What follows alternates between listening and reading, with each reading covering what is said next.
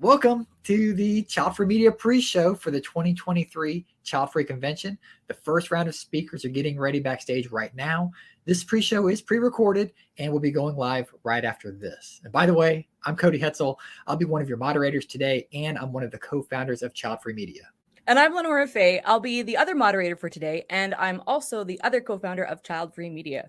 Creating an event like this is a massive undertaking, and we have a lot of people that we would like to thank. Again, this year, Childfree Media is the presenting sponsor for the Virtual Childfree Convention. Childfree Media is a network leading the conversation for those interested in the child-free lifestyle.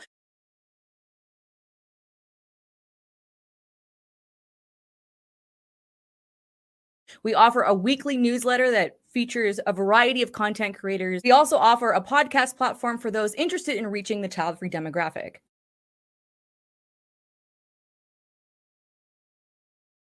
Childfree Media is also the team behind internationalchildfreeday.com and, of course, Childfree Convention. So our champion level sponsors are Buy Childfree, Buy Childfree. That's B-U-Y Childfree, B-Y Childfree. It's a Childfree run merchandise and e-commerce store featuring verified Childfree created brands and items. Visit buychildfree.com for more information and to find your next piece of child-free merchandise for your wardrobe.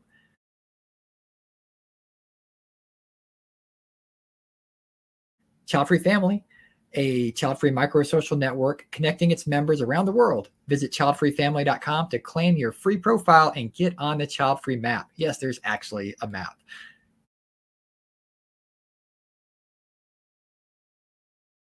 Childfree Journals. Grab your free copy of the ebook featuring 50 journaling prompts to help you along your child-free journey. Visit LeNoraFaye.com for this and more.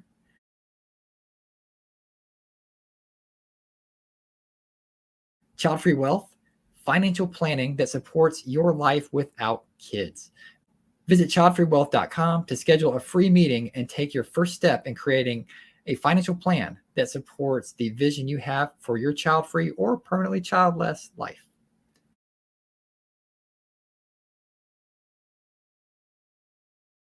Our partner level sponsors are KA Road Trips, a guarantee for you to plan the perfect road trip or to fill your weekend interestingly. Visit karoadtrips.com to begin your adventure.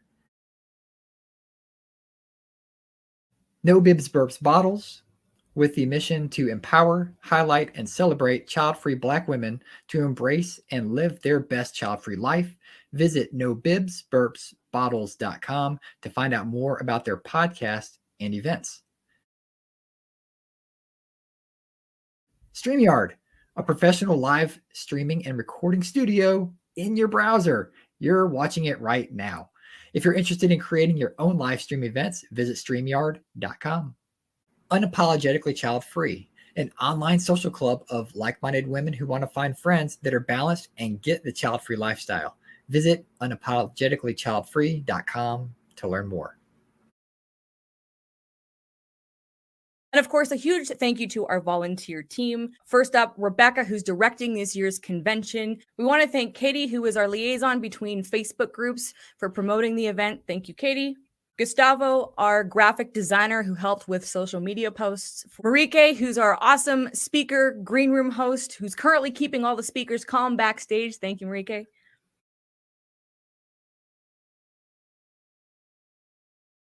And Mika from Ethical Comics, who was our comic artist again this year for social media and for the newsletter.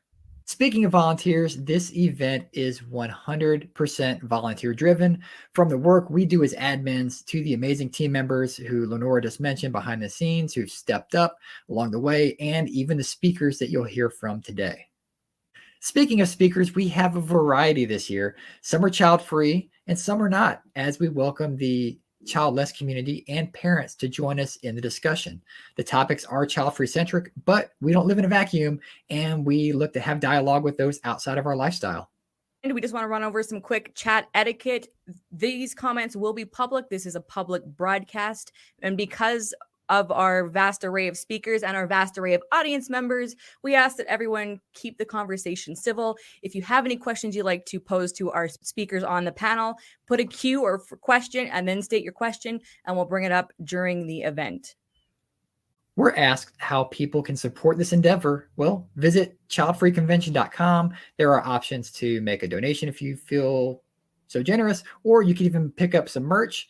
The 2023 merchandise is on there. The 2022 will be retired soon, and you can never buy it again. So if you're one of those people that likes to collect stuff, this is the last chance you have for it.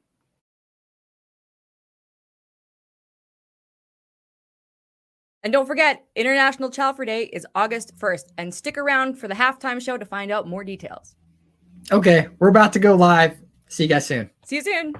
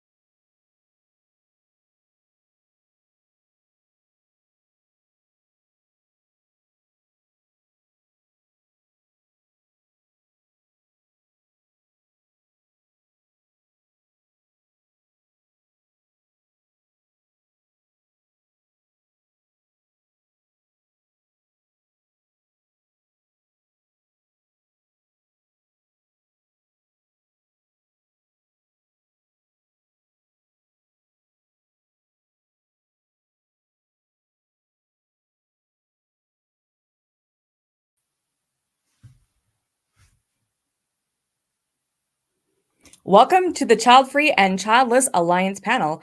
I am LeNora Faye. And I'm Cody Hetzel. And we will be your moderators. Unity is power. With a child-free and childless alliance, we bridge conversations between our communities, recognizing shared experiences and supporting one another. So with that, let's meet our panel of speakers, please. Hello, hello, hello. Hello. Hello. Hi.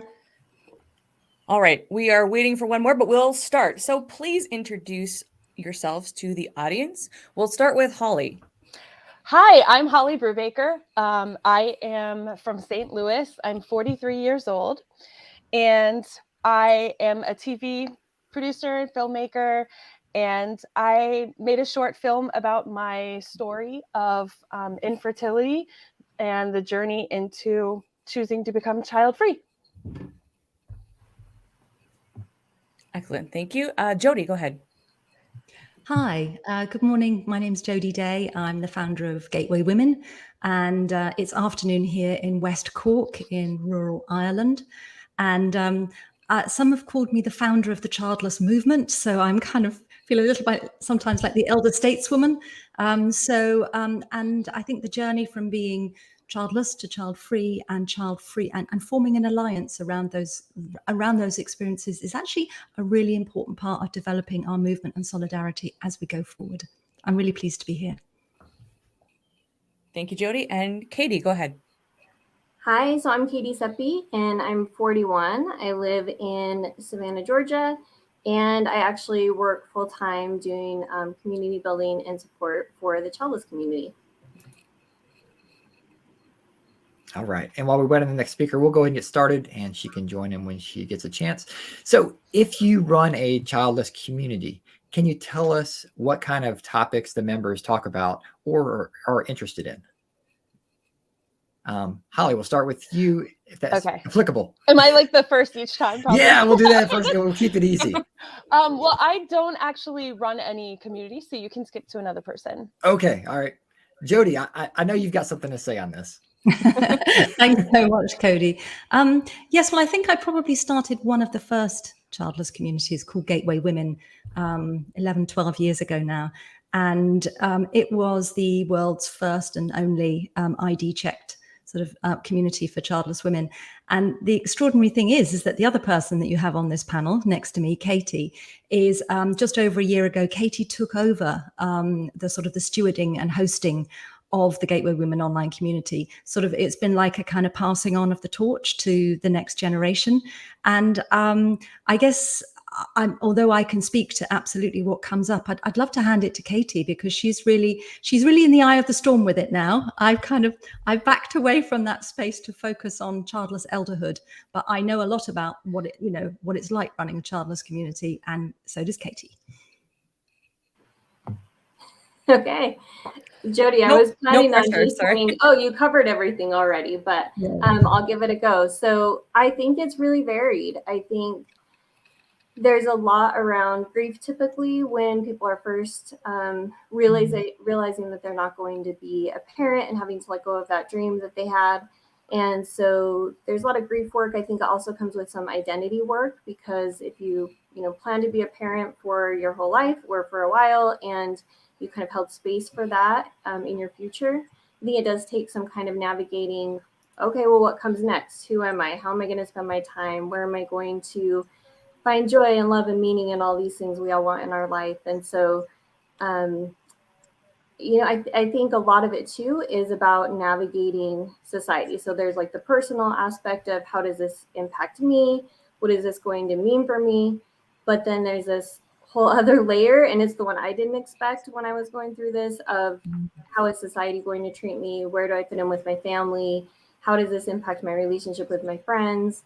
So I'm sure I'm missing quite a few, but I would say a lot of the conversations we have revolve around kind of those things.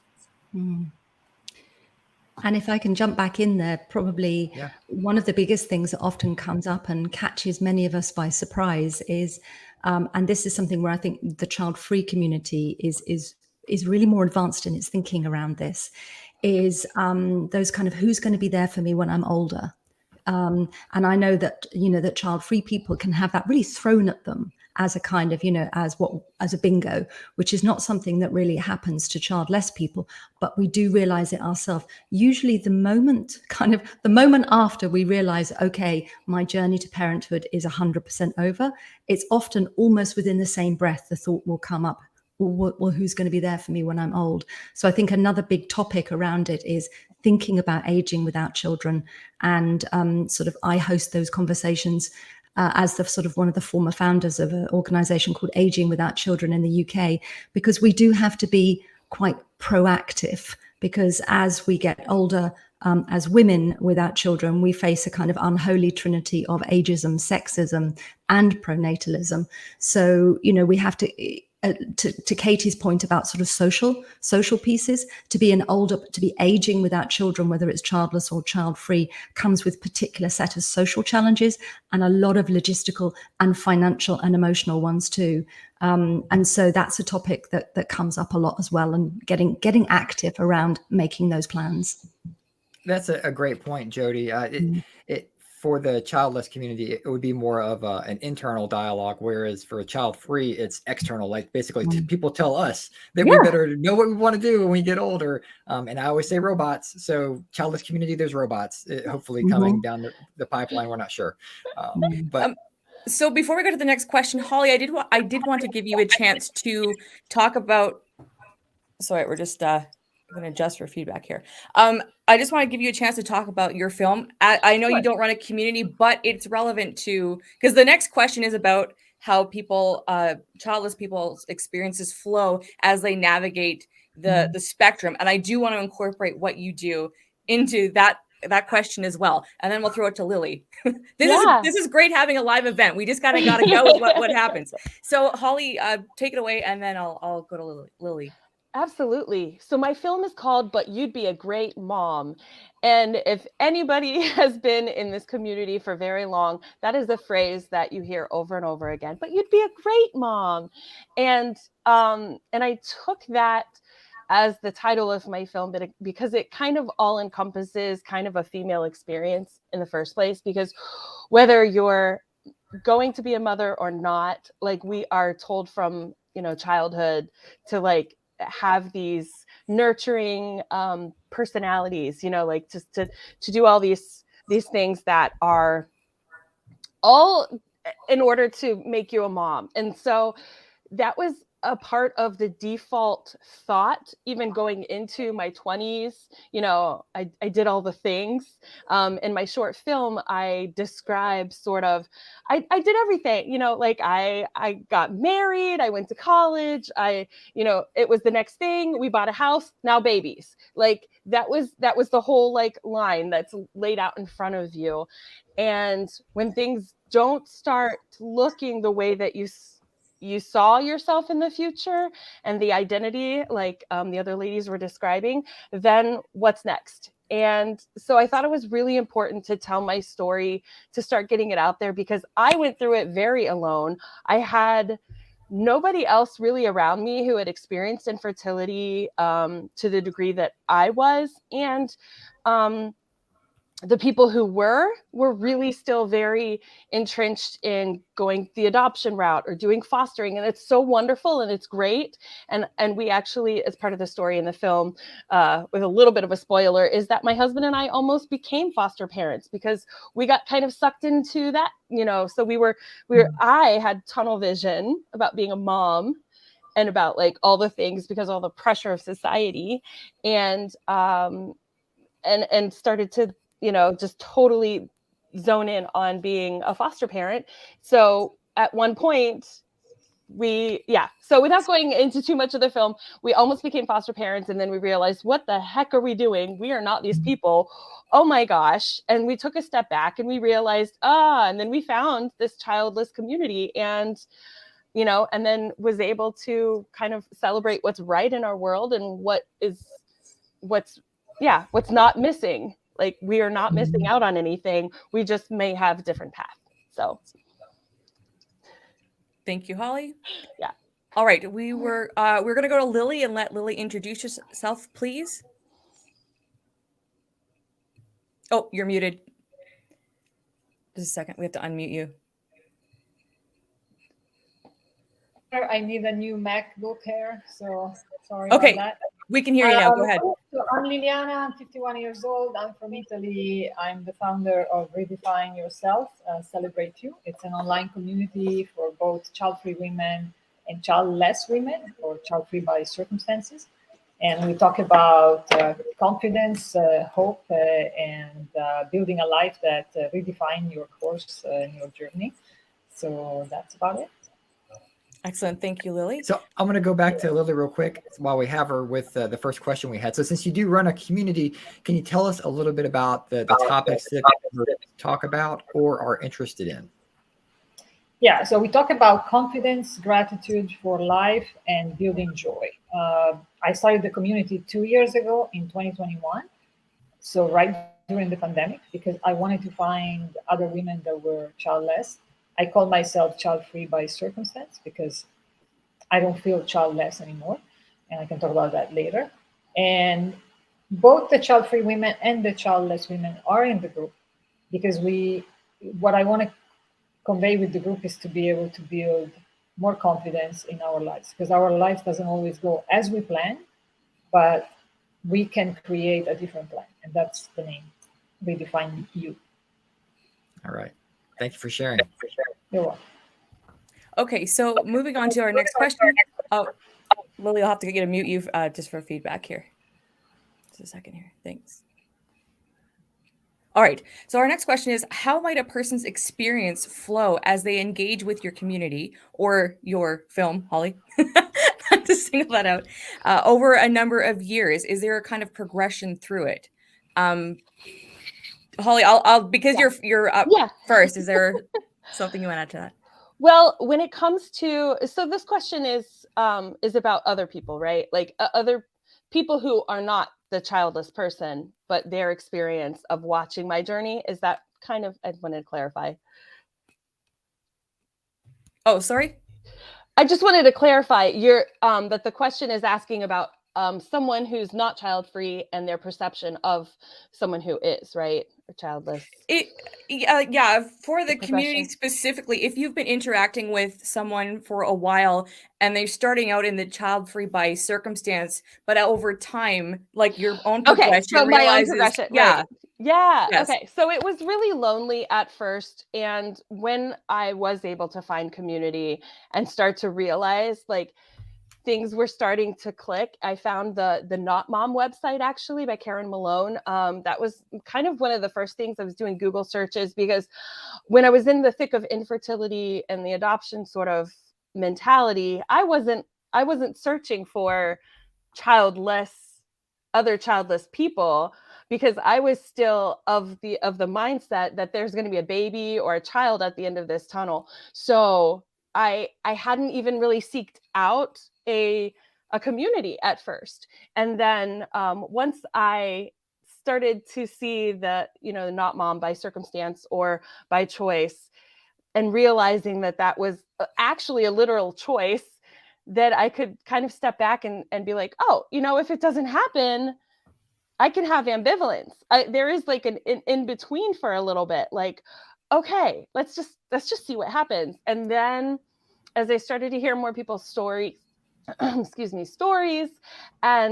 just seeing that there is a community, and joining some Facebook groups and having some chats and hearing other people saying, oh my God, I had to run to the bathroom and cry because someone didn't even realize that something they said was, going to set me off. And here I go again. And, and like that kind of experience was like, oh my God, I've been crying in the bathroom for like weeks. Like that's so, like, it was such a relief to like find other people who were experiencing something that was so lonely for me, because especially friends and family, they all mean well and they really do have the best intentions, but they don't realize that them coming to you with advice on your sex life or things, or making comments that they feel are like, oh, it'll happen sometime. We've all heard like some of the main things that people say, but it was definitely great to find that community, hear other people's stories, and be able to like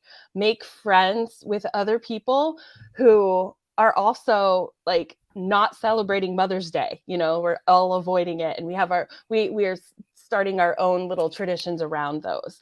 And that's why it's been so great to like see this community thrive and grow. So thank you. Thanks. Thank you, Holly. Before we go to Lily, I just want to address a comment I see in the audience. They're asking about what if you were child-free by choice. So I just want, in case someone's joining late, this is the Childless and Child-Free Alliance panel. So we are discussing the childless perspective for this particular panel. So that question will be answered throughout the remainder of the convention. And this is just our first hour of a 10-hour event. So bear with us, we will get to it. But I didn't want to ignore it, but it's not something I can really bring up here. So with that, we will go to Lily. So again, the question is, how might a person's experience flow as they're engaging with your community over a number of years? I know you have a newer community, but have you seen any progress within yours? So go ahead. And we have to unmute you. Yeah.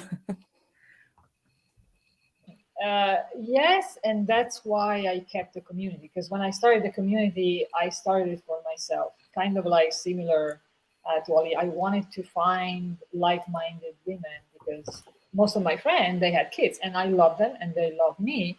But I was at a point in my life where I was approaching 50. I knew I kind of made peace with the fact that I didn't have kids, but I wanted to find more friends that didn't have kids. And so I created a community, and I wanted to create a conversation between those that chose not to have kids, because I had a friend that didn't have kids, and it was sort of a relief to talk to her, and those that didn't have kids and that they struggle.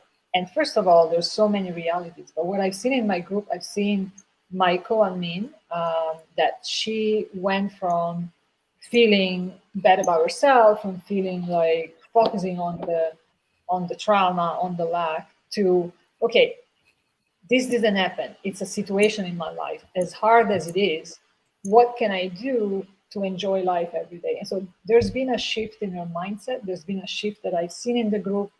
She's been supporting me as a co-administrator. I've seen a shift in another girl that I work with in a different way than my co-admin, because they have different personalities, because they had experienced the being without children in different ways. So I can compare them just like I cannot compare myself to them, because every reality is different. But what I love is to see that the group can generate hope, can normalize. And what I really want to do is to normalize, like, we're normal people. We're not different than the parents. We just choose, or we could then create a child. Just that. Thank you, Lily. You're welcome. All right, and we'll go to Jody next, please.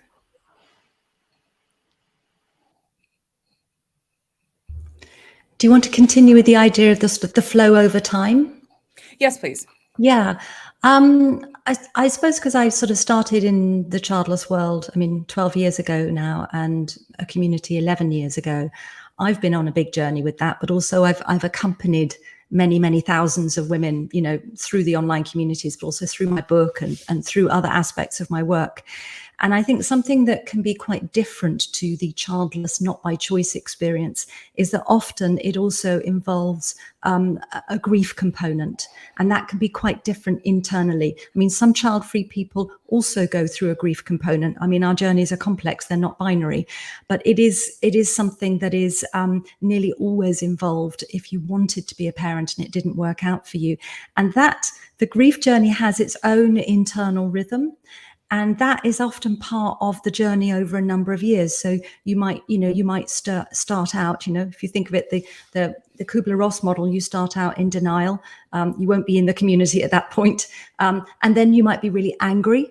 And a childless community can be a really safe place to express your anger around your childlessness, and also around how people are treating you, talking about you, talking to you, without people shutting you down with bingos like, oh gosh, you sound a bit bitter, or children are all they're cracked up to be.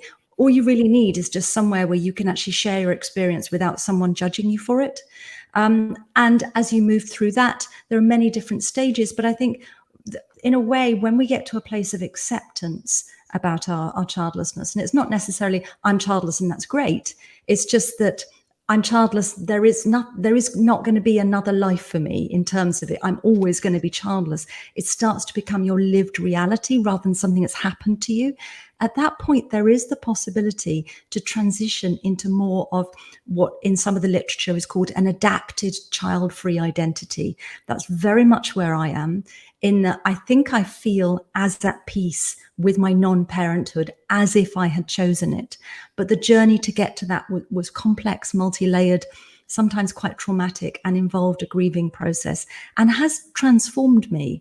And I still call myself childless rather than child-free by circumstance or something, out of respect both for the child-free journey, which I recognize internally is quite different, but also out of respect for the journey that I've been on to get to this really great place. And that's quite often a journey for a lot of members in a childless community, is to arrive at a place of peace with a new identity. Thank you for that, Jody. And Katie, go ahead. Same question.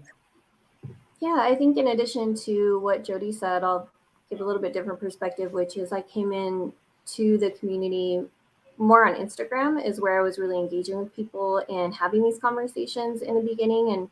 And so for the last 5 years, I think what I've seen there is similar to what Jody said. I think there's this, kind of grief period where you're trying to work through a lot of these like really difficult emotions around giving up this dream that you had and what that means for your life. And there's also this, at least for the people who are engaging, there's this really a strong need to connect with community and to have these conversations with other people who understand and can help you kind of process that experience. And I know, I credit people like Jody for almost creating language for us over the last decade of how we talk about it and what are some of the themes that come up. And so I see a lot of those conversations happening. And I think what surprised me was I noticed that years after being on Instagram, where a lot of the people that I was engaging with in the childless community, they changed their handles and they would not be engaging as much. And I think there was this process of, as they got through the worst of their grief and kind of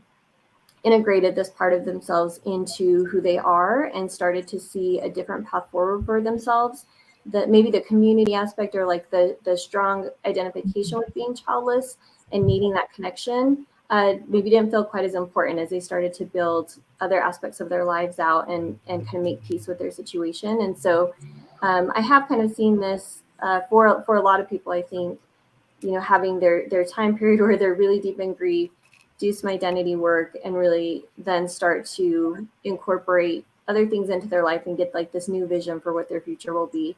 And so I would say, yeah, I see that quite a bit. All right. Thank you, everyone, for your thoughts on that. When do people realize that a childless support network may be beneficial to them in working through their personal journey? Holly, we'll start with you. For me, it was, like I said, I kind of alluded to the fact that like I was lonely and I didn't have really a circle of friends really that were child free. I had a couple of friends that also were not parents, or they were single and just really not on that track in life yet.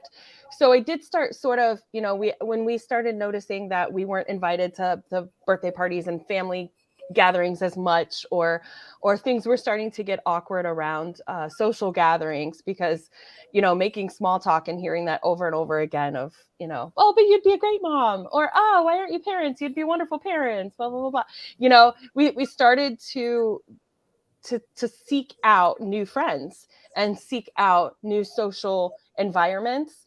And my husband and I both were trying to sort of filter through the community of people that we knew in real life to kind of find our little, like beacons of hope around us. Yeah. And we find that online.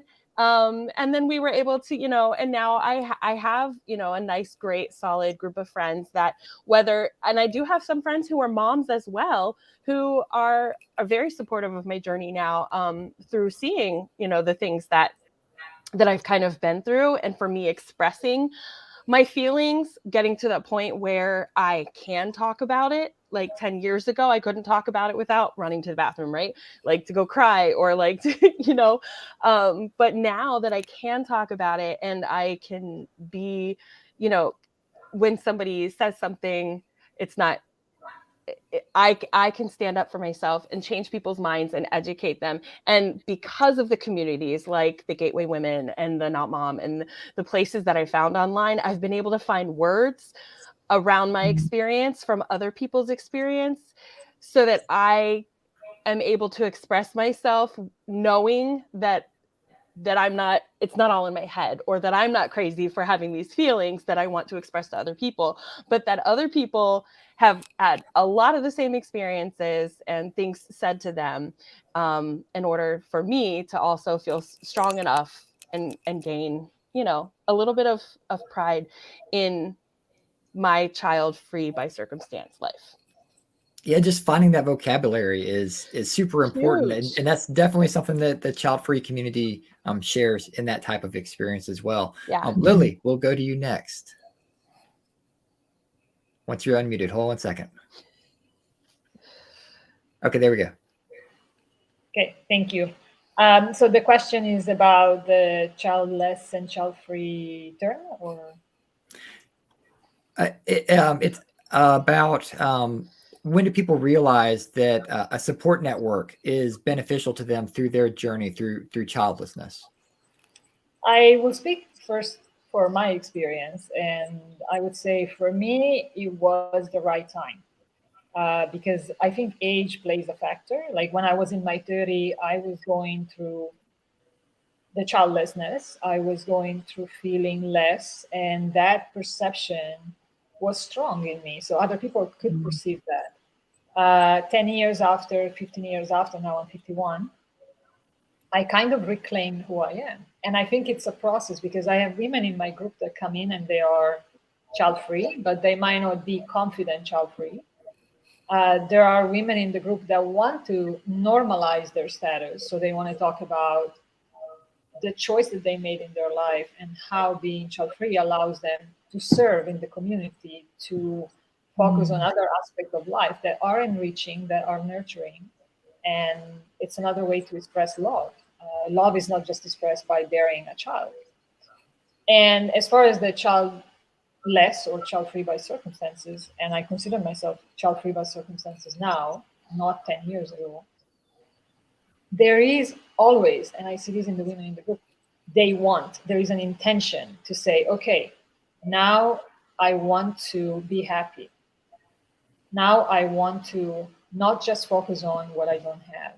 And they all come in different ways. There's some that have been through miscarriages, IVF, and I have not been through that, so I cannot counsel them on that. I'm not a counselor, but as a community leader, as a person that has been through my own grief process, I support them in being there and with their intention to find the material that they can. We share talks, TED Talks, we share articles, we share different experiences of how we can do life past something that it's not you, but it's a situation that you went through. And so for me, there is a progression in myself, and I see the progression in them. I don't know if I answered the question. No, I think you did. I think you did. Yeah. Jody, how about you? Thank you. Yeah, I find that, first of all, it actually takes a lot of courage to join a childless community, because many of us will have internalized the kind of the pronatalist judgments about women without children. I do remember giving a public talk over a decade ago, and this woman in the audience kind of came up to me afterwards and said, I nearly didn't come because I thought everyone here would be a weeping weirdo. You know, and so this was the internalized idea of what women without, particularly childless women without children, you know, are like. The internalized judgment of child-free women is that they're all selfish. You know, they're not sort of like normal women. So it's like either they're kind of not quite normal or they're deviant and weeping. But either way, I'm not sure I really want to be in this gang, you know, especially when I wanted to be in the motherhood gang. So usually I've noticed over the years that it's often a moment of crisis that will bring a new childless woman into the childless community online. It might be around Christmas or New Year or Mother's Day or a significant grief anniversary. And, you know, I often used to say that our new members are usually, it's wherever they are, it's kind of 3 a.m. They're on their second Chardonnay, they're in their pajamas and they're crying. You know, it's like, it's often a moment of a sort of deep personal difficulty when they realize, actually, I don't want to do this on my own. There must be somewhere where I can talk about this, where people aren't going to give me bingo advice. They're not going to tell me, are you still struggling with that? Why aren't you over this yet? Have you thought of adoption? Why don't you get a dog? Or whatever the latest unhelpful advice is to someone who's struggling. But once women join a childless community, what they discover is it's full of perfectly normal people who are each struggling and coming through the experience and the social judgment of being a non-mother in our pronatalist culture. But it takes a lot of nerve to take that first step. Yeah, thank you for sharing that. That perfect sense. Yeah. Katie, how about you? Yeah, I would say that, we have talked about infertility as a way to, is like that's kind of how you came to be childless, but there's actually a lot of reasons that someone may be childless. So I think no matter the way that we get here, there does seem to be a point of acceptance first. And until you realize, ooh, I'm out of options, or I'm out of options that I'm willing or interested in pursuing, you've got to hit that point first, I think, because until then, the term childless can mean very different things, which I know is another question. But I think once you hit that point of acceptance of realizing this is a permanent state for me, I'm really not going to have kids. For a lot of people, like Jody said, it does kind of trigger it triggers the grief. It triggers the, oh my gosh, what does this mean for me in my life? And I think one of the most common things I hear from people that find either community through social media or find, one of the online communities is they'll say, I didn't know that there were other people going through this. I didn't know I could connect with others who are going through this. And I know for me, that was definitely my experience was, I was in the infertility community. It was very easy to find support and make connections there. And then once I realized that I was not going to be a parent, I had no idea where to go. It just felt like the most lonely experience. And I couldn't, it was really hard to find resources, to find others who would understand. And so I think, like Jody said, I think it's that kind of crisis point of, this is really hard to do alone. And I need some connection with others who understand it and can talk with me about it and not come back with bingos or, advice to just keep going or to adopt or all these different things that we hear, but someone who really understands can kind of talk with us about it and share that journey with us. So if there's any takeaway from today, it's that we all hate bingos. Like that's pretty much across the board. and I want to clarify, because a lot of us assume that everybody knows what a bingo means. That's true. So I had to do this yesterday, and I'll do this again. And then we have a question from the audience. So a bingo is a common phrase said to anyone that says, I don't want to have children, or I don't have children, or along that line. And so it's something like, oh, you'll regret it. Who's going to take care of you when you get old? Or in the context of this conversation, well, you can always adopt. Things like that. It's common responses. And if you think of a bingo card, bingo, with all the possibilities of numbers, it's all the possibilities of phrases. And yesterday, someone in the audience was like, I've had this card filled up so many times over the last 20 years. I think a lot of us can attest to. So when you hear bingo, and I might have to repeat this several times throughout the convention, that's what we're referring to. It's just a common response to when any of us say we don't have children or along that line. So our incoming question, we'll get that pulled up here. How can an openly child-free person help a friend going through infertility when they choose to be open about their journey? Great question. Good question. Anyone who wants to answer this, please feel free. Just raise your hand. Or to start talking. Oh, but if it's Lily, you have to raise your hand so we can unmute you. Katie, go ahead. Katie, go ahead.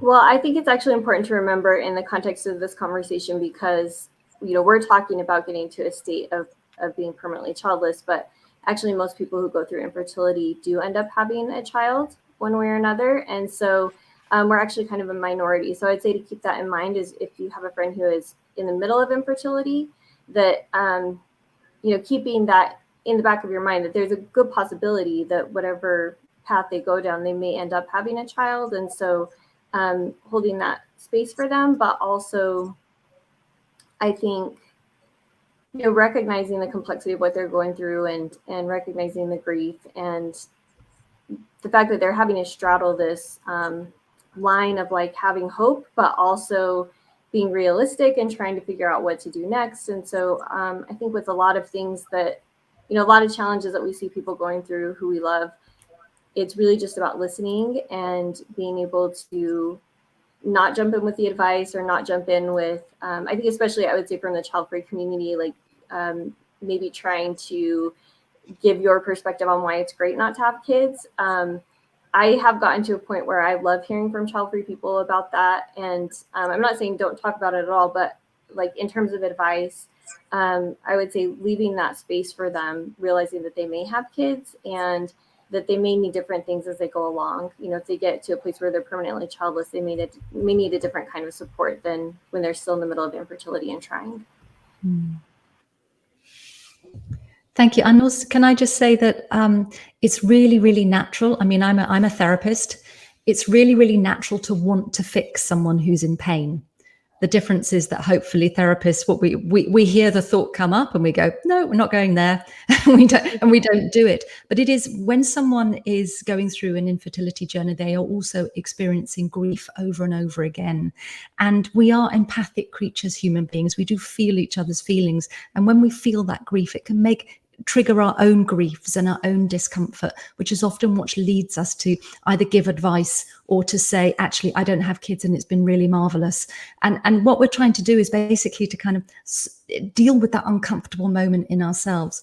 I would say the biggest gift you can offer someone else in pain is when you feel that pain in you, when you're feeling their pain, is just to take a breath. Whatever the first thought is that comes up, whatever piece of advice or comment that comes up very, very first, don't say that one. Just take a breath and really, in a way, hold your friend's pain in your body. Kind of give them that gift of the empathy of holding that space. They will be getting so little of that in the world. And really just allow that space for them to open up and talk if they want to, or not talk if they don't want to. But for them to feel your acceptance, your love, and your support will never be forgotten. And to be honest, that goes for any of us who have chosen to not have children and are going through, the struggle of getting acceptance within our own social circles and family networks and stuff. And again, this is a Child-Free and Childless Alliance panel. So Cody and I have both chosen to not have children. And, it's just a lot of this is still quite relevant in as far as like we're all battling that acceptance, and that support. And I love what you said, taking a breath, because even reacting to a bingo or even reacting to criticism and rejection, we have to take a breath first before saying this and not saying the first thing that comes to mind. Otherwise, we create conventions. Anyway, that's not a bad thing. But, Lily, did you want to answer that question? Okay. Well, let's get Lily unmuted, please. I was saying I would like to answer from a personal perspective because the first time I was coming from a very family-oriented community a few years ago. And that community was identifying being married and having kids as very important. And I felt that was threatening my well-being because I knew that my value was more than just, I wanted to have kids, but my value as a person in my soul, it was more than, oh, are you married? Do you have kids? And when I met this child-free friend, it was a very fluid conversation. She was, by life circumstances, child-free, meaning life went by, she did other things, and she didn't really want to have kids. And she told me very briefly her story. And maybe she went through some grief process, I don't know. But it was so soothing to hear that narrative compared to the narrative that I hear from my other community, which I respect, but I had to distance myself because it was threatening my core, my self-esteem. And so it kind of opened up a beginning of hope and say, okay, there are people that don't have children and they're not weird and they're loving and kind and empathetic and smart. And then from that point on, it was a ripple effect, because I think also what we think we create. And that goes back to the mindset work that I've done for myself, and I continue to do, because 10 years ago, 15 years ago, it was hurtful to see maybe a child in a stroller or a baby, and now it's not. I'm not saying it's never impossible to feel pain. Like a month, no, when was it? Last year, I had a friend that she's 46 or 47, and she had a baby. I was happy for her, but it did hurt a little bit. So there's always in my opinion, there's a fluidity, but we can help each other as child-free and childless to create respect in the community and outside the community, to normalize who we are, like Jody said. And I think it's beautiful in the process, and it really helped me a lot, and I hope I can help other women in the process. Thank you, Lily. Anyone else want to? Well, I guess we got everybody on that one. Okay. All right. So next question. How are we doing for time? We're good. Okay, we're good. All right. So there is an identity crisis. So sorry. I'm reading the wrong way. No. Is there? No, I had What is it? It's 7:42 in the morning here in Alberta, Canada. All right. I've been awake for 2 hours. Is there an identity crisis within the childless community around the definition of what childless is? For example, someone who is 24 and doesn't have children and hasn't even thought about it could be identified as childless. That's sometimes how we see that from a child-free perspective. They may want kids in the future, and then childless as in they are trying to have a child, or they have realized that they cannot have a child. So that's something that we're actually curious about from a child-free perspective, because we usually refer to childless as someone who doesn't have children, and then realizing there's a whole gamut of stories behind that. So, Holly, answer? Well, in general, my experience is that I think someone who is, basically just a young adult is considered a young adult. Until you're actively, for me at least personally, until you're actively trying to have a child or trying to have a baby or going through infertility, I have just always had that sort of mindset. But as things have changed over the last few years, there is definitely a growing sort of conversation around this. So I'm just open to learning, honestly, a little bit more about how we can be inclusive, but also still be true to people's journey and be kind about it. And sometimes that's sort of missing when there's a lot of back and forth in chats and comments where people are kind of pointing out and picking out even the idea of a stepmom as well is sort of in there as like, well, she is childless, but she married someone who does have kids, and that's a whole different bucket as well. But yeah, I personally just think a childless person who hasn't really tried it, I know I don't. Someone else can answer it. I haven't really put too much in, behind it.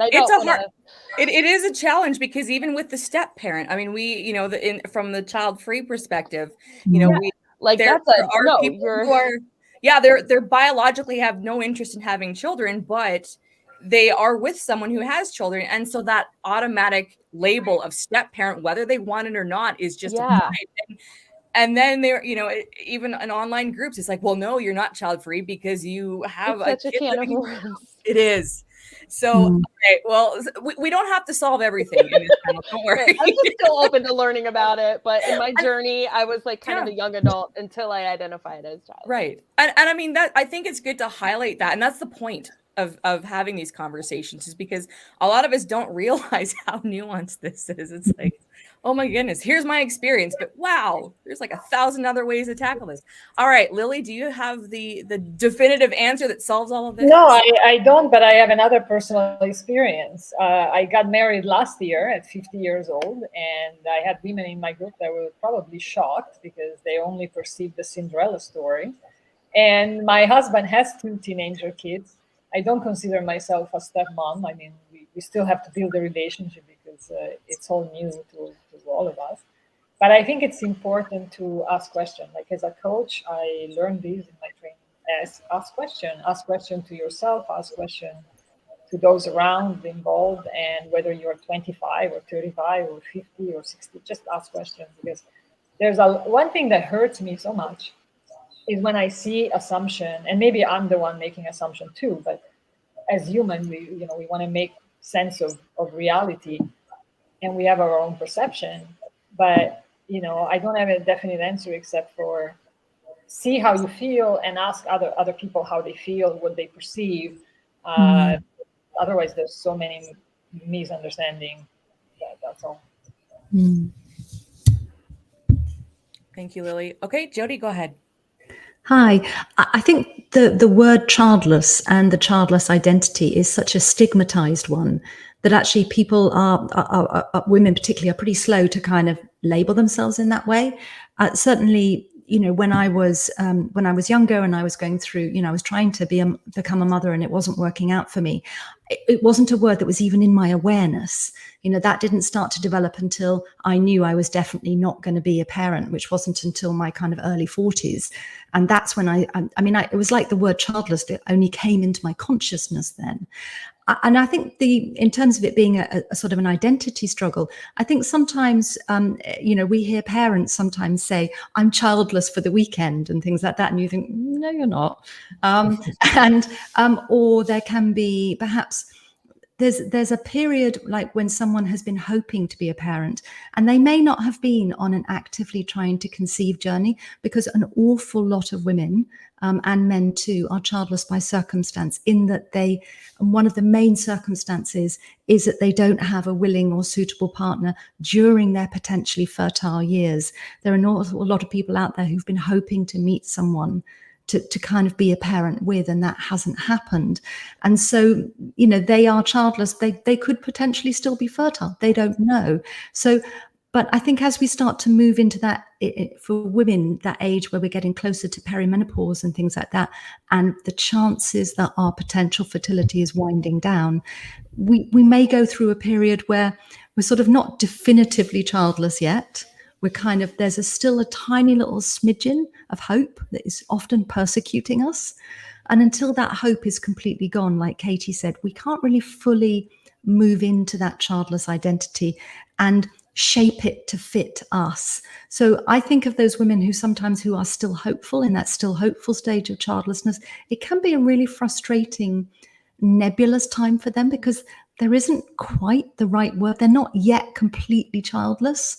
They don't feel that themselves. They perhaps wouldn't describe themselves in that way, but they're also not on a trying to conceive journey. So I even think, childless and child-free as binary definitions is problematic. I think it's much more of a spectrum.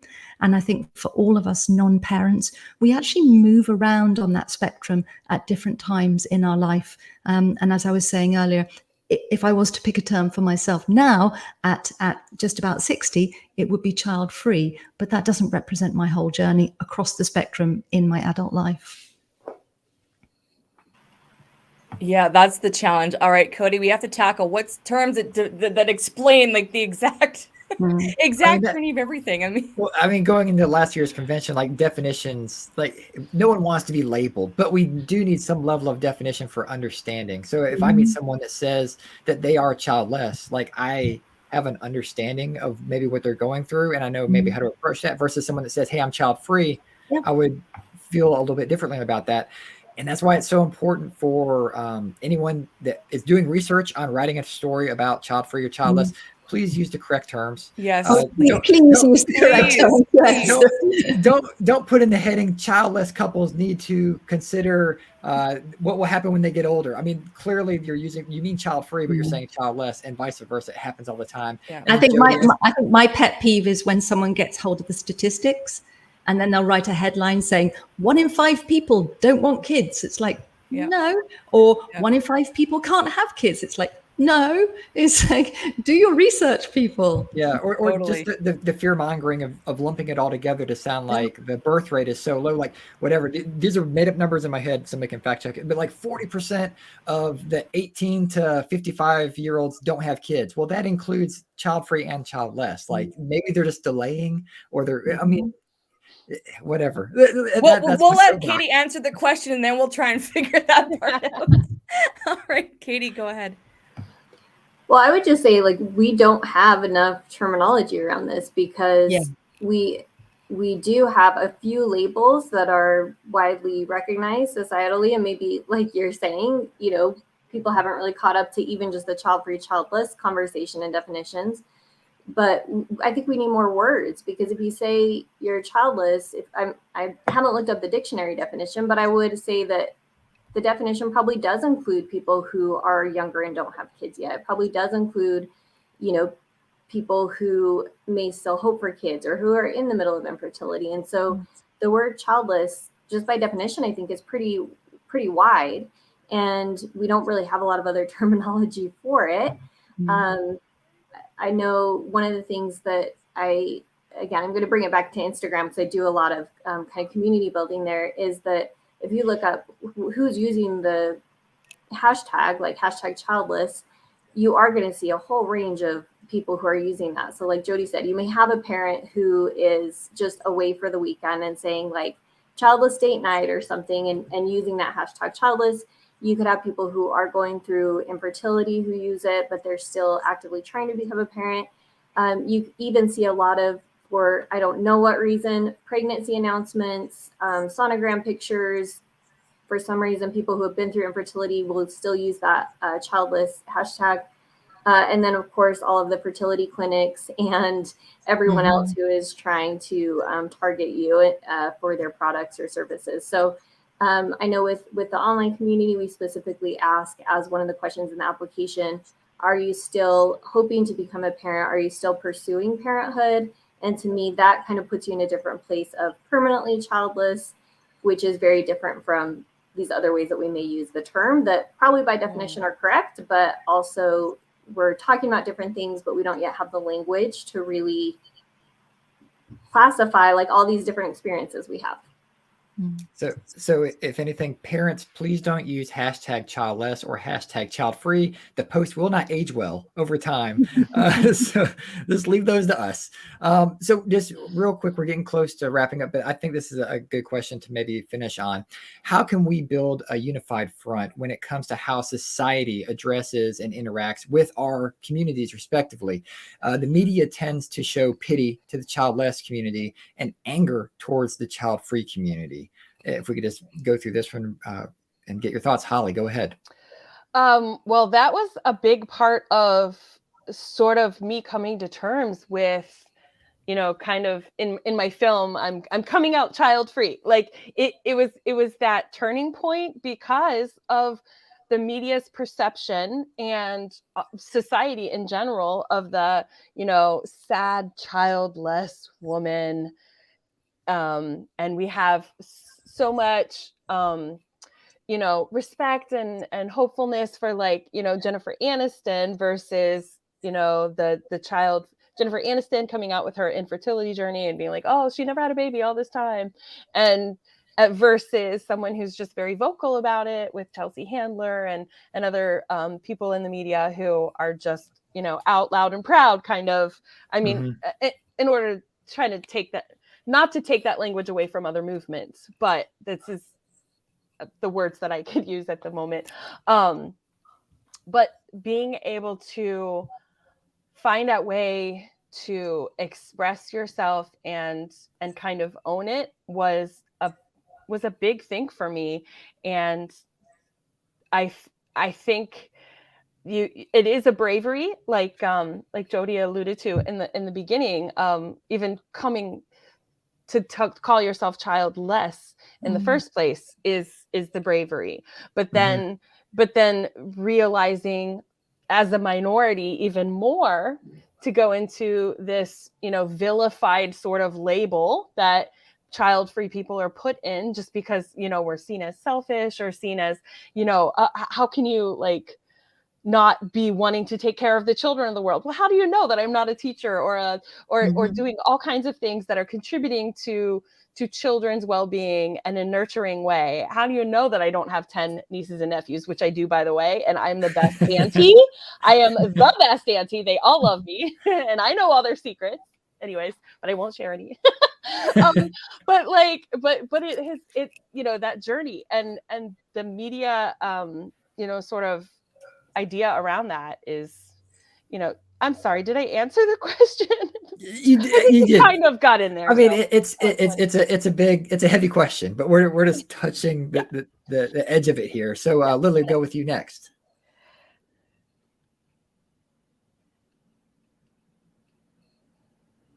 Childless movement to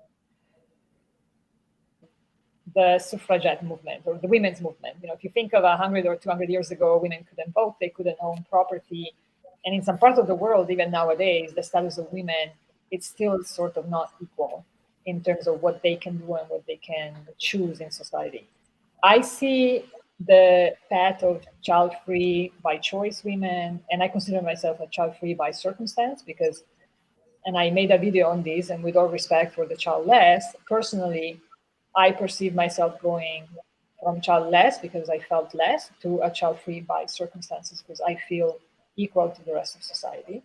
But back to the future, I feel like we have the opportunity and we already see the changes to normalize our reality, whether we're child-free by choice, childless, or child-free by circumstances, or any other term that any woman identify herself that has no kids.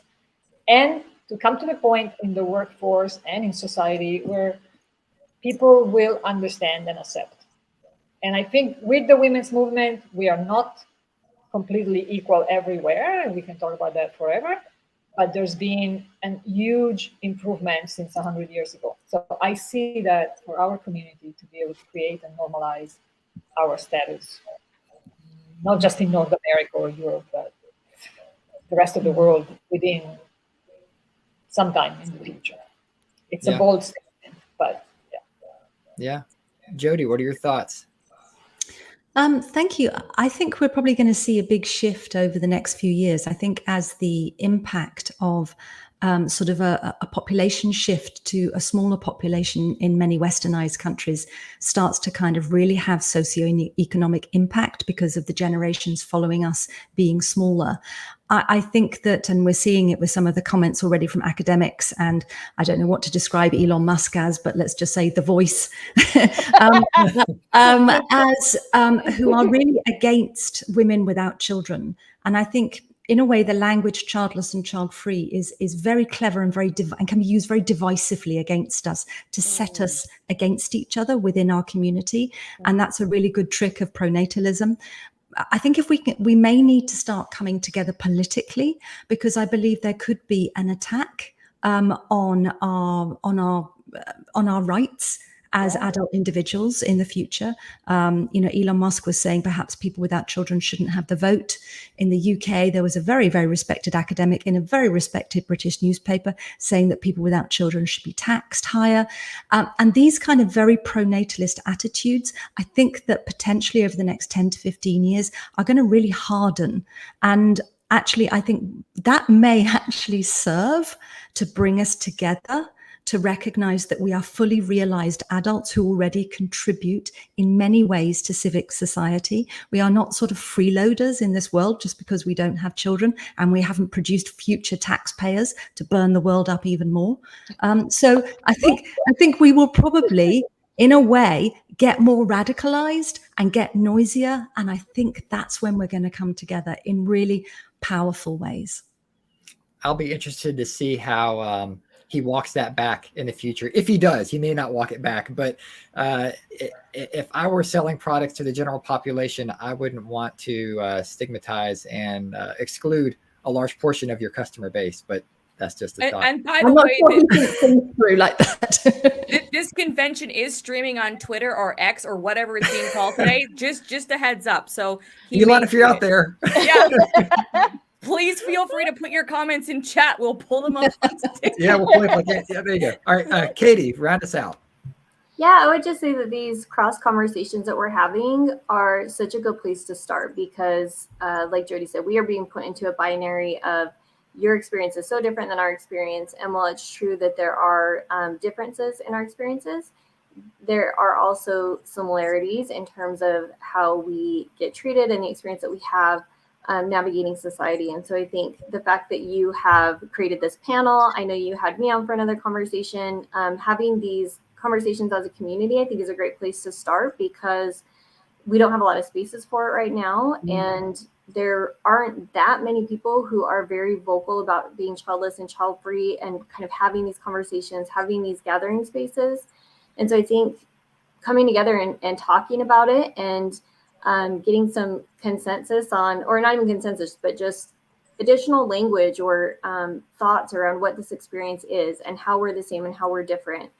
I think that can really help us build some commonality and understanding between our communities, that then we can be a more united front when it comes to facing people outside of the childless and child-free communities, where maybe we can work together to try to expand the understanding of people in the media of the definitions of childless and child-free, and both be pushing on them to use the correct terms, or standing up for each other when we see negative comments or things happening to each other, just kind of having each other's back, I guess. Yeah. Great points, everybody. Thank you for joining us. In closing remarks, please take this opportunity to let us know what you're working on, any projects, how people can reach you after the convention for follow-up questions or to just chat in general. Holly, we'll start with you. Okay, well, great.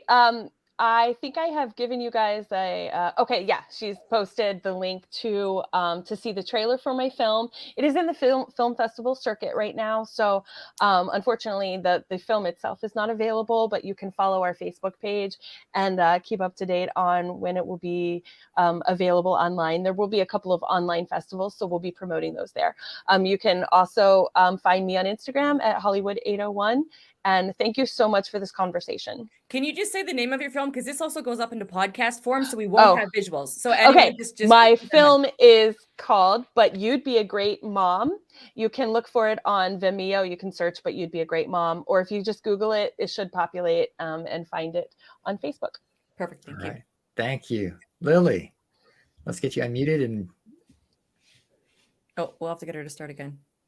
Hold on, Lily. Just a sec. There's a lag on our end. It's fine. It's fine. It takes a minute for our end to get her unmuted. info@LilyBGlobal, my website, lilybglobal.com, where I talk about my coaching for the child-free and childless women. I also talk about relocation and my journeys, my travels. Also, they can find the women's group on Facebook at Redefine Yourself, Celebrate You. And I'm not super active on social media right now because we're traveling, but I'm also on LinkedIn, Liliana Vercellotti. You can find it on LinkedIn and Instagram at LilyBGlobal as well. And all my links are on my website. Awesome. Thank you so much. Thank you, Lily. Thank you. Thank you for having me. All right, Jody, let them know. Thank you. Here we are. Here's a copy of my book I just happened to have near me, Living the Life Unexpected, How to Find Hope, Meaning and a Fulfilling Future Without Children. You can download the introduction and the first chapter free on my website, gateway-women.com. You can find me on Instagram at Gateway Women or at Apprentice Crone, which is where I'm sort of developing my ideas around the next project I'm involved in, which is Gateway Elder Women. I just want to say a big thank you for bringing us together today. These are really, really important conversations. I really appreciate you doing this for us. Thank you for joining us. And Katie. Yeah, so as Jody mentioned earlier, I do now host her community, which was Gateway Women's online community. It's now called Lighthouse Women, but you can go to my website to learn more about it. It's childlesscollective.com, and it is specifically for those who are childless not by choice, who are women or non-binary. And then I also host my own summit, which will be taking place later this fall for people who are childless. Well, thank you, everyone. The conversation doesn't end here. It's going to continue, and we hope to keep building this bridge into the future. So thank you, everyone, for your time. Audience, thanks for the questions and the comments. We appreciate it. And let's get that next panel ready. See you guys.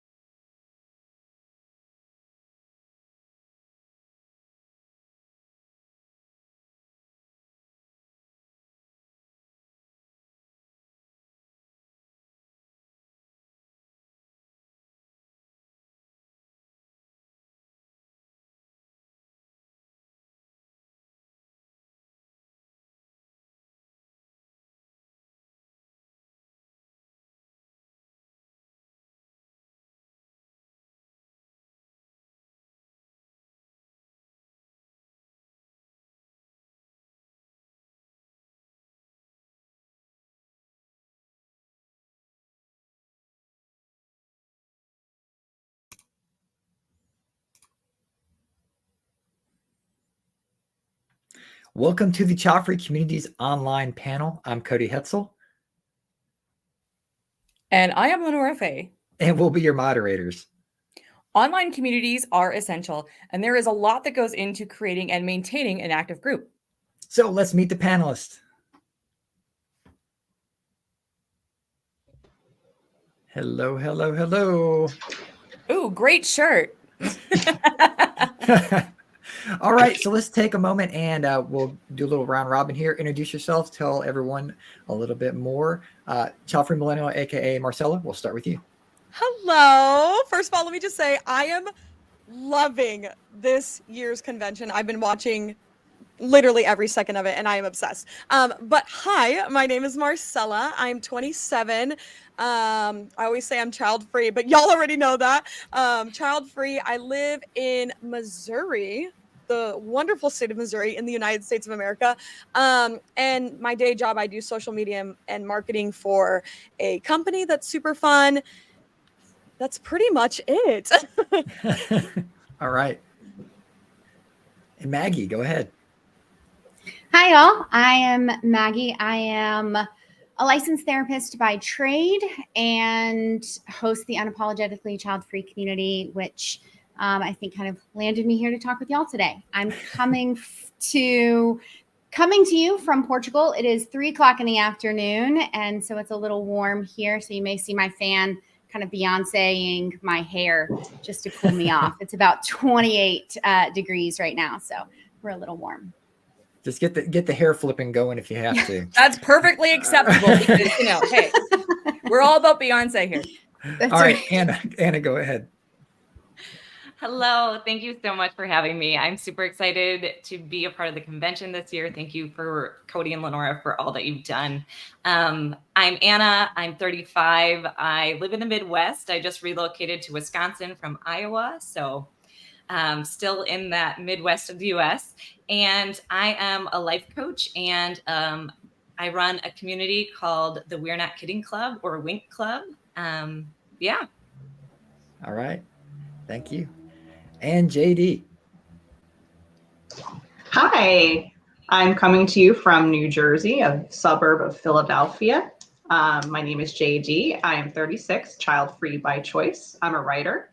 By day, I am a marketer, and I actually come to marketing from being a teacher, science teacher for 10 years. So very excited to be here, very excited to speak with all of you. All right. So first question, if you have a child-free community, why did you start it? Seems like an obvious question, but there are people watching that really don't know why we do what we do. So Marcella, please kick us off. Yeah. Wow. What a really loaded question. And I could go on about this for hours, but pretty much the millennial in me, when I was 25, I went to Google to type in, what do you do if you don't want to have kids? Because I had sort of this like fork in the road where I had to decide what was I going to do in terms of like motherhood, if I was going to go down that route or if I wasn't. And as most people know, there are not very, well, I should say there were not very many communities online back in 2021, 2020 even. There were some here and there, but I felt like the ones that I came across weren't necessarily for me. A lot of them were like older women or people who had dealt with infertility and loss and had kind of created their own like childless community. And there were not very many Christians, because I am a Christian. I'm also Hispanic, which is like a double whammy in terms of like not wanting to have kids, people being like, what the heck is wrong with you? So I pretty much created my own community out of selfishness, as I'm sure a lot of people did as well, to try to find and create a community that I felt like I would finally fit into. And thankfully, thank the Lord, my Christian self, thank the Lord, that I was able to create that community and find so many people that I wouldn't have been able to otherwise.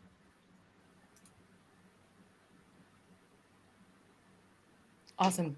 I think selfishness is a really good way to start out when creating communities. And it's not a bad thing. It's not a bad thing, but we need to express ourselves. So I'm all for it. Maggie, go ahead.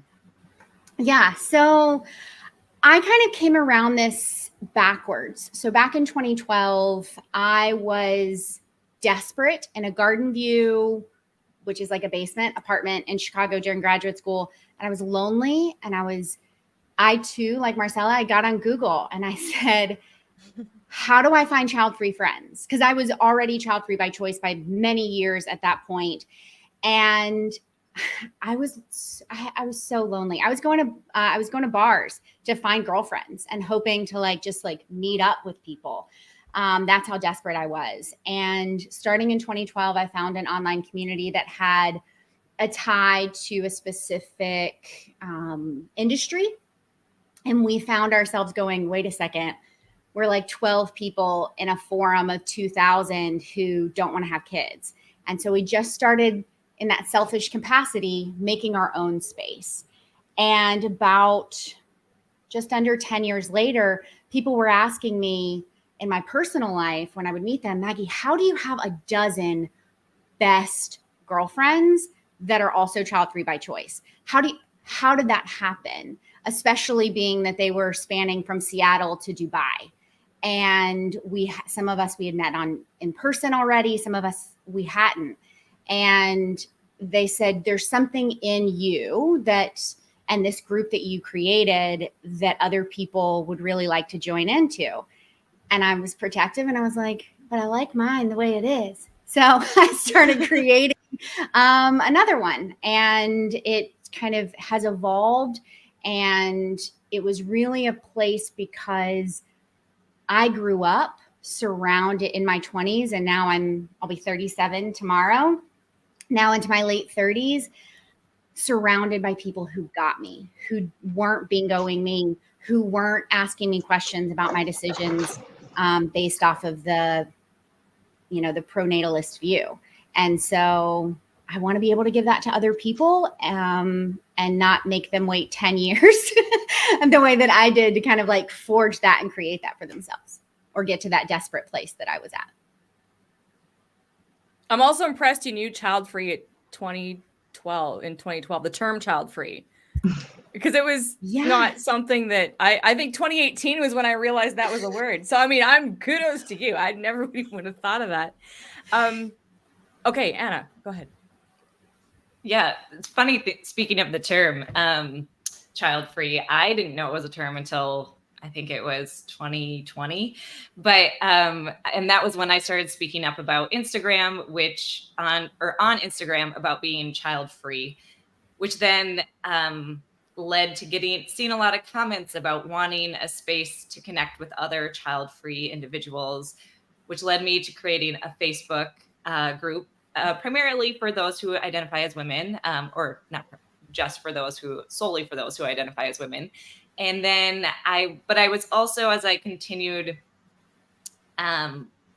working in talking about child freedom on the Instagram space, realizing that not everyone is on Facebook or wants to be on Facebook, which led me to start looking for a way to have a community that wasn't on a mainstream social media network like Facebook.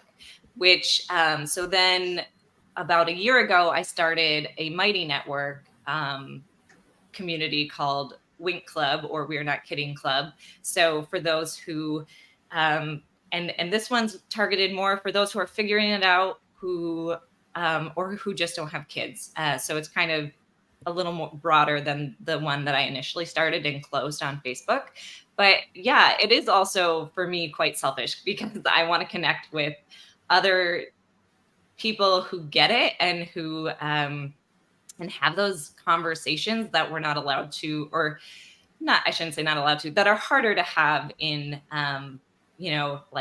just in the comments of Instagram or on Facebook, where we're gonna get those who don't understand our choice coming in and also making their comments. So I really wanted a protected space to bring people together around child freedom and not having kids.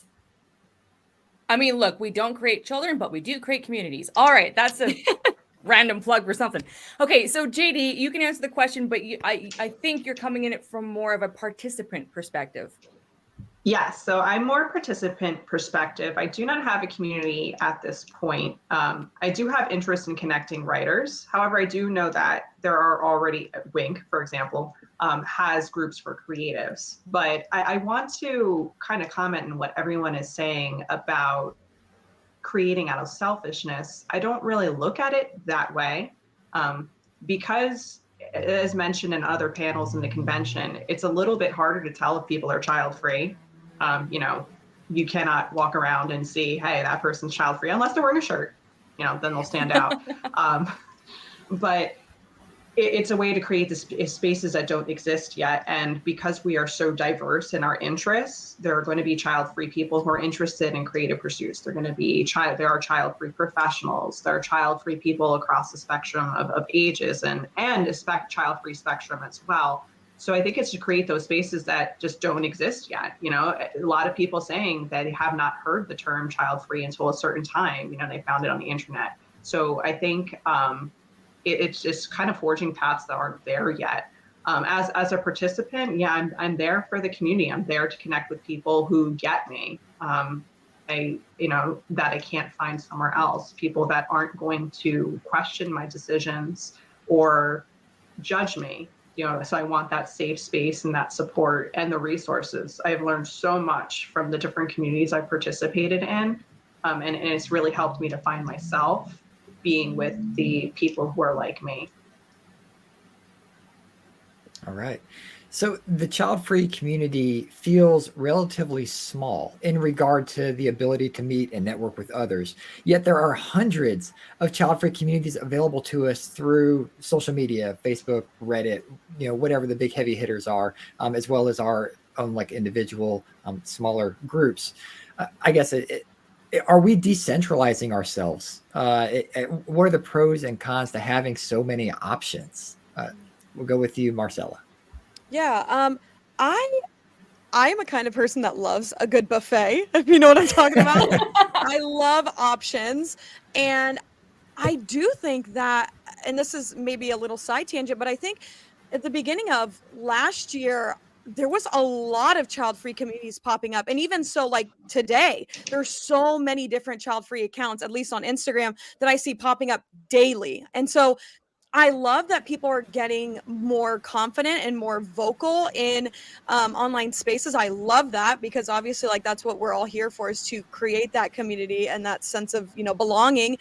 But I do think there are a lot of different just all sorts of communities, to be honest. Like I said, I am very Christian and very Latina. Those are two things that I feel like define me in a way. And so for me, I think if you are a fellow Christian or if you are a fellow Latino, whatever, like, it's nice to have a community where you feel like not only do I connect with you in the way that we both don't want to have kids, but also in the way that we both are Latin or we both are Christian or whatever it is, you know? And so I like diversity. I like the buffet of it all and being able to just like pick and choose which creators or what platforms or what, you know, content creators you feel like you really vibe with, and even like don't vibe with. Like, I mean, I love connecting with those who are older, those who are atheists, those who are, you know, like Caucasian. And so I love being able to pick and choose which creators and what spaces I can be in. And I think that's great for just like the average, I guess, online user. If you're not necessarily a creator, if you're not out there making TikToks and dancing in front of cameras, you know, like being able to just choose what content you want to consume, because like I said, and like JD said, the child-free community is so diverse. There's people who want to be you know, creative, and those who are professionals and whatnot. And so being able to just kind of pick and choose like a buffet. I mean, like I said, I'm here for a good buffet. All right, thanks. Maggie, how about you?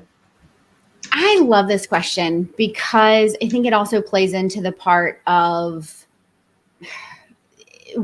why do we need the space altogether, let alone hundreds of them? Yeah. And one of the things that I have noticed as, you know, kind of traveling through this child-free space and finding a community on my own prior to hosting one is that there's a journey. And where I was when I was when I was crying and desperate in 2012 to where I am now. Luckily my group evolved with me, but if it hadn't, I would need a different group. And having hundreds, having that buffet, as Marcella is saying, allows us to continue evolving as humans. I don't ever really think that the idea of saying, okay, I'm this fully formed human at 26 and I'm never going to change, right? I want to be different now that I'll be 37 tomorrow. I want to be able to find my people.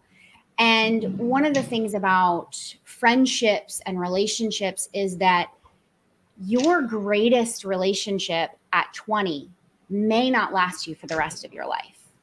And that's just the way that it is. And so having options and not feeling in that place of, well, I went to the one child-free group and I don't like anybody, or they don't like me, or our relationship, ran its course, and now I'm alone again. So I think that there's a help in the hundreds of communities.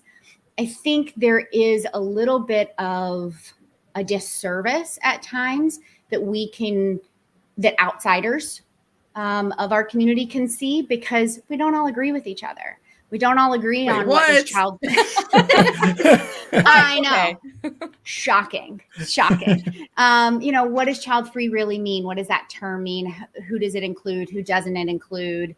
Those kinds of things, right? And each community has their own kind of rules, if you will, of who's able to be a part of it. I really do think that when we allow ourselves to be us, then we find our people, and that's all that matters. Yeah. And just a side note, you are not necessarily a fully formed person at 40. I'm learning that the hard way. So just to say. Anna, what are your thoughts? Yeah, I love what Maggie brought up there too about the journey of our experiences as we take on this identity and move through it. I think like there might be stages, or at least for my experience, like I think there was a bit of defensiveness early on, and I think I'm through that now. So there's more, so having these various communities that kind of, as Marcella said, have different identities that we can belong to, also maybe fit different phases of the journey, I think is really great. And I think that it helps us, it helps individuals coming from different perspectives find people that they can relate to. I do think that, it also, this question had me thinking about, like, when I started my first community, I kind of just came onto the scene, didn't really know what other communities existed. So I created one.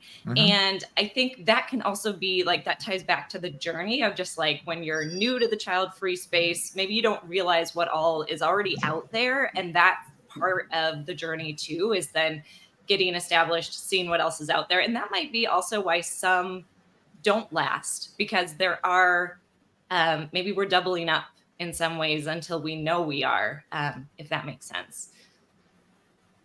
Yeah. JD, what do you think? Yeah, I love a lot of stuff that's been mentioned so far about having different communities for different parts of your journey. As a pro to having all of these communities in different places, it does help with visibility. It does help when you're searching child-free, whether you're doing that in Google or whether you're going on a social media platform, you'll find something. Just to share my journey, I started with the child-free subreddit. I'm no longer subscribed to that subreddit. It really wasn't for me, but it was, a first step in my journey. I've since found other places. I think one of the things that makes having all of these different groups and different platforms a little challenging, again, to Maggie's point, is agreement of kind of the norms of the different groups, or agreement of who belongs here, what types of conversations are we having, how do we handle different things, how do we talk about children and parenting. So finding a norm that fits where you are in your journey, how you feel about things is definitely important with the group. And I think another potential con of having so many groups is, as mentioned too, giving them time to flourish. I think, even when you think about your personal social media accounts, you set up a new Instagram account and you start following things. It's not really, well, Threads is new. So, it's not really what you like yet. You have to let the algorithm take time. You have to let the people that are following, get their content and take time. So I think that happens with these new startup groups, these niche groups. Sometimes people don't give them enough time to become what they could be, and they fizzle out. People see that the attendance is low or conversation is slow. So that's another potential con. But I definitely love the visibility and finding different places that are for you at different points in your journey. So that is actually a good segue to the next question, because in the past we've seen there have been child-free spaces online, of course, but offline because of before social media became what it is. And those groups, there are a few that still exist, and then there are those that have died out. And of course, that's also relevant to the child-free space. And JD, what you mentioned requires patience, and I hate that, but it's actually true because it takes time to build anything. And in this day of instant gratification, we don't like to wait. So what are some of the challenges of creating not just a community, but really anything in this child-free niche space? Because there are challenges for any of you potential or aspiring content or community creators out there listening.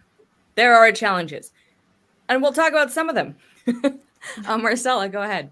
Yeah, there definitely are challenges for sure. I think just the bare minimum that we all have our own lives and our own jobs and our own, things that we do in our life. And so being a content creator is a full-time job. Like, don't get it twisted. It literally is a full-time job if you're doing it, correctly. Not in the way that JD was saying, how some of them sort of just fizzle out or kind of die out. Because it is, sometimes people are like, oh, I didn't realize that, like, you have to like put in the work, which you do. And I think that is one of the biggest things, is the fact that we have our own lives and we're not able to just quit our jobs and become a content creator all the time. I mean, that would be amazing. I'm sure all of us agree that would be amazing, but you can't just do that. And I think that's probably why some of the communities haven't lasted. I also think kind of what JD was talking about too, the fact that like there are so many people that want to be either malicious or just hateful or like not things that I am necessarily wanting out of the child-free community. Which I mean, if you want to find a creator that hates kids, there are creators out there that do hate kids. So by all means, you can find them. But just having a community that's like-minded is also kind of difficult, because you'll get just those comments calling, the kids crotch goblins and all that stuff, which I don't necessarily agree with. I think everyone has the freedom of speech and can say whatever they want. But when it comes to you commenting on something that I have posted on my page, it's like, I'm not sure that I really want that to be a comment that people can see. And so it does get a little tricky with having to filter out the people that you don't necessarily want to like kick out or want to block or want to, like kind of shoo away, because they themselves are looking for a community. It's not the right fit. And so I think having to like sift through the people that don't necessarily vibe with you is also a hardship that I have grown to love, I suppose. But yeah, it definitely has its pros and cons. I think those in-person communities, I might be a little too young of a millennial to even like have realized that there were communities outside of social media, because to me, I'm like, wait, how would you even do that? But but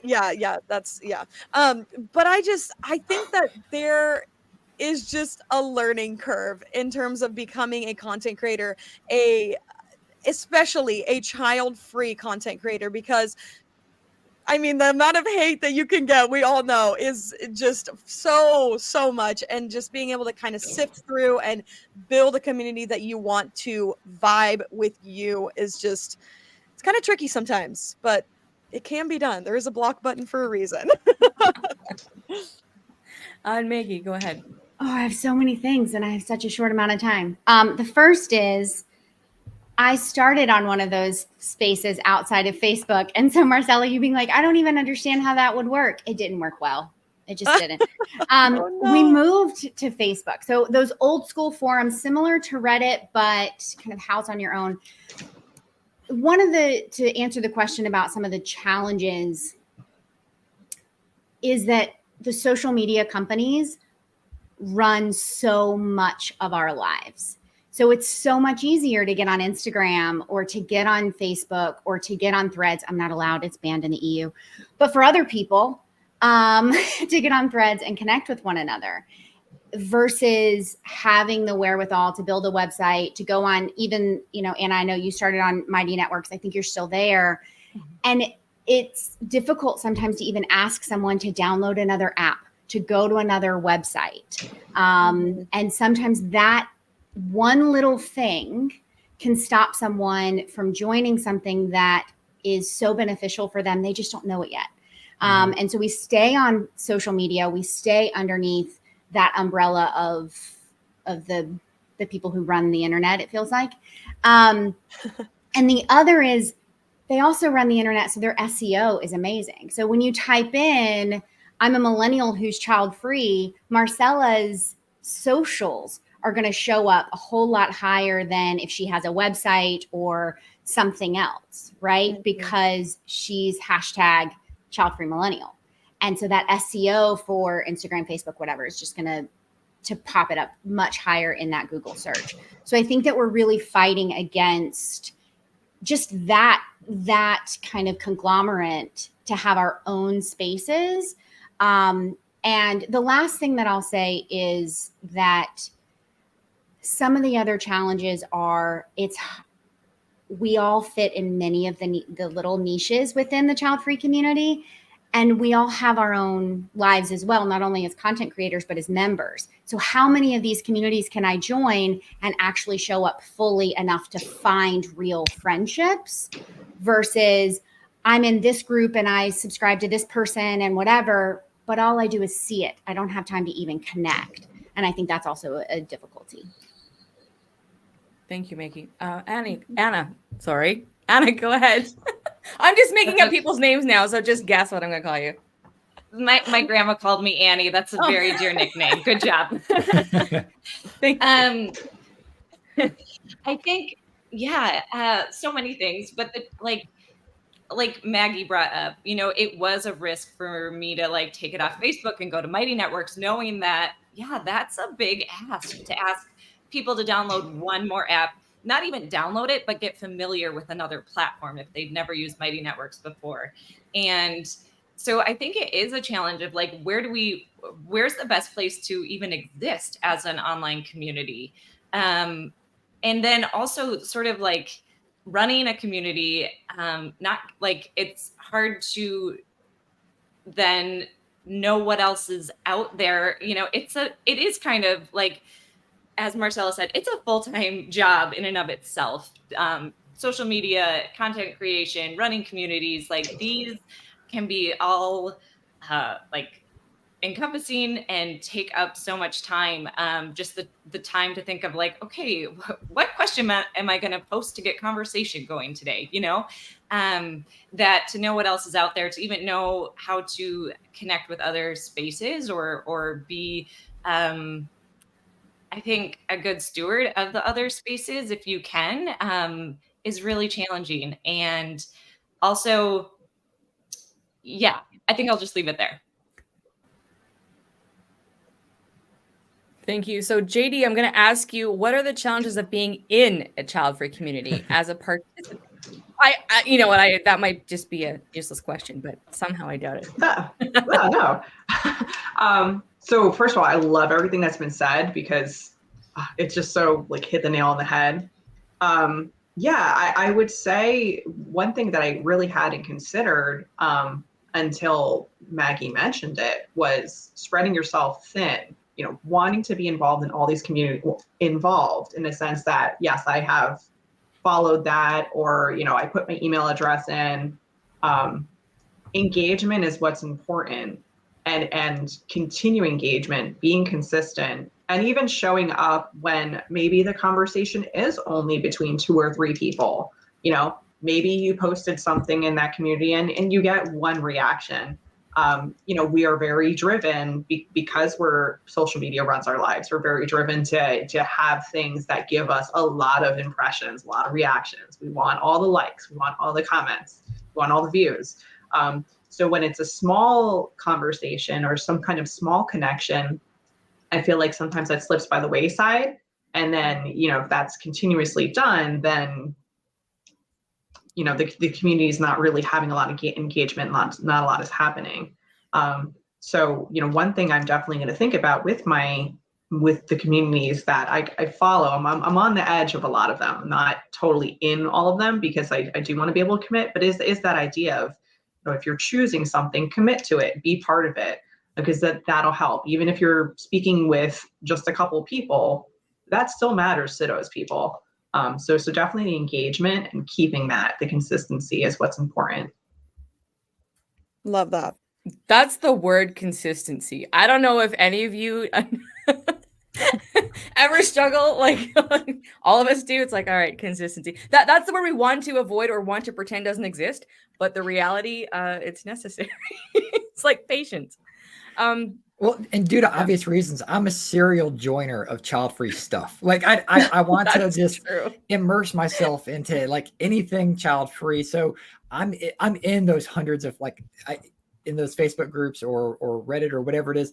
And some of them I do like, you know, throw my thoughts out there or a topic or a comment. But for the most part, I'm just kind of a voyeur and just taking in the conversations people are having. And it's just interesting to kind of see the ebb and flow of each group, because they do start to develop their own feel. Some of them are more kind of like open and free flowing with the membership. It may allow, like, you know, the step parents or people that date kids or the childless into it. And some are a little bit more aggressively child free. They want something a little bit more hardcore, more, you know, dark humor kind of stuff. And I find it really cool when the members within those communities point directions. It's like, no, that's your group over there. You probably want to go check that one out. So I just have to clarify something. I know you didn't mean to say it this way, but you said people that date kids. People who date people who have kids, I think is what you meant to say. Oh, that's yes. Get picked up by somebody. Do not date kids. As someone who has to edit this later for podcasts, I'm either going to have to edit that part out or just add this little sidebar because I picked that up. I'm constantly editing just for any of you that want. Yeah. I will also add something super quick. Just like, go ahead. I feel like a lot of times people, and I'm sure Anna and Maggie probably also might agree with me on this, but I feel like sometimes they expect us as content creators to be online 24/7 and to respond to their comments and to respond to their messages. And I wish you could see my inbox because it's flooded with people just sharing reels and posts and things with me. And I'm like, I want to get to all of you, but I literally have my own life. Like, and I feel so bad. Like, what the other panelists were saying, like, I cannot be a part of every single community because I myself am struggling to even just put out content for my community. And so it's kind of this really tricky game that needs to be played. So have grace with the content creators that are making the child-free content, because we are so busy, but we are desperately trying to also make content for y'all. And you bring up a good point, because it's important to, you know, connect with the people who are consuming your content, but it is impossible to get to know everybody. And also, let's be real, we don't want to know everybody because we're not going to like it. You know, someone told me they're in love with me and I'm like, thanks, but I'm not replying to this message. Like, you know, we get that. And I appreciate it to a point, but you know, like, sure, send your marriage proposals, but I'm not going to reply to you. I just like, whatever. But, you know, but that's when you send them your Venmo so they can just like send you money. We don't have Venmo in Canada. Oh, sad. I vaguely know what it is, but we don't have it. We barely have PayPal. All right, so since we're talking about money, what a great segue for the next question. Thanks for setting that up. What are your thoughts on paywalls for child-free communities and content? Marcella, we'll go with you. Okay. Yeah, like in terms of just like getting paid for the content that we're creating. Well, yeah, sometimes even to be able to access it, you have to like to join an event or a community, you have to pay in advance to get that content. Oh, yeah. I mean, I do have like a membership side on YouTube that is a paid thing. And I think a lot of times if you are very what's the word? I mean, if you are dedicated to that creator, it's almost like, yeah, I will give you the money to support you because like I said, this is literally a full-time job that we are getting paid almost $0 for. Every once in a while, YouTube will give you a kickback, or Instagram if you were monetized, which they took monetization out. So there's that. They did. But yeah, but so it's very it's a labor of love because I am so passionate about it that I want to. I mean, my ultimate goal, and as I'm sure a lot of other content creators in this space will say, is our goal is to just bring people together, is to bring awareness, is to be able to be that result when you Google search, what do you do when you don't want to have kids? And not, oh, go to IVF or, oh, adopt. Like, no, there is an option to not have children. And like, that is my main goal, is to be that outlet to the people who were like me just 2 years ago when I thought that there was no such thing as not having children. Like you just had to do it. But yeah, so I think if you are dedicated to the creator, being able to pay like a $3-4 a month, whatever it is, even $10 a month, like is nothing. I mean, if you think about it, like what are you spending $10 on a month that you could stop? Probably like a burrito from Chipotle, you know, like just maybe don't eat a burrito for 1 week, you know? So being able to just, save that money and put it towards something that might actually benefit you more. I definitely think that there's a lot of free ways to consume content as well. I mean, Instagram, Threads, Twitter. Well, no, it's not called Twitter anymore. What's it called? X, I think.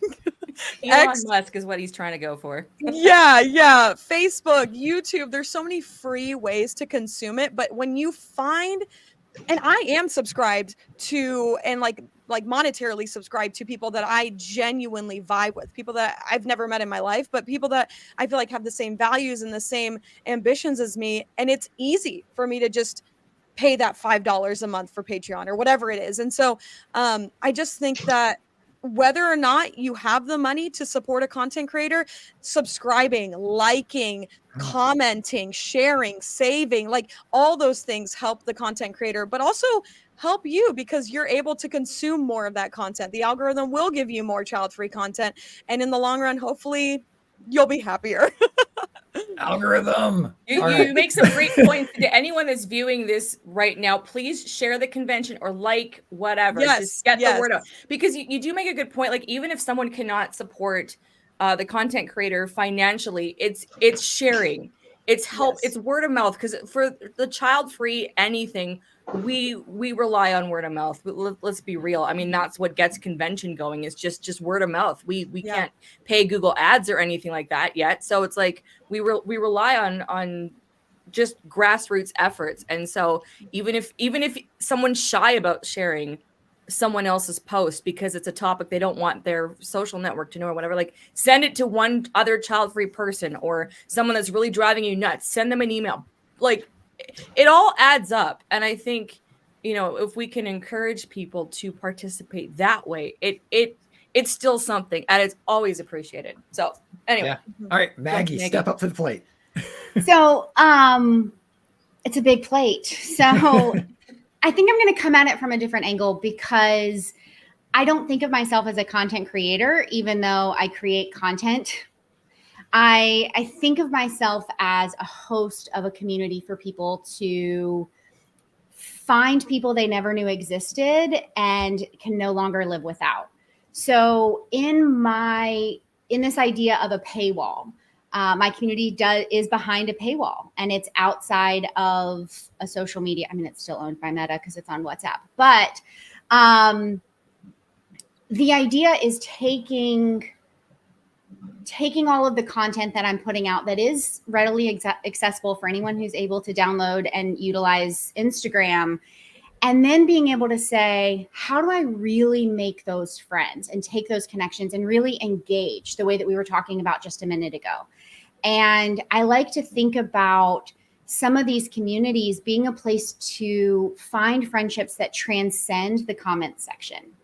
because so many of the things that I hear from the child-free community is, oh my gosh, I'm so excited that I found Anna, or I found Marcella, or they found me, because they see all of these other people who are child-free and somewhere in their journey. And they're like, oh my gosh, I'm not alone. I'm not the only person who's had a mother-in-law say this, or a sibling say this, or the guy at the bus stop say this, or whatever, right? Those bingo things. I'm not alone. And then I think the paywalls are really helpful. There's a caveat to this, but I think they're helpful to allow people to access the other people in the community, not just the creator, because I think of my community not about me and about the members, so that they can have a space that's really theirs. And if you think about it in the same way of in-person events, eventually we'd go have coffee. And since we are spanning the globe, we have coffee on Zoom. We are talking to each other on WhatsApp all day. And that does take a lot of time. And I think that there is something that we want to both monetarily invest in as well as energetically invest in. The paywall does have a downside because not everyone has the financial ability to cross that wall. And does that mean that they're being left out? And I'm hoping that with the hundreds of spaces that are available, that they're able to find their people and without having to cross that paywall. Yeah. If anything, like, you have to be a really dedicated troll to like join a community and pay for it, and then like diss the community. So that's dedication there. Anna, go ahead. Yeah, I want to speak to this. I think this is a really important part of the conversation. But as someone like fully transparent, I struggle so much as the person running a community with the paywall. And if anyone has been in Wink, they know, like, there was a paywall, then there wasn't, then there. So like, it's really something I personally struggle with because I don't want to exclude people. And I also realize that the paywall, depending on where you put it, like if it's just a couple dollars a month, that is more accessible. So it's going to also impact the size of your group. So higher paywalls, it's likely going to have a smaller number of people in the group. And it's also weighing the pros and cons of that. Like some of the people in my community really value a small group where they can really get to know the other people and are more, if they're introverted, maybe they're more likely to speak up if it's a smaller number of people. Or if you have that bigger group, then you're bringing more people together and maybe there's more of a chance to connect. So this is something I am still struggling with as someone running a community and still trying to figure out for my community, what is the best, where am I going and what is the best like place to put that paywall? Do I have like a free access point and then an entry point that is paywall for more intimate connection there? So yeah. Okay. Thank you. Apparently someone on Facebook is having trouble hearing people. If you are on Facebook or LinkedIn, they cut off the broadcast after a few hours. So really, watching this on YouTube is the most reliable way to do this, just for it, because this comment's coming from Facebook, and we have issues with Facebook and same for Twitter or X or whatever. Yeah. It is. So everyone go to YouTube. Go to Childfree Convention YouTube. You'll hear and see everything in its entirety, because we lose connection after a time with some of the other places this is streaming. So or Childfree Media YouTube, either one. We got it streaming on both. All right, JD, as someone who consumes, what are your thoughts? Yes.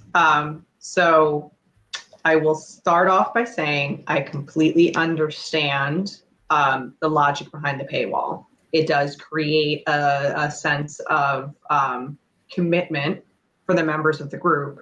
And yeah, as Cody was mentioning, you have to be like a super troll to pay for a community that you're going to troll in.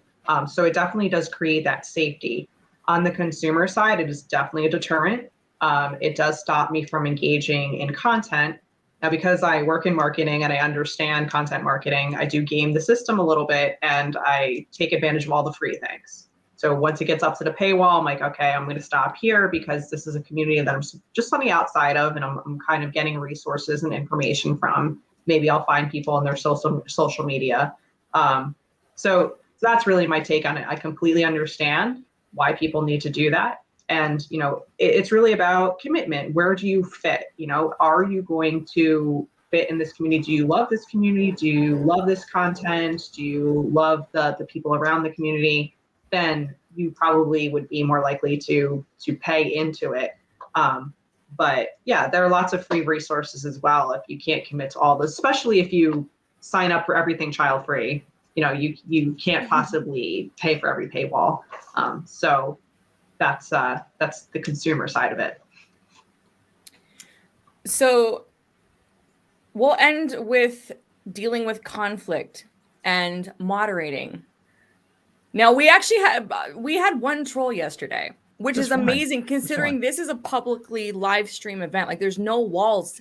Anyone can view this. They weren't even a good troll. Like, it was just boring. Like, it wasn't even well thought out trolling. Like, it wasn't. It was. It never is. No, but, you know, our decision to deal with any potential trolls this year, and if anyone's watching, this is what's going to happen. If it's a good if it's a good troll comment, we will bring it up and use it to, you know, to our advantage.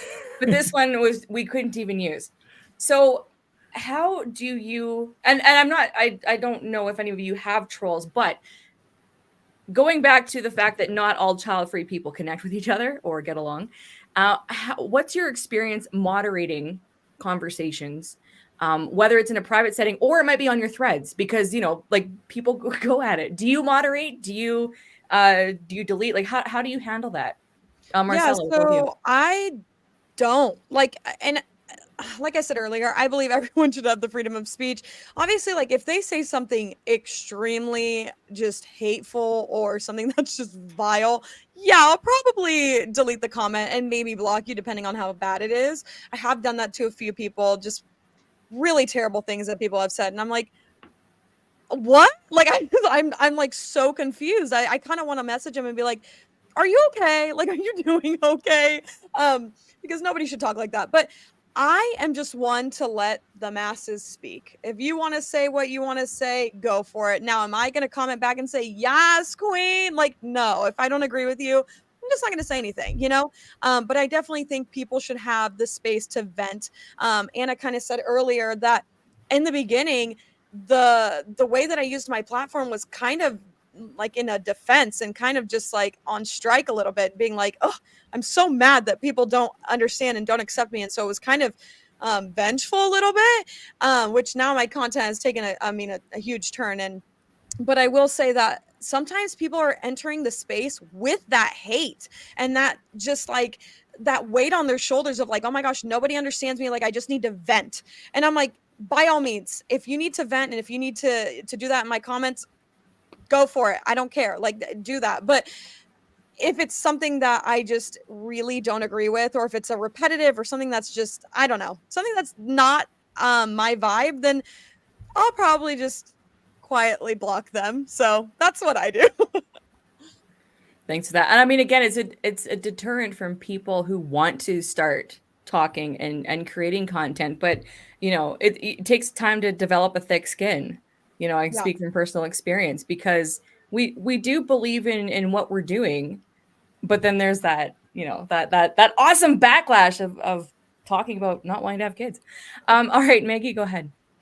Well, I think it's interesting you're talking about developing that thick skin. And some of that just comes with your own journey and figuring out who you are. So as I mentioned, I'm a licensed therapist. And so I bring both to my paid membership and to my online presence, my knowledge of communication, conflict resolution, and really how do I want to show up in the world, not just in a child-free space. I think of myself as a person who is child-free by choice. I'm also an avid reader.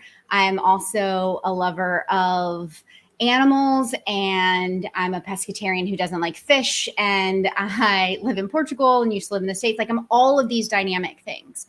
And so I've been able to evolve in this space to be able to say, if you have questions and you're coming at me in a vile way, you're coming from a place of misinformation or myths and misconceptions about being child-free. And that's one aspect of who I am. Another one is a licensed therapist. And so I'm going to ask you a ton of questions.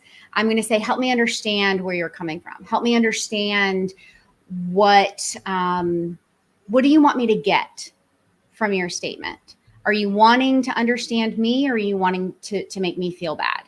And I like to engage in a dialogue. And if they will, that's awesome. Because even if they walk away and think that I'm an idiot, other people in my space may be able to glean additional information on how they too can handle the trolls in their life. And that's what I'm here for, is to be, I'm only, LeNora, you were talking about turning 40, and I kind of feel like I'm in the space of, for the 20-year-olds who are where I was. Yes. Please don't, I don't want you to wait 5, 6, 7 years in this, like, do I even talk about being child free because people are negative to me? Instead, it's like, you steal every word that I say and say it to your family. Because for me, it's all about connection and finding your people.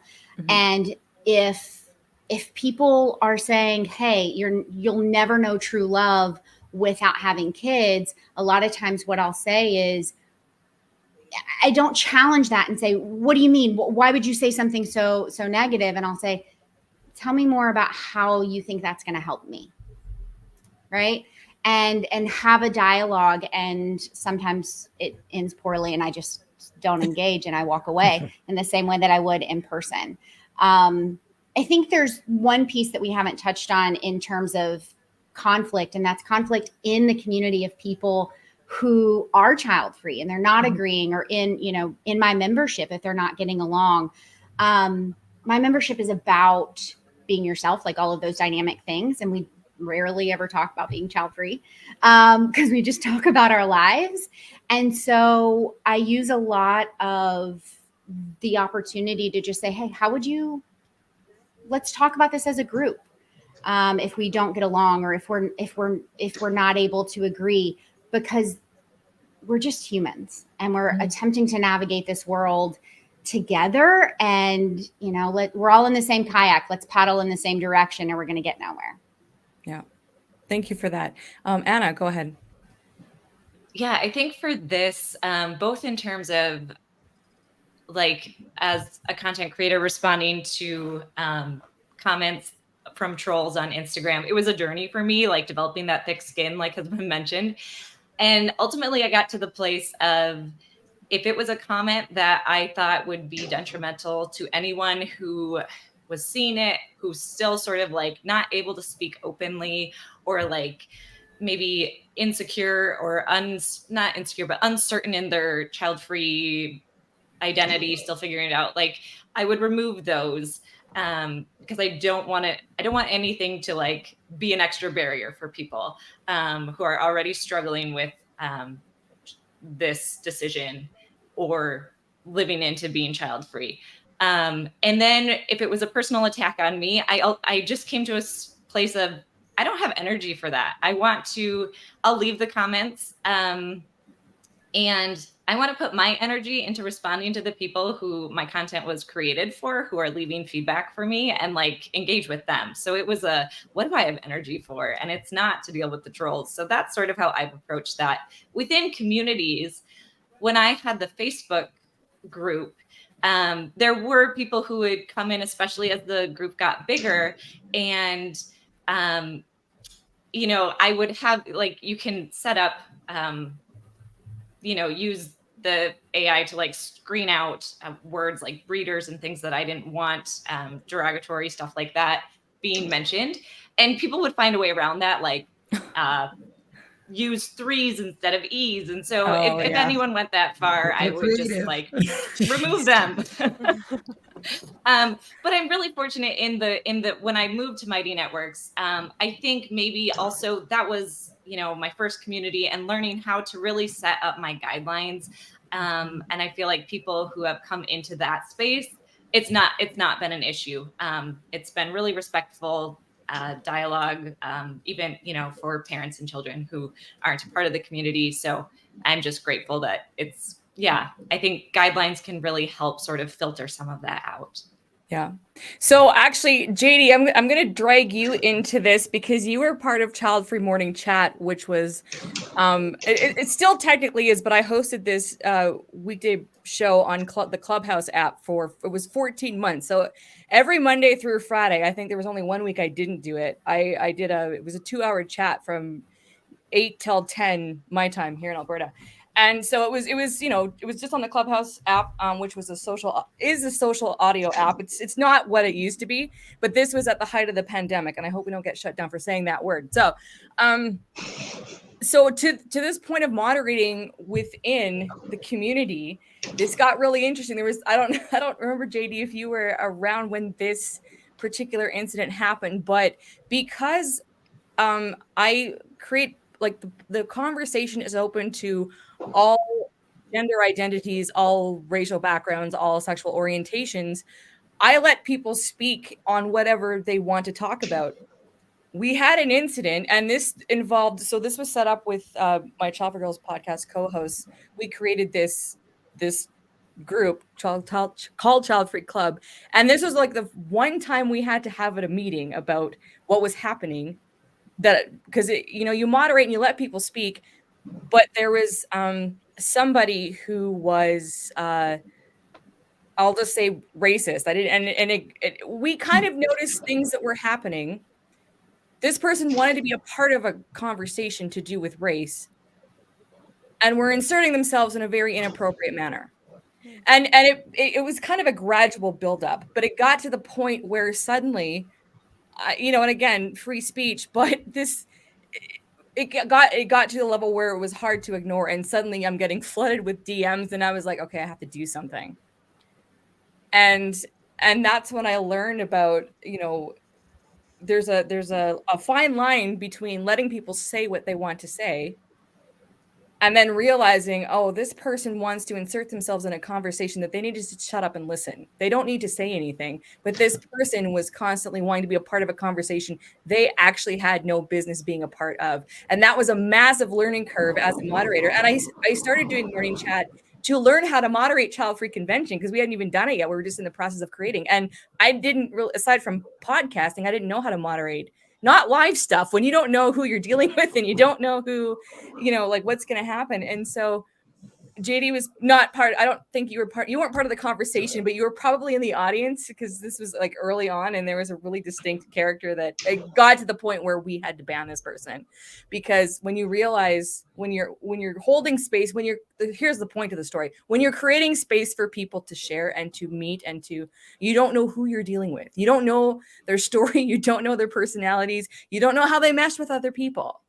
That's how I learned about neurodivergence. Like I didn't understand that because you're dealing with so many different types of personalities. And so that was a massive learning curve. And luckily it was only like one severe case like that where we had to remove the person. And then that resulted in emails. And that person was emailing my podcast co-host trying to work around me because actually she emailed the only other white person that she could that would try and get it was like that level. It was seriously that level. So when you are creating a group or just you don't know what you're walking into and it can be really good. It was a really great experience except for that part. So anyway, JD, did you want to, as a participant, did you want to talk about conflict before we wrap? Yeah, just a quick, first of all, I just want to say I loved morning chat. That got me through an unprecedented year. We'll put it that way.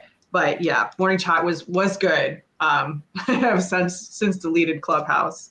But yeah, I'll say that for anything with any type of community, I think the most important things are, as Anna mentioned, guidelines. I think having guidelines explicit somewhere and reference where they are explicit. I'm part of a Facebook group that posts the rules every month, or I believe it's every month, just reminders of our norms of the community and consistency. There's that word again, consistency and consequences. Don't let something slide for one person because you kind of like them more, and it should be consistent across the board. And that seems kind of harsh, but I think that just having that norm established and just kind of knowing what the consequences will be will help to regulate some of those issues. Thank you, JD. Oh, Cody, you're muted. I see a comment in the live stream. Jen is saying that she went to Child Free Family, which is the social network that I operate for child free folks. And it says the terms and conditions and privacy policy all link back to the registration page. So I guess there's some kind of a feedback loop on my website. I'll work on that. Again, I'm the only one behind it. And that's kind of like the crux of trying to build something that's not a conglomerate is when the resources that I utilize change their things, like they might have changed a link or direction for me. I didn't do that. I'll look into it, Jen. Sorry you're having an issue there. But terms and conditions, I mean, it's all standard boilerplate stuff. Basically, I don't track anything. There's no algorithm, whatever. But this really brings up a good point of like building a community and what goes in behind it. And when you're a team of one, like, or a team of two, if you have a couple of people, there's a lot of work that goes behind it. So I thank you for bringing that up to my attention. I'll do my best to address it in approximately 8 hours. This is real time, like how we develop child free communities. And really what you're watching, this is a public convention. This is not technically a community, but this is an example of what happens when collaborations happen. Like Cody and I do the bulk of the work to get this together, but we have volunteers. JD is one of them, but we also have our amazing speakers, which all of you are. We have our amazing audience. It is a collective effort because if we had no speakers, well, then like you would just be listening to me and Cody talk. So there's just nobody wants that. Well, except for what's coming up in an hour, which is the Cody and LeNora show. No, that's half an hour. Whatever. Nobody wants that either. Hey, I loved it yesterday. I'm excited for it today. Well, we have one fan. That's great. But that's all we need. Please stick around and watch that. We're working on it. All right. So in closing, if there's anything that you would like to promote or plug, and I'm sure there are, please take this moment to do so. And if anything, let folks know how to get in touch with you after the convention if they have a follow-up question or they just want to be your friend. Marcella, go ahead. Yeah, mine's short and sweet. Child Free Millennial on YouTube, Instagram, TikTok, and that is all. Child Free Millennial. All right. Maggie. So I'm unapologetically child free. That's kind of my umbrella. You can find me at unapologeticallychildfree.com or maggiedickens.com because somehow they both go to the same place and I didn't know they did, but they do. Team of one. That works. Yeah. Team of one. You can find me on Instagram. I'm on there off and on. I'm not nearly as consistent as Marcella. And so I kind of let her I'm not consistent either anymore. Oh, man. I need, for my own mental health, I have to step away and to be there for the social club. But the one thing that I'm most happy about is I have a planned vacation package for the Child Free in Portugal, October 1st through 7th. It is everything is planned for. All you have to do is show up, and we've got accommodations and tours and food and all of those things. So you can go to maggiedickens.com/getaway or you can just email me, hello@maggiedickens.com, and we can chat. All right. Awesome. Anna. So Instagram at Coach Anna Olson. You can find me there. I'm not as consistent there either anymore, but I do check my DMs and will respond. Also, if you are curious about my community, it is wnk-club.com. I hang out there mostly now. And yeah, those are probably the two easiest places to connect with me. And also, I just want to say thank you so much for this conversation. This was amazing. Thank you. JD. Yeah, first of all, I want to say thank you for putting me alongside these people I consider child-free icons. Very happy to be here. But you can keep in touch with me at my website, jdhelen.com. I blog about writing, so I write fiction, but I also blog about child-free issues, child-free lifestyle. So you can find me there. And I use Instagram and Threads mostly, and that would be JD Helen Writes. All right. Well, everyone, thank you for joining us. Audience, thanks for joining in. Questions, comments, we appreciate it. Until next time, we're going to take a short break and we'll be right back. Thank y'all. Thank you. Thanks.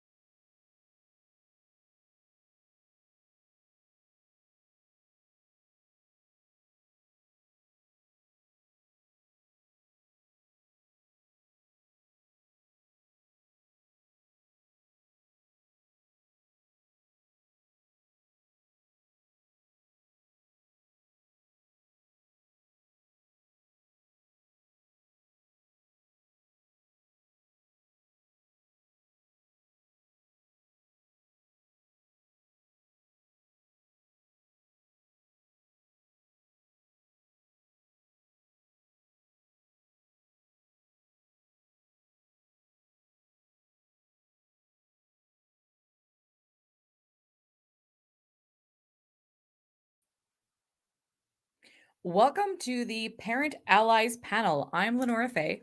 And I'm Cody Hetzel. And we'll be your moderators.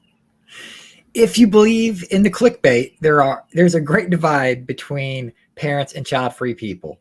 This is a panel and an opportunity to build a bridge instead of a wall. So let's meet our panelists, please. Of which there are actually currently one. We had some technical difficulties, I believe, but yes, if they can join us, we'll get them in here. So thank you, Desiree, for joining us today. I know you as Des, so. Oh, we have sound?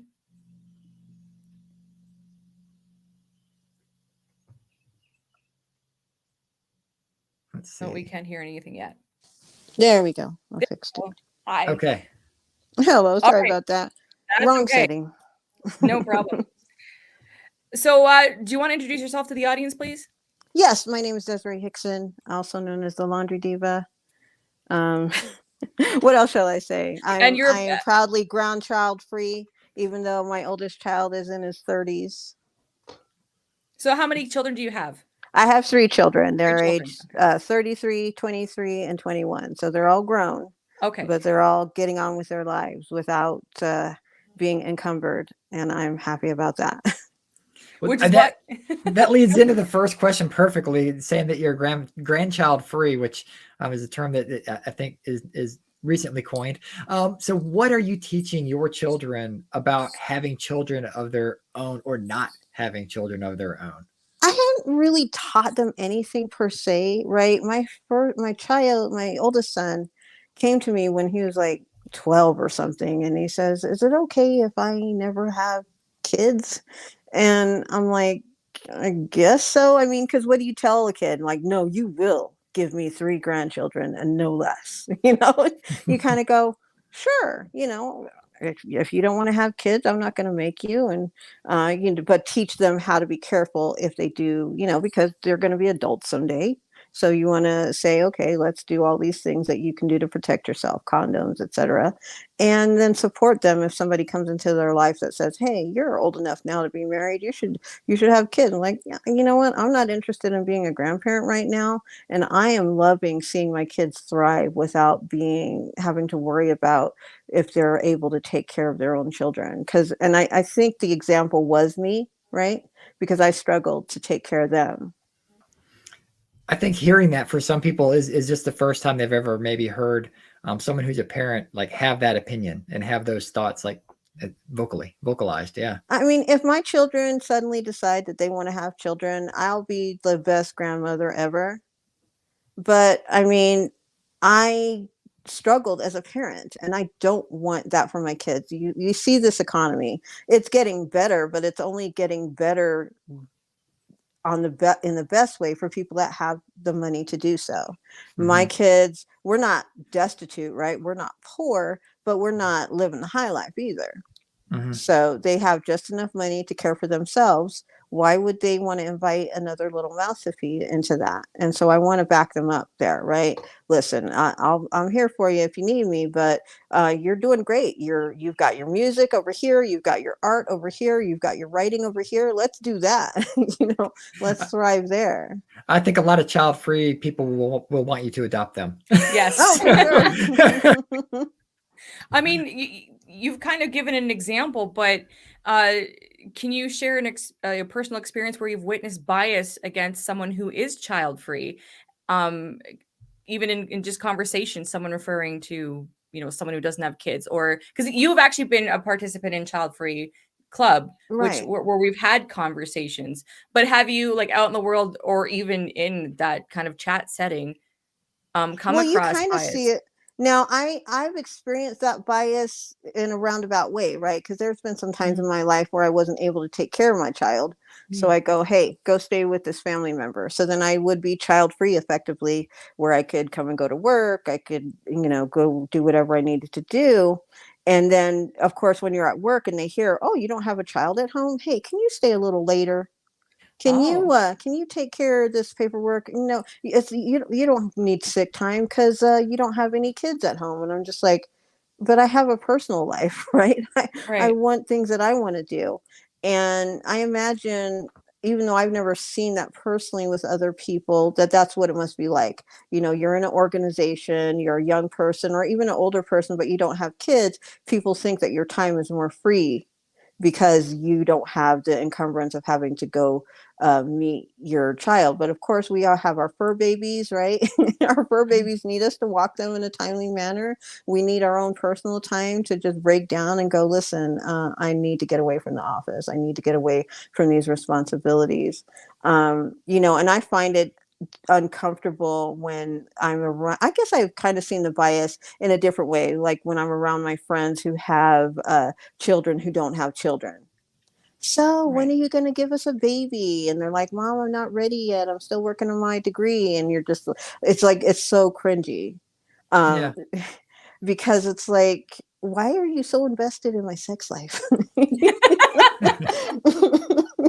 You know what? Honestly, if I didn't know you had kids, I swear I would have thought you were child free. But that's the thing, like being able to mask as a child free person. And like you said in the workplace, that's such an interesting story that you literally saw the other side of the fence and lived it in the workspace, where they just assumed it's like, well, since you don't have the obligations, then we're gonna make you do more things or things that we're not asking anyone else to do. Yeah, that's a very interesting story. So really, do you think that's a common experience for people who are empty nesters? I mean, especially if someone did have kids young and they're still in the workforce, but their kids are growing up. Like I never considered that. To be honest. What? And I'm not an empty nester. 2 of my children still live with me, right? Okay. But I do see that with my older colleagues, right? They don't have children at home, so it's nothing but a thing for other colleagues to go, hey, can you stay a little bit later and work on this paperwork? And I get a pass because I've got my kids at home, right? So they're like, oh, Desiree, she's got her children are still there, so we want to make sure they don't burn down the house or whatever. And I'm like, okay, if I'm getting a pass on that, I'm taking it. Even though they're grown, I'm sure that they'll be fine for a couple of days. But if you want to give me that pass, I'm out of here. I mean, that's such an interesting spin with the empty nesters. And if we have any parents or empty nesters in the audience, or when this is archived in the future in the comment section, if you are a parent that is an empty nester and you're still in the workforce, are you treated differently because now your kids are grown and your boss looks at you differently and they change your workload and they treat you as if you don't have the obligations to go to. That's such an interesting conversation that hopefully we can have in the future.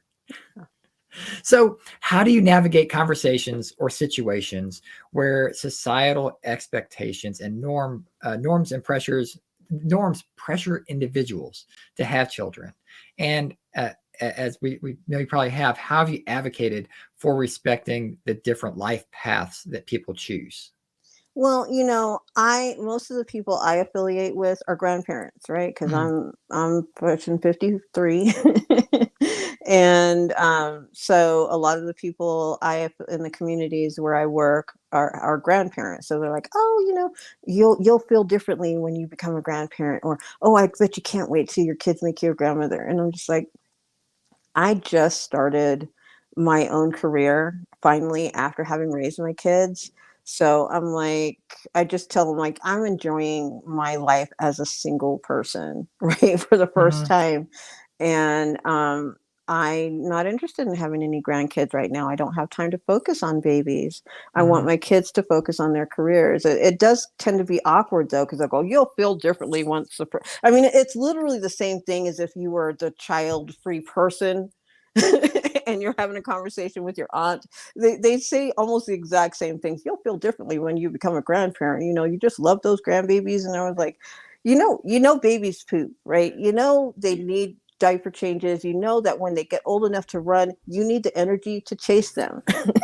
Like, do I look like that person? I am no longer that person. The bingos never stop. We all they get don't. bingoed. They do not. Oh my goodness! Even when you're a child-free grandparent, they're still there. I like that, child-free grandparent. That's interesting. I mean, or a grandparent-free, grandchild-free for sure. I think just the bingos are totally there. There's another shirt. I don't know is there a comparison game I don't know if you have that experience with your friends as far as like how many grandchildren do you have? You know, like it was how many kids do you have? Well, now how many grandkids do you have? Oh yeah. That's almost like the first conversation you have with people, you know, when they introduce you, especially when you're older, they're like, "Oh, are you married?" Like, "Oh, I'm not married." "Oh, but I do have 18 grandchildren." You know, you're like, "Oh, okay." You know, it's like I am slacking because I'm like, and they're like, "Oh, what about you?" And I see all my friends on Facebook, all of them. "Oh, this is my 8th grandchild," and I'm just over here living my best life. You know, it's just like, no grandbabies here. When are you gonna have grandkids? I'm like, you need to ask the kids because that's not my job. I think that's so funny that people ask that. I mean, it's one thing when it's your own body.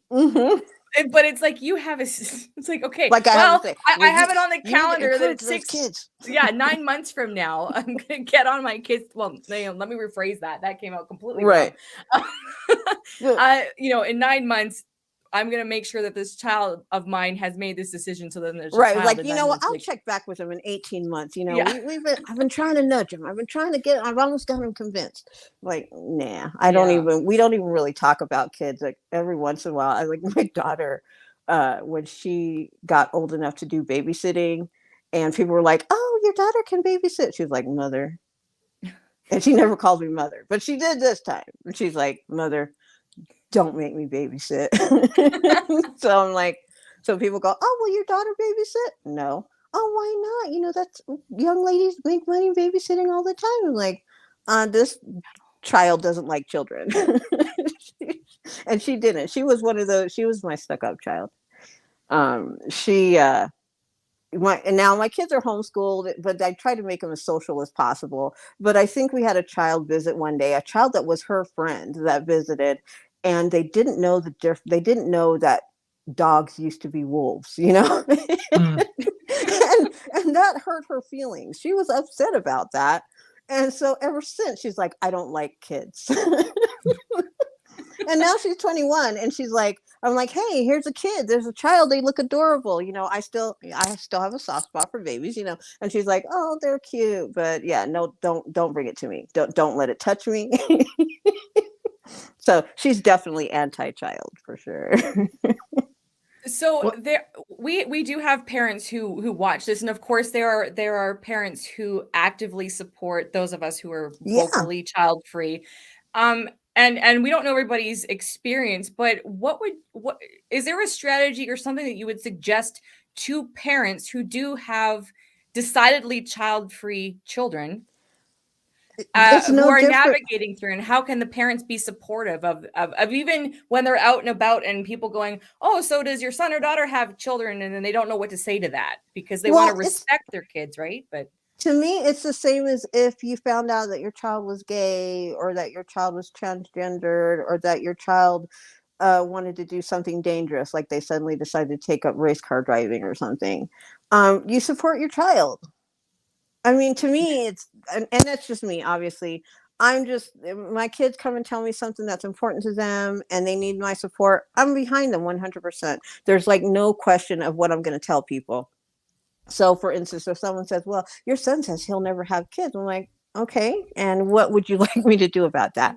I completely support that. If he doesn't want to have children, that leaves me more free time to go on vacation. I can take a cruise if I want to. I can do whatever I need to because I don't have to worry about my kids as well as grandkids. I can just take care of myself now.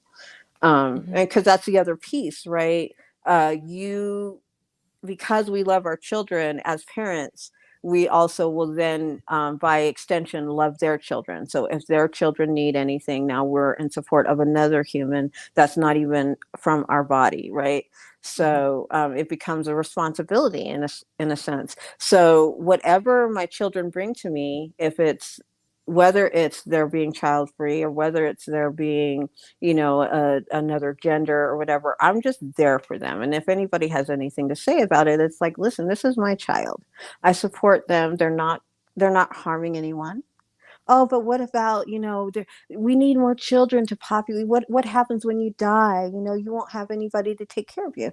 Then I say, I see people all the time who are elderly, who have children, whose children are unable to care for them. So what is my kids having children or me having grandchildren going to change that in any way? If we don't have the funds, if we don't have the means, I'm still going to have to find a way to have someone take care of me in my final days, whether I have children or not. So the whole justification about having children to take care of you when you're old is moot.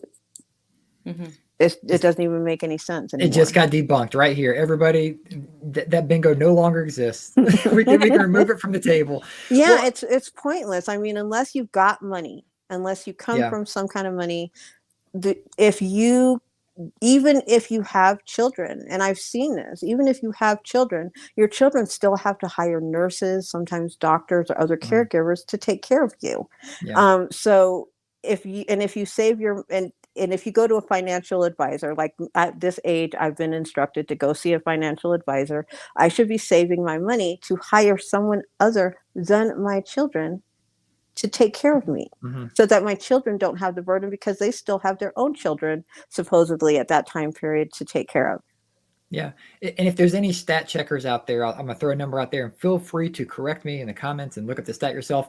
But I was curious, and I looked up, because of that bingo, how many adult children take care of their elderly parents, like in general, like just general number. And this is, I believe it's American, USA based. And it says roughly 17% of adult children will take care of their parents at some time in their life. 17% is that's pretty low. That's a pretty low number for the amount of like times we're told that we better have kids to take care of us. So again, fact checkers, go get it. But that's what I came across just in a quick search, and I found the study that they did, and there's probably more to it. But I think the breakdown is, because of what you just said, it's not necessarily the child taking care of them. It's the spouse that may be taking care of the elderly parent. You may be hiring a home caretaker. They may be staying in a retirement community or a facility. So it's not necessarily the children at 17%. I think we can just debunk that like altogether, if that is an actual number and a true thing. Like it's, let's move on. Because it doesn't make any sense, right? Because why, as a parent, would you put that burden on your kids in the first place? I don't want my kids to change my diapers. I mean, let's be real. I do not want my children doing that for me. Sure, I did it for them, but that's not an obligation. It's not a tit for tat. I think sometimes that the conversation, like when people come after those of us who don't want to have kids, and they say take care of you, everyone kind of interprets it in different ways, because there's also an emotional aspect of it too. But as you said, I'm 40 years old, and my dad is retired. Him and his wife chose not to have children, and they both financially and physically are doing everything they can to make sure, well, they would never put that on me or my brother anyway, but they have been very, very, very clear about that. And they now, especially my dad, he tells me about how a lot of his peers are either spending all of their retirement time looking after grandchildren because it's expected of them. And I'm in Canada, so it's like we have options, but like, this is all they know, because it's been this programming of like, well, you're retired, and now at this age, my peers, a lot of them have kids, and they're relying on their parents to look after those kids, because we're working, we have careers. Some of us are still figuring out our lives at 40 years old, and I don't have kids, but they have kids, and they're going through their life changes, whatever. So it's like, okay, mom and dad, please take care of the kids, because I have to focus on my career. It's just this. It's so interesting to be at this stage now. And again, being able to talk to my own dad, who's now, and he knows what I do. So sorry, I'm not sure my grammar, that just came out. I'm not sure if that was right, but whatever. He knows the work that I do as an advocate. Let me put it that way. So he now is very open about what he is seeing and hearing from his peers who are retired. And it's fascinating. And we just talk about it like this is the expectation. And he wanted to have 2 kids, but he also knew that because he didn't take care of his parents, like it wasn't that there were so many kids in that family. And he knew that, well, my kids are going to have their own lives, because he chose to have his own life as well. But that seems so rare. Honestly. It does. I mean, and you make a really good point. I mean, it's assumed that when you have children, those children will grow up to take care of you. And it's assumed that when those children have children, you will drop everything as a grandparent and take care of those children. And it's like, what? Now I understand, right? Part of, it's part of being in a community. It helped cut down on costs, etc. when you have grandma babysit and things like that. But see, I'm a military brat, so I never even grew up around my family. I knew they existed. We would go visit, every holiday or whatever, but I was never babysat by my grandparents. I was never babysat by an aunt or uncle. I saw them, like I said, I saw them maybe during the summer, and that was it. And then I was responsible for babysitting my brothers when my parents worked, and then when I got grown and I had a child, I basically became estranged from my mother. So I only had myself to rely on. And I've been that way ever since. So since my 20s, I've only had me to take care of me. And maybe that's where I'm kind of coming from too, from that space of I've always taken care of myself, and I've always had the idea that I was not going to rely on my children to take care of me when they got to a certain age, and that is nobody else's responsibility. Like it didn't bother me that my mother wasn't around to babysit my kids. She was a really strange human, and I did not want my kids around her. Sure, I wish there was from time to time that she had been available when I needed her, but you know what? A lot of people make do, right? Orphans make do. People who have parents that have disabilities make do, right? So I was just making do. And this idea that we just have to rely on our family to do everything, I mean, it makes sense when everybody is capable and available, but to this idea that we expect it, I don't know, it's a little bit selfish, I guess. Yeah, and we had a conversation on the convention this year about child-free communities. Is there any kind of a social support community for parents who don't want to have grandkids? Like I don't think there is. If there is, somebody ping me, because I've not heard of it.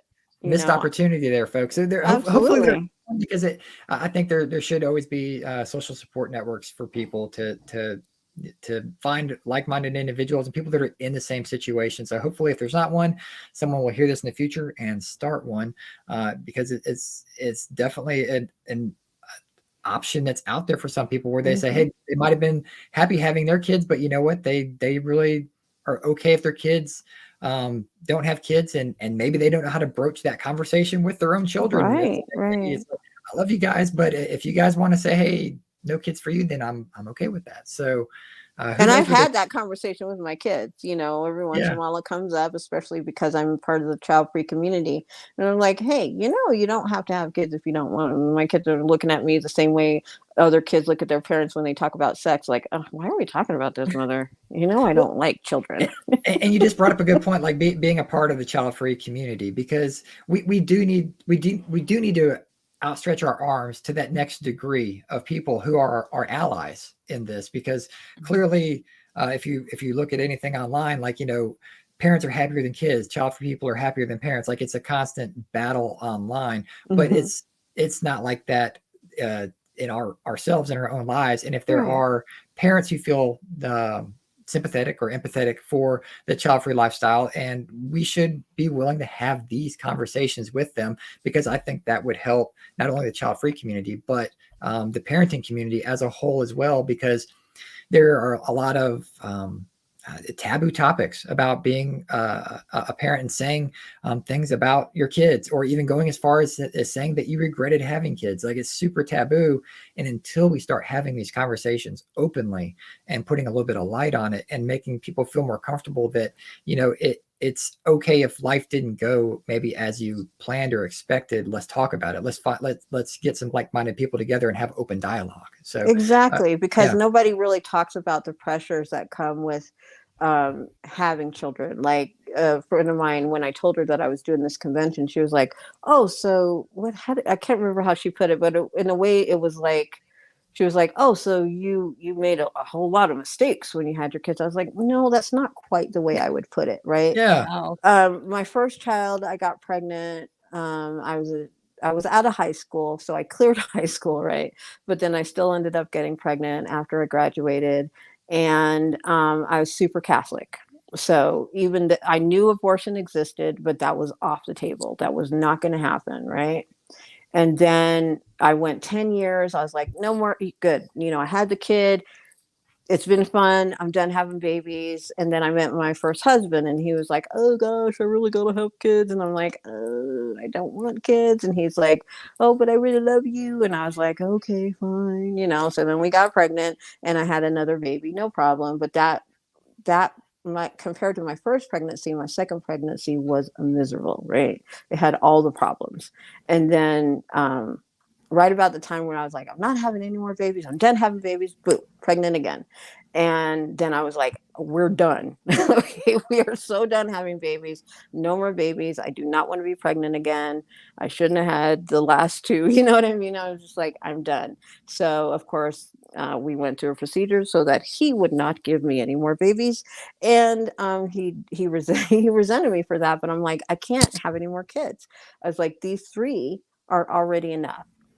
And it's not that I regret my kids. I don't regret my kids. They are fabulous, rocking human beings. Okay.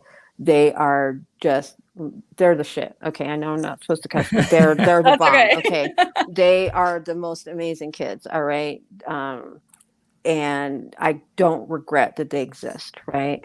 But if I had had better choices that I could have made, that might have made a difference in how I was able to live my life.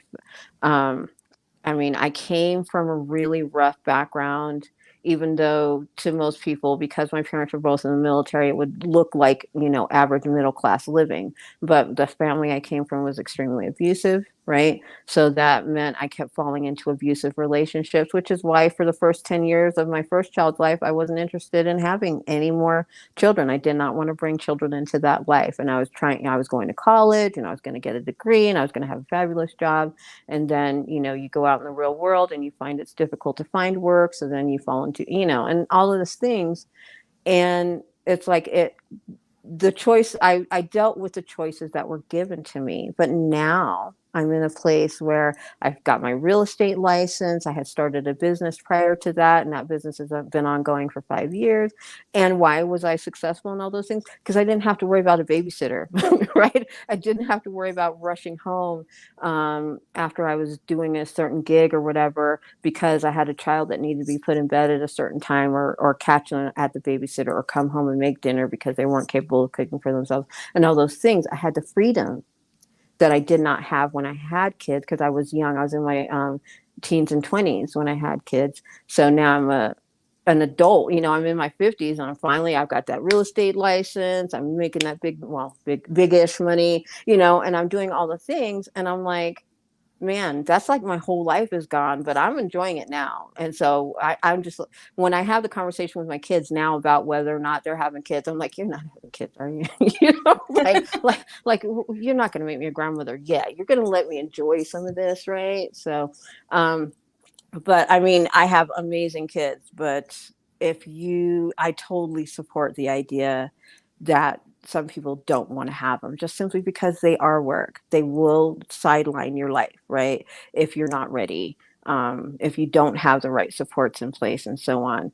And then there's the other piece of that question too, that when we're talking about extending our arms out, and this was brought up by the same friend that was like curious about why I would be involved in this community, and that is people who are not, I know most of us in this community are child-free or grandchild-free by choice, but there are other people who are child-free because they don't have a choice.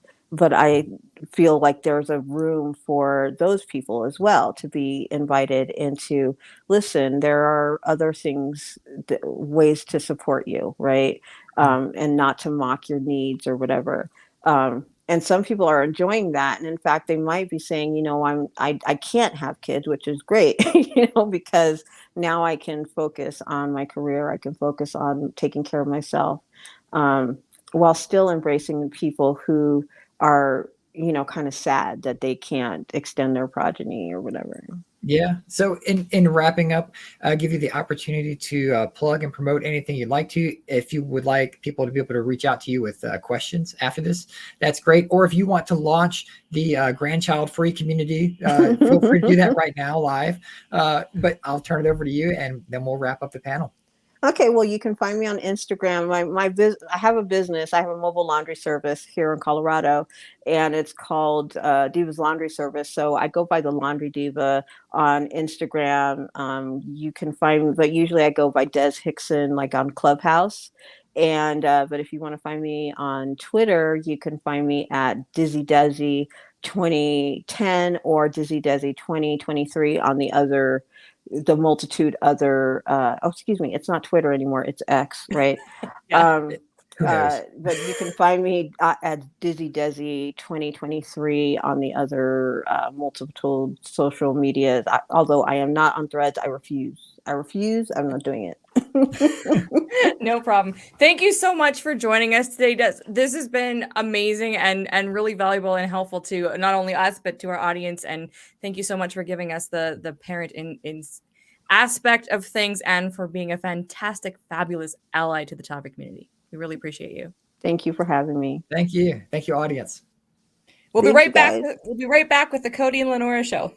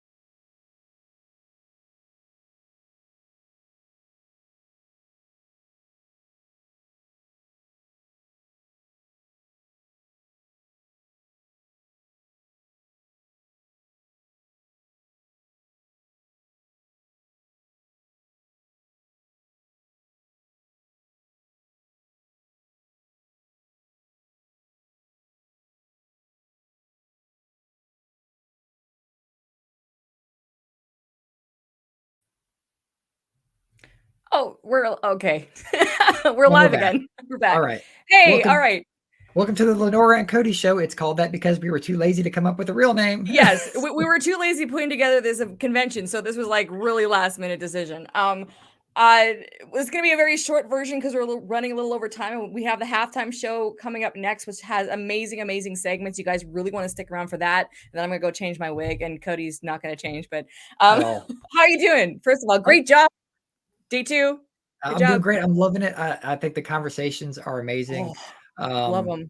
Pat on the back to us for just putting the topics together, because I think like a year one, we have so many panels here that we wouldn't even think to put into a convention. And so who knows what next year is going to bring. I'm excited to see what we do next. No, it's been this year we really focused on bringing like hard-hitting topics and deeper conversations. So there are, someone yesterday had asked about a travel panel, and we have a travel panel in 2021, and we have a child-free travel and abroad and transplant and travel panel from last year talking about that. So certain topics we come like bring forward from year to year, but we're really going into like deeper conversations this year. And the response that I got from speakers, we got emails, I got DMs from speakers who were on yesterday's panel. And everyone was super happy, and it was just like I mean, I fell over and had a stone cold sleep for the first time in a while.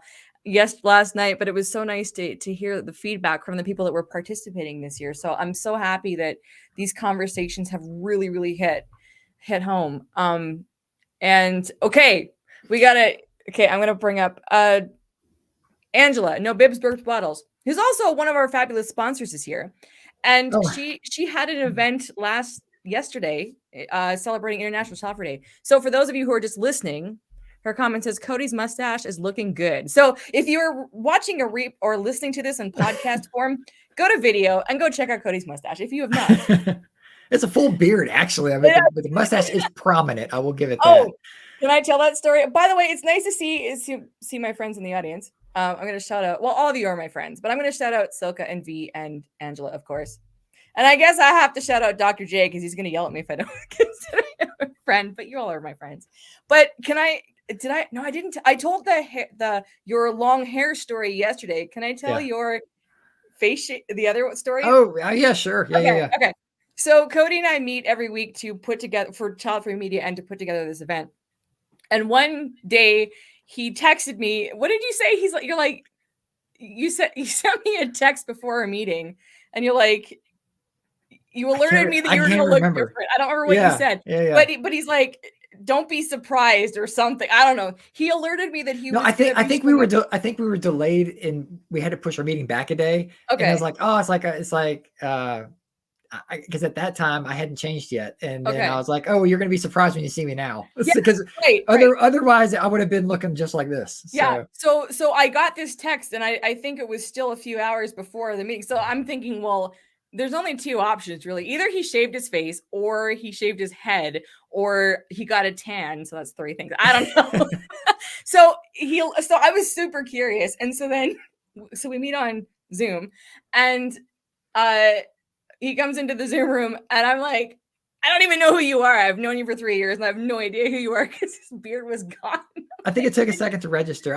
I shaved my beard off for my wife's birthday party. She wanted to have an Andy Warhol-esque party where we gave out color by number things to friends that were coming, and they got to color the Andy Warhol soup can and bring it just for fun. And then my wife was going to do a contest to see which one she liked best, and everybody colored different. Some people they quilted it. Some people used bicycle reflectors and stuff. They designed it. It was really amazing.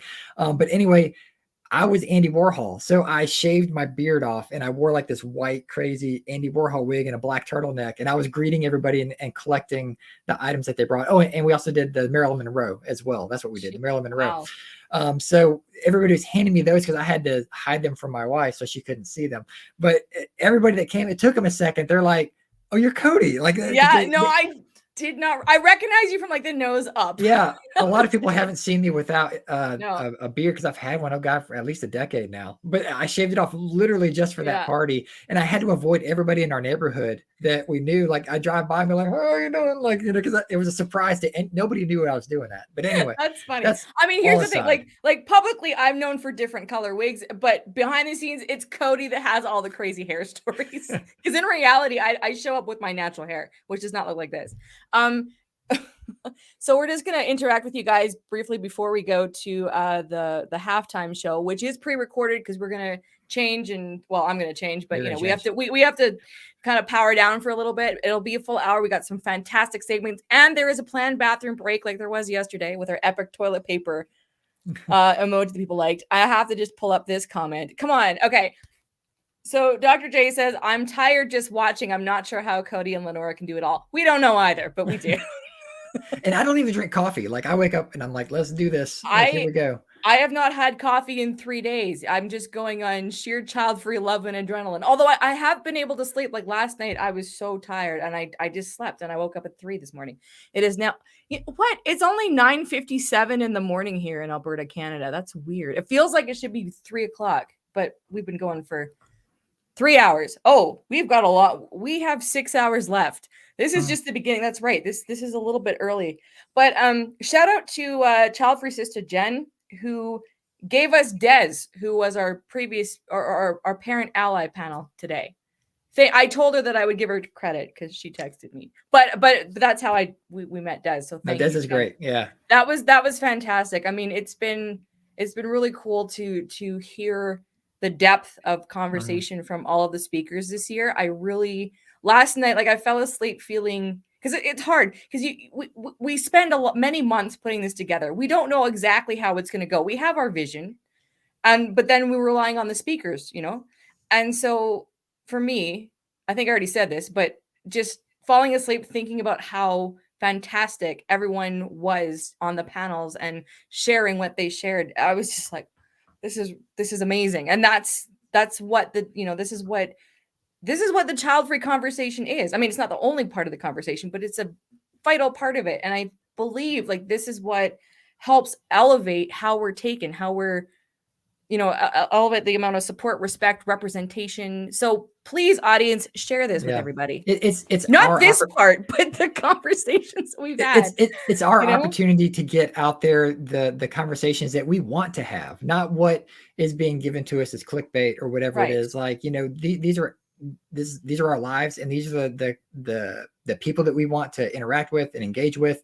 And even if it's a topic, like I'm sure when people saw the initial lineup and they're like, okay, so you're going to talk about parents and fence sitters and aggressively child free and the childless. It's like, what on earth are you doing? But we had a vision, and hopefully it's all going to work out, and I think it will. But that's the importance that we feel of what we're doing, is these conversations aren't happening in the open anywhere else. And so, I mean, if anyone wants to start up another convention or something, good luck. Feel free. Like, I'm not going to, I wish you well, and I support it. I love it. I would love for there to be like 100 of these, like, cause we need the conversations to happen. And maybe just not on this weekend, but seriously throughout the year. Like, I mean, you know, we have a reach, we're growing our reach, but it is a collective effort, to be honest, like I said earlier. And I mean, and shout out to Child Free Millennial, who loves the toilet paper graphic. I love the toilet paper graphic, is great. But so just a quick plug to just join the newsletter that comes out every week from Childfree Media. Go to childfreemedia.com and subscribe there, just because it's full of information, not just about what we're doing with Childfree Media, but also internationalchildfreeday.com. Also, really any podcast and blog out there that a child-free content creator wants us to share, we're going to put it out there, because a lot of times we see in groups and forums, hey, I want to follow a child-free podcast. Who do you recommend? This, that, and the other. And that's great. But again, those are all in individual groups, all off on the side. So we're just trying to find ways to maybe filter information through one spot and then let it go back out. Like, just share and let it go. And so please, if you haven't already signed up for it, sign up for it. Let other child-free people know to sign up for it. If they ask that question, say, hey, join the Child Free Media newsletter, because we may be adding a new podcast that you may not have heard of. So who knows? And that's also how you get any updates for Child Free Convention. And we're also the team behind International Child Free Day and internationalchildfreeday.com, which International Child Free Day is on Tuesday. So tomorrow, I can't sleep because August 1st. Sorry, yeah. August 1st, because someone's gonna be watching replays. So we have a meeting tomorrow. Don't forget, because we have to get ready for Tuesday. So we'll be there. Well, okay, good. All right. So I think that's it. Thank you. By the way, shout out to the live chat audience and all of you that are watching and aren't commenting. That's totally cool too. You can, if you want to email us with your thoughts about anything, I'll give you the Child Free Convention email, because it's relevant for this event. So childfreeconvention@gmail.com. If you want to take a photo of how you're watching this, because we've received people like watching it from bed or whatever, like send us that, because we post it on our social media. We'll keep your name private and everything, but we really like to see. But only show the screen. If you're in bed, just show the screen. Yeah, we don't need to see you. Just show the screen. Just how you're watching. Yeah, look, everything can be taken out of context. All right. Okay, let's time to wrap it up. Let's go. All right. Here we go. I gotta power down for an hour. Thank you guys so much. All right, that's your cue. Our lovely director, Rebecca Extraordinaire, Director Extraordinaire Rebecca. Please shut this down. Not the broadcast, but shut me down so I can go change and enjoy the halftime show. August 1st, hashtag International Child Free Day. Yeah, all right. That too. All right, later, guys. Bye.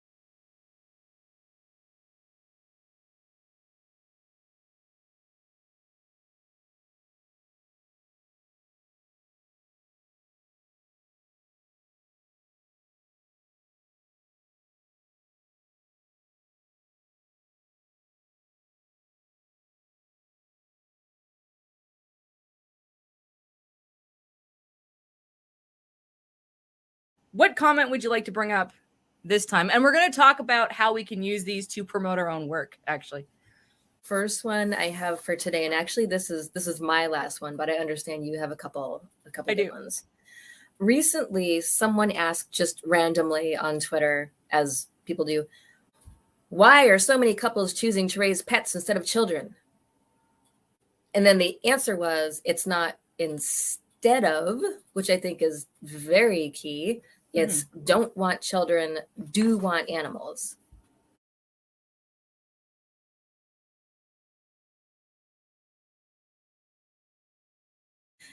And because so many people do have pets or even plants that they care for and nurture. Fake plants. With no desire for having kids. I mean, it's just what's so obnoxious about that question is that it implies that the natural standard for a female or couples anyway, like the natural thing is to have kids. And if you're not having kids and you're taking care of something else, it's instead of kids, as if kids were even a factor at all. Right. It's like when they say, people, like when they say women who have careers sacrifice having children for the sake of their career. Well, no, if they wanted kids, they would have had kids. They wanted a career. They didn't sacrifice anything. When I was starting out on social media, and when you and I got to know each other during our collaborating on our podcast, I would always tag you whenever I would see a negative comment anywhere, whether it was on Childfree Girls social media or my personal social media, because I did not know how to respond. I wasn't confident in replying back yet. And it was immensely helpful because it gave me the space and time to figure out how I wanted to respond to less than stellar comments without deleting them, because I didn't want to delete them. I wanted to use them for something. So thanks to you, I have learned how to do this now.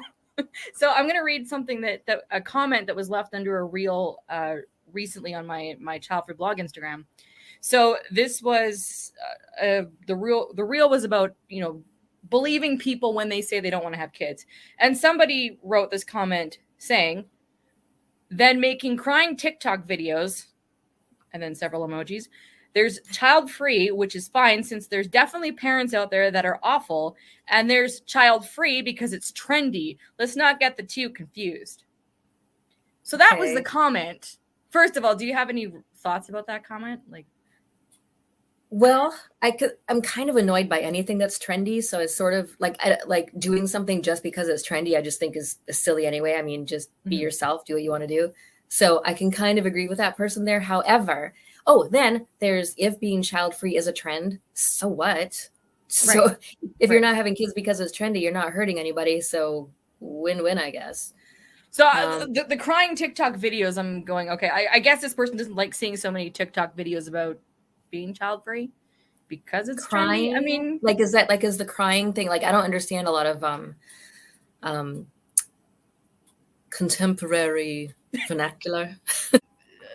I don't know. I really, honestly, if I wasn't going to use this comment to plug anything, I really wouldn't have known what to do with this comment, because this person thinks that, I guess my problem is, not my problem, but this person agrees with the child-free choice if it avoids bad parents, but that's a lot of, I know people say I wouldn't make a good parent, therefore I'm not going to have them. But the thing is they go, I don't feel like dedicating my time, not I'm going to kill my kid. So it's like, there is, they're making these assumptions that the only people that aren't having kids are really awful people. That's how I read this kind of comment. And then, and really awful people have kids all the time. Exactly. And you don't know if you're going to be an awful parent until you become a parent. And if you're an awful person, you're not thinking about the fact that you're going to be an awful parent. You don't care. Right. So my response, and this is my standard type of response, is plugging, always be marketing. And this is advice I give to everybody that runs any kind of social media. If you get any kind of negative feedback, use it to plug whatever the heck you want. So my response was, that's a great point to make to the speakers of the Childfree in the Media panel at the 3rd annual Virtual Childfree Convention. It live streams Saturday, July 29th and Sunday, July 30th on Childfree Convention YouTube. I am one of the moderators. We have 60 international speakers and 18 topic panels, and then I have the emoji with the heart eyes.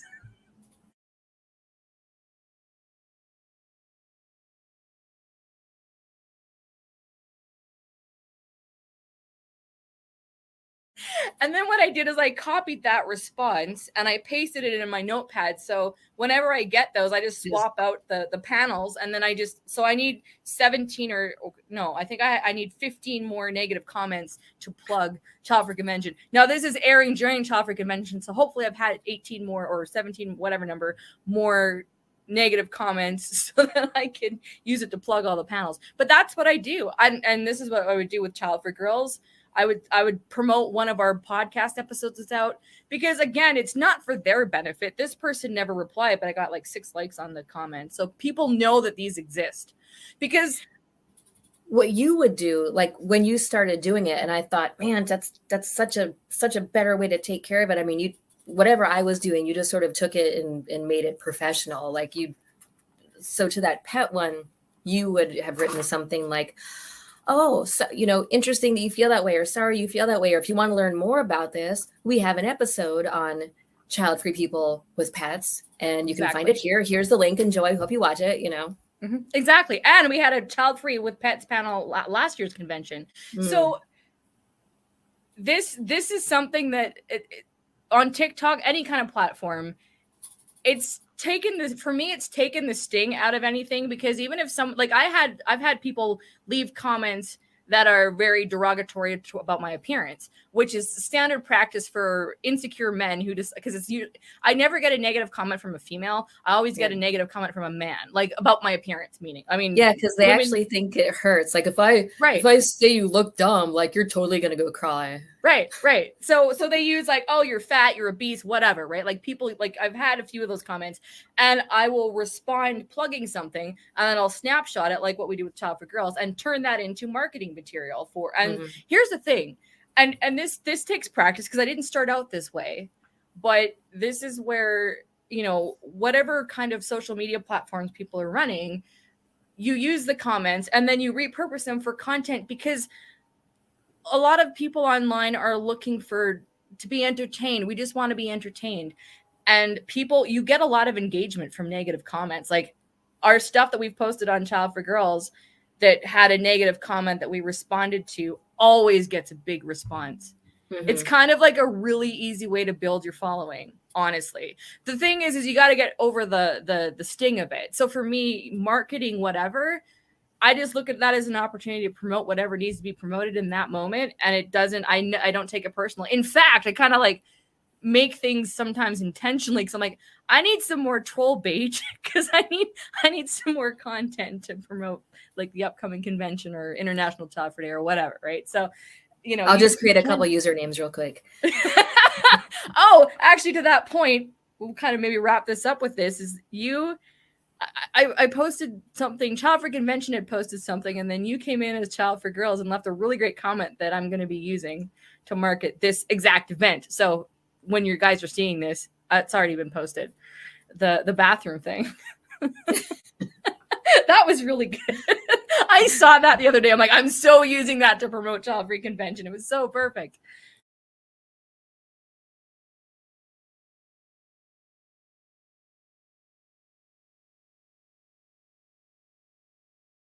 I think the more honest you are and the more genuine you are, the better results you're going to have, because you do see people out there trying, and they're like, maybe this will get people's attention, or maybe this will get people's attention, and not only does it come across as insincere, but maybe just insincere. And I think that's then why are you here? If all you want is internet attention, I'm sure you could show your butt or something, but if you want to make a difference, be honest. That's pretty important. So if there are any trolls watching this and you would like to contribute to our continued success, please visit all Childfree accounts. And if you are running Childfree accounts and encounter, please tag me at Childfree Blog or Kristen at Childfree Girls, and we will gladly respond for you. And we're in this together. Exactly. Thank you.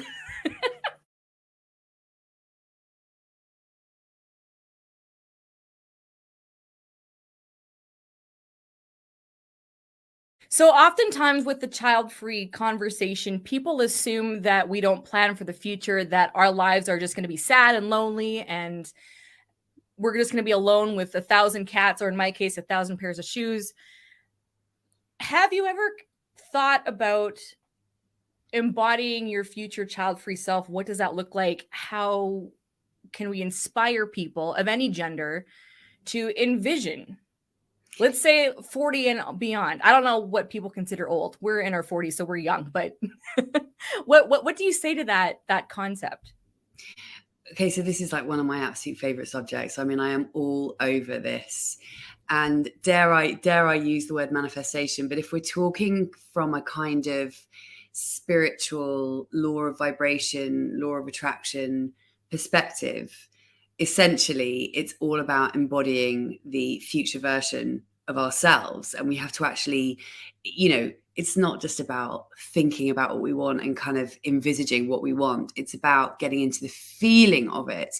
And one thing I will say that always kind of makes me laugh, that people so many people make this assumption that if you don't have kids, then, oh dear, what a sad little future you kind of have, or you're going to have. Whereas I just see it the total opposite. It's like, well, because I don't have kids, and because I'm not tied down to young children, that means that I get to do whatever the hell I like. And that to me is really, really exciting. And I think people miss a trick because, I find it strange because there is a whole huge, gigantic, incredible, abundant, amazing, exciting world out there for us to explore.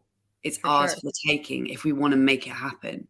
So really the way that I almost think you have to see life as a bit of a game, because if you think of it as like playing a game, it just makes it a little bit more entertaining. And I think sometimes we can take life so incredibly seriously and perhaps too seriously. And one of the great things about being, in my case, single and child-free, it's like a double whammy of awesomeness, is that you can afford to, I'm not talking about financially, but just emotionally, spiritually, everythingly, you can afford to open your mind up to possibility. Because I actually think that one of the, dare I say, problems with this is that most people don't ask themselves what they want. Like, we're so used to assuming that we cannot have, and cannot have children in, obviously this is, we're talking about the child-free space, but putting that aside, I think we're so used to assuming that we can't have what we dream about. It's considered almost a bit ridiculous to think that, people would scoff if you think that you're going to actually, your dreams are going to come true. So I think nobody dares to dream because we're all too busy thinking, well, that's never going to happen. So why would I even bother to imagine my, the future that I really want? Because ultimately, I think if you sat probably 99% of the world's population down, most of those people would have a knowing inside of them that they wanted something more.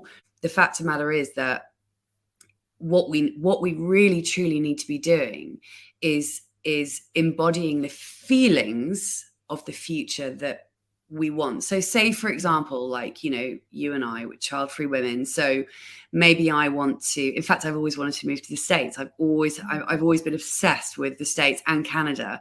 And I've been on many road trips, and I've always kind of, I have a sort of a feeling that there is something there that is meant for me. And actually that's a good example of what you and I are talking about here, because it's that intuition. We all have those feelings, that sort of feeling in your gut, that gut intuition that you just know that you know that you're drawn to something. You don't know why. Like, I've always had this thing about being drawn to the States since I was about 17, 18. Don't know why, but it's always been a very sort of strong force inside me.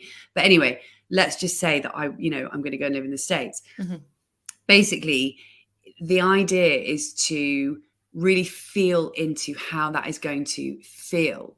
Because by doing that, you're getting into the same, you're getting into the vibrational frequency of the things that you want. And that is how you magnetize them towards you. Because ultimately it's about, rather than it being about sort of going out and getting the things that we want, it's really about getting into a state of being receptive and being that magnet and having that kind of trust and that belief. And if you want to talk about it from a more scientific point of view, we can for example, you know, our brains, 95% of everything that we think and feel and say and do comes from our subconscious mind. Only 5% is coming from our conscious mind. So much of our life has been being driven by our subconscious beliefs. And, you know, up until about 10 years ago, they didn't think that you could actually physically change your brain. And now we know that through neuroplasticity, you can literally rewire your brain. So what we want to be doing is thinking about the future that we want every single day, so that we're literally rebuilding neural pathways. Can you imagine if people who are choosing to not have children somehow, and even include people who insist that having kids is the only way, if somehow that message gets out there that the only reason why we're thinking that way is because of all that programming, that subconscious, do you know how that changes everything about the child-free aspect, the way it's perceived? I mean, it's a bit of a tall order, but this is why I wanted to talk about this, because you apply that to what we're doing, just bring awareness. We're not talking people into or out of anything, but if you are struggling with a thought of how am I going to create a future for myself, knowing I don't want to have children, or say you can't have children. Yeah. This is actually a very powerful tool that I don't think I've ever seen it being tapped into on this particular topic. This really is huge, because so many people, and I know this from my podcast, so many people who are either single and or child free suffer from feelings of shame, not being good enough, haven't quite made it, aren't complete, all of these feelings that we're kind of haunted with. Yeah. But the fact of the matter is that the vast majority of those thoughts, they're not actually coming from us. They're coming from what has been put upon us from when we were kids and what we've grown up with, and all the societal expectations and norms and blah, blah, blah, blah, and expectations of people around us and all the rest of it. And ultimately, we've got to do the work on our subconscious mind in order to change those beliefs, because they are not serving us. Yeah. And so what we want to do is literally reprogram our beliefs, reprogram our subconscious mind to believe the things that are going to serve us. Like, you know, when I work with coaching clients, I always do work around the subconscious, because it's so important to tell a different story. You know, you've got to start telling yourself a different story, because ultimately your brain believes whatever you tell it the most. Yeah. So if you're saying, I'm no good, I'm not complete because I don't have kids, if you're saying that to yourself over and over and over again, you are going to believe that. Your brain is going to believe that, and therefore life is going to show you evidence of that being the truth. Whereas if you start telling yourself, I am complete without kids, I do not need kids to be complete, your brain is going to believe that too. So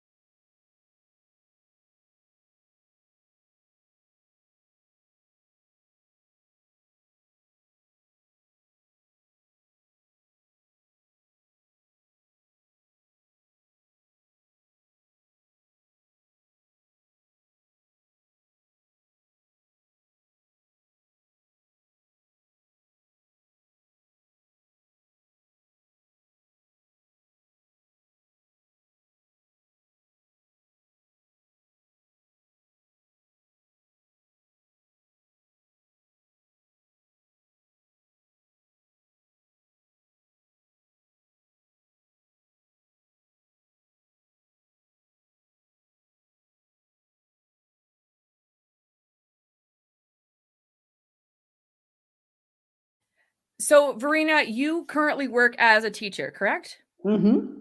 At a Bavarian primary school. Primary school. So, what ages are your students generally? This year, I teach students aged 13 to 16. Okay. Now, you are known in your country of Germany for being rather outspoken about being child-free by choice. Mm-hmm. This particular segment is talking about the social cost of being child-free. Now, what has your experience been as a teacher, a vocally child-free teacher? How's that played for you in a professional setting? For one, it was really a horrible surprise. I didn't expect that. I got so much hatred on and offline, and many complaints were issued about me by different kinds of people, not only parents, but also, I don't know, maybe neighbors or people who read about me. Should such a person be allowed to teach, blah, blah. And this really shocked me because this is the 21st century and it's Germany. Oh, so progressive Germany, haha. But it turned out it's not at all that progressive. I have no idea how people got this into their minds that Germany was so progressive. For women, it's definitely not.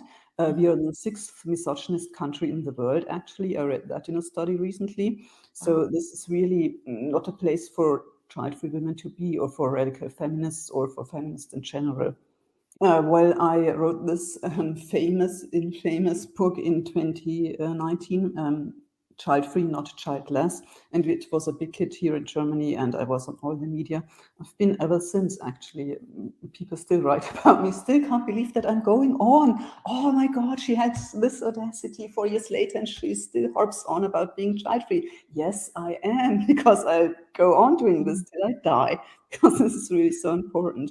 And I have also some fans who write to me in a positive way, and that keeps me going, blah, blah. Well, people from abroad contacted me all the time, especially in 2019, because they wanted to know what's going on in Germany and how can a person write such an outrageous book. And I thought, are they kidding? I really can't believe it. It shocked me. I didn't expect that at all. Germany is not aware then of how this conversation is global. Mm-hmm. Exactly. I'm curious what'll happen if you tell them you're participating in a global child-free convention. She makes that up. Or it's a bunch of lunatics. I often get that. This is only such a minority, and they are all crazy and unhinged, especially the women, of course, because there must be something wrong with us. Otherwise, we would adore babies and want to pop out 5 ourselves, right? I'm thinking of Marsha Drutt Davis, who decades and decades and decades ago lost her job for going on 60 Minutes about this same subject. You have kept your job, but was there a time where you had to step away after that article came out? I took 1 year of absence, unpaid leave, so to speak, some kind of sabbatical. And I wrote another book sticking it to them. So I'm not the person to give up. And I'm not that easily scared away. So, wow. But it was a rough patch. Even here in North America, this is why so many people are actually afraid to talk, to speak up, to even participate in something like a convention or go on a podcast or even just share something on social media about not wanting to have kids because they're fearful of the reaction. And you were a prime example of like major backlash. So is there a way where we can make this such a less scary experience? I mean, I like to think anything is possible. Yeah. You know, I'm an optimist too. Yeah. So, I mean, some of us are like, no, we're going to keep going. We're going to keep going. We're not giving up. We're not giving up. But what would you say to somebody who is super scared of having their coworkers find out and they don't even want to write a book? They just want to acknowledge like International Child Free Day or just acknowledge the fact that they don't want to have kids. Just something simple. But if people are scared, maybe they shouldn't admit it then. Yeah. Okay. Just now, because you get so much hate on and offline, and really, if you are not a very strong personality, maybe you shouldn't do it because it really can break a person. Especially some women like that wrote to me secretly saying, "Oh, you are not allowed to tell anyone that I wrote to you. This is not my real name." Blah blah. It was horrible. I thought she was really, I don't know.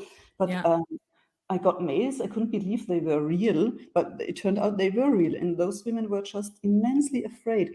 And one, for example, wrote to me, her own mother would hate to find that out about her.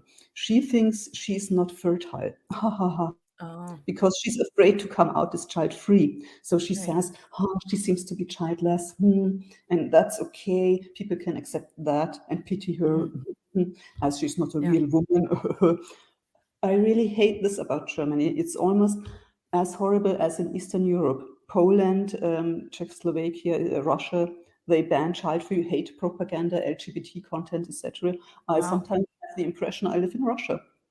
Wow. And it's no exaggeration. And people don't know this about Germany. And I often talk to people from all over the world, and I keep informing them, well, here it's horrible for especially child-free women, as it's such a misogynist country too. As a man, no problem, it's okay. He's a cool, lonesome cowboy, tough guy, right, no problem. But as a woman, I must be crazy.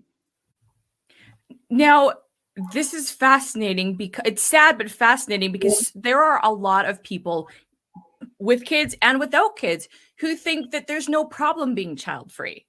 And part of and while I wanted to inspire people and encourage people to speak up, the reality is people to understand why we need to do this. You have just really presented a strong case as to why we do need representation, understanding, education as to what it means to not want to have children, because there are a good segment that do not believe that we need to even talk about this. Clearly, that's not the case. In some countries, the UK, the US, Canada, mostly those countries, they're quite progressive. And you can say you are vocally child-free and everything is fine. Well, okay, some Republicans write things to you you wouldn't believe either, as I was told. But yeah, okay, it's better. It's way better. I think some countries have a chance to normalize it. Instead of fighting against like massive oppression, some of us can be a little more peaceful about it. What's the momentum for child-free people in Germany as far as gathering or speaking out or even feel like they can just gather together, for lack of a better word? We have online groups and secret Facebook groups, being happily child-free, and that's more or less it. And then there's me and my interviews are great. Always the odd one out on the talk show couch. You know what? I've been thinking a lot about that aspect of doing media. We go through articles that sometimes feature us or people that we know in our, in our child-free sphere. A lot of times it comes off as condescending. And again, it's not really presenting hard-hitting anything about the child-free lifestyle because it's just presented as, oh, it's meaningless, it's fluffy. And back to the social cost of being child-free. How do you think that is playing a part in the decisions that people are making just to have kids? This is a big part, sadly, because we have so many completely normal mainstream people who think, well, okay, now I have this job and I married this guy, of course we'll have a baby. This is still absolutely normal here in Germany. We have some, especially younger child-free persons, well-educated ones especially. In addition to advancing... There's still this horrible pressure from all kinds of institutions of society. It's their own parents and even church religion plays a role here. Still, you wouldn't believe it though, but it's the case, especially in more rural areas. Or just peer pressure. Other women have kids. I don't want to be left out. How often I read something like that or hear sentences like, I have a baby too because I'm a bit bored and my friends all have one now. It's also important to highlight the backlash because I think if enough people understand why it's important to speak out about not having kids for whatever reason and why it's important to have representation and the things that are being faced because the majority still do not understand. And the majority also says, oh yeah, everything is fine. You can say this, can't you? We have freedom of speech. Everything is perfect, right? No, it's not. I shouldn't be receiving death and rape threats on a regular basis. I just should not. Yeah. So, I always talk about that. Yeah.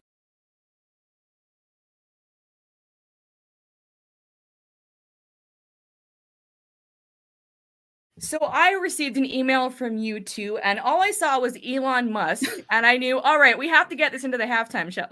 Well, we can kick this off by saying that a lot of this was inspired for me by pronatalist menace Elon Musk, who cannot stop tweeting shit about child-free people and women and population collapse. We want to discuss how our decision to not want to or to not have children is becoming increasingly politicized. And it has disturbing implications, and we want to connect the dots for everyone between what might seem like annoying bingos to, you know, that we all experience about having or not having kids, to the larger threats that we're experiencing on reproductive autonomy that are gaining more traction politically. So what examples of this are you seeing out in society, in place of work, and as far as in the media? I mean, especially in the media and political commentary, we've been seeing like this ever increasing panic around population, declining fertility rates, population collapse, which is not a thing, and we'll talk about that. But this has been growing and growing, and it's very hard to ignore the fierceness behind it all these days. So Elon, you know, who's got no background in demography or ecological science, is like peddling this idea that population collapse is a major risk to the future of civilization, and it's a greater threat than climate change. And this kind of backs up all of his anti-child-free kind of rhetoric. So the latest thing he talked about was he seemed to suggest that he was all for taking voting rights away from people without children because, quote, the childless have little stake in the future. And while people may be tempted to brush this off as an anomaly or a joke, it's important to recognize that it's a serious matter because increasingly politicians, religious leaders, economists, etc., they're seriously considering such egregious ideas, including institutionalizing abortion bans in order to increase fertility rates, whether it is to stave off a declining population of a certain ethnicity, or because we are worried that we're not going to be able to support the aging population. So to give you an example, Matt Schlapp, who is the head of the influential Conservative Political Action Conference, has recently suggested the racist Great Replacement theory, claiming that banning abortions could actually help boost the population of native-born people out of fear that they are being outbred by immigrants. And, you know, furthermore, there's, inspired by what's happened in the US recently with the abortion bans, there is this ultra-Christian anti-abortion far-right network in Europe called Agenda Europe that is allegedly planning to do the same, follow suit as to what the US has done. And the aim of the group is, which actually includes the Vatican, is to restore the natural order by basically devising new ways to take away reproductive autonomy and push people into traditional gender roles. Based on the nature of this subject and I'm going to say the severity of it, it scares the average person from even thinking they can say something in opposition to our choice. I think that part of it is just realizing that this isn't just your aunt telling you to give your parents grandchildren at Thanksgiving. I don't think that a lot of people are aware of how this is becoming more of a global philosophy about trying to get women to have children, making them have children, returning us to the traditional nuclear family structure.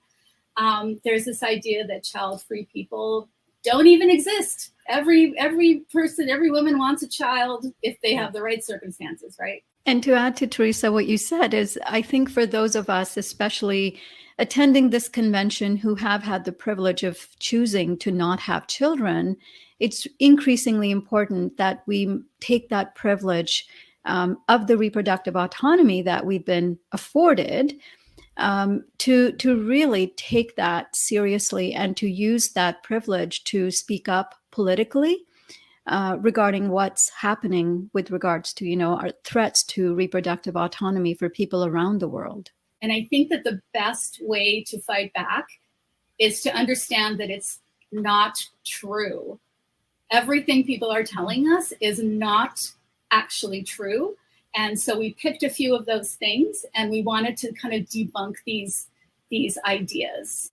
So the first one that we started out with, which is the trope that Elon Musk and many of his similarly minded friends have been peddling, is that our population is going to collapse.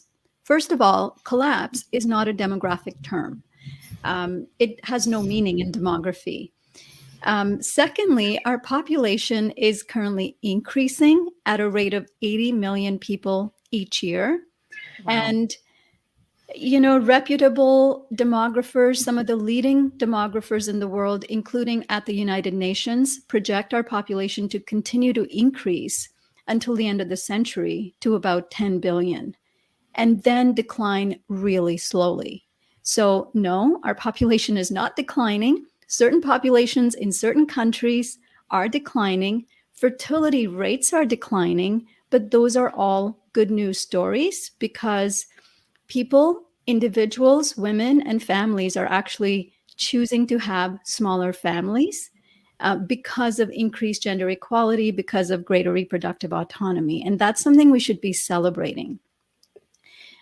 So, you know, this idea that Elon Musk and some of the other folks have been spreading is that fertility is declining because women are not having children. And we should be blaming this on the child-free or the childless. That is simply not true. We've been seeing a decline in family sizes. So 4-child families, 3-child families, 2-child families have actually been declining in size. Yeah, and I have to say, I mean, thanks to Nandita, you know, I have learned a lot of this stuff and a lot of this debunking in conversations with her. And I think it's very handy to have these things in your pocket to say, actually, fertility rates are not because women aren't having children, it's because they are having smaller families. Also, a steep decline in teen pregnancies is part of it too, which is more good news, folks, you know.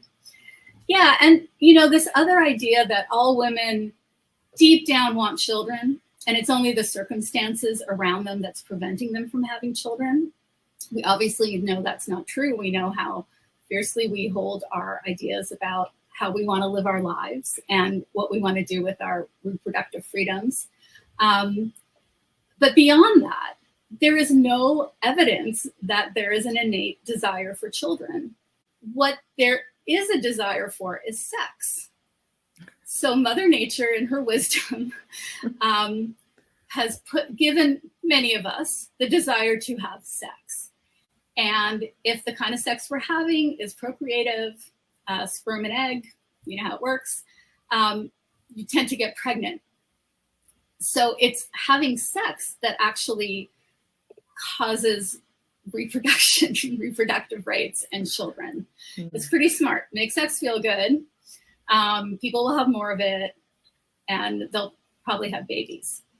Now, some of these pregnancies are planned and very much desired, but the truth is that half of all pregnancies worldwide are unintended. Half are unintended. And there are an estimated, I want to get this number right, 257 million women in the world who want to avoid pregnancy, but are unable to do so. These are people who do not want children and are unable to prevent pregnancy.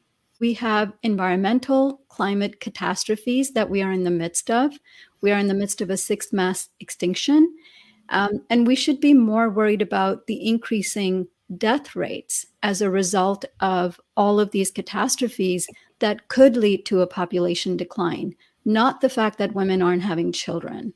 So we really do, you know, as a child-free, childless community, we really do need to take matters in our own hands and really shake up this political narrative that is trying to undermine our reproductive autonomy.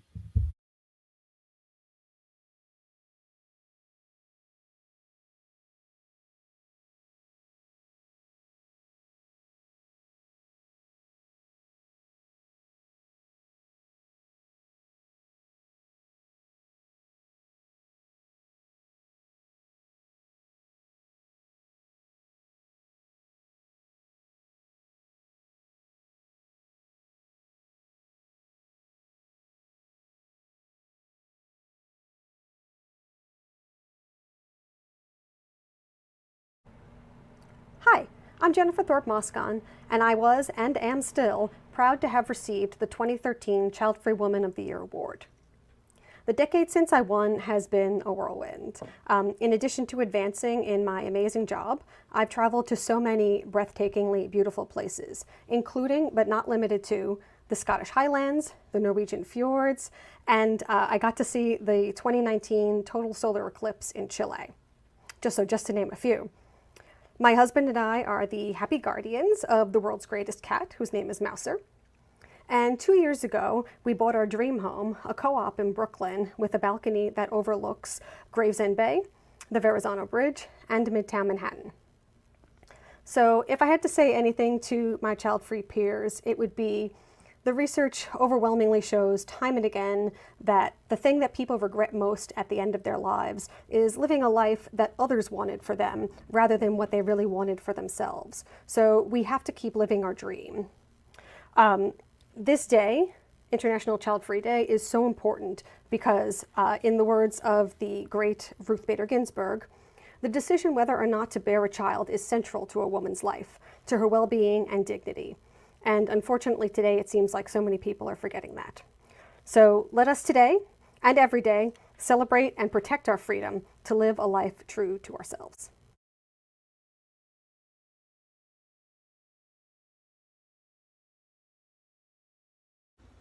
Over the last 9 years, I hope people see that this has evolved to become very inclusive, more inclusive, as things have evolved and we gradually learn more about society and the world around us. So your gender identity and gender expression, it doesn't matter. We're all equal in this. So it's about child-free persons, child-free people, the community as a whole. So just remember, regardless of your gender identity, gender expression, you're just as important, just as equal.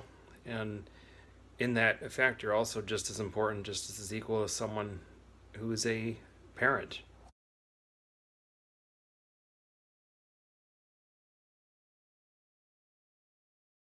Hey everyone, it's Marsha Judd Davis, your child-free guru. I just want to tell you how proud I am that I was one of the first to get a Lifetime Achievement Award from the International Committee for International Child-Free Day. How does that affect me? Lifetime achievement? Well, I'm going on 81 and I'm still hoping to achieve so that you know how beautiful this lifestyle is. It has not stopped me. And certainly my lifetime isn't over, I hope. The second question they were asking me is current experiences and milestones. Yes, I've had a second book published, What? You Don't Want Children? And I'm in another amazing documentary, My So-Called Selfish Life. And finally, my words of encouragement to you. At 81, almost, not one regret, but a lot of my friends who have kids do have regrets. See you at the convention. Bye.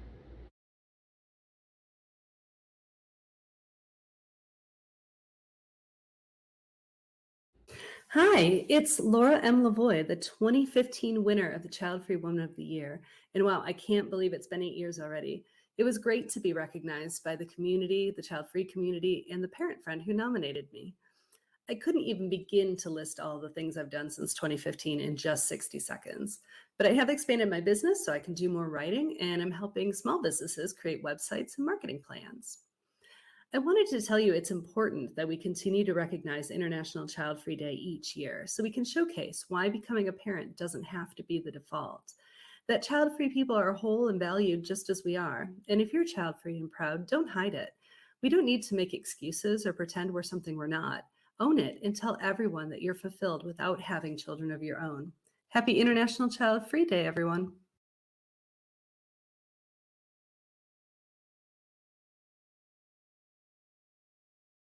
Hello. In my view, philosophy is the progress in the consciousness of man's not having to be. After receiving the Childfree Man of the Year award in 2017, I realized that International Child-Free Day is a milestone in the consciousness of man's not having to be.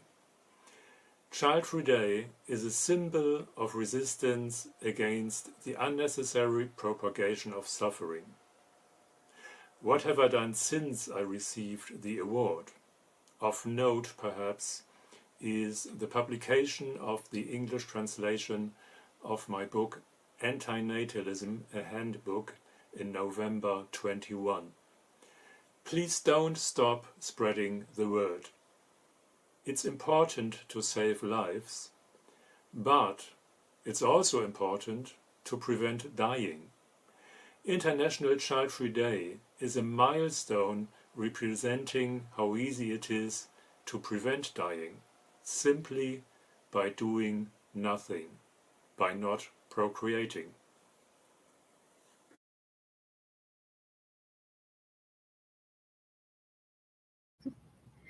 Hello, everyone. Winning the 2017 Childfree Woman of the Year award made a difference in my life because it helped me with my confidence. I've always had an issue with lack of confidence. Since then, I have released an album called Sugar Free, which is full of a bunch of indie dance tracks, and I am very proud of that work. Right now, I am promoting a single called Ariel, and it is about all of the rampant misogyny that's going on in the media today with the likes of Jordan Peterson and the rest of his ilk. My words of advice and support to the child-free community is to realize that what you're doing is important.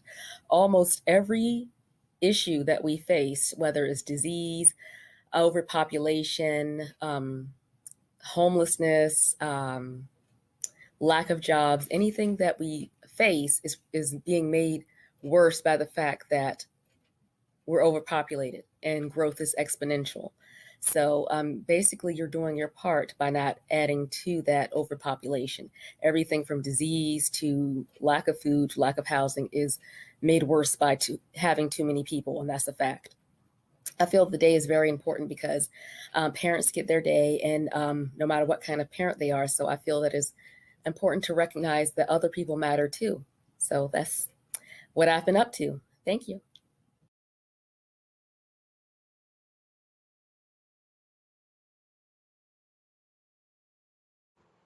Hi, I'm Margaret O'Connor, the 2021 winner of the Childfree Person of the Year award.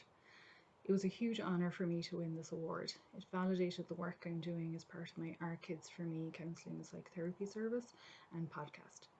It has helped new clients and listeners to discover me and has helped them to trust in the service I am offering. And I'm delighted to say that the service continues to grow and to reach people from all around the world. We know that being child-free can be isolating as we don't follow the traditional life path and its associated milestones. That's why it's so important for us to create our own milestones and to celebrate the amazing work being done within the child-free community. Please nominate yourself or someone who has inspired you so that everybody can get the recognition they deserve. I hope you have a wonderful International Childfree Day.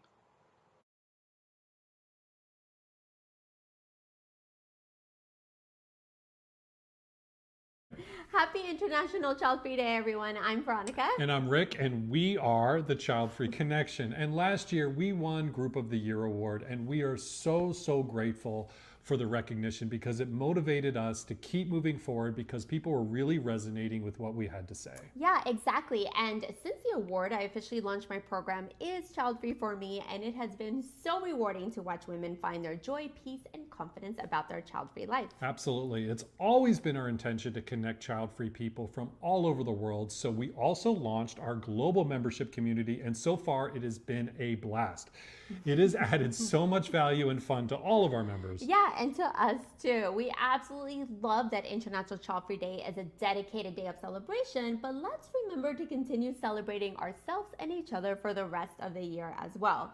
Each one of you matters so much, so if you ever feel alone or like an outcast, remember that you have an entire community that is ready to welcome you with open arms. Yeah, and we truly believe that. By connecting, we can bring comfort and support, laughter, and so much joy to one another. And the reason we believe it is because we get to witness it every day. Yes, we do. And thank you for the International Childfree Day team for giving us all the opportunity to share our voices. Hope to see y'all soon.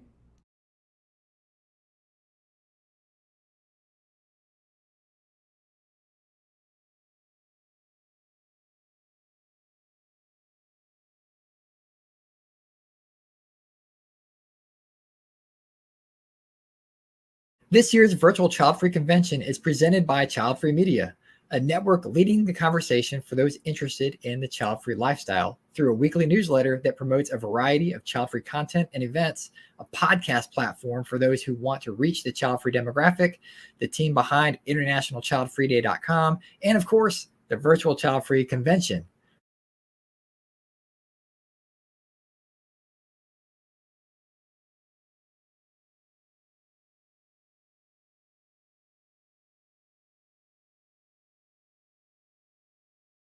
Our champion level sponsors are Buy Childfree, a child-free run merchandise and e-commerce store featuring verified child-free created brands and items.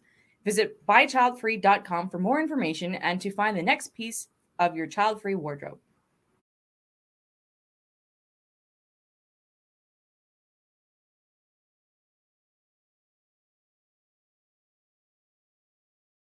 Childfree Family, a child-free micro-social network connecting its members around the world. Visit childfreefamily.com to claim your free profile and get on the Childfree map. There is a map. You get to see where everybody is and make friends.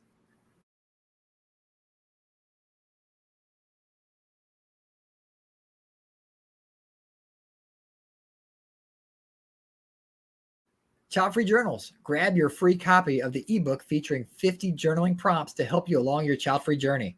Visit LeNoraFay.com for this and more.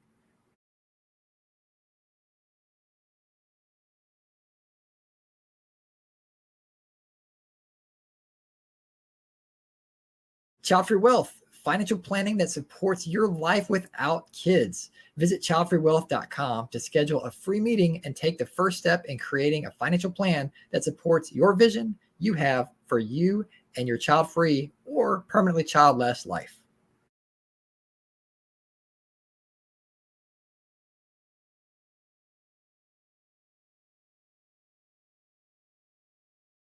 Our partner level sponsors are KA Road Trips, a guarantee for you to plan the perfect road trip or to fill your weekends interestingly. Visit karoadtrips.com to begin your adventure.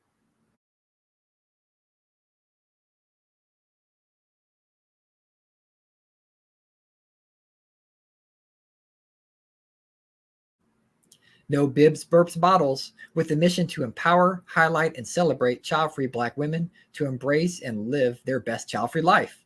Visit nobibsburpsbottles.com to find out more about their podcast and events.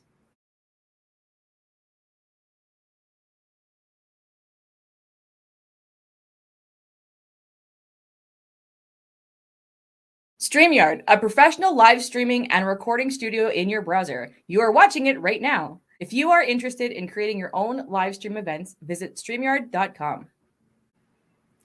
Unapologetically Child-Free, an online social club of like-minded women who want to find friends that are balanced and get the child-free lifestyle. Visit unapologeticallychildfree.com to learn more.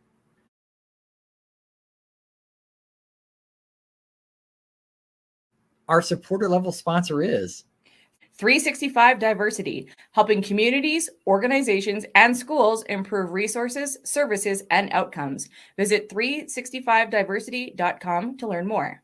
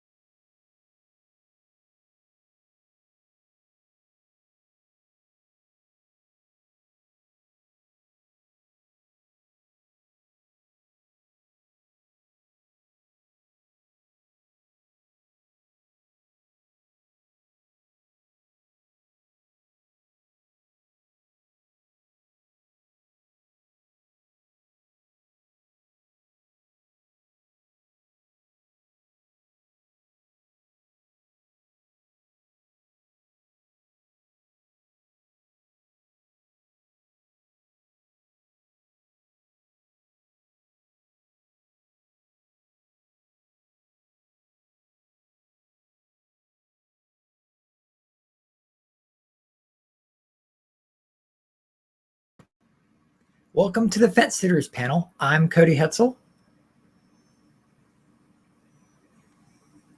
And that's LeNora Faye. And I'm LeNora Faye. Hey, I was getting there. I was muted for some reason. And we'll be your moderators today. A fence sitter, in child-free terminology, is a person who is undecided on whether or not they want to have a child or fully commit to a child-free lifestyle. So let's meet the panelists. Hello, hello, hello. Thank you, everyone, for joining us. If we could just go around and introduce yourselves and let the community know a little bit more about you. We'll start with Jennifer. Oh, we got you. We got a sound issue. We can't hear Jennifer. Let's skip to the next one. Jennifer, just check your settings. Maybe unplug your headset and put it back in if that's what it's running through, possibly. All right. Vanessa, you're up next. Hi. First of all, shout out to Child Free Living. I'm like in a random Starbucks on the road. So I'm Vanessa Lauren. I am a co-host of the Claiming Zero podcast, which is for the fence sitters and child free by choice individuals. So I live in Las Vegas and I am 34 years old with a partner, and we are both undecided if we would want children in the future. All right. And Starbucks, if you want to send Vanessa money, I'm sure she'd Right? appreciate that. So, Anna, we'll go with you next. Hi, I'm Anna. I love that. I thought Vanessa's background was virtual. It's like I thought it was too. Amazing. Yeah, I'm Anna. I'm 35. I live in the Midwest of the United States in Wisconsin, just recently relocated. And yeah, I identify as child free, though I definitely had, I think there was a phase of being a fence sitter, and also I've worked a lot with fence sitters, and I think that this is an area I really love talking about. So thanks for having me here today. We are happy to have you here. And Margaret, let's go to you now, please. Hi, I've been, well, I was going to say demoted, but promoted to the top of the screen. I am 40, as we're all admitting our ages, this year, so still reminding myself of that. I am based in Ireland. I am a counsellor and psychotherapist, and I specialise in working with people. And my clients kind of fall into two groups. So there'd be the people who are pretty much decided that, you know, they don't want to have children, and kind of where do they go from there. But then the other kind of half, I suppose, really would be people who are very much in the fence sitter, really, really uncertain position. So I think it's really important, the really, really hard position to be in. So I'm delighted that we're here to try and give them some support today. Awesome. Thank you. Welcome, everybody. Okay. Just double checking. We're waiting for Jennifer. Okay. We'll pull her in when she gets back. All right. Hopefully soon. So first question, can you discuss some common challenges or dilemmas that you have faced or people that you have worked with faced when grappling with the decision whether to have a child or whether to remain child-free? Margaret, we'll start with you. Okay. Yeah, there are so many. So I'll pick a few. I'm sure the others will jump in. So in that pure place of indecision where you genuinely don't know, or for a lot of people that I would work with, some days it seems like a great idea and the next day it doesn't. So many things can factor into that. Physical and mental health will be named to me a lot as an issue. So the impact and awareness that pregnancy, parenting, birth might have on the person themselves, and also their ability to care for their child. I suppose that freedom maybe versus lack of freedom, that, you know, it's a real commitment. You know, do they feel ready to do that, able to do that? What would it mean for their life? Impact on career, relationship. Cost is definitely an issue. You know, resources and being aware of, you know, how sustainable a choice, I suppose, is that to do. And for, again, maybe just for the clients that I work with, it tends to be a question of, I'm not sure if I want to do this now, but I'm worried I'll regret it in the future. So I'm not sure if that comes up for the others, but they're just some of the issues, I suppose, that certainly our clients are discussing with me when they consider the choice. Thank you, Margaret. Vanessa, go ahead. Yeah, so just to echo that, and actually Margaret's been on our podcast, and that ironically was one of the first times that I really worked through a lot of those questions. So shout out to her, she's amazing. But I'd say as an active fence sitter, one of the like common challenges and dilemmas me and my partner both face is just people kind of, although it is well intended, trying to sway you either way. And I know it comes from a good place, and people are like, well, here's the pros of parenthood and here's the pros of child-free living. And what I would say is, if you either are a fence sitter or if you know someone who's a fence sitter, what I really appreciate was if people actually, like Margaret, like take the time to actually dig into why I feel the way I feel. And not everyone wants to talk about that, but more often than not, you'll find people who are fence sitters tend to be just a little undecisive in general.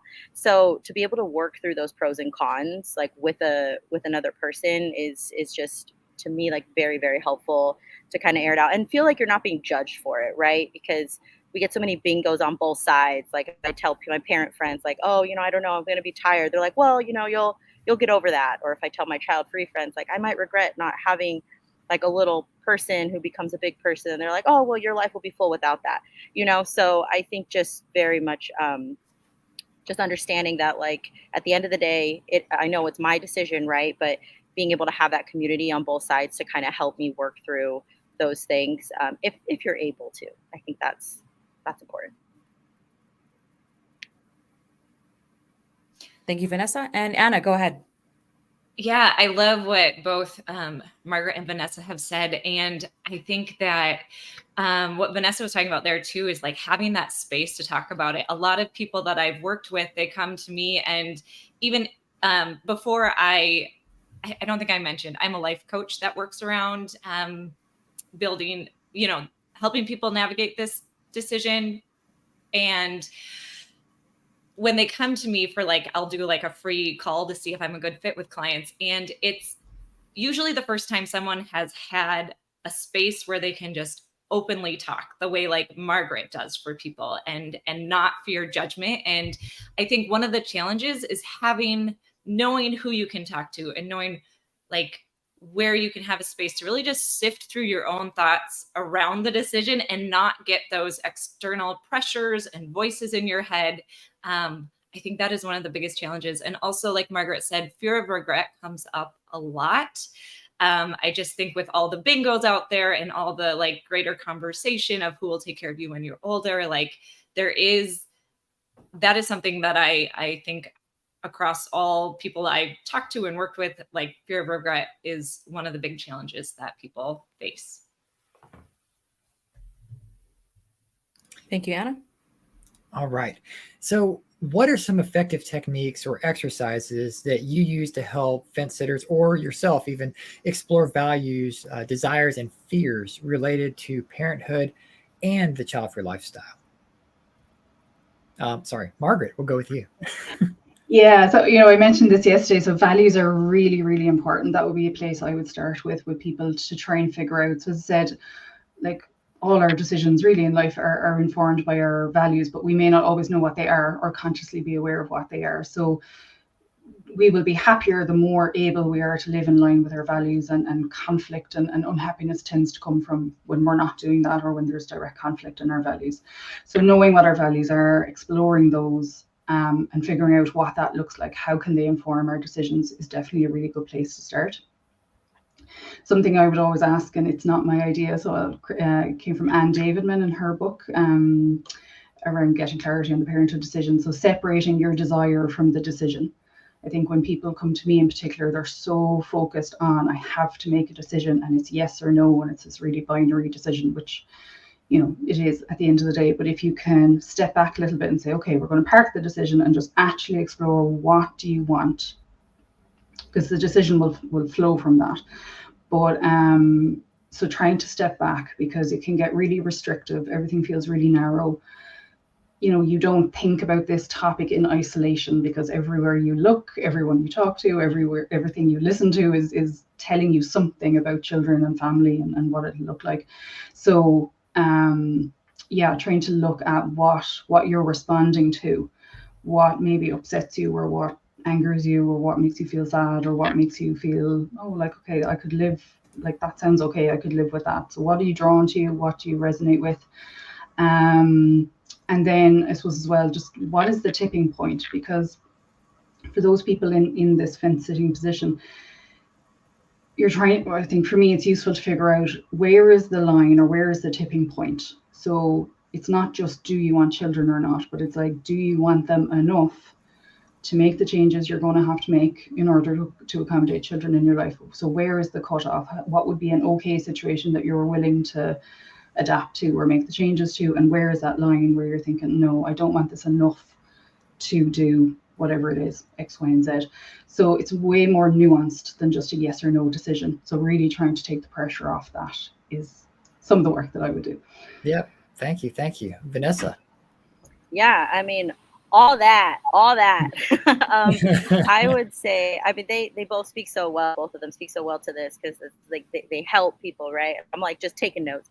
I would say one of the effective exercises and techniques, like, as scary as it sounds, put yourself in the scenario. So one of the most eye-opening experiences was an unfortunate circumstance in my family. I guess, lucky. I have 9 nephews and nieces, and one of my sisters had a death in her husband's family. So I stepped in to take care of the littles while they were gone for about 5 days. That was a very eye-opening experience. I also was a nanny in the past. And so I know people tell you, like, oh, it's different, they aren't your children, but some of those things are the same, you know? And so like for myself and my partner, we'll step in and kind of put ourselves in those scenarios, not just to spend time with my nephews and nieces, but to also put ourselves in those real life situations. How do we feel being around teenagers? How do we feel being around babies? How do you know, like, and what's it doing to our relationship and what's it doing to us individually? And then checking in with each other afterwards and being like, okay. And granted, you can only hypotheticalize so many times, but I found that it really does help, like, kind of working through those fears that Mari was talking about, you know, like, oh, well, that really wasn't as bad as I anticipated it to be, you know, as much as you can. So that's kind of what I do to help myself. Yeah. So it's different when they're yours. Bingo, checked. All right. Anna, go ahead. I think everything that's been said, Vanessa, that is such a great example of finding opportunities to sort of try it out as much as you can without fully, you know, taking that role on. And also, kind of like what Margaret was saying, I find that when I'm working with someone who has been, usually by the time they come to me, they have been wrestling with this decision and they're like at this point of really stuck and frustratedness. So one of the first things I like to do actually is we park it for like the first week and we look at their life from a broad picture, just to sort of like let things settle, because right, a lot of us, or I think a lot of people, when they're trying to make this decision, it's very like up in our minds. It's very weighing out those pros and cons, thinking it through over and over and over. And that can just sort of like become this cycle. So I like to do a zoom out where we look at sort of all areas of their life. And that's where we set the foundation and sort of like have them there's this exercise called the Wheel of Life. And so we go through these different domains like finances, career, family, relationships, and have them rate them. How do they feel about how's it going? And then where would they like it to be? And this, while this may seem weird because ultimately I'm helping these people decide whether or not they want children, it is how we do life. There's patterns to unpack here. Like they're going to find aha moments in this that help then with the broader question of do they want kids or not? And like Margaret, I also do values with people. That's kind of step 2 that I like to do, because that is where we're going to really that's going to be a touchstone to come back to how do I want my life to look? How do I want to live into fulfillment? And values are such a key component of that. So yeah. And one thing, sorry, if I can real quick. Yeah, sure. Yeah. The flip side of, you know, I like to encourage people to go as much as they can. We fortunately, like, it's easy to try, not easy, I shouldn't say that, but like we can get experience with kids as non-parents, but it's harder to visualize the life as not having kids. Like, what does that look like? you know, because we're in that indecision. Do we want this or not? And so I really encourage people, if possible, to like connect with, thankfully we have this online community, and to really connect with others who are really confident in their decision, not to take on their ideas, but to just sort of ask them, see how they put their life together, and be able to build out that visual too. Awesome. Thank you for sharing all that. So, what are some of the societal expectations and pressures faced when someone is in that process of making the decision? So, not one way or the other, but just in the process of realizing, oh wait, I don't know what to do. What have you experienced yourself, or some of those that you've worked with experienced? Margaret, we'll go with you first, please. Yeah, so I mean, even recognizing the fact that it's something to consider, that it's a choice, that it is a decision, that there are two or more options too. And, you know, I would often get people who come and they think, well, you know, I always thought I'd have children. I would like to have children, but I'm feeling very anxious about it. And they can feel so guilty about even thinking about any alternative, or feeling like it's not just this automatic thing that they definitely want to do. So, you know, it's probably easy for us to skip ahead and go, obviously there's a choice, but just naming the choice, and there is a choice, I think is really important. And I don't think sometimes that can be shut down like that. Oh, it'll be different when it's your own, or, you know, don't overthink it. You're overanalyzing. Sure, everybody just gets on and everyone has kids and they're all fine. Those things really just shut down and are very judging. You know, again, that you'll regret it, that, oh, you're having a nice time now and you're having your holidays, but, you know, you'll regret that when you're old. You know, it tends to be very negative, very condescending, I suppose, and it just doesn't recognize that it is an important choice and that there are two options. So that can be really negative if you are in that quite vulnerable, unsure space, and there are the messages you're getting. It's really not helpful. It seems so simple, but it's how it really pushes just to one side. Like, it's really not an option to not have kids. It's, you know, if you can, the alternative is an option. You must choose to have them. Yes. So, all right. Thanks. Vanessa, go ahead. Yeah. I love the word pressure in this question, because that is, it feels like you're in a pressure cooker. I will say, like, for a woman, obviously there's time, right? So like every year, like, feels like the pressure just gets higher and higher and higher. When you're in a relationship with a male, it just makes it even more intense. But I would say, like, because we're speaking to the child-free community here, if there are parents here, like, hi, welcome, thanks for coming. But for the child-free community, I would say, I don't get it often, thankfully, but there are those people who are just kind of like, I don't understand how you would want children. Like, how is that a thing that you still want? Like, you're not one of us. And that is its own kind of like hard thing, you know, because you already feel so in between. And I obviously don't actively have a child. So the most thing I can relate to is the child-free community.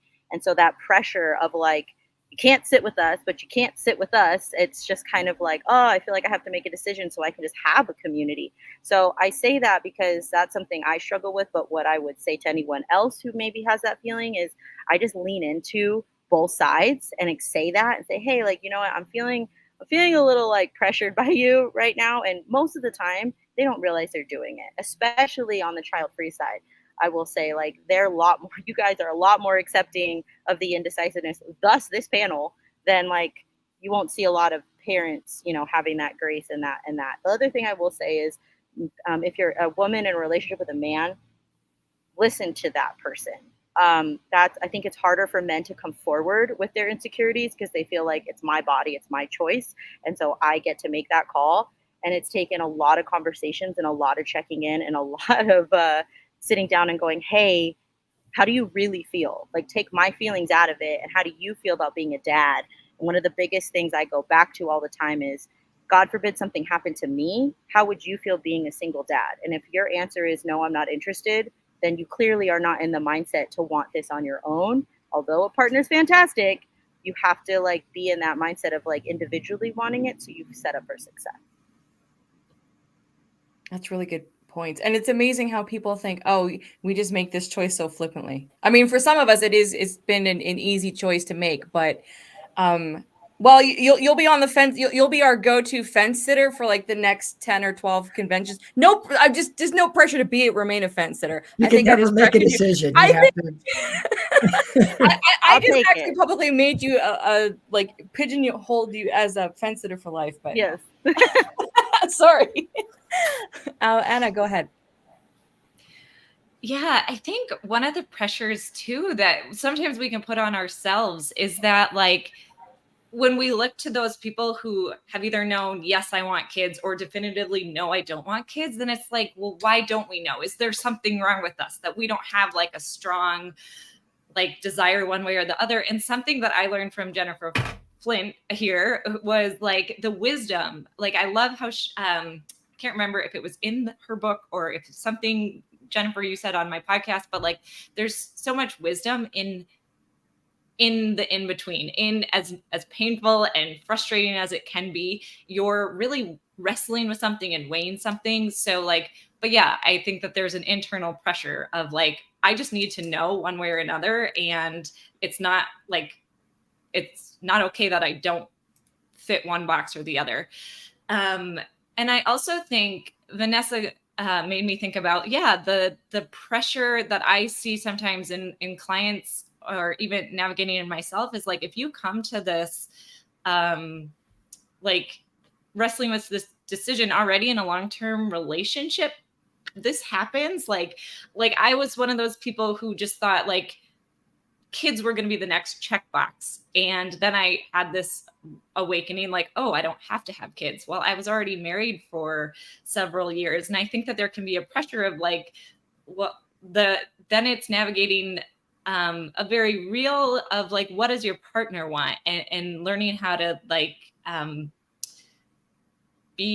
choose for yourself, but also then there's the pressure of, okay, what happens with this relationship, which is another piece of this too. Thank you, Anna. Okay, so we have Jennifer. Do we have Jennifer? Hi. Hey. Thank you for your patience. I've gone red with the effort of trying to. No, it's okay. It's okay. This is a live stream event. If anyone's watching the replays, this is how we deal with things. It's great. So we have 37 questions for you to catch up on. No, I'm kidding. Do you want to introduce yourself and then we'll just get you caught up? Sure. Thank you so much. Yeah, it's lovely to be here. So I'm Jennifer Flint. I'm age 51 and I am very happy to say that having formerly been a fence sitter in my early 40s, I'm now joyfully child-free by choice. I live in the northeast of England, near Scotland. By profession, I'm a leadership coach and an independent celebrant and author of a child-free novel called Wild Egg, which is subtitled A Story of One Woman's Search for Her Child-Free Life, which is very much inspired by my own journey of coming off the fence in my early 40s. So yeah, really happy to be here and to catch up. Okay, sorry. We're debating backstage which question we would to ask you. Cody, I'll let you. We'll just catch you up right here. So I think the last question we just asked are, what are the societal expectations and pressures when someone is in the process of making the decision about having children or remaining child-free? Okay. I think the biggest thing that I encountered was that I think society conflates this idea of birthing a child and becoming a mother as the rite of passage for becoming a full woman in the fullness of your expression and maturity as a woman. And I think what I certainly came up against was a lot of conditioning that I didn't even realize I had, which was about really searching into myself and asking, is there something wrong with me because I don't feel like I want to have a child? Will I be selfish? Am I empty? Will I have this kind of barren life? And I think, there's a lot of pressure about what are you for?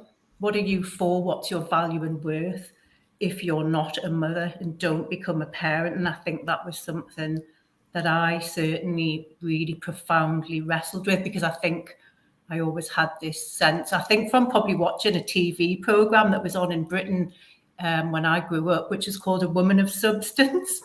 And I think I had this yearning that I really wanted to be a woman of substance, even though I'm not sure what that meant at the time.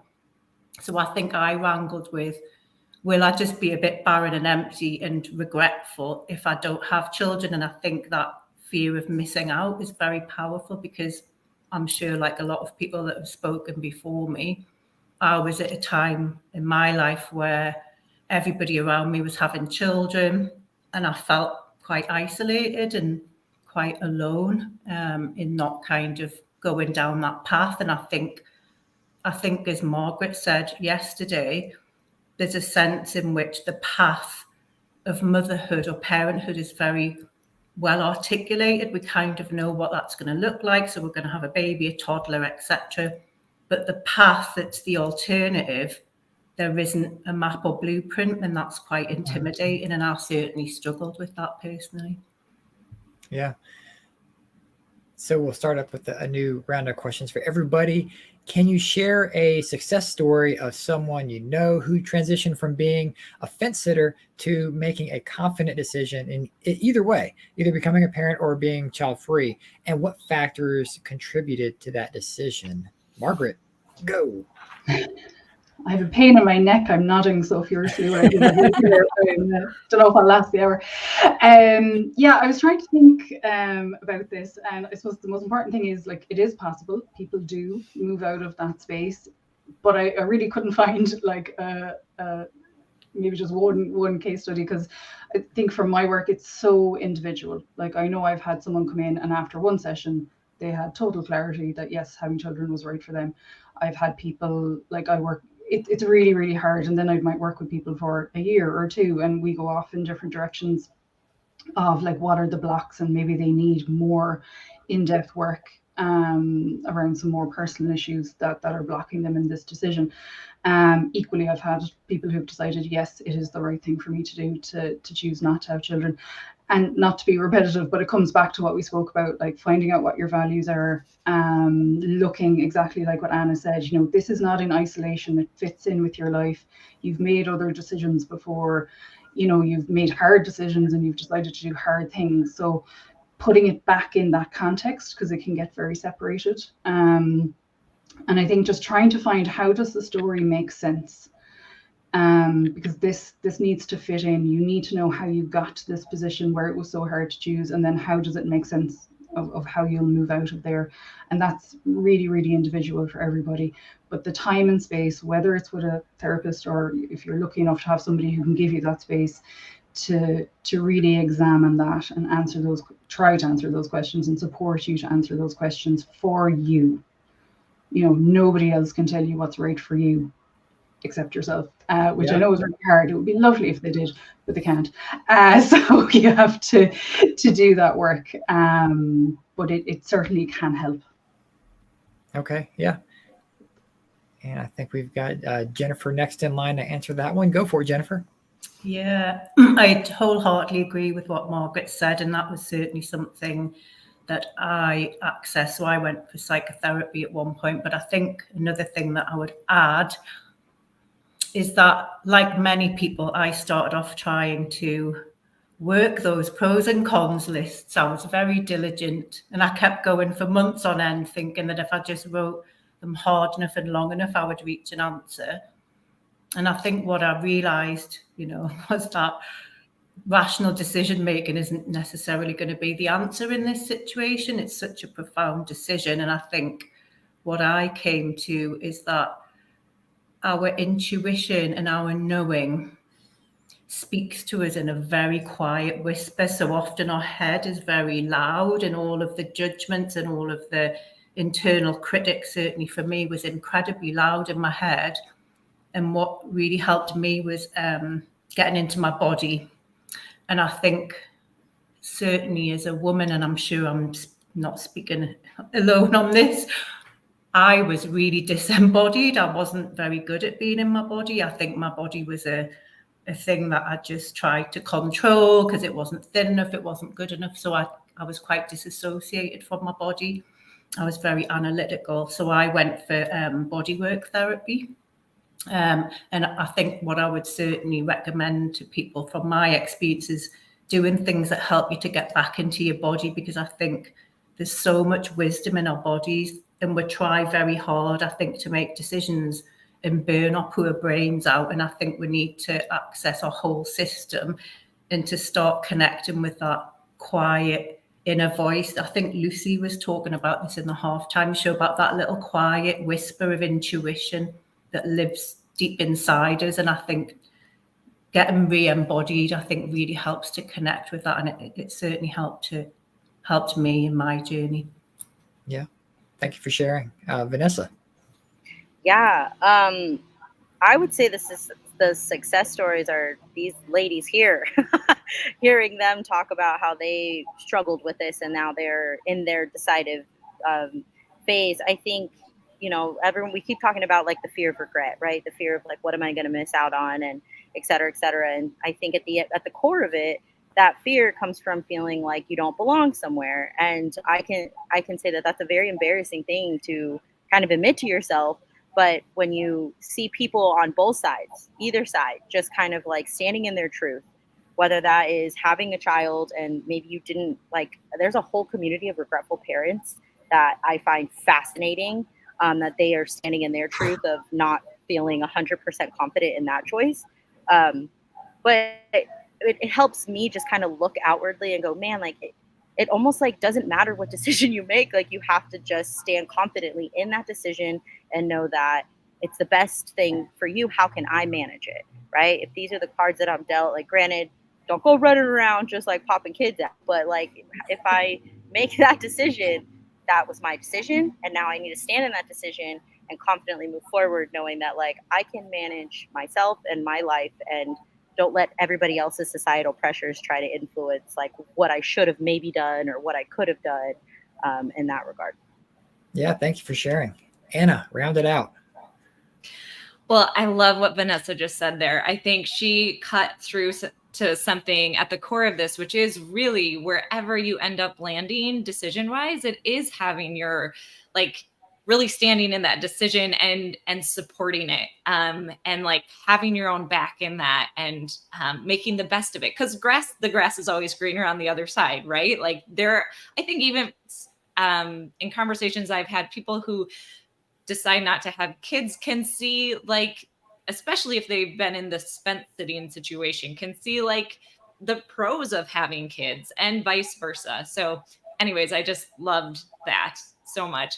I think as far as success stories, kind of like what Margaret was saying, I definitely worked with people and it's so individual. But I think one of my most recent clients, she really had to like explore some things like, and sort of go down a path of like, oh, okay, I'm feeling the pressure of the quote unquote biological clock. So like I'm of this age, I'm going to look into fertility things just in case. And like sometimes that in and of itself led her to an ultimate decision to not have kids. But like sometimes it is just sort of, it can be so different and so individual, but testing things out and building up momentum. Once you start kind of a path, you'll figure things out, and trusting yourself. Like Jennifer was talking about, the intuition is huge. And a lot of times we're kind of conditioned to dissociate from our own inner knowing. And so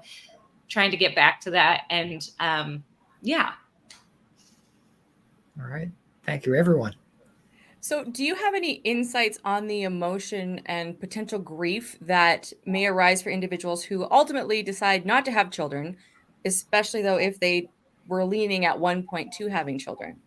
And this is a topic that not a lot of people like to discuss in the child-free spaces. So we're going to tackle it today. Margaret, go ahead.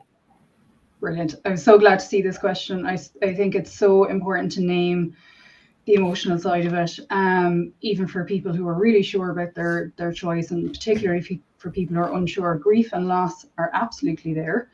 Really, really important to give it space. And they're there for lots of reasons, and it can be confusing. So you're thinking, right, I've made this choice, or I finally made this choice, and why is this showing up? It doesn't mean it's the wrong choice. It means anytime we choose one thing, we're giving up something else. Despite all the messages that tell us we can have it all, we have to give up something, and there is loss in that.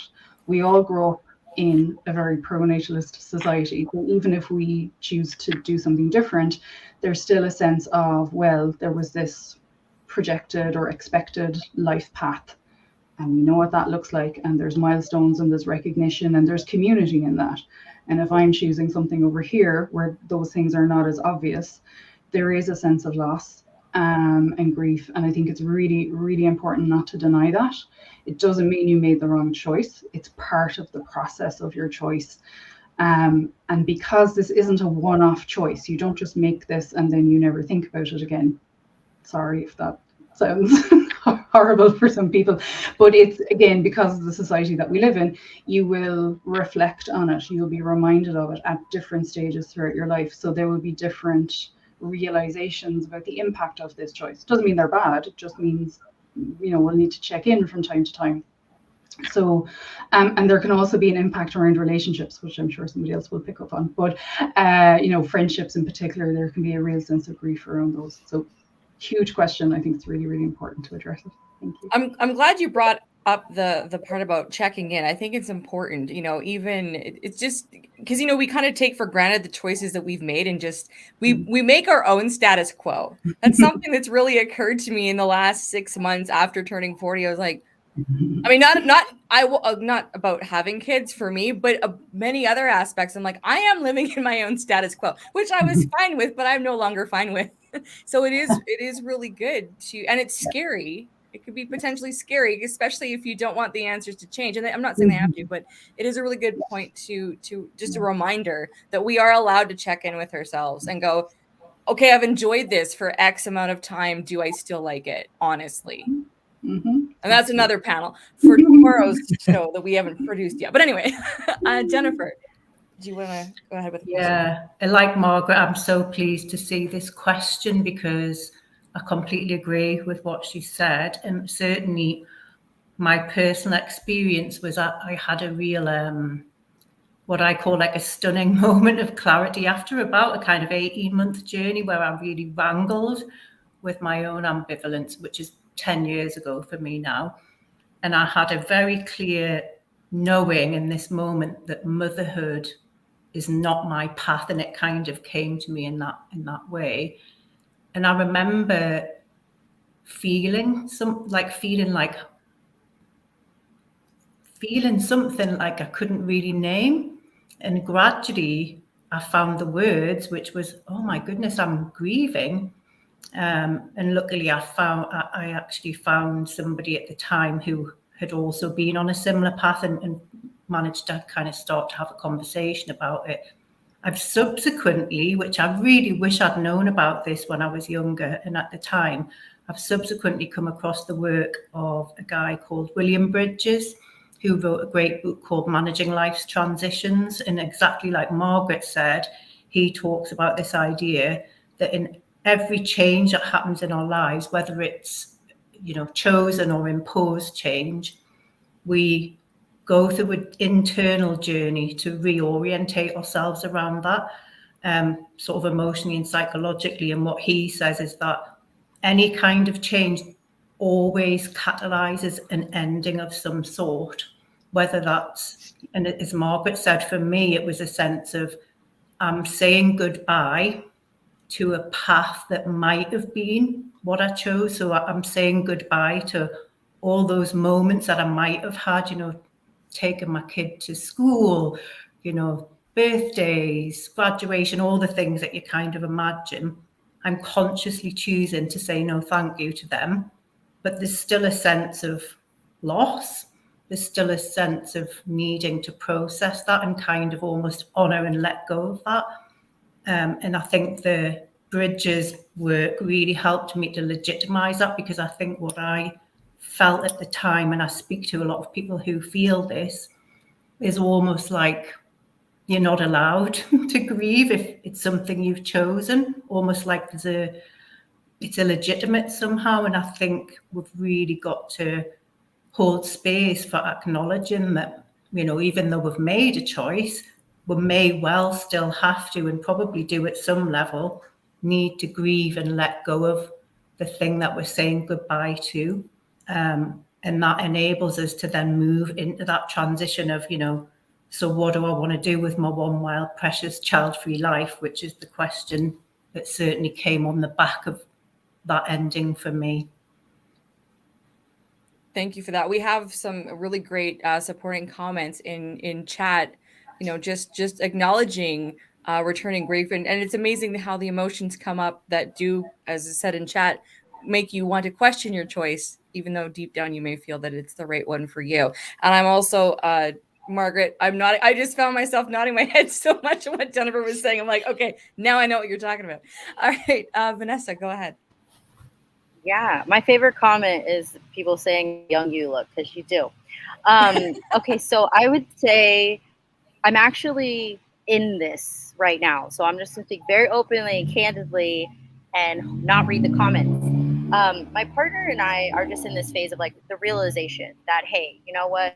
We're getting older. Time's slipping away. Like, we're obviously not in the space right to have children. So we're starting to transition into that. Like, let's accept the fact that we probably will never have it.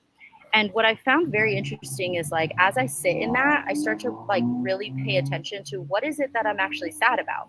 And for me, when I think about that, I feel like I'm going to miss out, right? I feel like I'm not going to have my friends anymore, or I feel like I'm not going to get invited to things, or I feel like my family's not going to see me as valuable as my sisters who have children, and just being really honest and then taking those feelings and debunking that, because I can still have my friends. I can still be in my family and have value. I just have to speak up. And I think that's the hardest thing, is not everybody wants to speak up. You don't want to be vulnerable, even with the people closest to you, because it's scary, right? Like what if somebody is like, you're being crazy, or you're being silly, or they try and like, you know, push that feeling down. So when I really think about the things that I would be grieving, it's not actually like raising a human. It's feeling like I fit into society, and I can still fit in.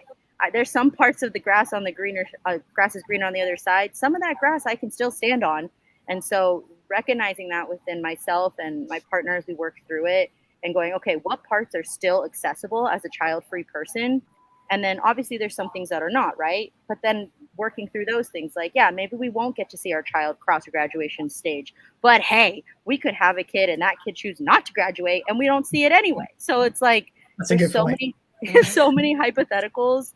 You will kill yourself going down the roads of hypotheticals, and it robs you of your current place, is which we constantly have to remind each other. I'm like, whether we have children in the future or not, we won't get this year back, we won't get this day back, we won't get this hour back.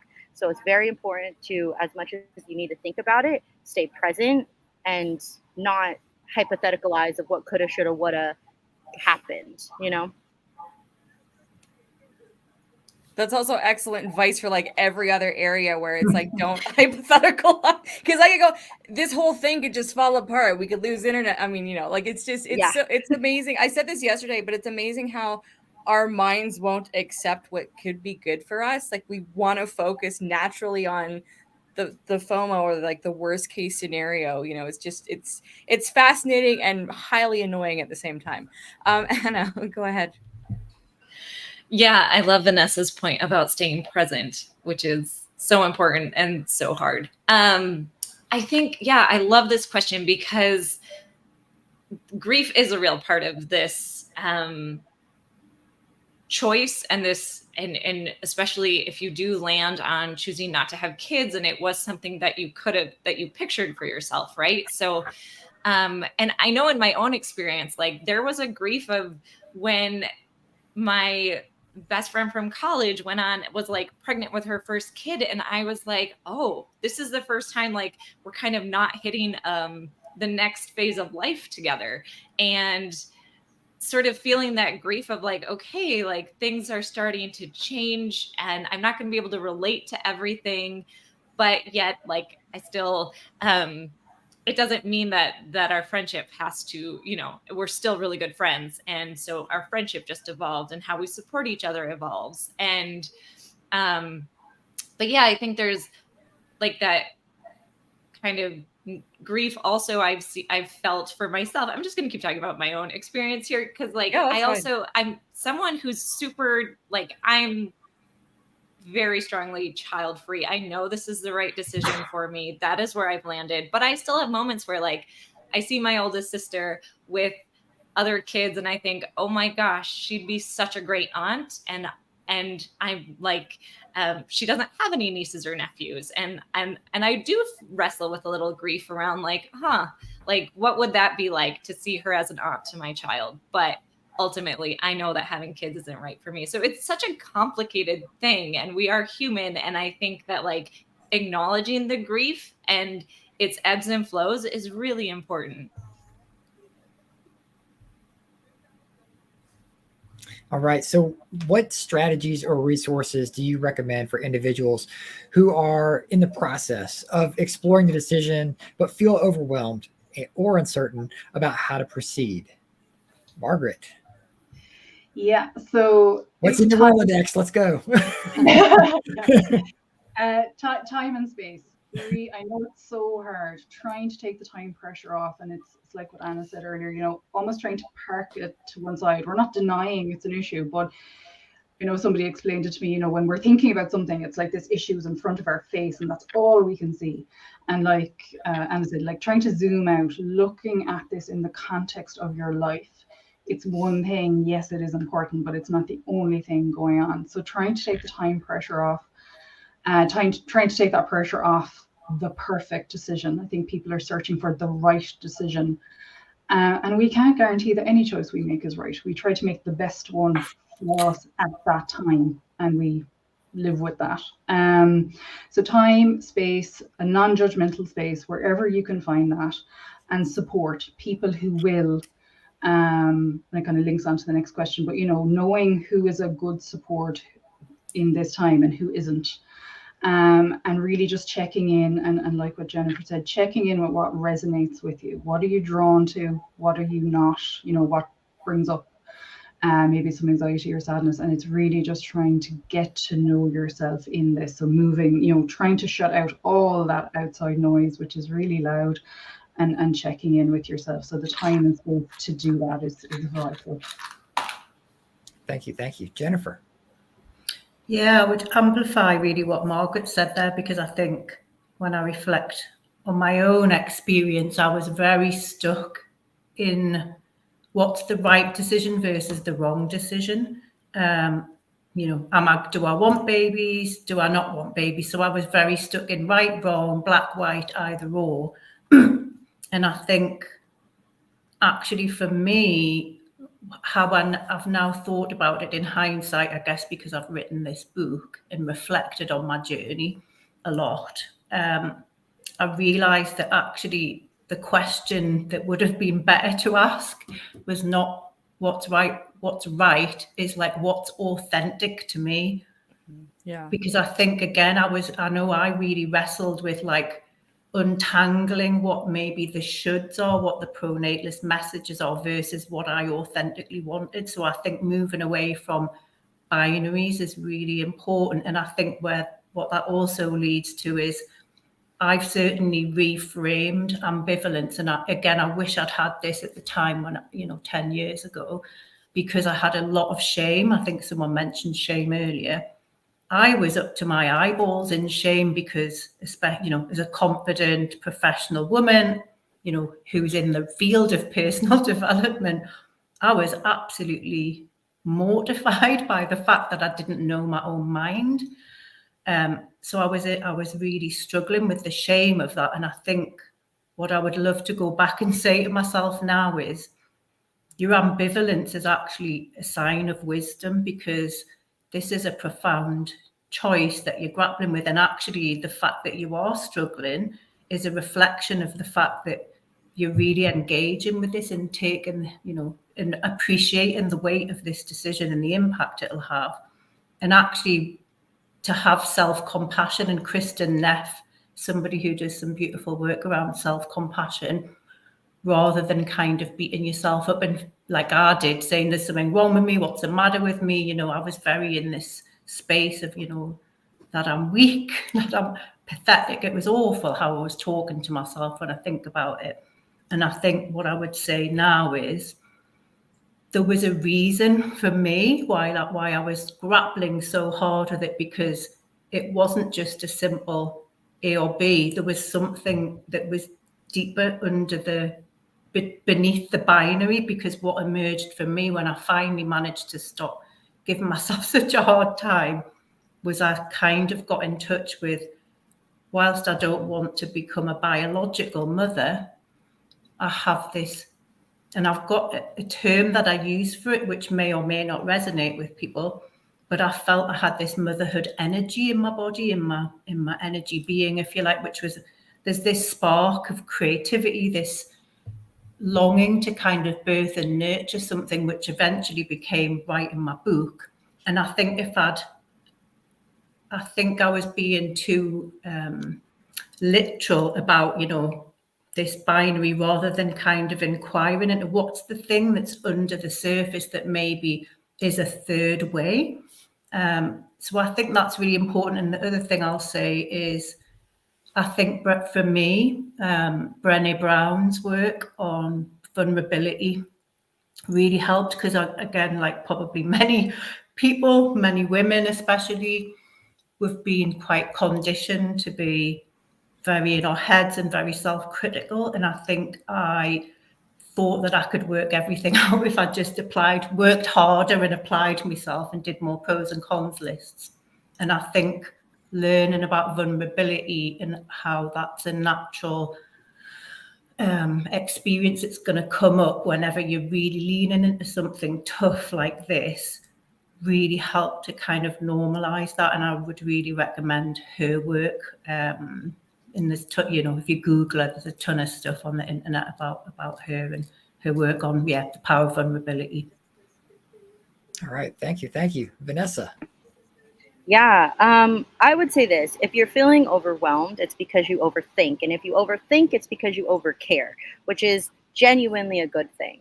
So have some grace with yourself, because yes, you don't want to live in like all those rampant thoughts, but knowing that like, hey, I will die saying this, but child-free people and fence-sitter people, in my mind, would make the best parents ever, because they cared so much to think about it. And that's not a stick at parents that they're not doing a good job.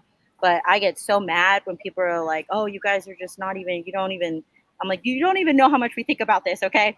So overthinking and being overwhelmed, I think have grace with yourself. Understand that, hey, you know what? It's just because you're just really putting, like these ladies have said, a lot of thought and energy into that decision, which at the end of the day is a good thing. Because either way, when you're on the fence, for me, both sides look appealing. That's the hard part, right? If one side didn't look appealing, I wouldn't be here. So when I think about, okay, if I have a child, at least I can look at that child and go, I really thought about this, and you were intentionally like brought here on purpose. You were not an accident in regards to like, oh, better figure it out. And again, not to play on like put those parents down, but just overwhelmed, I think, gives this like negative connotation, and let's get rid of that. Let's not think that that's a bad thing. And the other thing I would say is like strategies and resources. Plug yourself in. Buy these ladies' books, get on the blogs, listen to the podcasts, like go to the conventions, spend the extra money to go on like any whatever get together you can, especially if you are a single lone person. Don't do it alone. Don't do it alone. And I know it's extremely terrifying and scary because not everyone is outgoing as me, but you can find at least one person, and that one person can be so life-changing for you. Just to have that person to reach out to, even if you're just like, hey, I don't want to talk about this, but I'm feeling blah, blah, blah, blah, blah. Like, that's what, to me, like for my podcast, that's what Dallas is. I'll just be like, hey, Dallas, I'm at a kid's party and I feel really crappy. Just that. And she'll just be like, don't feel crappy. And we move on. So plug yourself in, find that community near, far, and in between, and take a deep breath. All right. Words of wisdom there. Anna. Yes, yeah. Yeah, that was great. I think just to sort of amplify what's already been said here is like, have compassion for yourself. Like, if you are feeling stuck or frustrated, the fact that you're thinking about this is huge, and that you're weighing weighing either path. And if you have like the finances and want that really safe space with someone like Margaret, that if you seek out a therapist or a coach that you can work with to have that safe, non-judgmental space to work through and really get clear on you, sort of block out those external voices with someone's guidance. Or like Vanessa was saying, like plug in where you can. There's so many amazing things. Like we're all here in this convention together. If there's someone you connect with or in the comments of Instagram or Facebook or child-free communities, and don't do it alone. Like Vanessa said, like I think having someone that you trust that you can speak through your thoughts with, who's not going to try and put their thoughts onto you, but yeah, identifying someone like that and for yourself and not doing it alone, but having space to sort of really get to the heart of what's authentic to you, using Jennifer's word there. Yeah, thank you, everyone. That brings us to the conclusion of our panel. In closing remarks, please take this time to let everyone know what projects you're working on, ways they can reach you after the convention, all the social medias if you want to, or if you want to avoid everyone, that's fine too. You can skip it. So we will start with Margaret. Please let us know. Absolutely. So my service is called Our Kids for Me. So Our Kids for Me on the website for my counselling and psychotherapy, and the same name for my podcast, and same name on Facebook and Instagram. Yeah. Thank you. All right. Thank you. Jennifer. Yeah, first of all, I'd just like to say thank you so much for all the amazing work you guys do, Cody and LeNora, because I didn't get a chance to say that at the beginning, for creating this community. I wanted to give a shout out to people in the UK who might not know about an in-person event that's happening on the 23rd and 24th of September, that myself and Margaret and Jodie Day and some amazing people are taking part in, which is for childless and child-free people. So it's a real alliance building event, much like you were talking about earlier. So I think that would be brilliant if people want to come to that. My book, Wild Egg, A Story of One Woman's Search for Her Child-Free Life, is on Amazon, which charts the journey, like I said, of really a woman struggling with ambivalence. It's raw and vulnerable, and then she's kind of like, now what, is kind of a lot of what the book explores. And I'm really up for coming on podcasts, doing collaborations. So if people want to reach out, wildegg21 on Instagram or wildegg22@gmail.com. I'd love to support and amplify whatever work you guys are doing. Awesome. And please get that info to LeNora and myself so we can promote that event with Childfree Media. Yeah, sure. Happy to do that. Vanessa. Yeah. So like I said, I'm one half of the Claiming Zero podcast. You can find us on Instagram, Facebook. We have our email as well, claimingzeropodcast@gmail.com. And we do our best to try and tap into these resources that you see here and these ladies. So it's not just us spitballing. We try and provide as much information as we can. So definitely come find us. And there's also a child-free cruise happening next year. So don't miss that. So that's it for me. All right. Awesome. Anna. Yeah, thanks. I just want to say thank you also for this opportunity. This has been awesome to be on here with all of you. Yeah, you can find me. I have a website, annaolson.com. I'm on Instagram @Coach Anna Olson. I also hang out a lot in a community called Wink Club, wink-club.com. So if you want to connect with other child-free individuals there, you can. Yeah. Okay. Thank you, everyone, for joining us. Audience, thank you. I saw a ton of great comments in there. Yes. So anytime that you see something come up in a child-free space where they're talking about fence sitters or someone's undecided, once we get this convention kind of chopped up, like this will be its own segment, feel free to share that link so they can hear all of this wisdom all over again. So, and just a shout out, Vanessa, just hang out in the backstage because you are on the next panel. I was supposed to remind you of that. So don't leave. Thank you. Don't leave. All right, thank you, everyone, so much. Yeah, thank you, everybody. Bye. Bye.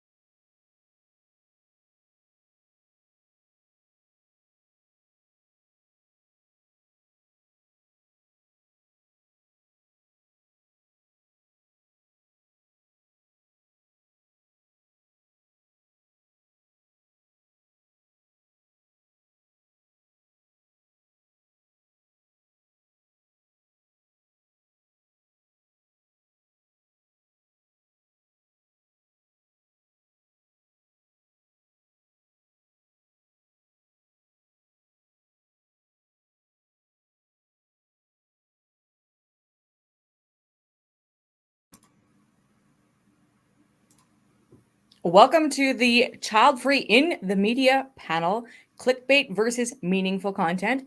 I am LeNora Faye. And I'm Cody Hetzel. And we will be your moderators.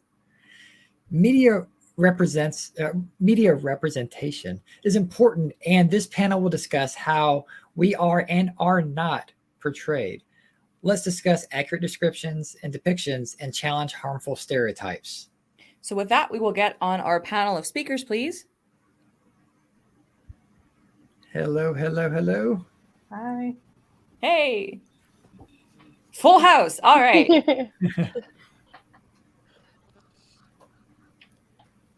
Okay, so let's take a minute and please introduce yourselves to the audience. We will start with Vanessa. All right. Yeah, I'm in hot chair number 1. Okay. So I am Vanessa Lauren. I am a co-host of the Claiming Zero podcast, where we talk about living child-free decidedly and being on the fence.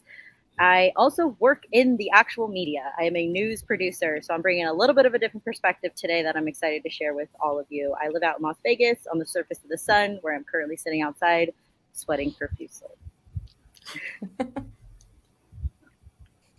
And Tracy, go ahead. Hi. My name is Tracy Lindeman.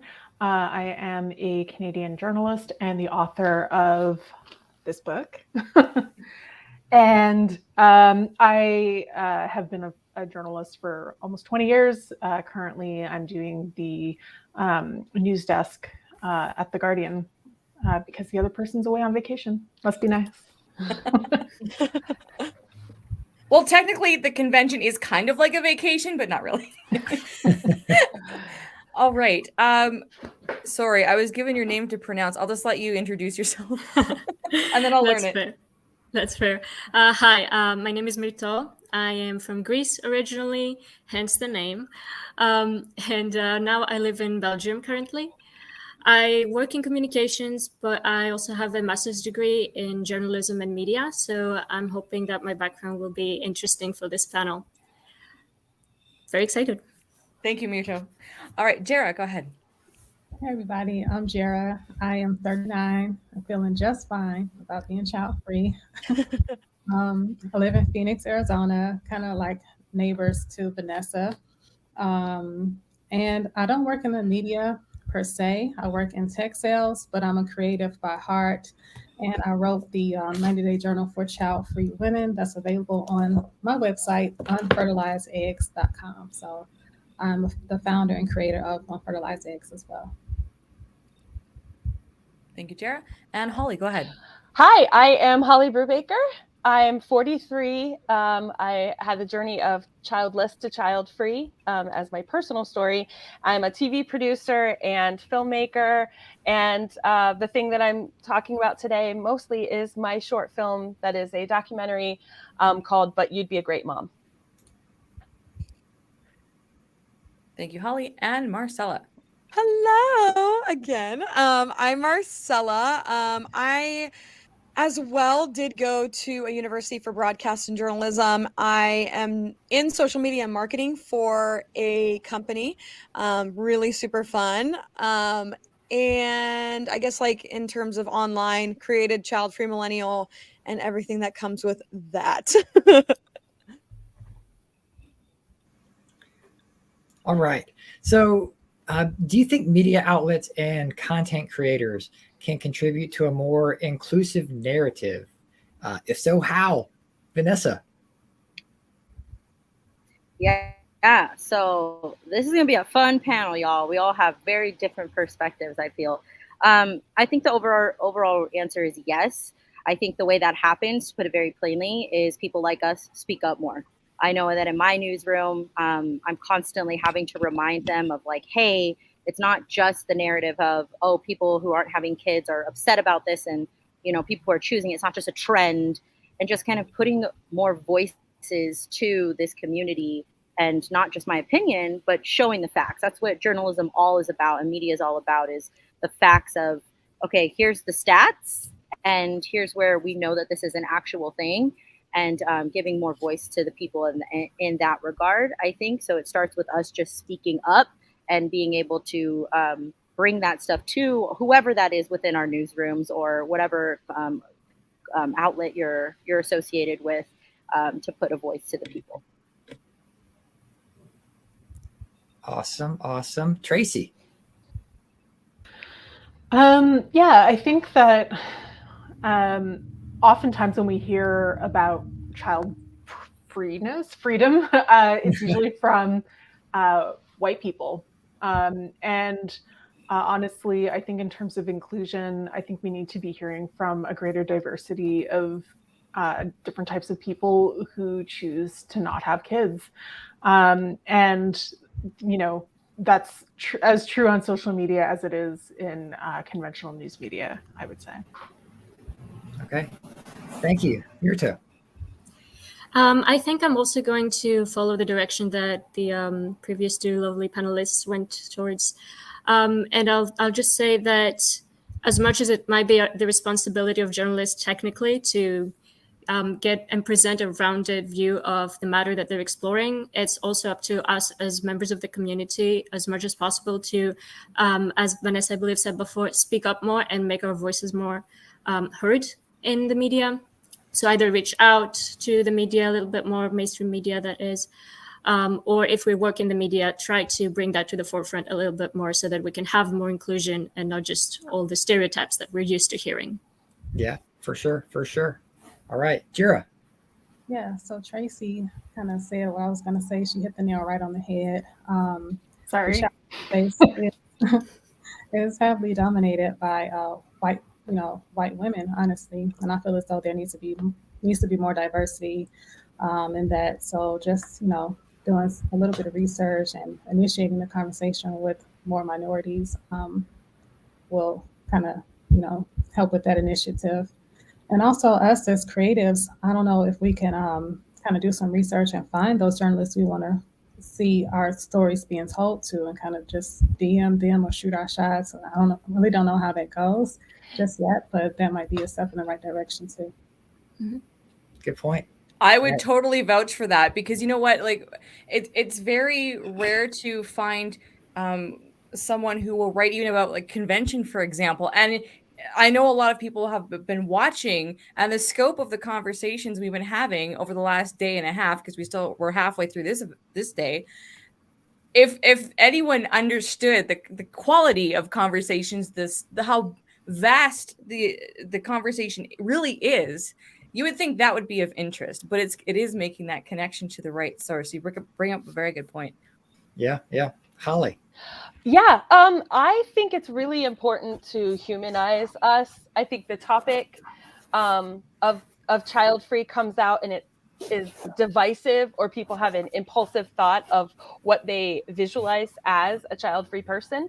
And so I think getting back to the heart of humanizing us and showing the multiple demographics. So of course, different races, different cultural backgrounds. I know there's a lot of push from different religions, for pronatalism. And so the more that we can get stories out, I think will really show some inclusion. But we ourselves have to be the people who are sort of being the sponge that can kind of find each other and then kind of squeeze each other out to the world, I guess. I don't know.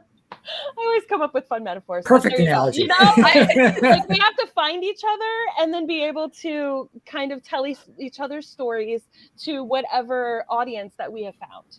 I'm a literal person, so like I really take that to heart. Like I get it totally. All right, Marcella. I love that, Holly, and I think I love when you said like having that representation, because representation does matter. And I think kind of to what Vanessa was saying, being that voice and not just saying, oh, just because like that's the norm, that like the families will be doing this, or we want to focus on more family centric things in the news or whatever it is. Being like, what about those that don't have the kids, like those that are just a single or a couple, even those, taking it a step further, even those that don't have children and don't want children. I think being just like a voice and being kind of like a good example and showing, kind of like what Holly said, that we are normal. We are humans as well. We're not these like weird creatures. I always say actions speak louder than words. That cliche saying goes so far when it comes to the child free.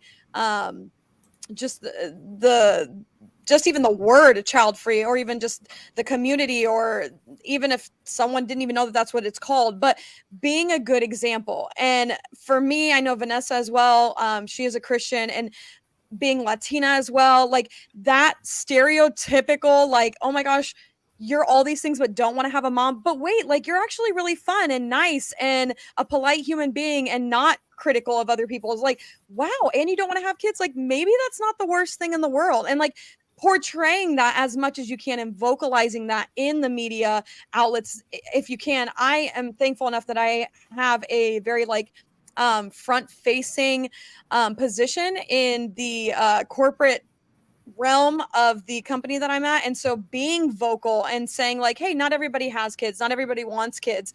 And sometimes they're like me, like they're really normal and fun. I mean, I think I'm fun people, you know, and like, that's okay. So before we go to the next question, we have another question in the audience, but also a comment. Rebecca, do you want to pull up from No Bibs Burps Bottles about the brunch? That would be, this is a perfect example. All right, so this event happened yesterday. So Angela, Dr. Angela L. Harris, who's in the audience, who runs No Bibs Burps Bottles, she says, when I pitched my brunch and International Child Free Day to news outlets and journalists, I had 2 responses out of 30. But one news outlet that said, my request had a dismiss mothers feel. And then she says, really? So that's a good example. And I mean, I would pull her up and get her to tell about the event, but this was an event honoring child-free women and International Child Free Day. It was a celebration and just putting out the word. I mean, even doing again, Child Free Convention, another example. And what's the response? The dismiss mothers feel. And again, this actually leads into the next question about, have you encountered any instances where the media perpetuated negative or biased narratives about people who are child free, which is an example 100%. Of, it has a negative or dismissive towards mothers feel. That's an example. So Vanessa. Yeah. So I will say this, first of all, just a response to Angela and to yourself. Like, unfortunately, those of you people who do not work really in the news don't understand fully how it works. And those journalists are the face of the news, and you see them. And so that's where your brain goes, like, let me reach out to them. Let me be very clear. As producers, we make the calls. So if you can track down producers, and I will, please reach out to me. I'm in Vegas, but we have national affiliates all over the entire United States, and I'm happy to pass any information on. So I just want to put that out there. But that being said, I also think it's important to kind of, and I don't want to be too granular here, but explain like how those decisions are made. It's not up to one person. There's not like an ABC order of like, and I'm sure all the other panelists who have journalism backgrounds can agree. It's really just genuinely down to like news of the day, which I know sounds crazy. And I think someone asked in the comments about how do we get more attention on International Child Free Day. It's there. We know it's there. It's just a matter of like what happens that day or around that day. So I don't want anyone to feel like these are not conversations, at least in my experience, that are happening, at least within the newsroom and in those realms. But don't be discouraged. Please don't be discouraged. But to answer the question real fast, I just think like there's not necessarily a negative bias. Again, I'm in Las Vegas, so Las Vegas tends to be very accepting of a lot of different lifestyles. So I know this isn't the truth for everybody, but it's not a negative connotation that I've seen, which I think is good news, right? Like we have a lot of people just don't know. People just don't know. And as much as that makes me angry, because it's my reality, right? Even when I talk about my podcast, they're like, oh, there's a community for that. I'm like, there is a huge community for that. So we just have to continue to make it a normal conversation, bring it up. And unfortunately, at this point, we have to just continue to advocate for that community. And it does become more normalized, I think, as time goes on. I just want to add on to what Vanessa's excellent points, just a little bit about how the media works. So yeah, definitely in TV and radio, producers matter a lot. If you're looking at print, like for example, I know The Guardian doesn't acknowledge or do news stories about International Day of anything or International Month of anything. So having an International Day is not a news event in and of itself. So just be mindful of that you know, like you might not get a lot of interest just by saying it's the day for whatever. But I will say that assignment editors, if you're chasing online news coverage, assignment editors, anyone who kind of does like the desk work is probably a more successful pitch than just journalists themselves. And just something I wanted to mention with regard to the points made earlier and the question posed earlier is that one thing that I want to move beyond in the media is that we often see child freedom or whatever, I still don't know what term I'm using, kind of portrayed as a novelty. And if we keep referring to it as a novelty, we're never going to deepen that conversation. We're never going to have more perspectives on it. And so I think that that's something really important to keep in mind, is that if we want better representation in the media, we should be trying to move beyond just explaining what child free means and talking about how it actually should be reflected in society. That's a really good point. Mm-hmm. Cody, you taking notes? I'm going to go back and rewatch this whole panel when it's done. So that's a very and that is incredibly helpful. Just what Vanessa and Tracy, you both have shared, because we don't get that insight behind. Like it's as content creators, and I'll really just speak for myself and maybe for Cody, but it's like it's the first thought is to chase after getting a story done or chase after getting some sort of attention without understanding how things are done, and not because it's necessarily like we agree with it, but just accepting the reality of what we're not up against, but just the reality. So then you just tailor your approach or whatever we can. I guess it's just knowledge is power. So at least we can start there. If anything, we can start there. Send cookies to producers. Got it. All right. Mirta, go ahead.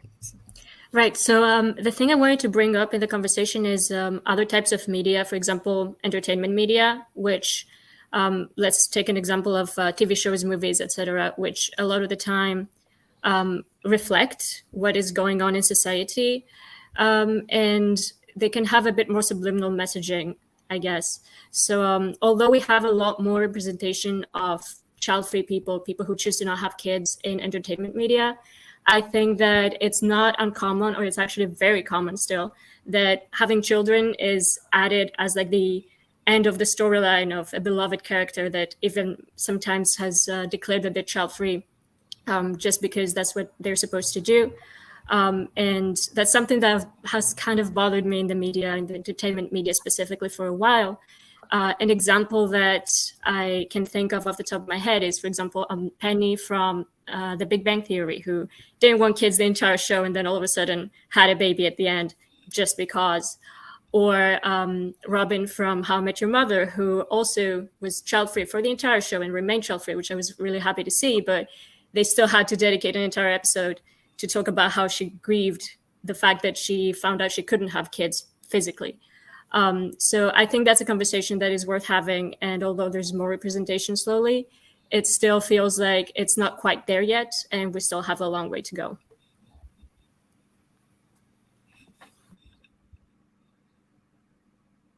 Thank you. Yeah, The Big Bang Theory, I will never get over. Spoiler alert, still watch the show, but I mean, that's not the main point of the show, but yeah, no, exactly. So minor spoiler alert. Sorry to ruin it for everyone, especially child-free folks. You know what? It's better to watch it with a warning now, honestly. Honestly, yes. Jara, go ahead. Yeah, so to answer the question, honestly and personally, I haven't experienced any negative feedback or had any negative experiences from the media. And again, I don't work in the media, but I have worked with the media. So some kind of way, Glamour magazine and Fox News in New York, they found out about unfertilized eggs, and they contacted me about my story and unfertilized eggs. So I thought that they did a great job with their research. And like Vanessa mentioned, they were surprised that a child-free community existed. So I just think that also there needs to be more representation. Slowly but surely, the child-free message is getting out there, especially with the Barbie movie. I don't know if anyone has seen it yet. I won't give any spoilers, but I just feel as though within the next 5 to 10 years, there'll be more people speaking up about being child-free. But for now, we still have a lot of work to do. So bottom line is, don't give up. We still have to keep moving forward. Yes. Okay. Absolutely. Noted. All right. Holly, go ahead. Yeah, so I was thinking when you mentioned this whole dismiss mothers feel, living and kind of experiencing that when I was coming up with my film, I was thinking about the whole idea of motherhood equals woman, right? That's what we're taught, is that woman equals motherhood equals woman, and like, how do we fit into that?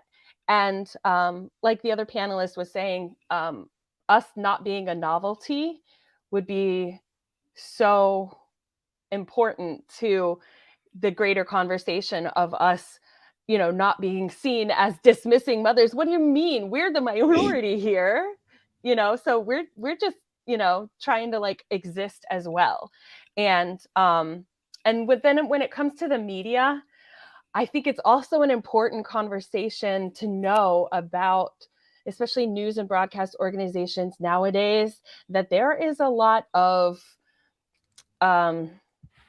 what's it called? Ugh, I just had a brain fart for a minute. Basically paid media, right? I mean, there's paid media when it comes to social media and stuff, but there are a lot of things that you think are news stories that have been purchased. They're sponsored to get in there, right? Advertorials. Advertorials, there we go. Yes. And so there's a lot of, there is money behind that. So maybe there's something in that topic where we could have conversations around, especially in my last panel, when Jody Day of Gateway was talking about, like kind of almost having a political movement. Like there's nothing stopping us really right now so far from having a way to maybe have some actual funding to help people see us and just start, existing. So I just thought that would be a really important thing to bring up, especially with how media is today, and literally money talks. So I just don't have any to put toward it. If there's any benefactors out there looking for an entity to pour money into for the child-free community, we'll happily receive it at Childfree Media and bring everyone back every day to have this conversation. That's definitely going on my list of sound bites that I have to edit. You can also submit like just letters to the editor. You can submit op-eds to newspapers as well. Yeah. That you don't have to pay for. And all you have to do is invest some time into writing it and see what happens. It's good to know. And to be very clear, like the actual. No, go ahead, Vanessa. Go, Vanessa. Finish it. You can finish, Vanessa. Go ahead. No, it's okay. It's okay. I can wait. Go ahead, Marcella. Okay. Okay. I love that. I do have kind of I don't know if I should say funny, an interesting story, I guess. So the company that I work for, obviously I'm not going to say the name, but it's a very family centered company. If I told you what it was, you'd be like, oh yeah, I get it. But I'm on the social media marketing team of it. And when I first got hired on, they actually found me through mutual, people that worked there knew me, but also kind of my socials and like the community that I've built on here. And like I said in an earlier panel, how social media is a full-time job. And they were like, oh, she can do it, so she can work for us, whatever.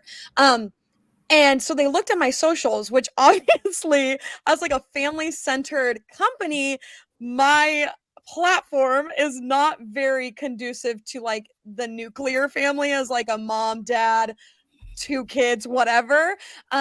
Which was interesting because at that time I was very, very unhinged on my platform and was just saying whatever I wanted to, honestly, which wasn't anything terrible by any means, but it was just not something that a normal mom and dad would ever come across on the internet and or might not ever want to hear because they feel like it is kind of an attack, kind of what Angela was referring to in the comments, which it's not, which is funny that they're like, oh my gosh, like you need to stop preaching about not having kids because you're going to change people's minds and you're going to sway the new what. I'm like, what? Like you're out of your mind. But anyways, so the company, the actual like boss, CEO, whatever, was like, hey, I think that you're like perfect for the job, but I will say, like, we looked at your socials, we love what you stand for, but we do think that it's a little much. And I was like, okay, to be fair, you're kind of right. Like I am a little bit unhinged on there, but at the same time, like interesting that that is something that you would come at me saying like, hey, this could be a potential problem if you kept posting the way that you are, which if you have been following or you were following me, you notice that I literally deleted 1,000 posts on my Instagram and wiped my YouTube clean, which was not something they forced me to do, but something that I was like, I really want this job. I'm really like excited about this opportunity. And so I did it on my own accord. But it was very interesting that they kind of went the route of like, hey, your online persona could potentially be a problem for our very family-centered company. And I've never experienced that before. And to be fair, they are super sweet to me and like very kind and accepting of my choice not to have children. But I think like the initial, they didn't know me. And who is this girl that's like preaching from the rooftops that she doesn't want to have kids, which to be fair was kind of crazy. And then them seeing me now and kind of learning who I am, my personality, and them being like, oh my gosh, like, you are such a light and such a just like a great human being, and we actually really admire your platform, and we're super excited that there's other people out there who also are admiring your platform. So I think in terms of like the back end of media, being able to, I don't want to say like change people's minds or their perspective of the child free, but to give them a perspective that maybe they've never experienced, because maybe they've only ever experienced like the child free community or the child free movement via online, via the unhinged TikToks and reels that I was making, you know? And so them being able to like physically see and experience someone in the flesh and be like, oh, you're normal. Like maybe we can incorporate this more into our company and into our business, which I feel like they very much have because of my presence, being like, oh, well, if they're like her, me like referring to us as like a different species, which not gonna lie, sometimes the internet does. But if they're like, oh, if they're like her and they're normal and fine and not trying to like actively hurt people, then yeah, let's cater our advertisements, our social posts and X, Y, and Z to maybe people who don't have kids. So I think like the back end as well is super important in terms of like just getting yourself out there in front of the media. Yeah, when we talk about the future conversations of child free, and we're able to look back on it, I guess an easy way to say it is like, I hope the decision that they made now, it doesn't age well, and they come back to you and say, hey, Marcella, can you go and like archive all that stuff and bring it back because we think it's really valuable for another market we want to reach. And that's all due to like conversations that we constantly have over and over again. So, you know, I know that was probably not an easy decision for you to make, but to move forward personally and professionally, like I totally get why you would do something like that. And I understand the company's standpoint as well. Even as a child-free person, like I get why they did that.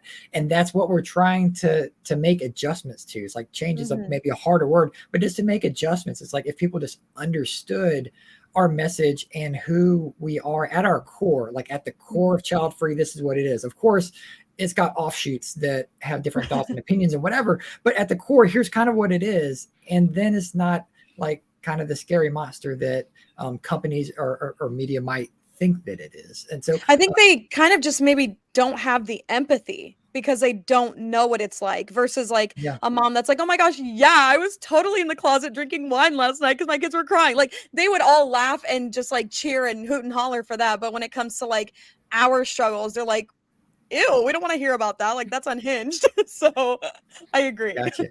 Vanessa, do you want to come back around with your thought you were having? Did it leave you? Oh, we can't hear her. Hold on, Vanessa, we we're can't hear you. we're having technical issues. We can't hear you. That's all right. Okay. We'll keep moving along. So it was kind of already brought up, but I'd like to kind of drill down on it a little bit more if we can. So how can child-free individuals and allies even actively engage with media to promote accurate and respectful representations, and specifically strategies or initiatives that you recommend that were kind of mentioned before, but if we can kind of hit those again, just to kind of get the point home. We'll start with Tracy. A point that I wrote down that I really wanted to hit on, that Holly was getting at a few minutes ago, was the humanizing element of people without kids, who intentionally don't have kids. So like think of articles that you may read just in the average media about anything that's not even related to having kids or not. Like we often will define women's sources by the number of children they have. So-and-so is a mother of two, so-and-so said. Number one, we almost never say that about men. We never say so-and-so is father of two. Here's some unrelated quote. So in my book, I kind of talk about how, women without kids are kind of like a car on the side of the road that's on fire, whereas like men without kids are kind of like as benign as a street sign, a stop sign in a suburb. But just with regard to humanizing, like I think that like the reason that we define women in the media by the number of children they have or their child status is because we don't see women as humans in media, in the society in general. And so if the only way we can relate to women is by the number of children they have, that's symbolic of a much bigger problem that exists in society. And so being more articulate about that point, and not just like having no kids is part of my lifestyle, like talking about like the cultural and societal reasons why it's important to talk about those things, I think would really help. Yeah. Mirta, what do you think? I was muted, sorry. No, it's okay. I think that we have a community with some incredible people who have really valuable messages to share. And there are quite a few people in this community that have a platform. And so it is quite interesting to see how they could, or maybe already are, trying to amplify the message a little bit more and help the representation be a little bit more inclusive and more accurate to how diverse and also awesome the community actually is. I think that a lot of the time it takes a little bit of courage to reach the media and get your voice out there. It takes being willing to potentially accept some backlash or some rejection. And so it's not always easy for everybody, but it's something that we're going to have to accept and either try to do it ourselves or support those of us who are willing to or have the platform, have the resources to raise our voices a little bit more and shine the spotlight on all the incredible things that we can do as child-free people and the actual reasons, the actual thought process that goes behind the choice, and also the diversity that exists in the community, because not a lot of it is currently in the media, and there's a lot of potential to get it out there a little bit more. That's what I think. Yeah, thank you. All right, Vanessa, let's see if you're back with us. Okay, can you hear me now? We can hear you. Do you remember the question? You need me to repeat it? Yeah, no, it's fine. I'm just sorry. I'm in Vegas, so everything was overheating. So,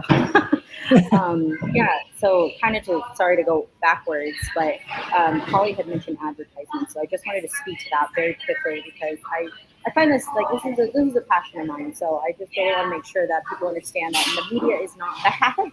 Like we are not all just like these monsters that are just trying to push agendas and stuff like that. So just real fast, like there's just a big difference between local and national media. And I think it's very important for anybody, like a lot of people in the comments talking about like trying to get their stuff covered and stuff like that. And so just keep in mind, like your local media is not your national media. And I'm happy to go into more detail with that. If anyone wants to reach out to me personally, I would talk all day about it. But to go back to the ad thing, yes, there are sponsorships, but sponsorships are... Sorry, there's a lot of background noise, so we're having trouble hearing what's you and what's the background. Oh, okay, I'm sorry. It's because I'm inside. No, it's okay. That's okay. No, it's okay. Yeah, I can't really move. It's either... Oh, it's okay, okay. So we can move on to the That's next fine. person. It's fine. Okay, I think the key point, the takeaway there is that there's a big difference between your local media versus your national media and what they will cover. I think that was about the right point. Jira. Yeah, so how child-free people and I guess the allies can engage with the media to promote our stories is, my suggestion is to have the courage to speak up and highlight, those stories such as ours that people need to know about. So start the conversation. And also too, parents can, I guess, reach out as well to share their stories about how challenging it can be, to be a parent and to not push the issue of having children onto other people.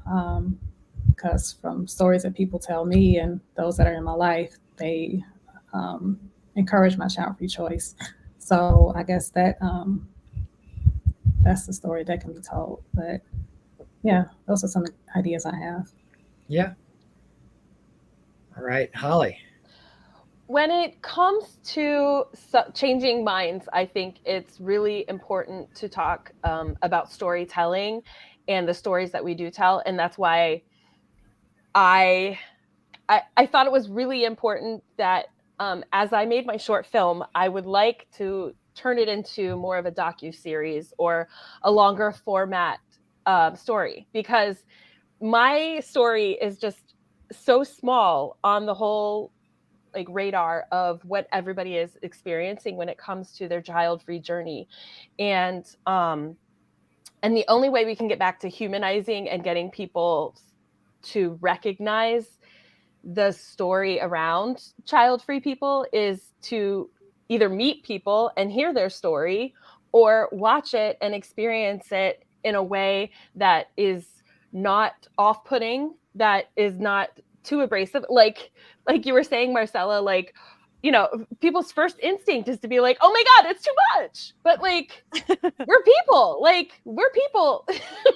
it's part of my story. And it's just, so I think it's really important to, sorry, I had a note here, to use our words, and that words do matter, and how people talk to child-free people and how they talk about child-free people is directly tied to the narrative that they're already familiar with or that they've made up in their head if they don't know anybody.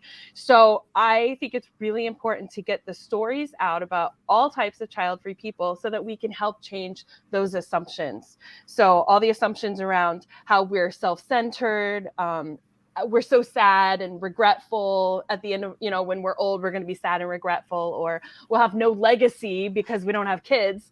When to me, legacy is so much more. And my art and my films and so many things are going to be part of my legacy. So I think just in the idea of that we hate kids, it's not true. Maybe some do, but it depends on context. And the more stories that you hear, the more we can start changing that narrative.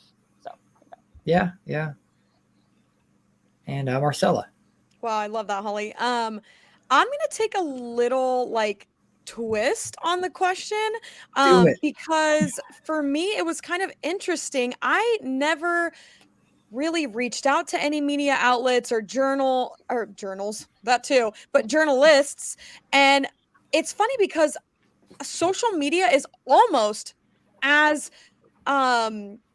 quickly viewed as the news. Sometimes people will only get their news on Twitter or only get their news on Facebook, which is, it's 2023. I get it, but it's also kind of weird because I didn't grow up doing that. And so for me, when you are very vocal and when you are super involved online and online spaces, for me primarily was Instagram, people came out of the woodworks. I can't tell. I've been on maybe like 10 podcasts. I've been interviewed by 10 plus different news outlets, NBC, Yahoo, CNN, the BBC. Like, these people came to my social media, to my Instagram, because maybe they were searching a hashtag, because maybe they were searching a username. I don't know what they were searching for, but I think more often than not, I have seen journalists that are just scouring the internet for the next piece or the next article or the next whatever it is, the next podcast episode. And even though that's not like traditional media, it's new age media. That's 2023 for you. And I feel like social media is becoming the new primary source of media. And so being vocal and being a light and being a good representation of whatever community that you are going to represent, and obviously for us, the child-free community, is so important, because then you will be sought out. People will see your handle and they will see your reel or your post or whatever it is and reach out and say, hey, can I talk to you for a moment? Like, would you like to be featured in an article? And then being able to share your story to hundreds, millions, like all those people around the world that wouldn't necessarily see your one little quick reel of you just like lip syncing to something. So I think being very aware that the things that you're posting on the internet literally can be seen by anyone and everyone. And so representing yourself and the community in a way that you want us to be represented, and being that light that could potentially be shown on the big screen in New York Times. So there you go. And we've been had some media outlets reach out to us in the past, and I remember one article, they were looking for like a back and forth between, they said, we're looking for someone to debate with a parent about, and hold on, debate, like we're debate about what, like we're not going to get into a debate of whose life is better, what, like I love my life, they love their life. I'd be like, good, high five, debate's over. Like, what else are we going to talk about? Exactly. Yeah, they really do want to pit. And by the way, to your point about, being seen, this is public live stream. If you guys, everyone's using social media to watch this live stream right now. So please share it. I think we're about to go off on Facebook only has an 8-hour limit, and this will be going 10 hours. So if you're on Facebook, just share. We're on Twitter, so you can send it to Elon Musk. And of course, we're on YouTube. So you know what? He needs to be a sponsor. His name has come up several times throughout this whole convention. But I mean, if you want to talk about like something of quality, this is something to share. So just, please share it. It's very helpful. We do have a question from the audience, which actually ties into another question that we were going to ask. If we can pull it up. Child for Wealth, the question is, how can we get the media to use the term child-free instead of the AP Styles Guide's recommendation of child-free? And this is a hot button issue for Cody. So I'm going to let him sit out because he'll take up the rest of the hours we have for this event. But Vanessa, actually, we'll start with you. If you have any if I'm back to being a normal person. Can you guys? Yeah, we can hear you. I meant your media expertise. I wasn't referring. No, you're fine. So sorry about all the technical issues, y'all. That's it's okay. like overheating outside, too loud inside. Unfortunately, I have bad news, and Tracy, tell me if I'm wrong, but you cannot change AP style. AP style is the Bible of journalism, and so I don't want to say it's never a thing, but it is archaic. And I will say this: there are a younger generation coming up in media that is having these battles. Trust me, I have these battles all the time, and I'm hearing everyone talk. I can hear all of you, even though you guys couldn't hear me, and I'm seeing the comments, and it just breaks my heart because I don't want anyone to be discouraged and think that you're not represented, at least within newsrooms and things like that. Like you are. But also, and again, I might get stoned for this, our job as journalists is equal representation. So yes, Cody, they're going to bring a parent to talk about the other side of it because that's just fine. What it's supposed to be. But debate, I agree with you there. Like we shouldn't be fighting. But that's also where we can lean in, right? So I would say, again, advice to anybody who's trying to, I don't want to use the word push, but if you're trying to get your voice heard and everyone's just passionate, right? Let me give you some insider tips. Stop going about it as like, hey, us as child-free people deserve to be heard, and go about it as, hey, we have something to offer to the other side of the parent conversation. Like, we also have a different perspective. And I would love to say numbers matter, but numbers don't matter. Small example, I live in Las Vegas. We're close to 3 million people. Someone sending us a press release saying, hey, I have an event where 20,000 people are going to be affected. That's great numbers for you, but we have 3 million people to think about. And so it's unfortunate, but those numbers don't really help you. Things that will be hot button things that will grab everybody's attention, no matter what outlet they are: mental health. If you start talking about, hey, this is something that affects people's mental health, which is true, right? We've talked about that throughout this convention. Every panel can hit on that. Also talking about, hey, like the other side of things, like family representation, right? Not everybody can have children. Everyone wants to have children, but yet family is an overreaching concept. So it's not to say like you have to change what you are or change like what you're presenting, but just understand that you're going up against people who, to them, it is foreign. So if you don't get lucky and messaging like a producer like myself, who's already in that world and knows it, and Marcella is also very right. We need Marcella, we need Holly to be in those other worlds to give those of you who want to go over into the media the platform to say, hey, Paul, there's this movie coming out talking about not being a mom.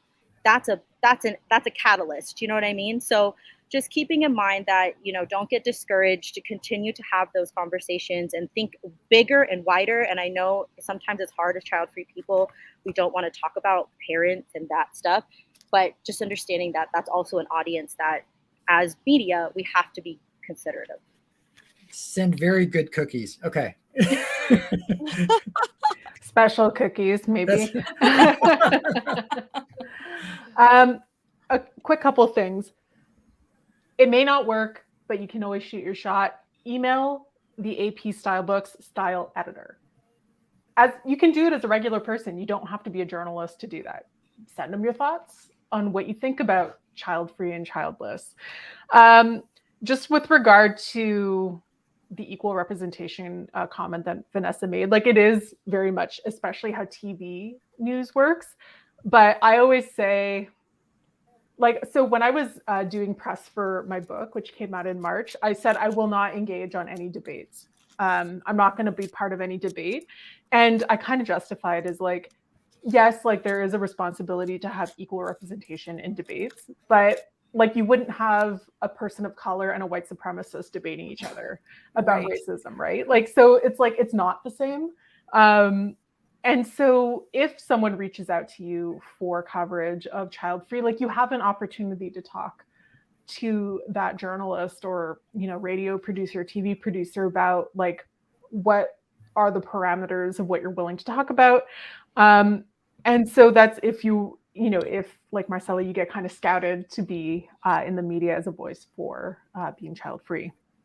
But yeah, I think that making a difference in the way that child-free people are perceived in the media, I think really comes down to like, it's kind of the same argument with reproductive rights. Is like, let's stop trying to argue about one side is right and one side is wrong, and more about like humanizing the stories, as Holly was talking about storytelling, like actually telling the stories of the people who are affected by XY policy or, trend going on.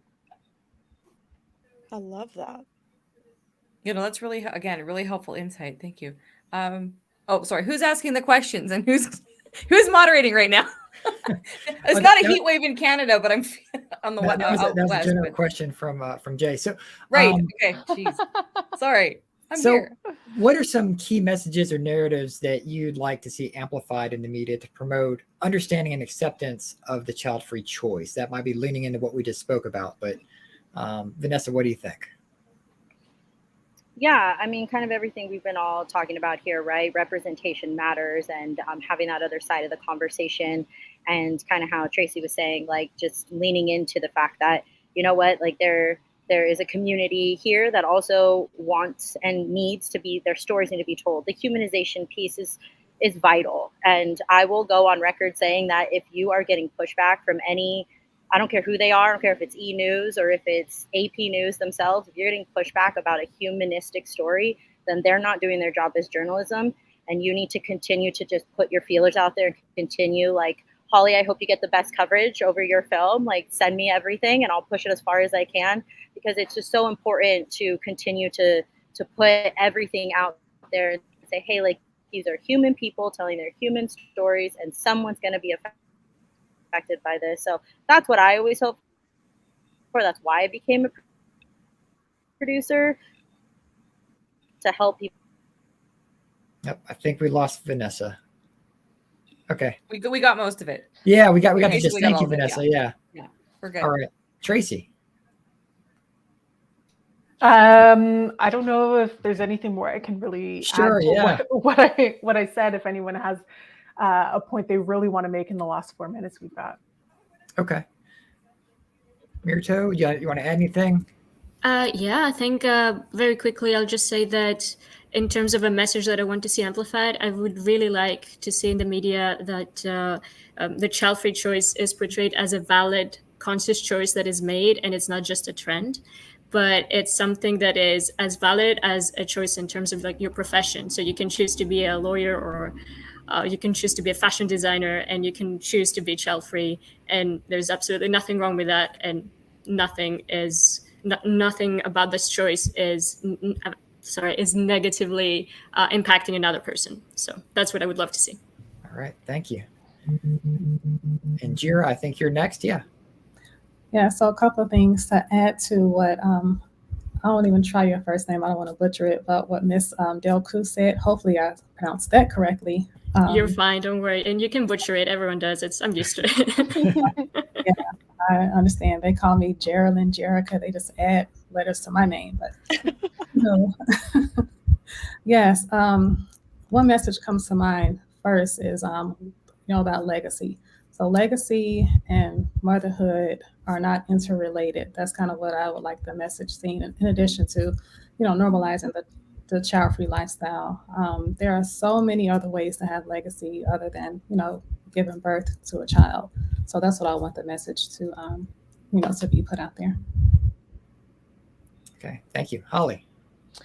Well, I think there are so many messages that I can't just talk to one because I have been thinking about this for the last, 3 years as I was putting my film together. And there's so much that I wanted to say and I couldn't squeeze in there. And that's why I would love to expand this into a series or at least another feature film. This is, 20 minutes of my short film. It goes by so quickly to tell only my story. So I think it's so important. It would be so great to hear not only experiences of somebody who is maybe going through a situation right now, but maybe someone who has, a lot of older generation child-free people who are living the life, who have no regrets, like knowing that they have thought about their legacy. I know there's the wealth management guy, he's in the comments there. And, having these conversations around, okay, there's there's the quintessential sort of ideal of like the old person who doesn't have any kids and then like they give their money all away or whatever, right? But there's so much in that story that could be parsed away and figured out, and there's a lot of stereotypes, there's a lot of cliches when it comes to what people think about, spinsters and all the things that come to your mind about a child-free woman or a child-free man. And I would just love to discover more and more, and the more stories we can share, the better, because when you meet someone who is of a, I never met somebody from, India. And whatever my assumption was, when it comes to like those things, you meet someone and you hear their story, then you're like, oh my God, we're best friends. I have so much in common with you, right? Yeah. Like it only until we hear stories and meet people and see their faces can we really find out and expand our knowledge about those things. So bringing humanness to all of it. That's all. Thank you. All right, Marcella. Yeah, real fast. I love that, Holly. I just kind of she said spinster in it, and it reminded me of just so much. I would just love to see representation that we are not spinsters. We are not these crazy people. We are not these child haters, which I know there are, and to each their own. But just that we're normal human people. And like I said before, again and again, just being that person online, portraying that in your online circles and your spaces and in person. You might be the first person that someone meets who is their first like official child-free person that they've ever met. And like that experience will stick with you forever. Just like if you meet, I don't know, if you meet a celebrity, it's that one experience that you have with them that you're like, oh, Harry Styles was the best because he was such an amazing person. He gave me a hug and he signed my arm or whatever. So like that first contact experience will linger with those people honestly for the rest of their lives. So being on your A game at all times in all places and being a good representation of the child-free community is honestly the best that you can do. Whether you have a platform or not, just be a good human. Yeah. Well, thank you all for being my business therapy session. I appreciate this immensely, like the weight off my shoulders, like so much great information. Yeah. So in closing remarks, if you would like to promote anything that you're working on, any personal projects, or just let people know how they can get in touch with you after the convention, please use this moment to do so. We'll go with Tracy.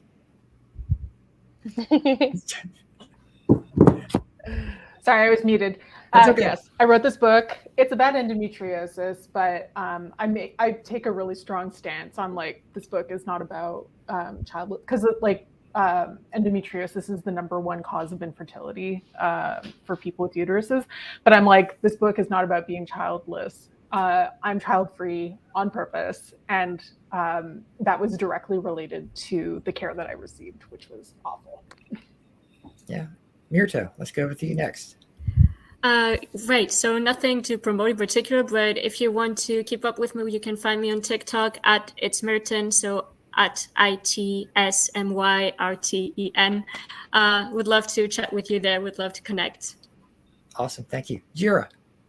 Yes, so you can find me on both YouTube and Instagram, Unfertilized Eggs, and then head over to the website, unfertilizedeggs.com. I do have a sale going on this weekend up until Tuesday for International Child-Free Day, and I'm working on some more merchandise for the latter part of the year, specifically around holiday season. So yeah, Unfertilized Eggs. Okay, thank you. Holly. Holly Brubaker, that's me. Hollywood 801 on Instagram. And my film, you can follow my Facebook page for it. It's just like my title says here, but You'd Be a Great Mom film. It's in the festival circuit right now, so it's not widely available, but you can click on the link that I sent there and you can see the trailer and follow me. And last but not least, I just want to show you, I made an actual bingo card. It's a bingo card. Can we zoom in on that? Can we get a solo layout, please, so we can see that bigger? Oh, Just yeah. hold it up. We'll get you. Oh, there we okay, go. there we go. Perfect. So for everyone that's been wondering, that's not North America centric. There you go. That's a bingo card. Yes. Yeah. So that's part of my film, because like the whole, like all of these things that people say is part of the film. So thanks everybody. It was great. All right, Marcella, if you can compose yourself. Have you tried this sex position? I literally, yeah. Oh my gosh. That's funny. You can find me Child-Free Millennial anywhere and everywhere. And I'll speak for Vanessa, since I think we're just She might be sacrificing the video for the audio. Are you there, Vanessa? Are you there, Vanessa? Otherwise I'll plug her. Oh, there we go. Okay, we're good. Nope. We can't hear you. Okay. Okay, so you can find her podcast, Claiming Zero Podcast, and also Claiming Zero on Instagram. All right. So with that being said, thank you, everyone. Thank you, audience. Great questions, great comments, great panel. So we'll see you on the next one. Thank you, Bye. everyone.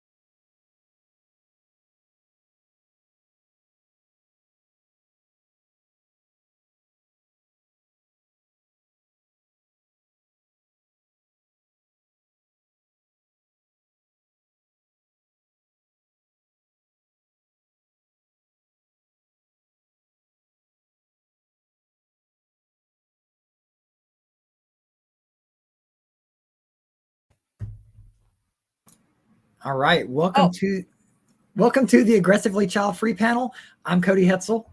And I am LeNora Faye, dealing with technical issues backstage. And we'll be your moderators today.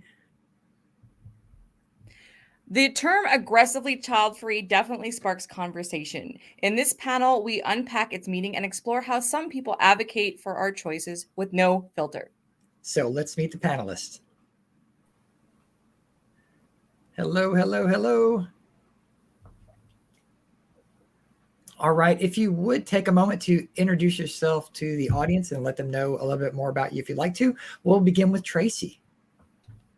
I'm first. Yes, my name is Tracy. I am a freelance journalist based in Canada, and I am the author of a pretty new book called Bleed, Destroying Myths and Misogyny in Endometriosis Care. All right. Thank you very much. I'm looking to see who's next. There we go. All right, Laura, come on up. Hi, my name is Laura. I live in Boston, Massachusetts. I am an author. Me and LeNora did a podcast series called Deconstructing Prenatalism, which you can find on Childfree Media's Spotify. And I am a writer. I've contributed to We Are Child Free. I've been in the Eva Zubek Unplugged documentary about being child free. I just graduated with my MFA from Emerson College, and I'm currently in the process of working on my first novel. So, all right. Exciting. Awesome. Ashley. Hi, everyone. Glad to be here again. I am Ashley Strom. I'm based in Durham, North Carolina, but I'm currently in Europe for 2 months working remotely with my husband of 8 years. I'm a content strategist. I currently work for a small women's health company, but I'm a writer and just all around freelance content producer in my spare time. Really excited to learn from the rest of the panelists today. Okay. Thank you. Bree.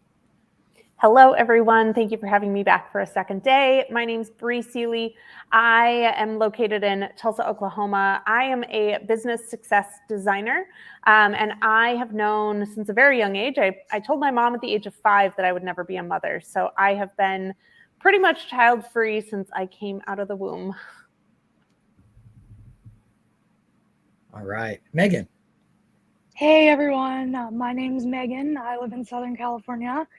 I am the admin of the controversial group Laughs and Child Free, and I think I'm probably a career student at this point. I also realized my pronouns did not come up on the stream. She, her is fine. And I have to agree with Bree. I've never had any interest in having children. I have a poodle laying in front of me. She's the equivalent of probably a 9-year-old. I was eating my breakfast this morning and she wanted some. She came up and just licked it like any child would. Yeah. All right. Helen. Oh, we don't have audio on Helen. If you've got the sound. Yeah, if you've got the links, let's see, I think in your options, you can, it might be reading the wrong thing if you're going through a microphone. That's okay. Well, try popping out if you've got the link saved and then come back in and you'll be able to test your audio right there. But until then, we'll go ahead and continue on and we'll grab you back in a moment. Okay, so we'll continue on with our questions. What does it mean to be aggressively child-free? How would you define the term? And what are some common misconceptions associated with it? And we'll start with Tracy. My aggressively child-free, what does it mean to me? I mean, I, like other people had said, I knew from a young age I didn't want kids. And I've always been pretty vocal with the people in my life that I not only do not want kids, but I do not like children. And I guess that's the aggressive part of the aggressively child-free aspect of it. yeah, and just, you know, when people bring it up to me, I don't know, it's an annoying conversation to keep having. So maybe I'm personally aggressive in that respect. All right, Laura, go ahead. You're muted. There we go. Can you hear me now? Yes. So there's multiple, I have two answers to this question. The baseline of what do I think that people like on the internet or people in general describe as aggressively child-free, I would say that that's a woman, mostly women. I have almost exclusively seen this term applied to women, which I'll get to later in the panel, that, you know, is unapologetic about not liking kids or not wanting to be around kids. However, to me, I actually feel like I don't identify with aggressively child-free because I actually don't think that that term actually exists. Because if we were to say that any woman who is or any person who is unapologetic about not liking kids or not wanting to be around kids is aggressively child-free, then where is our term for like aggressively pronatalist? I truly think that the term aggressively child-free is used to put down and keep down very opinionated child-free people.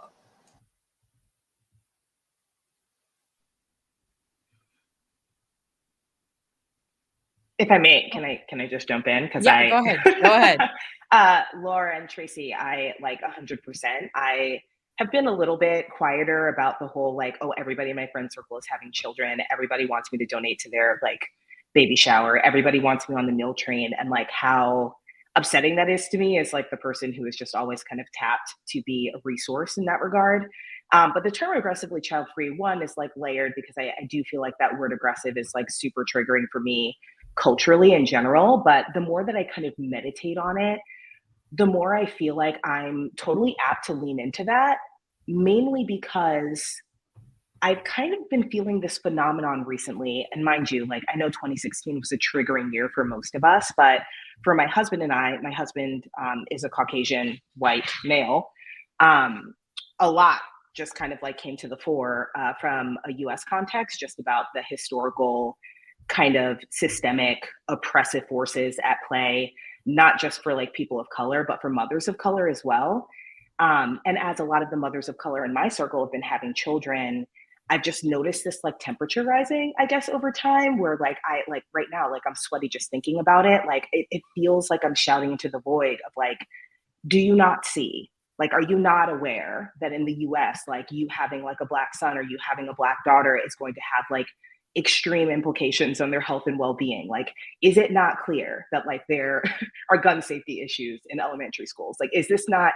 So I feel like the aggressive part of it is almost like my desire to be heard in any capacity. Like sometimes I feel like I need a megaphone, but like I've got all these mothers around me that are just like having babies, just spitting them out. They're just coming out. And I'm like, am I insane? Like, I can't even imagine like wanting to protect and be there for and to raise a member of society that's supposed to operate without fear in the US right now. Like, there's just really no sign to me that that would even be a logical choice to make.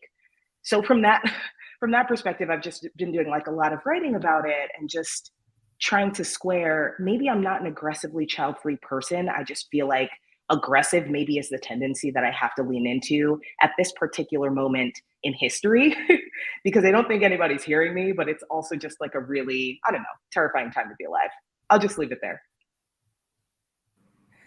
That's a very real point to make, Ashley. All right, Bree, go ahead.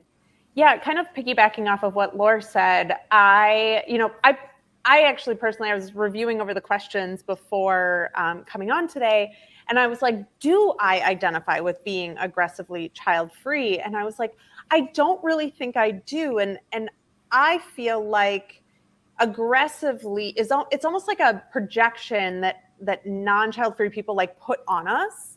That just because, like Laura said, the word unapologetic is one of my favorite words. I use it in my business and my branding and everything. If me standing up for what I unapologetically need in my life and want for my life makes me aggressive, like that's where I start to see disconnects where I'm like, I feel like me just advocating for myself, for what I know is going to make me have a fulfilled life. Like, to me, that's just normal. That's what all of us should be doing. I don't think any of us should have to be aggressive about it. I don't think any of us should have to fight, whether it's child-free or LGBTQ or any of the subsets of, quote unquote, minorities that are actually not minorities in our world. I don't think that we should have to fight to just simply be who we are and exist as who we are. And I feel like aggressively is more of a label that gets like projected onto us, rather like I don't know. I don't personally adopt that word and use it to describe myself. I would say I'm just unapologetic and like, this is who I am. This is what I need. And you either like it or you don't like it. At the end of the day, I don't care.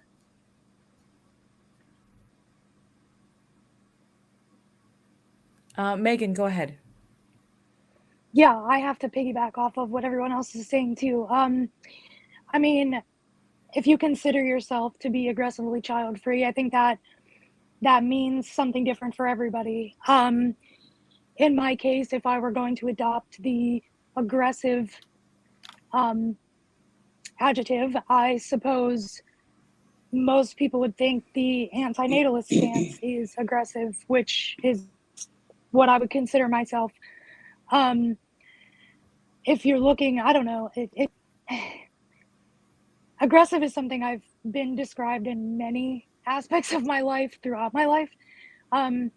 So while I personally don't take that, as I get what they're saying. Like, yes, I think other people are projecting that onto us and it's not aggressive. It's unapologetic. Absolutely. I don't take that to heart though, because I'm unapologetic in just about everything.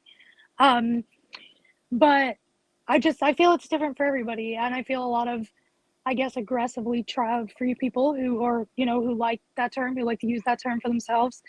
They are adamant, like they do not want kids. It was never a thought. And they do not like kids and they don't like it pushed on them. And I feel like part of the reason that they adopt that term is because they're tired of having it pushed on them or forced on them in every part of their lives. And I also want to say too, in terms of, this is something I've been wanting to bring up and I haven't, obviously, considering if you look at me, you'll understand why, but I just wanted to say that I've been wanting to say this for a while, especially in the group. I am very, very proud of the people of color, the women of color who are making this decision during this time, during, the climate of our world right now. I can't imagine. And I want you to know that I'm proud of you. I think it's an incredible decision to make for a lot of reasons. You know what they are. And I stand behind you 100%, all of you. All right. And I think we've got Helen back if you want to introduce yourself. And then, LeNora, if you could repeat the question for her. Sure. Yeah, well, can you hear me? Yes, we got you. Yeah. You're here. Hooray. Yeah, exactly. So I'm on the presentation thing now. Yeah, Yes, you're I live. missed a lot of what you said. Oh, this is just, please So- introduce yourself. Yeah, okay. And also, I didn't have the time to write my pronouns or anything else, but I'm she, her. And I'm Helene, and I'm from Sweden. I'm a teacher of languages. And in this context, I'm an admin of Childfree group. I've always known that I am child-free. I think I was born that way. Like someone else said in the beginning, before I got the technical problems, I heard that too. I've always known that I don't want children, and my mother has always said that I have said so, even before I remember it myself. So that's me. So I'll thank you, Helen. I'll repeat the question so you can answer. So the question is, what does it mean to be aggressively child-free? How would you define this term, and what are some common misconceptions associated with it? That's a huge question, actually. I've heard some of the things that the others have said. I think that we are pushed into becoming aggressively child-free. I can only speak for myself, but I was a person who didn't want children, and I'm that old that the term child-free wasn't around, or I wasn't aware of it, and the internet obviously wasn't around when I grew up. So these last, I don't know, 5 or 6 years or something, I've been finding the child-free groups on Facebook. And also, well, I found my people there, but also we are not accepted in all of the child-free, quote unquote, groups. And we are definitely not accepted by society. So we are pushed into a corner until we become aggressively child-free. I didn't want to be, I became, because I want to be left alone, not wanting children, not liking them. And when that is not accepted, we have to defend ourselves. That's how I define it, at least. Yeah, thank you for sharing that. So can you share your personal journey and experiences that have led you to embrace this child-free stance, and what factors have influenced your beliefs and choices? And we'll begin with Tracy. Yeah, so I, like I said earlier, I never wanted kids, and I knew that from a young age. But I was also blessed to have a disease called endometriosis, which is a very painful condition that personally, and as most people with this condition have, we experience the worst symptoms. It's very, very painful. And we get it when we have our periods. And so my life has always been really tightly correlated to reproductive health and reproductive rights. And from a young age, I got put on birth control to help manage the pain and that kind of thing. And the birth control made me crazy. The last type that I tried was a brand that actually got recalled, because some people died while taking it. And so I just went off of it when I was 26, and I started telling my doctor at that time, I don't want kids and I have awful periods. Why don't I just get a hysterectomy? And that was the beginning of you're going to change your mind.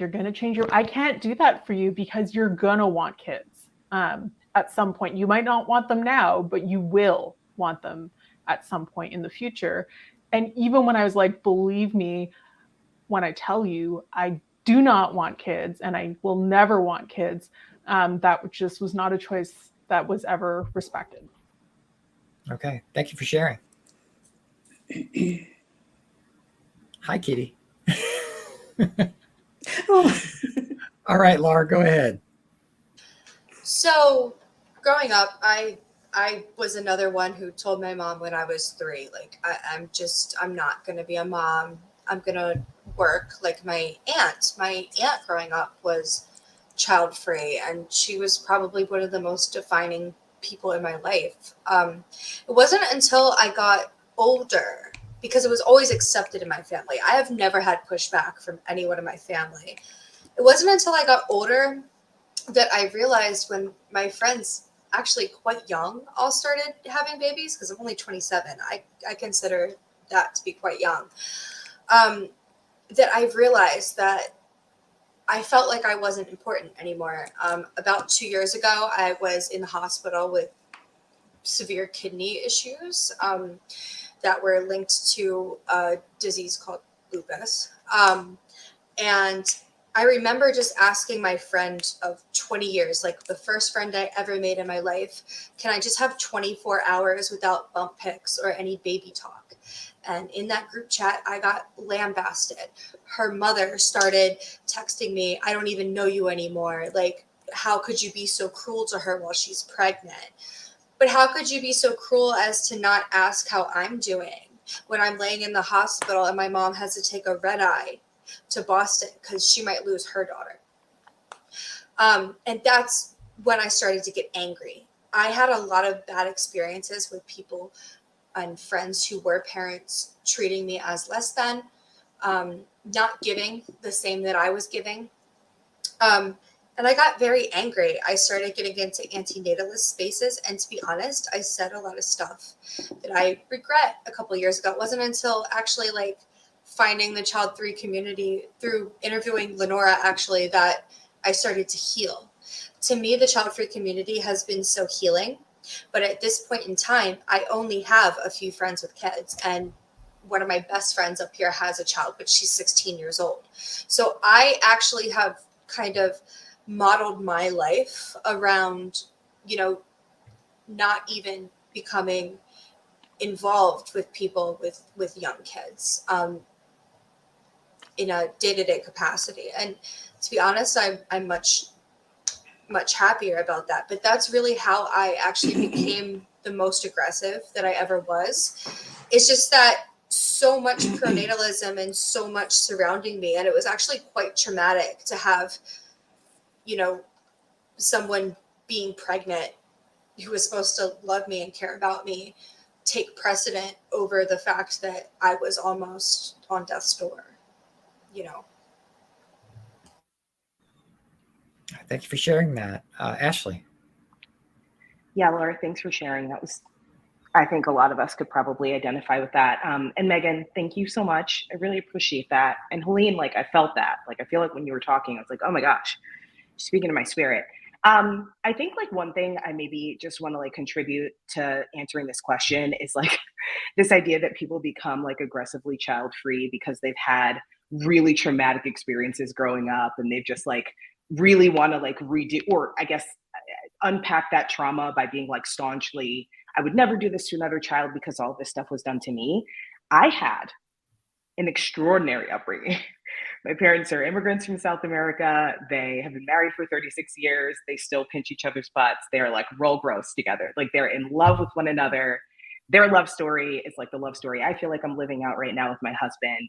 They had me and my brother in this like little cocoon of love, like always told me I was beautiful, super body positive.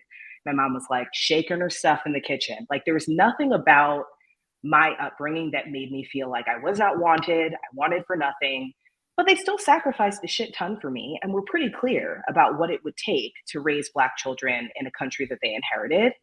And I think I say all that to say, like, I've seen parenting done super well. Like I'm in love with my parents and I can't wait to take care of them when they're old. And it's because they set that standard that I feel like nothing less is what I'm willing to settle for. And granted, like I'm a college grad, neither of my parents went to college. I just paid off all my student loan debt. Like what a miracle. Like, again, like super privileged by most standards.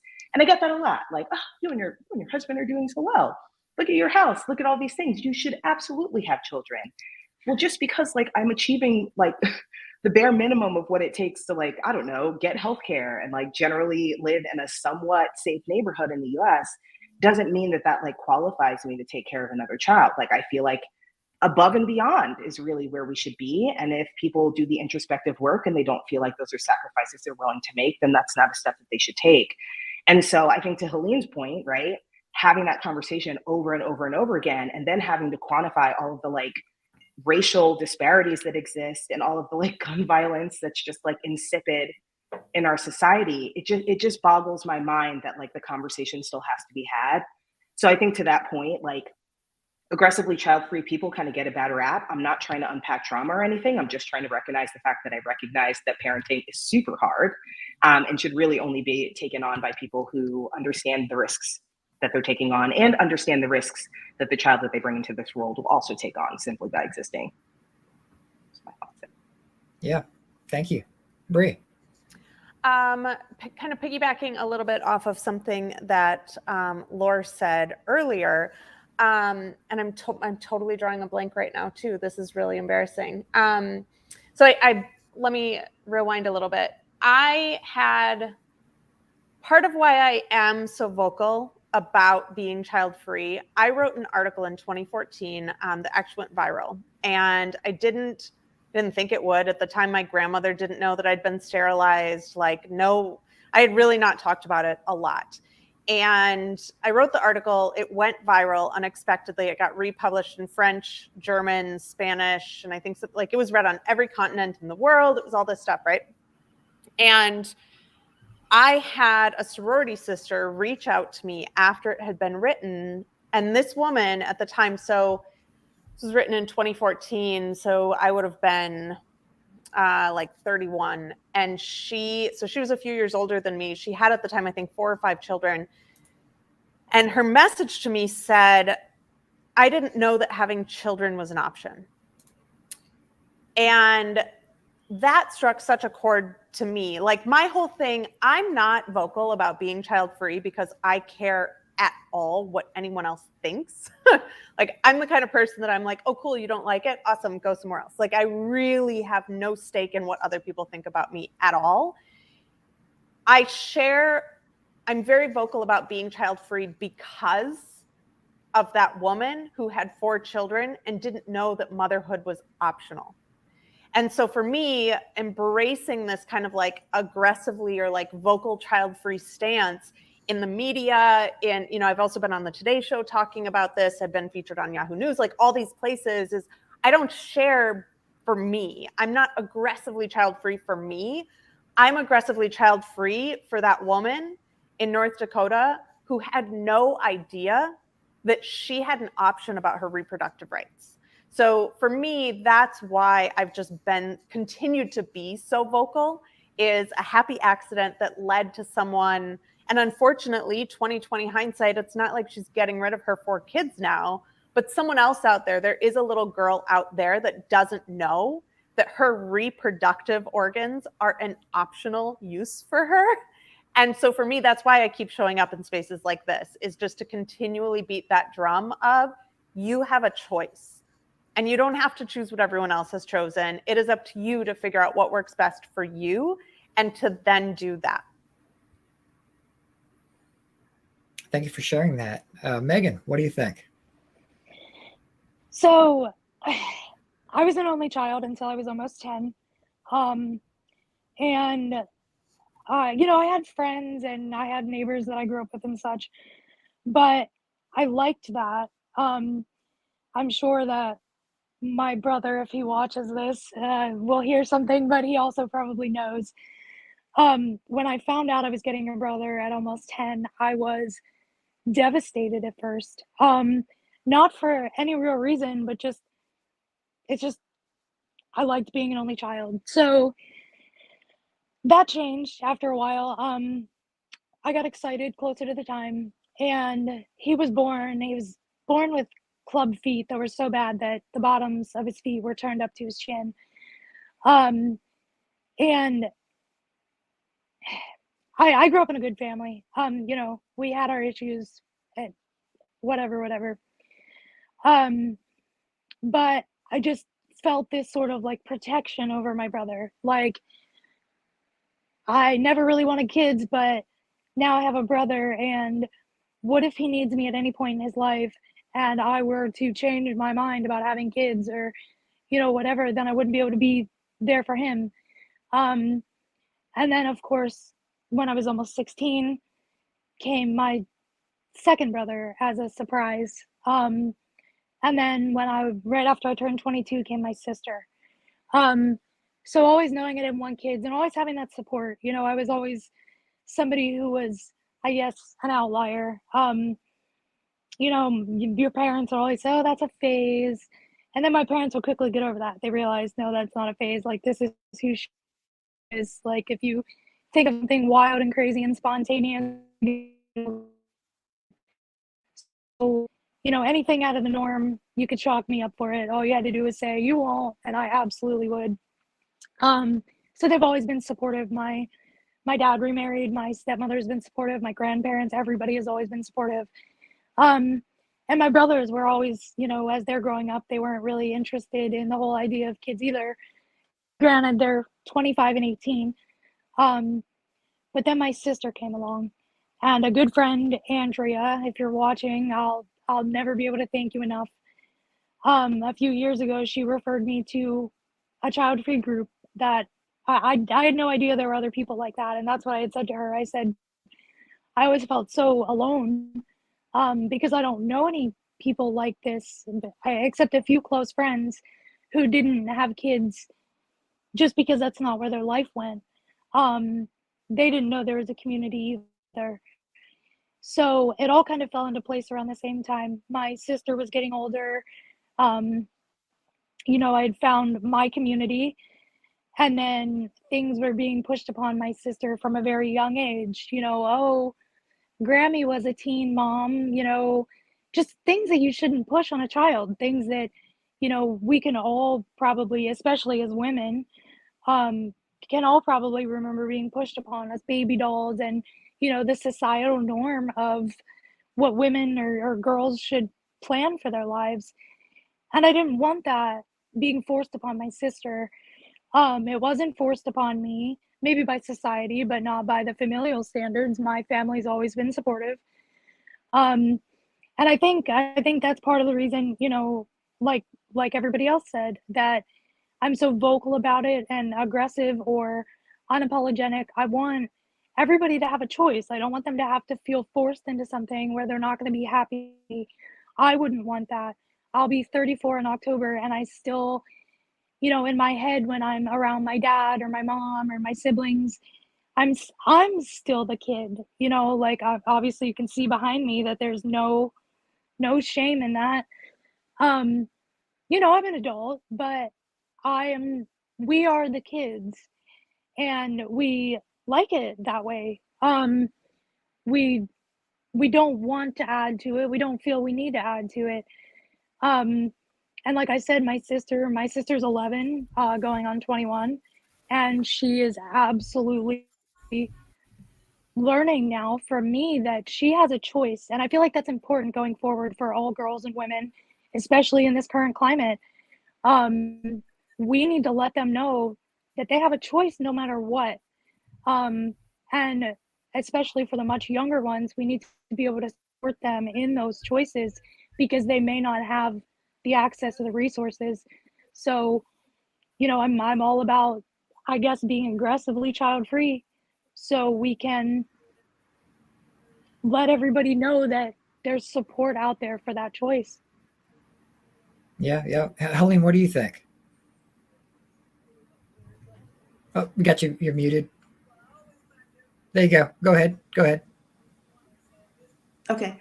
I want to get back to what Ashley said before. I also had a very good and secure childhood. That's just one of the stereotypes about us, that we are dealing with some trauma or something, but there's no trauma in my background. I had a very good and safe childhood. I'm an only child. My mother was at home with me until I was 12 years old or something. I just have never liked children. I didn't like them when I was a kid myself. I was even, you know, aggressive to them, and I like to spend time with kids that were a lot older than me, or even with adults. And also, being child-free is not accepted in society, like I said before. And I've been kicked out of so many soft child-free groups, and there is constant mommy jacking in other groups that are not about children or child-free or anything like that. And children seem to be the exception everywhere to everything. You just are not allowed to say anything negative or even comment if someone talks about children when it's not the topic at hand. So little by little, I've been pushed into this corner of becoming aggressively child-free. We're supposed to pamper everyone about children. Everything else is allowed not to like. Children is the exception everywhere to everything, and I'm not having it. So here we are. Yeah, that's a fair point. So this question is timely based on some of the chat that's happening right now. How do you respond to criticism or judgment from others within the child-free community regarding your decision to be aggressively child-free, or you might not be aggressive enough. We're getting some of that feedback. So how do you navigate those conversations with people who hold the opposing views or have a different interpretation of what it means to be aggressively child-free? Was it my imagination or did the screen change? My imagination. Yeah. Okay. All right, Tracy, go ahead. Yeah, I was looking at the chat and I just wanted to say that we're either too much or we're not enough, especially as women. And so if you don't like it, tune out. And I think that, this is relevant as well to a lot of different conversations. It's like, if you want to be offended, you will be. So again, if you don't want to be here, then tune out. What I will say is that people love to hate child-free women in particular because we are exercising the kind of agency from which we've been historically robbed. And this is especially true for women of color, women with disabilities, and so on and so forth. And so, we have to think about what does it mean to be child-free in the first place? And my interpretation of it is doing the things that you want on your own terms. And that is and has long been a very dangerous idea, especially for people who want women to stay in conventional roles in society. And we see right now with the reproductive rights fight in the US in particular, we see this push to force women back into more conventional roles happening all the time. And it's because we don't respect, women having a choice in general. And I think that sadly, that perspective exists also in child-free spaces. There's still a lot of misogyny, even in progressive spaces. And maybe there's some reflection to do about the community here.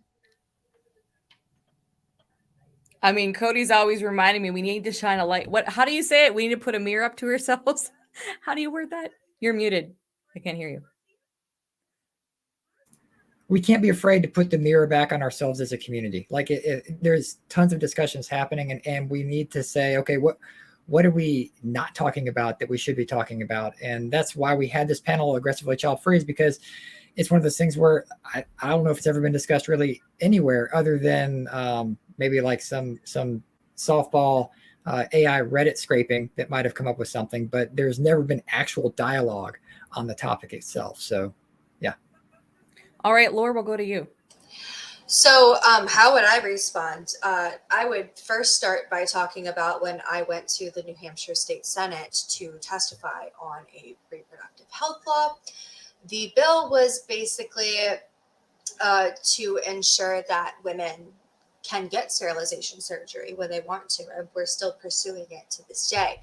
However, one thing that I thought was interesting was that the only women who showed up, except for one single woman, there was one mother who showed up against a sea of child-free women. So the one thing that I would say is, where are you? Where are you fighting for our reproductive rights? Because I can go back throughout the history of feminism, throughout the history of everything, and it was mostly child-free women on the forefront. You do not get to get us to do the labor and to put ourselves out there and to put ourselves out in the fight and then not support us. I would actually say that experience helped me realize that I don't need to tiptoe around parents, because we're supposed to be here for you. And even in progressive spaces, we're supposed to be fighting for the universal childcare and the universal pre-K and the universal whatever. I'm supposed to pay property taxes on my house to help your kids go to public school, and yet you can't show up for one thing. And that thing doesn't even just affect child-free women. It affects everyone, because the one woman who did show up, who is a mother, was fantastic. And she's already had her 2 kids, and her husband came to come help fight for us. But I don't see that happening in the grand scheme of things. The women who are showing up to these marches, the women who are showing up and doing the work and doing the testifying and trying to get these reproductive rights things under control, they're almost all child-free women. So what I would say is, again, going back to Tracy, we're too much, but we're not enough. And I also think that the child-free community has a little bit of a quote unquote pick me problem when it comes to us all having to say, oh, I'm child-free, but you know, I love kids anyway. And I used to pretend to love kids. Like I used to flat out lie to people basically and just pretend that I actually enjoyed being around children. And it wasn't until I kind of shifted the people who were surrounding me that I realized that I actually, quite frankly, don't like being around children. But to some people, that's, you know, aggressive. There's also this big issue with people calling, you know, women of color or women with disabilities. I have autism. There's people who call it eugenics to not want to reproduce when you are those things. And that's like such a perversion of individual autonomy and individual choice that, to be honest, at this point in my life, I'm 27 years old. I have probably done more political work than most people that I know. And you know what? I'm out here fighting the fight. And if people want to think that I'm aggressive because I say I don't particularly like being around children or where were you, that's it. Thank you. All right. Ashley, we'll go to you. Yeah, so I will try to keep this brief. And hi, Bibs, Burps, and no Bibs, Burps, and Bottles. I just emailed you today. I'm very excited about our interview. So looking at the chat, very excited. To those in the child-free community that feel like we're not aggressively child-free enough, I would say two things. Number one, we're not all created equal, and based on intersections in our identities, we are fighting battles on other fields, and we do not all have the capacity to fight battles about labels that we affix to our selfhood equally, right? So like, depending on the season of my life that I'm in, I might have like more energy to give to this fight, but like right now I'm 32 and literally everyone in my life is having kids. And I just don't have time to like have a picketed sign at every baby shower I'm invited to. It's just not the way that I want to spend my time. Secondly, kind of along those lines, like this is yet another area of my life in which I find myself like the quote underrepresented person. Do I want to exist in community with other people? Absolutely. Like there's like I'm in Europe right now, like scouting to find a city abroad that my husband and I could live in, because the US is a dumpster fire. And the question comes up over and over again is like, do I have the capacity to stratify my potential community, even abroad, based on who isn't a parent? I don't think that I do. I don't even know the language here in France, right? So the question is, how aggressively child-free does one need to be in order to still maintain some semblance of a fabric of community, especially if they're already an underrepresented population? That's a really important question to ask. And not everybody has the privilege of like just isolating themselves and not necessarily like having anyone who just identifies as child-free to be a part of their orbit. So I would just put that out there. I think intersectionality definitely contributes to the conversation. Thank you, Ashley. All right, Bree, go ahead.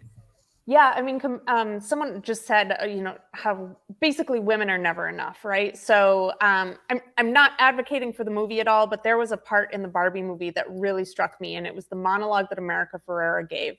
And my invitation for anyone in the comments saying like, we're not being aggressive enough, let's stop the infighting. Like, we don't need other people to tell us that we're not being enough. We already get it from enough other places. Let us within the child-free community be ourselves, and we're gonna fight and advocate and do whatever we do that in a way that works best for us. So another thing I'll say is that, you know, over the last several years, there has been a lot in a lot of different areas, not just in the child-free area, of performative activism, people just screaming into the void, people being angry, and I will say one thing I don't see from those people is action on the other side.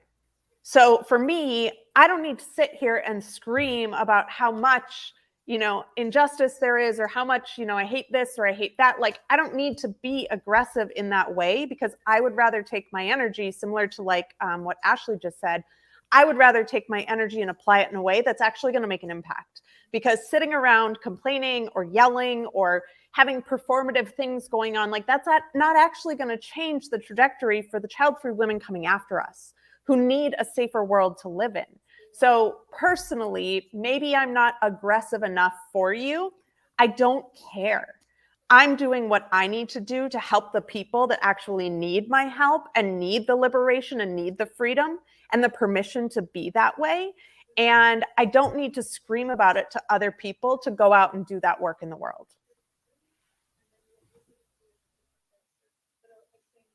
Thank you, Bree. That was nicely aggressive. Okay,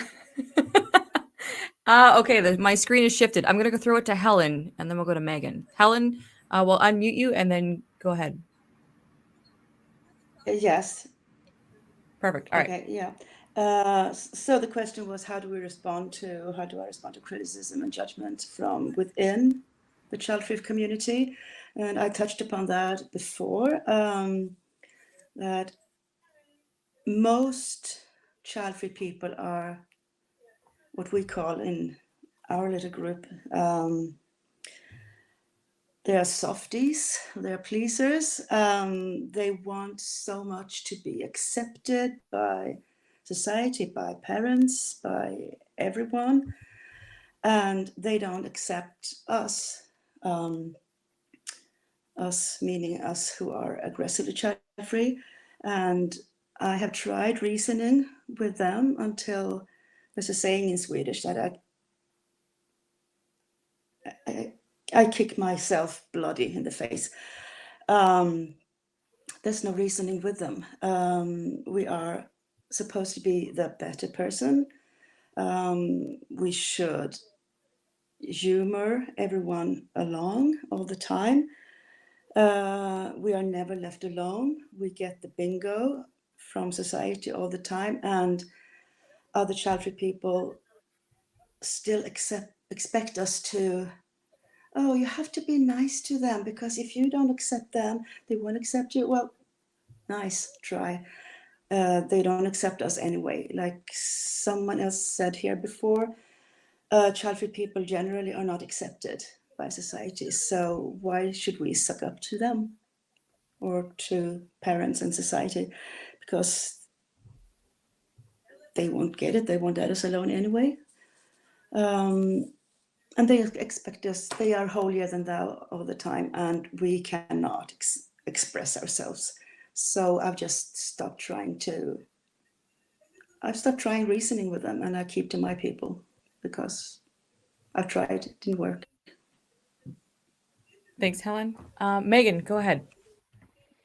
So I think piggybacking off of what everyone said, all of those different aspects are completely relevant, you know, between the fighting within the community about, you know, who's better, or like you know, Laura said, the pick me energy or those things. And then like Bree said, I feel like I do not like it in the group. Most people can account for the fact that I am very, very strict on keeping arguments out of the community as much as possible, because our energy shouldn't be spent there. It's not doing any good there. Like you're not proving anything, you're not fixing anything by arguing with the rest of your community, especially when we are, you know, a quote unquote minority, or, you know, we're not Martians. But that's what it feels like sometimes. You know, like Helene said, we're not widely accepted. And so I feel like, and like Bree said too, I feel like our aggression doesn't need to be arguing with people on the internet, or arguing within our community.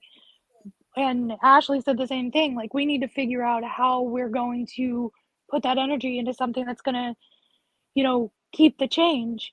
And Laura said too, you know, like, to perpetrate that change, you know, she's fighting to keep these, it's for us, as and sorry, my screen just cut out. I'm not sure what happened, but I think that's where our energy needs to be overall, is because we're not just the, you know, like everybody said, we're not just fighting for the child-free community. We are, I mean, that's our community, of course, but we're fighting for women in general, and it just kind of sucks in general that we, hey, sorry. I'm going to let you guys take over and mute for a minute. Pet free by choice, but just saying. So we'll go through one last question since we got started a little later. How do you reconcile your aggressively child-free beliefs with relationships or interactions with friends or family members who've chosen to have kids? And how do you maintain maybe respectful boundaries and understanding, or does it even go two ways? Let's begin with Tracy on that one. I'm really lucky in that almost all of my friends, I'm 39. A lot of my friends are older than me, and most of them don't have kids. And a lot of them did it by choice, both men and women. And so, and like the friends that I do have that have children, their children are older. And so it's kind of nice. Like the people I'm friends with are not the people that I grew up with. I didn't go to school with them. Maybe it's a good idea to get some new friends. Yeah, I don't have that pressure from family. People just respected my choice when I said, like, I don't want to have kids. And that's it. All right, thank you. Laura.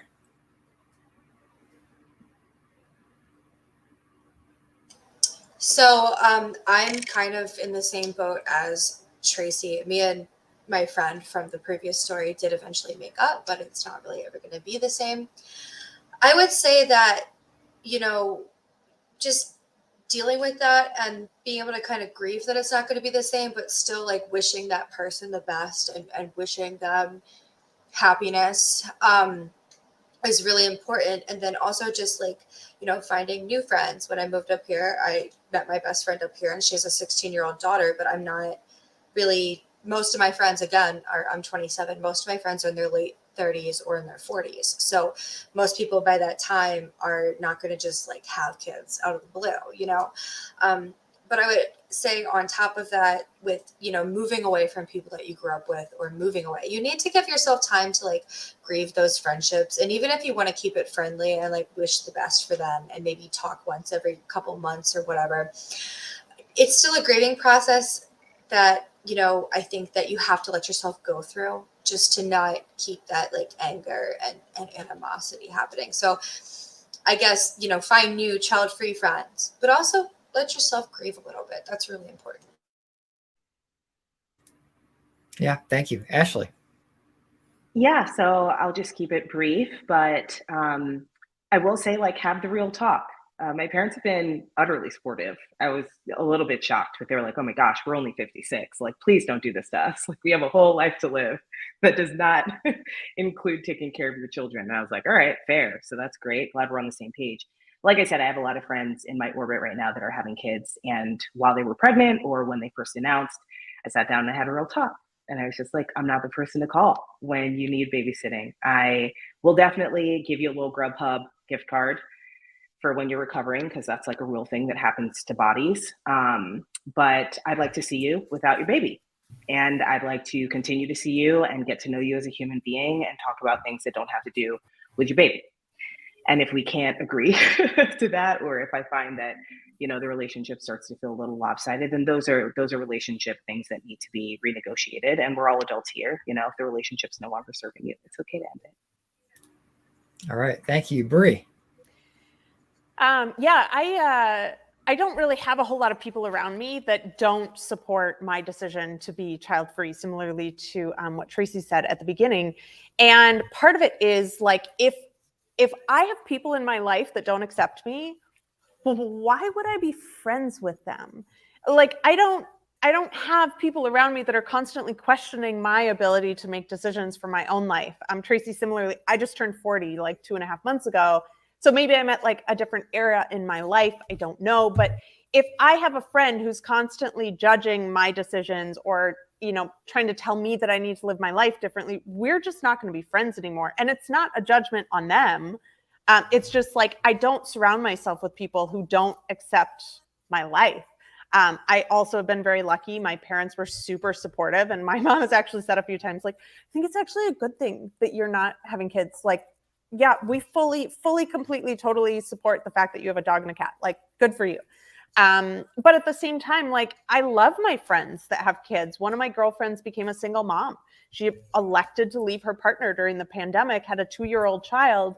And I actually, what I said, I was like, I'm someone you can call, because we found out her 2-year-old loved my cat. And so what we do is we would put, you know, the phone up to the cat and the phone up to the kid. And the kid and the cat, well, the cat didn't care, but the kid was like super enthralled with the cat. And then she and I could have a fully adult conversation over the audio, and like the kid was on the video and loved it, right? Like, I'm someone where like I am going to aggressively support my friends in their life decisions, and they're going to aggressively support me in mine. And for me, that is the only way to have relationships and friendships. And anyone that doesn't fall within that like purview, I just don't have space for in my life. Yeah, yeah. Helene, what do you think?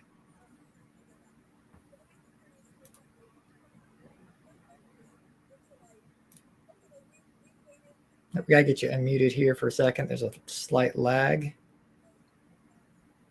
Or you have to unmute yourself, maybe. Oh yeah, she has to unmute herself. Helene, if you can hear us, you have to unmute yourself. We can't mute it on our end. There you go. Oh, sorry. Oh, I didn't know That's you were okay. talking to me. Okay. I just wanted to say that actually what Bree said, people have to be respectful to me. And in that case, I respect them back. I actually don't have that many children in my family or in my vicinity of friends circle right now, but I don't go mindlessly attacking people. But if I'm attacked, I defend myself. If I'm bingoed, I defend myself. But being aggressively child-free is not about going out in the street and shouting how much I hate children. That's not it. But I need to be left alone. And if I'm not left alone, I fight back. So respect me, I respect you back. But respect is what we don't get in society as child-free people. That's why we are aggressively child-free. Thank you. All right, thank you. And Megan. Yeah, so I've always had a large group of friends, but a smaller group in my orbit, as Ashley says. And you know, everybody's always been supportive, whether they've had kids, don't have kids. Most of them don't. And my family, like I said, my family's always been super supportive. So I've maintained my friendships for such a long time. I don't really know outside of the group. I mean, that's totally different, but it's easy in the group because we all share the biggest common thing in our lives, I feel. So it's easy to discuss and to talk about things and to form friendships there. But otherwise, I don't find myself feeling like I need to make friends in the community, or not really in the community. I guess that's not fair to say, but I'm just not somebody who goes looking for new friends or has new friends coming and going too often. I do have 3 girlfriends who have kids. One of them has 6. The other 2 have 2 young ones. The one with 6, you know, half of hers are adults. But our friendship has never, our friendships have never revolved, our conversations have never revolved around their children. You know, they understand. They've given me, just as my parents kind of gave me the choice to be as involved with my siblings as I chose, regardless of the age gap. I was never forced to raise siblings despite, you know, the 22-year age gap between myself and the youngest. They allowed that to flourish however it was going to. And I think that's the best in my family and also in my friendships. They allow me to be as involved as I prefer, and it works well. There are a lot of kids who like me. I don't have a really things I do have really cool freaking kids. It is just that. But yeah, I met my significant other randomly on a mobile game, which is a story for another day, but come to find out he was in the same boat. You know, he's 9 years older than me, but he has no kids, never wanted kids. And I just keep people like that in my circle, you know, and if they have kids, we've been friends for a long time and they know my position and they're powerful pro-choice women who support that. All right. Thank you, everyone. So, closing remarks. If there's anything that you're working on for a project, or if there's a way you would like people to reach out to you after the convention, this is a great place to share that information. Tracy, we'll start with you. Yeah. My book is not about being child-free, but it is partly about my life, and it being about reproductive choice directly touches on me being child-free. So if you're interested in it, it's called Bleed, Destroying Myths of Misogyny and Endometriosis Care. All right. Thank you very much. Lar. You can find me on TikTok at Bad Bitches. Same thing as is in here and in the chat. You can find me on Instagram as Laura Brights 1. And you can actually email me to my business email. I gave that to Cody and LeNora in case you wanted to get involved with the current fight that we're having to get the pro-sterilization bill passed in the New Hampshire State Senate, and you don't have to live in New Hampshire in order to send in written testimony or testify. I live in Massachusetts, but all and any voices are quite wanted in that fight. So if you want to get involved, just send me an email. All right, thank you. And Ashley. Yep, I'm not really on social media for mental health reasons, but you can find me and reach out to me at ashleyschramm.com. There's also some writings on there just about intersectionality and child-free things, and I started a podcast if you'd like to listen. So it's all there. All right, thank you. Bree. You can find me on any and all social media channels. I am at Bree Seeley. I'm really, as you guys can tell, all about people doing what's best for them, right? Whether you're child-free or not child-free, at the end of the day, I don't care. I want each of us to be happy individually. I did write a book about taking the leap into the life that you want to be living, not the life society wants you to be living. And so if anyone's interested in that, it is called Permission to Leap. You can find it on Amazon. And, again, whether you are child-free or you aren't, just do what works for you. It is not up to any of us to tell anyone else what we should be doing with our lives. But we should all have the ability to be able to do what we want with each of our individual lives. All right. Helene, if you're muted, yeah, there you go. Yeah, I just got the hang of it. If anyone wants to get acquainted with the aggressively child-free lifestyle anymore, or even more, you're welcome to look for Childfree and Loving It group on Facebook, and we'd be happy to vet your application. You're welcome. Okay, thank you. Megan. Yeah, I'm on Facebook and Instagram. That pretty much sums it up. You can find me under Megan Graves, not hard to remember. And like I said, I'm the admin of Laughs and Child Free on Facebook. So like Helene said, if you want to get more involved with the child-free community or the aggressively child-free community, I try to keep it open for all spectrums of the community. Come join us. We'd be glad to have you. Okay. Thank you, everyone. Thank you, audience, for joining in on this conversation, and we will see you next time. Thank Bye. you. Thank you.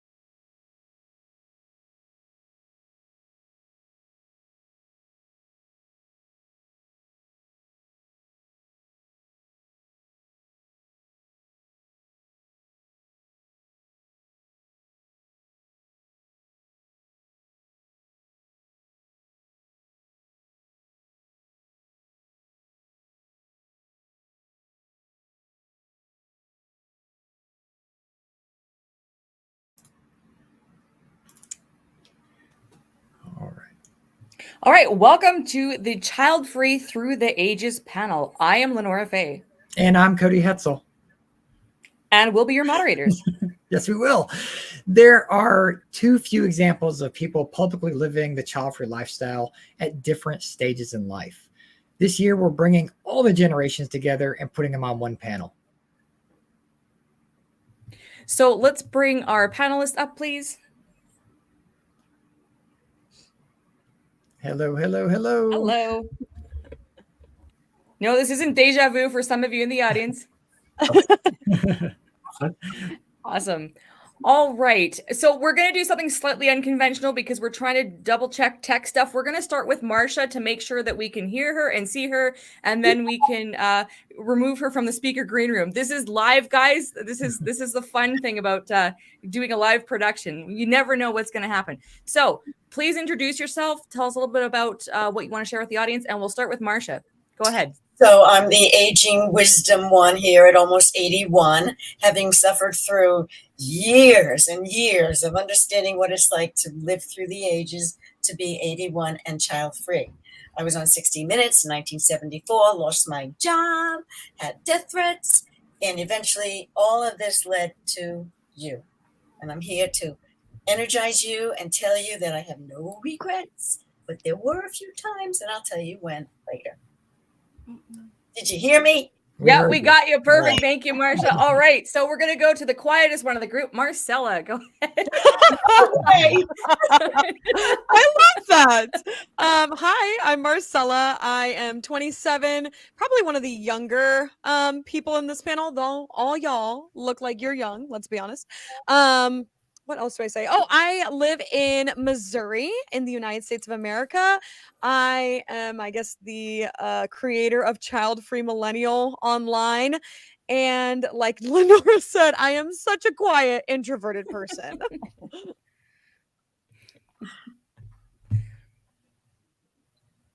Thank you, Marcella. All right, Vivian, go ahead. Hi there. So I'm Vivian, and I am in London, and my age is 52. That is important for this panel.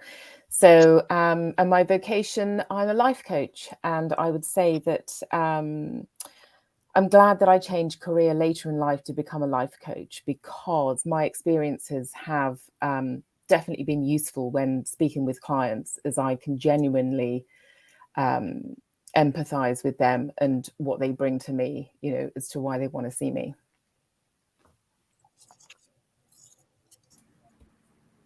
Thank you, Vivian. Chanel, go ahead.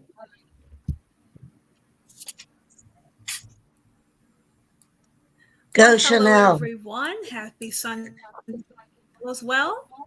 My name is Chanel Reed. I'm in my mid-40s. I am currently in Atlanta, Georgia, and I'm currently a graduate student. My thesis is on social isolation in the older adult.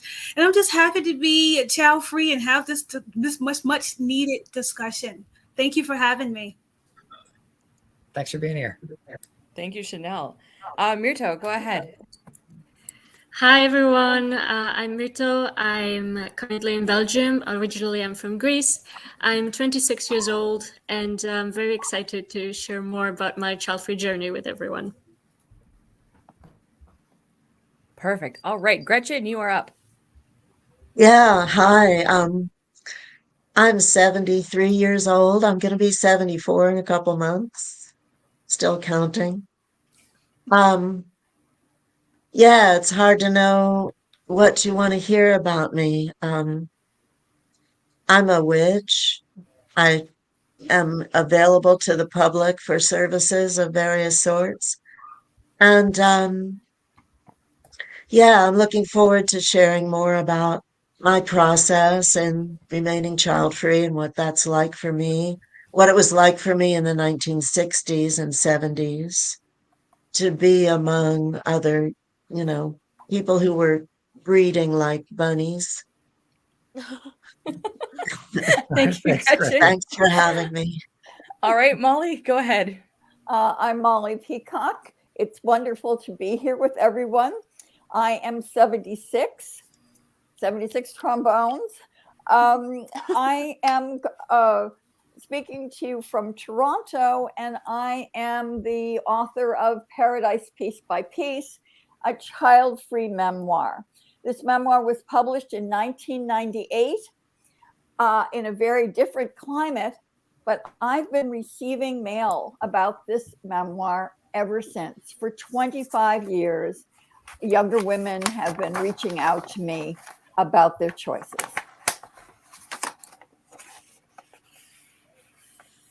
All right. Thank you, Molly.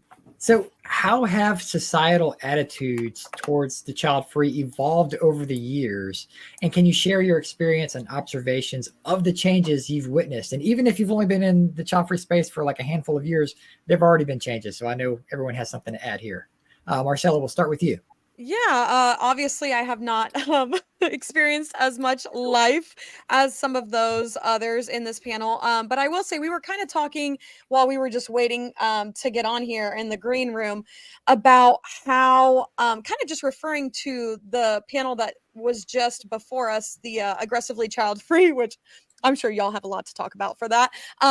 But we were talking about how a lot of the people that are younger, and by younger, I mean like maybe new into the community. It doesn't matter at what age you come into the community, but the younger ones are more vocal, more feisty, more spicy when it comes to talking about being child free, maybe even like venting, maybe being a little hateful, which to each their own. But I will say, like, with me being in this space for about, I mean, it's been like 2.5 years, almost 3 years of me being on social media and having, I guess, realized that I wanted to be child free, or that's what I always have been, and finally coming with the words child free.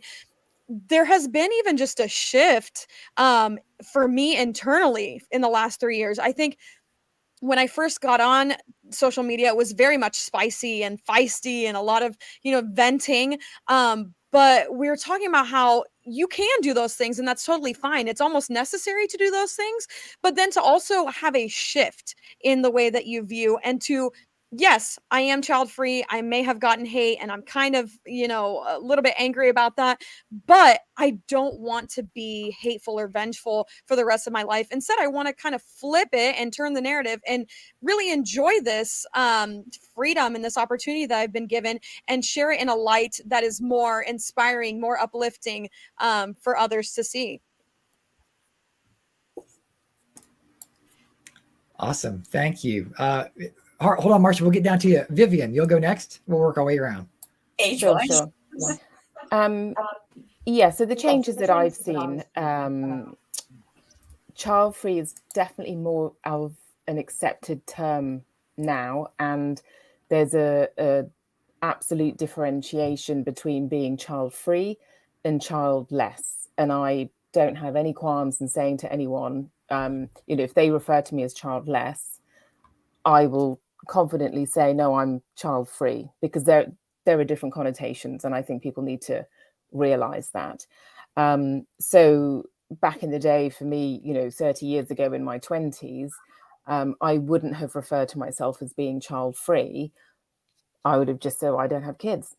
And if pushed further, I would have said, I don't want them. It wasn't like a sort of, hey, I'm making a big choice in this. It was just, yeah, don't want them, casual. It wasn't like, I feel there's a big movement now to labeling, yes, I am child free. I have made that choice. Yes, I use that language now, but back then, no.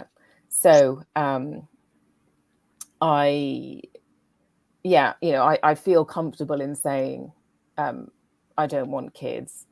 And I feel more comfortable in saying it now, but maybe that's just because I've had so many years of having to kind of fend off comments, but observations that I've witnessed, it's always ongoing, and it's, you'll hear it,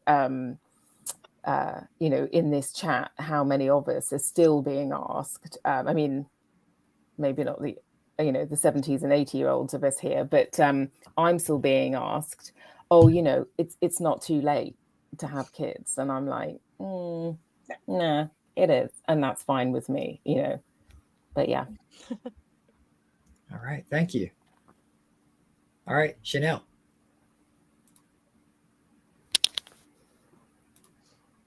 Got you muted here. Okay, what I can say is,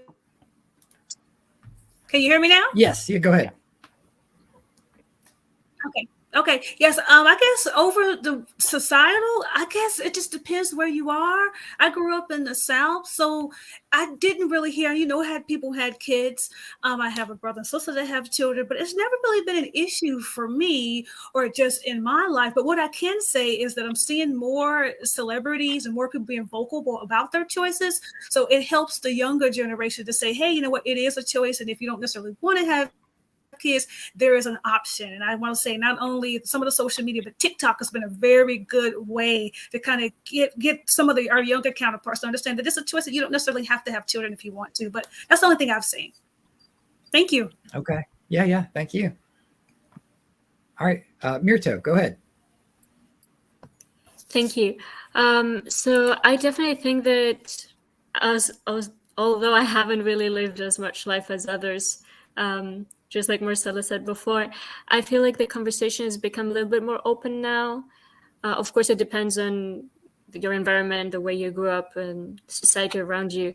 But I think especially among younger people, the way as time progresses, the younger people are a bit more accepting of that, and it's a bit more of an open conversation. It's a bit more comfortable talking about this sort of choice to people without fearing that you'll get as much backlash potentially. And throughout my life, I think I've seen a little bit more of an acceptance, especially growing up in a society that very much assumed that you're just gonna, grow up, get married, have kids. I see that it's being challenged a little bit more, and I'm glad to see that that's a thing now. Yeah, thank you. All right, Marcia. Okay. Here we go. Well, in 1974, there was one book, The Baby Trap, Ellen Peck. Now there are hundreds of books, including mine. And I've been told, oh, you're probably running to the bank every day, right? No, it's not right. If I had written Confessions of an Aging Octogenarian Sex Maniac, maybe. But that's I'll do that one day. But in 1974, we were the National Organization for Non-Parents. That changed to the National Alliance for Optional Parenting. As you can see, there was this need to soften. We weren't non-anything. By the time I've reached this age of 81, by the way, all my life I've waited to say, I'm here and I do not have any regrets. It took years, of course, to get here. In all the research I've done, and depending, of course, on where you live, it is still not acceptable to be childless or child-free. And depending on what country you're in, it could be lethal. You could be stoned to death if you don't have children in some countries. And again, urban versus suburban. The urban people have more opportunities in a big city, but in the suburban area, it's family, and family is not dogs or cats. It's children. And I still get people who say, oh, you mean it's acceptable? And that's here in America too. So do I see any great changes? Yeah, it's a little bit more open, again, depending on where you live. But in reality, everything she wrote still exists. Now the ads are not what she had then. The ads are different with pronatalism. By the way, the word child-free, I wish we could come up with another name. I have 4 children in my will who I taught. And I'm not free of children. I had nieces, I had nephew, I had neighbors. I hate the word free, and I don't like the word less. If we could come up with something new, yay. Does that answer it? Just give us some time, because then I have to change the paperwork for Childfree Media Ltd, which is currently registered with the Canadian government. So just a heads up would be nice, and then I'll get on that paperwork. All right, Gretchen, go ahead.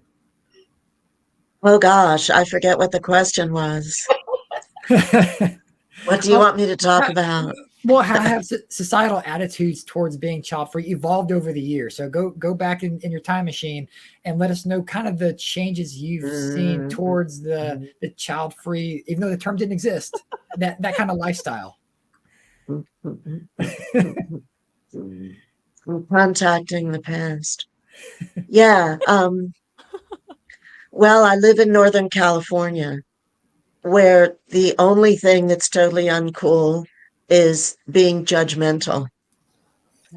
You're supposed to just say yes and accept everything. And I mean, sometimes we're just too accepting, too patient, too much like letting everybody get away with everything. But I no longer catch flack. But, you know, some of that has to do with some really radical self-acceptance that I've found. I've found that the more I accept myself, the more other people accept me. And I don't have to turn myself inside out to be pleasing anymore. I guess I've earned my way to this exalted condition, maybe just by being old or maybe from other things. But yes, it used to be, in my personal experience, more of a problem. But then everything was more of a problem when I was younger. I just keep finding that I have more freedom, more joy, more community, more acceptance from other people, more of everything good with each year that goes by. So, but I don't know that I'm typical. I'm probably not. Yeah, I used to catch some judgment. One of my sisters in particular, but you know, she would have judged me for anything. You know, what I eat, what I wear, you know, what my body shape is looking like. But, you know, the Williams girls are very judgmental people. All right, Gretchen, thank you. Molly, what do you think? Well, I think that when I first was talking about making this choice, there was a big dispute with my publisher about what I should use. What word should I use? Should I use childless or child-free? That's not a conversation that any publisher would have with a writer now.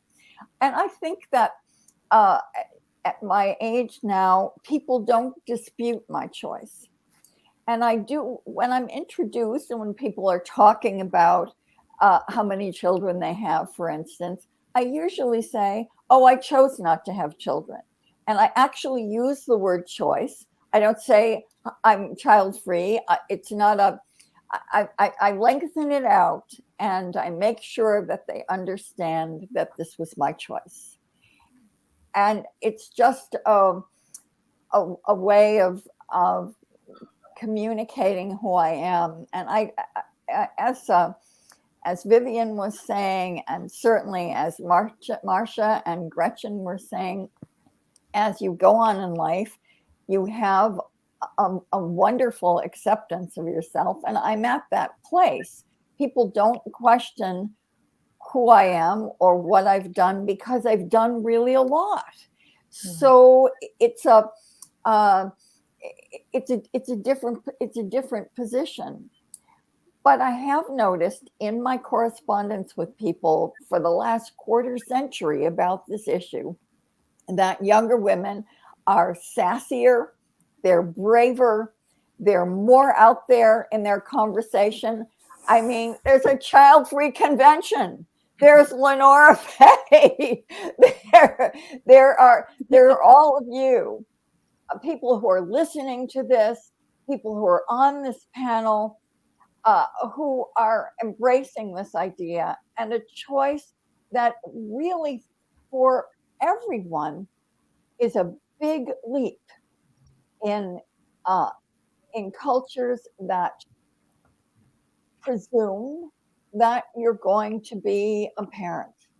And I think that the way people are making that leap now, it is substantially different, even though, as Marcia says, the issues, those internal issues, the family issues, or as Gretchen was saying about her judgmental family, all of that is still there for each one of us personally.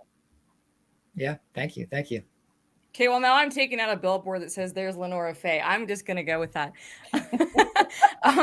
So in your opinion, and this is going to be interesting to hear all the different age perspectives, but what do you think the reasons for choosing a child-free lifestyle, or in what ways do you, sorry, let me try that again.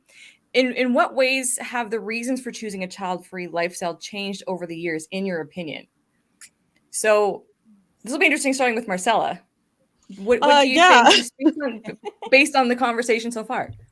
Yeah, that is interesting. I feel like I'm so young. I definitely think that I guess I'll speak for my experience. I grew up, and I still am very much a Christian, Hispanic, grew in a very, very loving home, 3 older brothers, just like a, normal Hispanic Christian family, I suppose, in the Midwest, Missouri, USA.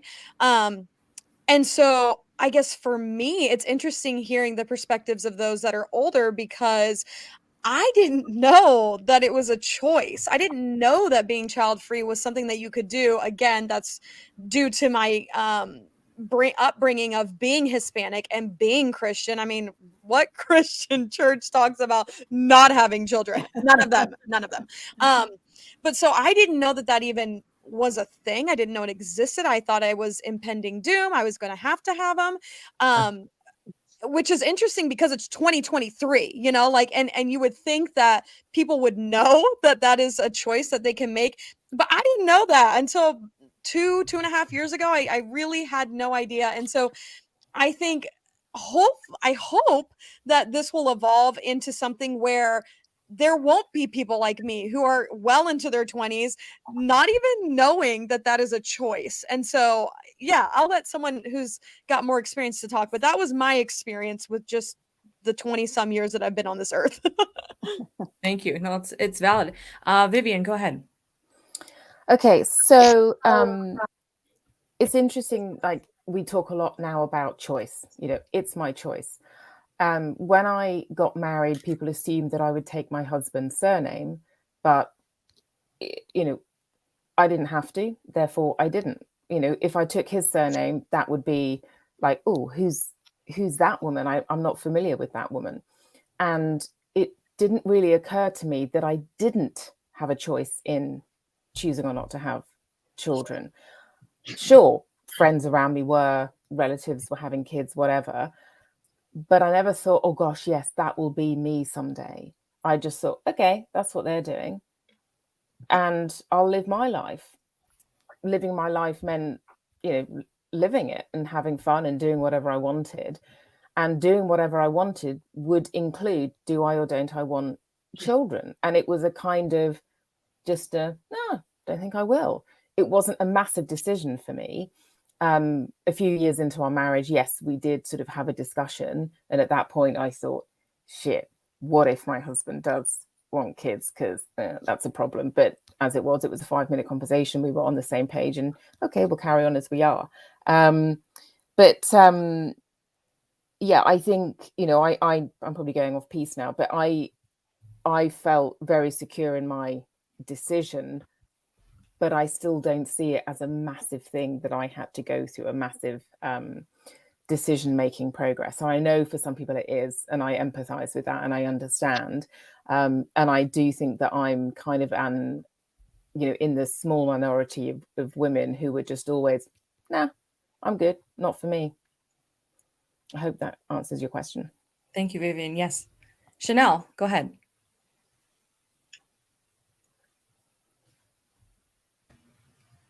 Okay. Can you hear me?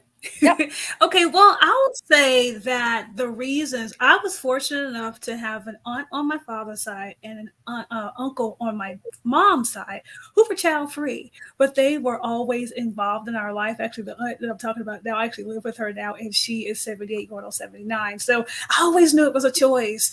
And I am the oldest of 3, and I actually was helpful in helping my baby brother, my baby sister when I was younger. So I don't know, it was never an expectation for me, but what I can say, I've been involved with kids. I've been a tutor.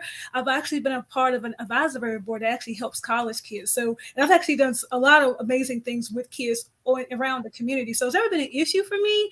I have never thought I really wanted my own kids. That was never an expectation for any of my family, but they know I'm always involved and available if I'm needed. But it's just never really been an issue for me. But they always knew I didn't want kids. I mean, kind of was an adult by the time I was 10. So it's never an expectation, but I'm here if you need me. But I didn't need to have my own biological kids. Thank you, Chanel. Mirto, go ahead. Thank you. So I suppose that a lot of the reasons to be child-free are reasons that I share with the older ladies in this panel. I would say that, yes, there are reasons like not really a desire to do this, just not really feeling like I feel that the instinct or wanting to be free, all of those very valid reasons. And I think that maybe over time, I see this with people around me in my age that are also child-free. There are additional elements such as where's the economy going? The environment is not doing super well. Concerns like that are also very valid and are kind of like piling onto all the other reasons. So I think there's some evolution potentially with the reasons why people choose to be child-free. And I would argue that it has to do with the access that we have to information right now that kind of lets us know the state of the world, and we get to hear from other people who have different experiences and just form a more well-rounded opinion. Thank you. Marcia, go ahead. In the beginning, in 1974, I said I don't want to have children because I didn't like the lifestyle. I didn't know what I was in for after being on 60 Minutes and all the horror that happened to me that I'm just suffering from with post-traumatic stress. When you face death threats and you face the loss of a job for 15 years and the loss of income, it hits you really hard. And so I stopped. I stopped saying anything about my choice. I was too frightened. And then finally I got back and I started to speak. What I see now is more and more people saying, well, I don't want to have children because of climate issues or overpopulation, or look what's happening with political nonsense, and what kind of a life is it to have children? And that's more acceptable. If you were to say, because first of all, I don't want to be pregnant and I don't want to have hemorrhoids hanging out of my anus. Can I say that? Yes, I can. And I would prefer not to take care of children 24 hours a day. You still can't say that. But you can say and be more accepted if you say overpopulation, climate, it's more acceptable.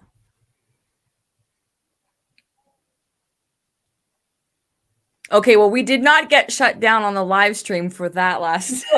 So we're good. Facebook is going to cut out. Facebook is still going to cut out in a few minutes for anyone watching there because it stops at 8 hours and we're going to be pushing 10. We're currently about 8 hours and we still have 2 more hours to go, give or take.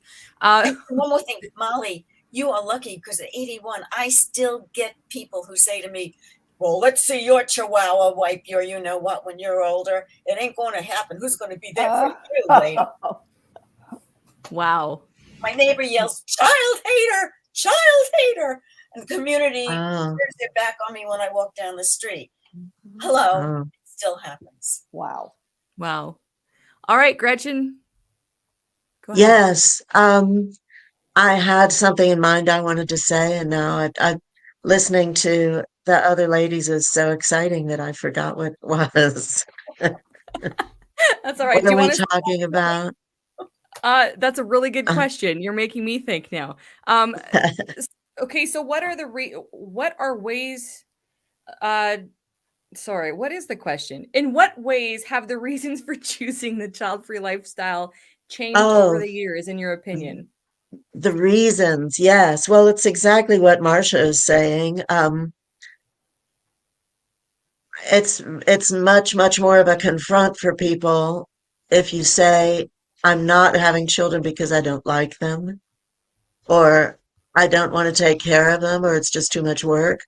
But people are understanding now that the environment is a concern that everyone shares or should share. And there's more understanding when that's the reason that you give. But I knew since I was 3 years old. Yeah. As I teased apart the gender binary and understood that girls had to grow up to be women and boys had to grow up to be men. And I asked my mother, does a lady have to be a mommy? And she said, no, dear, she doesn't have to. And that was when that was the day I decided I would not be a mommy when I grew up. And I've done a lot of foolish things in life, but that was a decision that I'm glad that I adhered to that and just, followed along my childhood insight about how I wanted my life to be.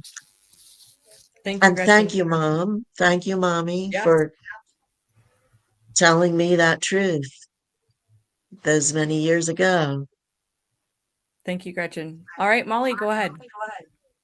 I'm going to tag on to Gretchen and say that I too had that same kind of very early childhood conversation with my mother and my grandmother. And my grandmother, in exasperation, I was 4 years old, said, "Oh, don't ever have children, Molly." And my mother said, you can do whatever you want. And this is a working class household. No one was educated. It was, but that opened a door for me. And immediately I latched on to that. I was 4 and I thought, I don't have to do it. It was the beginning of my starting to create a life. If you make a life that everyone expects you to have, then if you live that life, then you don't have to make your life. But people who make this decision are constructing a life. It's kind of like, well, I'm a poet, and it's like writing a poem line by line, writing out your life. And in terms of how things have changed over time, I think that there are external reasons that have changed. But I do think that each person makes this decision for internal reasons. And even though now to talk about climate change, I think is very important, and to talk about overpopulation is very important as well. But I also feel that it is, for me, a choice that I made many, many times in my life. It's not just, I didn't just decide when I was 4 and then, okay, for the rest of my life. Each time I was in a situation where there were people with children, or where this issue of having children arose in different relationships, etc., I would ask myself, I would test myself, is this still true for you? It always has been true for me. And I happily can echo Marcia in saying that I have no regrets. But I do think that it's a deep issue, and as well as a wider cultural issue. All right. So how do generational differences within the child-free community affect the way that individuals in various age groups relate to one another? And then are there any shared struggles or shared goals despite these differences in various ages? Marcella. Yeah, I guess I'll kind of answer the first part of that question, because the second part, I'm too young. But I will say, like, I think you will gravitate naturally towards people that are your age. And I could be wrong. Like, I just think when I'm looking for advice, or when I'm looking for maybe not advice, but just like camaraderie or community, I'm going to gravitate towards people that are more like-minded, more similar in age, and I don't know, interests, I guess. So I definitely love that there are all ages in terms of representation here, because no matter what age you are, you can find someone who is going to be similar in your age, in the words that you use, your vernacular, the slang, your vibe, whatever you want to call it. Like, even if you're like, oh, I only want to follow people who are Leos, who are born in August, like you will find that. But I definitely love that there is that you can pick and choose. But I will say also, like, I love all of the people that have way more wisdom than I do. I mean, every single person on this panel I love and admire, and I think those with more wisdom than me, I can learn so much more from them than just like, you know, swapping swapping slang or whatever, you know, like sharing TikToks, whatever. But I think being able to look into the future and see, and this has been kind of a theme throughout the entire convention, but kind of looking towards what is my life going to look like, because so many times, like it's been said in the past, there is tons and tons of models of what motherhood is going to look like at every single stage in your 20s, 30s, 40s, 50s, 60s, 70s, whatever. Like there is someone somewhere, social media, internet, celebrity, everywhere that will be like, oh, this 44-year-old mom is doing this. Also, this 44 mom, you know, and so I think having those role models to look forward to, as you know, like all the older people that are on social media, I applaud, because we need those that representation. We need those age groups so that we can I mean, maybe not copy, but have that role model of like, oh my gosh, like a 70-year-old woman is living her best life, does not have any regrets, loves the fact that she chose this life. There's not many that are on the internet talking about it, but even if there's one, like that will help so many people immensely. So I 100% applaud those who are doing the work and being vocal on social media and writing books and creating movies or whatever they're doing, because it helps me, if anyone, it helps me so much to be optimistic about what the future could look like. All right. Thank you for sharing that. Vivian, what do you think? Yeah, I think representation is key for those of us that have chosen not to have children. And as Marcella was just saying, you know, she's pretty much half my age. And so for her to be on this panel, looking at the rest of us who are older and thinking, wow, fantastic. None of us have got regrets about it. We're all living full lives. That's wonderful to hear that we are already being role models. And I had that experience. I was doing some research earlier this year with women in their early 20s about their reasons for not having children. And I was interviewing a goddaughter of mine who was 21. And she said, well, you know, it's really important to me that I have role models. And I was like, okay, great. You know, that's really positive. Who are your role models? And she said, well, you.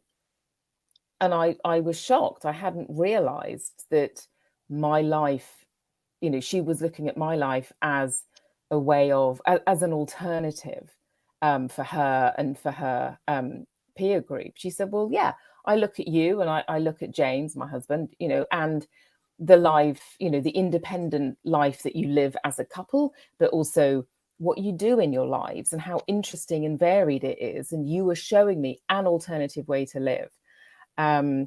So that really struck me. I guess, you know, she's my goddaughter, so I really felt it. But also, I have a lot of friends that don't have children, you know, at all ages. And so I feel that there is a natural community in my friendship group. And so, you know, there's support there. And I think within my friendship group, you know, it varies from 20 up to 60, 70, that there's just like a common language between us. It's not, I don't feel like we have to get together to still reaffirm with one another. Yeah. Are you happy that you didn't have kids? Are you happy? Yeah, great. Okay, we'll carry on. It's just like, yeah, you know, we're not having them. That's fine. It's not a massive topic. So, but I know that, you know, I live in the UK. It's a very, you know, there aren't like massive cultural issues that I have to come across where I'm going to feel sort of vilified for my choice. Okay, thank you for sharing. Chanel, what do you think?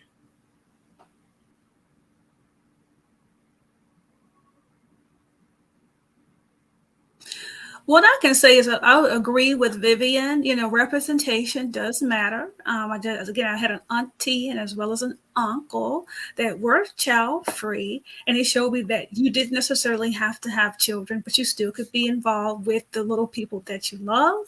And what I can say is now, because of social media and and all our wonderful panelists can attest to, because they have such wisdom, they can actually pass it down to us, and we can actually be the change that we seek. I can give you one quick example. I went to a study abroad program in Costa Rica in March, and we had a group from anywhere from 19 to 67.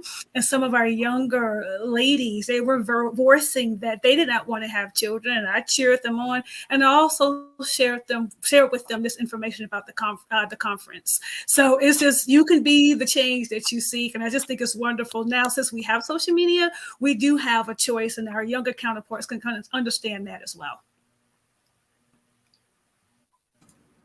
Yeah. Mirtu, go ahead. Thank you. So I think that there are generational differences between people of different ages in the community, for sure, just because we do belong in different generations and we have different lived experiences, etc. But I think what's interesting is that we still have a lot of similar struggles, experiences that we shared just because we belong in this community. And I kind of will reflect also on what Marcella said before, but I think it's beautiful that we can develop sort of a mentor-mentee relationship with older people in the community, and indeed reaffirm that this is a valid choice regardless of your age, and all of these things, that the bingos that we get, that you'll regret it when you're older or whatever, they're not true. And if we're sure of our choice, it's something that can still give us joy later on in life. And I think that this realization can be shared, and I love that I can see it in all of you, the older ladies here in the panel. So love that for us, and I hope I can be that person in the future for a younger child-free person. We'll have you on the convention in 2063? Yeah. I made the logo already for that. I made the logo for that one already. I think we're going to be 90 at this point. I don't know. It's going to be well. All right, Marcia, go ahead. Myrta, one of the things that the younger people ask me all the time is about regret. And I've always said I have no regrets, but I have promised my followers that I would say there were 2 times in my life that I had the possibility of regret. The first is when a baby was born, and they were being held and oohed and gooed, and I went, ugh. And then I stopped and I said, wait a minute, what happened before and what will happen after? And when I realized there is a before and there's definitely an after, I said, no, not for me. The other time is when I faced cancer, and I thought I was dying, and I'm having, the chemo in me, and I see all these people around, beautiful people standing next to people that they love, touching their head, making them feel better. And I thought, I had my wonderful husband, but look at all these kids. And they began to ask, who are you, who are you, who are you? And it was, I'm his neighbor, or I'm her aunt, or I'm his niece, or I'm a friend. And I began to realize that it's a myth about all those children being there for you. Some of them can't, some of them won't, some of them are strange, some of them have died before you. So there have been moments where I got over it by reality. And they still come to me as the almost 81-year-old asking, Marcia, will I have regrets? It's the biggest question I'm asked over and over again. Why isn't my book mentioned over here, by the way? It's okay. I can deal with it. All right. Gretchen. Yes. Remind me the question again. Sure, not a problem. So there are generational differences within the child-free community, as we see right here on this panel, what are some possible shared struggles or shared goals despite the difference in age in a child-free person? Well, I think that we all want for child freedom to be normalized in the general culture. We want it to be just one more choice that a person can make about life. We don't want it to be such a big alienating issue and such a divisive thing. We want it to be acceptable. And that's, my desire for that blessed state of affairs to come about is what makes me want to be on these panels, just so I can show up and represent and say, yeah, you can get to the last quarter of your life without spawn running around Yeah, that's true. That is getting under true. your feet every time you try to do something. You don't have to have kids. It's okay not to. And yeah, that's something that I think we definitely all have in common.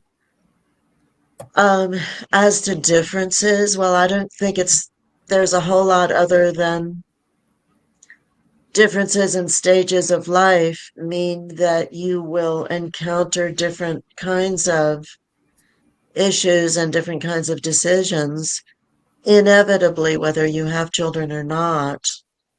And there's times to look for older people for their relativity, and there's times to look to younger people for their freshness and their sense of what's current and what new ideas are developing that I might not have heard about yet. I need younger people in the conversation. Yeah, that's an amazing point, Gretchen. Yeah, appreciate that. Molly, what do you think? Well, I love being on this panel because I love all of the different age categories here.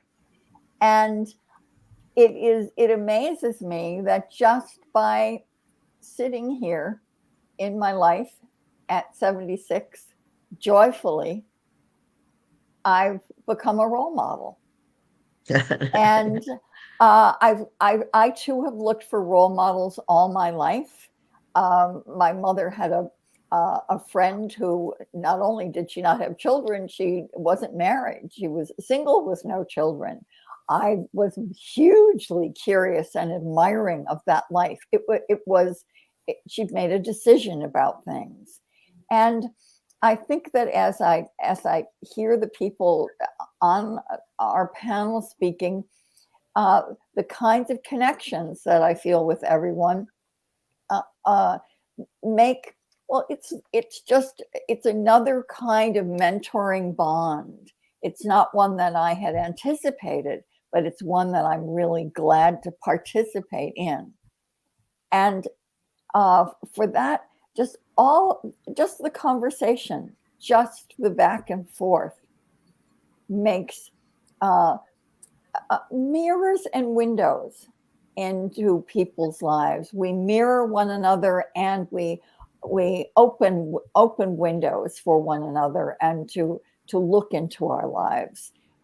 And that certainly goes for Murto and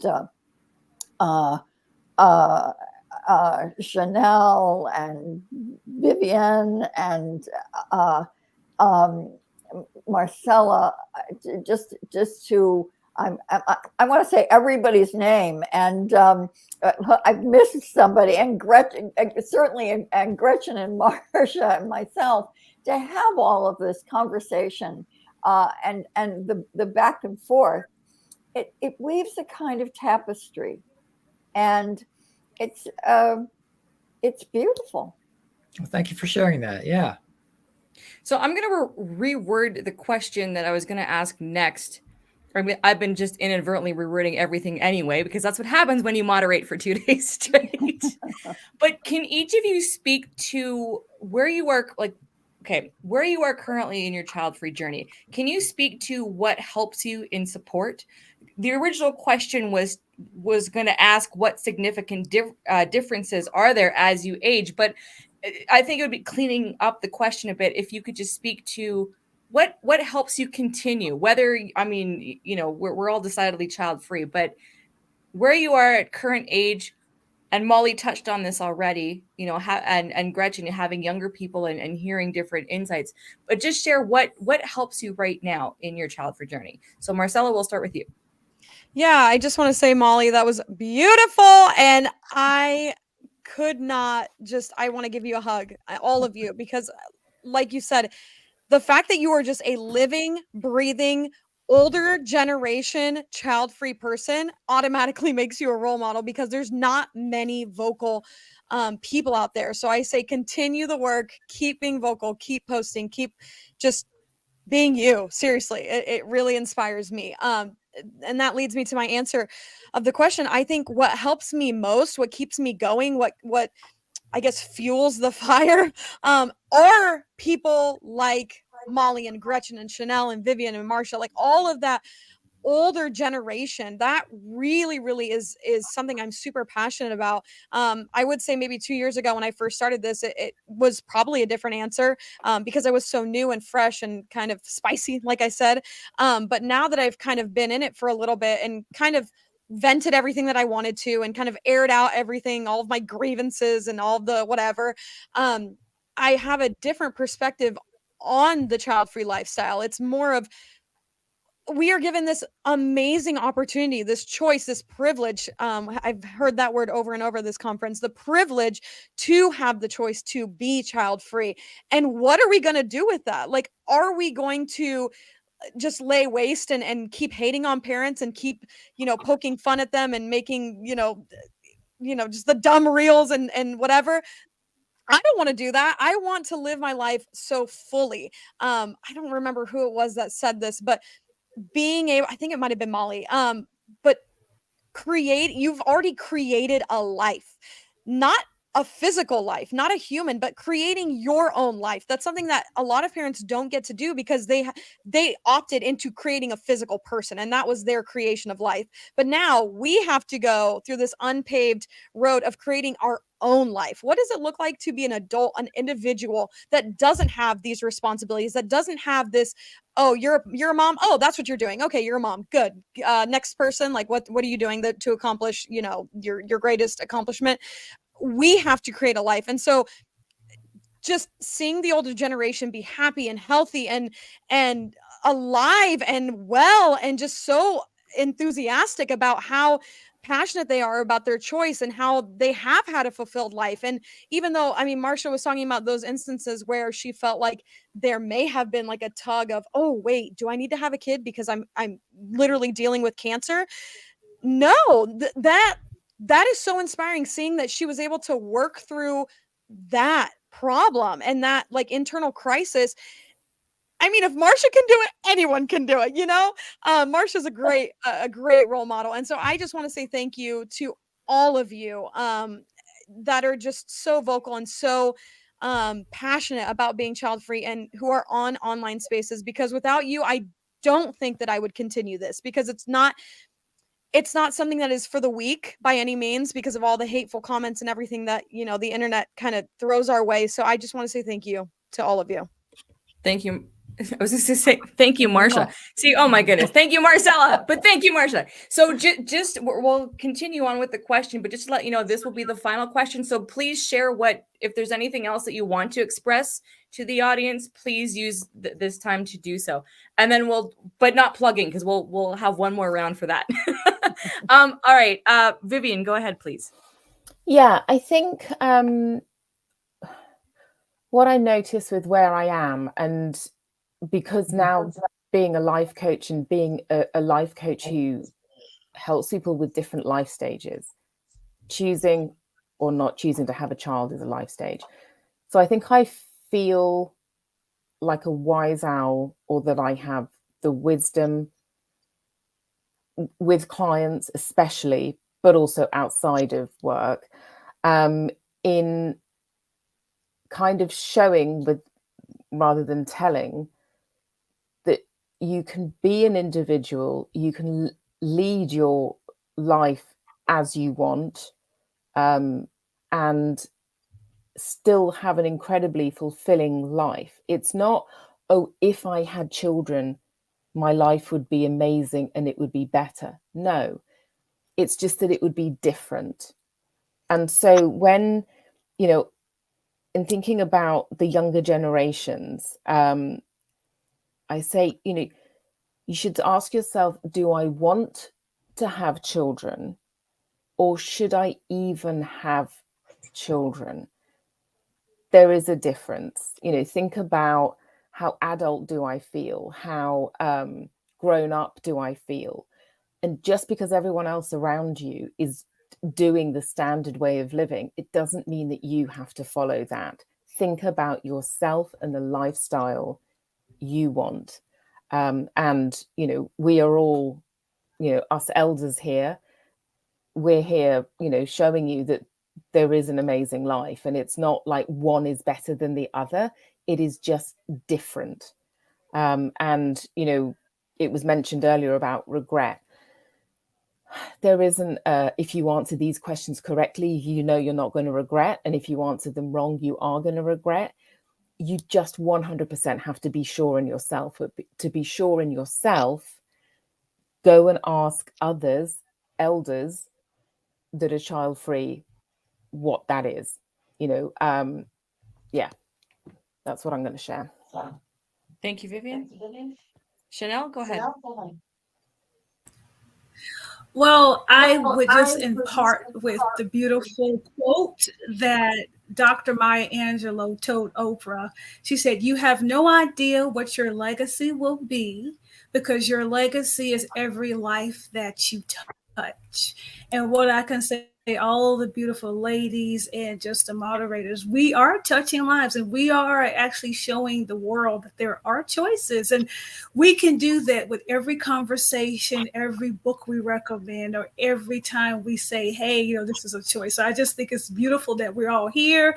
I remember this maybe was a 1 day, now it's a 2 day. So it's just what we have as a choice that we can share with the world to empower not only the people who are on the fence, the people who are thinking about it, but it's just something that we can live our life to actually have an example to let people know that this is a choice, that you can do this, and you can surround yourself with a wonderful community, and don't let anybody scare you that who's going to take care of you when you get older. Because I study gerontology, and you'd be surprised, older adults, kids, they don't necessarily stick around. So it's the community in the life that we touch now. It's who's going to be around when we need support. Thank you so much, Chanel. All right, Mirto, go ahead. Thank you. So I think that I can find support and inspiration even all throughout the community, all different ages, just the positivity that a lot of the time we can have sharing our life and enjoying it. I think that provides a lot of support and inspiration. But I think sometimes I can also find a little bit of that in the people that challenge me, from my mother maybe doubting my child-free choice to other people that just continue to question it and challenge it. It fuels something in me that wants to continue to talk about it and advocate for my choice and the choice of every single person in this community. So I think it's good to find support in all different aspects of our reality.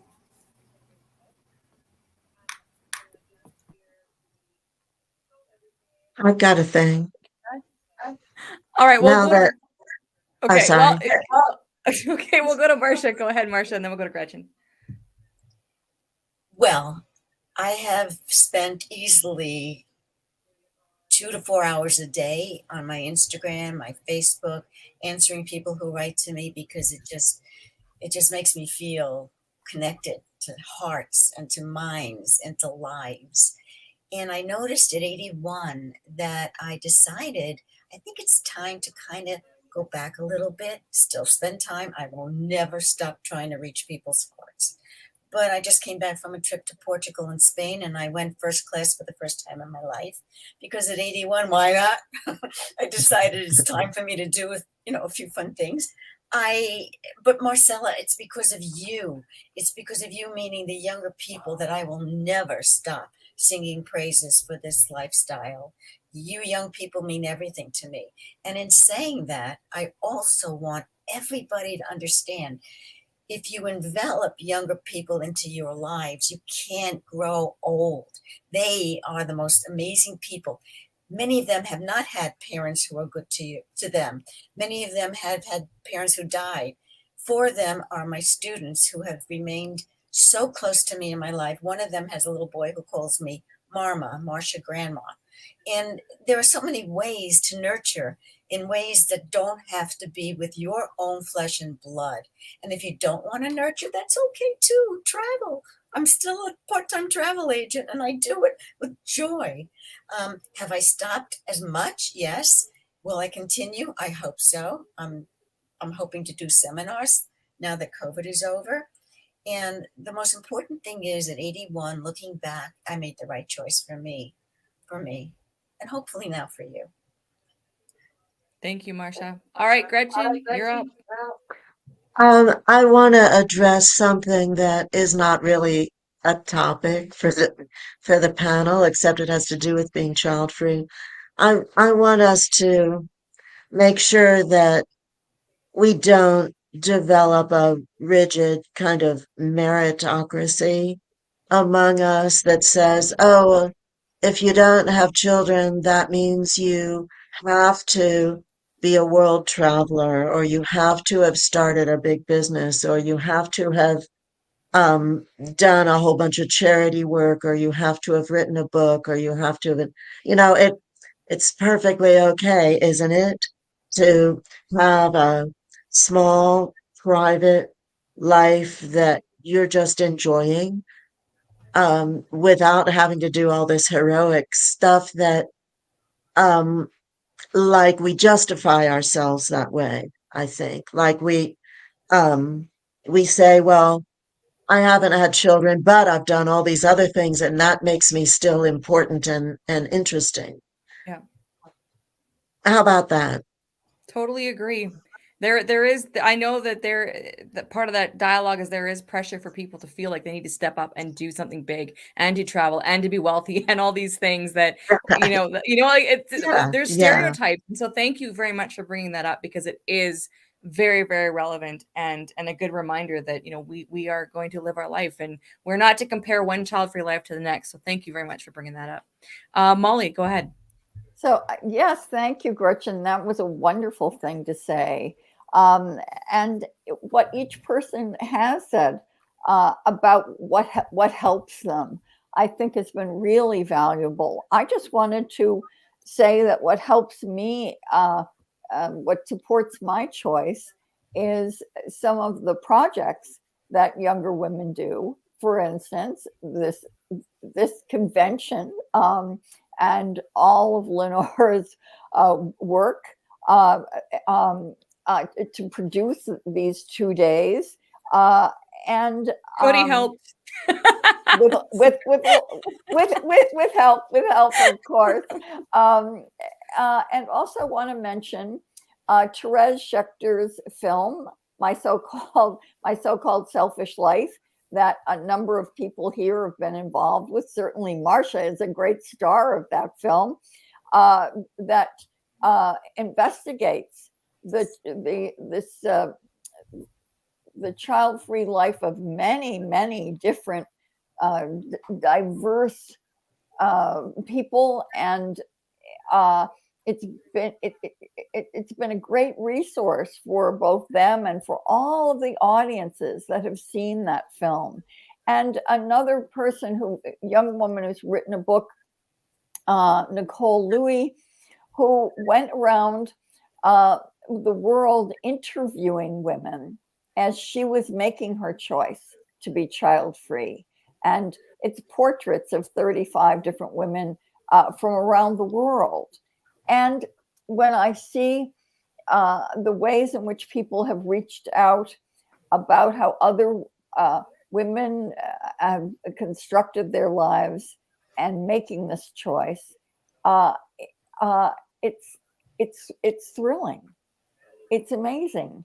It's that choosing and making that Vivian was talking about, and it's also that wonderful Maya Angelou quote that Chanel said, that you never know what you do in life that is going to become an impulse to change in another person's life. So I just appreciate all of those impulses. Thank you so much, Molly. All right, we were officially 23 minutes over. Let's That's okay. That's all right. That is okay. We're not going anywhere. But We're on time for the panel. So closing Yes. remarks, if you would take this moment and let people know anything that you would like to plug, promote, things you're working on, or just let people know how to get in touch with you after the convention. We'll start with Marcella. Super easy. Child Free Millennial on Instagram, YouTube, TikTok. That's it. All right. Thank you. Thank you. Vivian. If you Google my name, you'll find me on Instagram, LinkedIn, and obviously my website as well. And I do, one of my roles as a coach, the area that I help people with is making that decision. I offer, I have a space for you to talk to me in confidence and being your true, honest self. So I'm here for you. All right. Thanks. Chanel.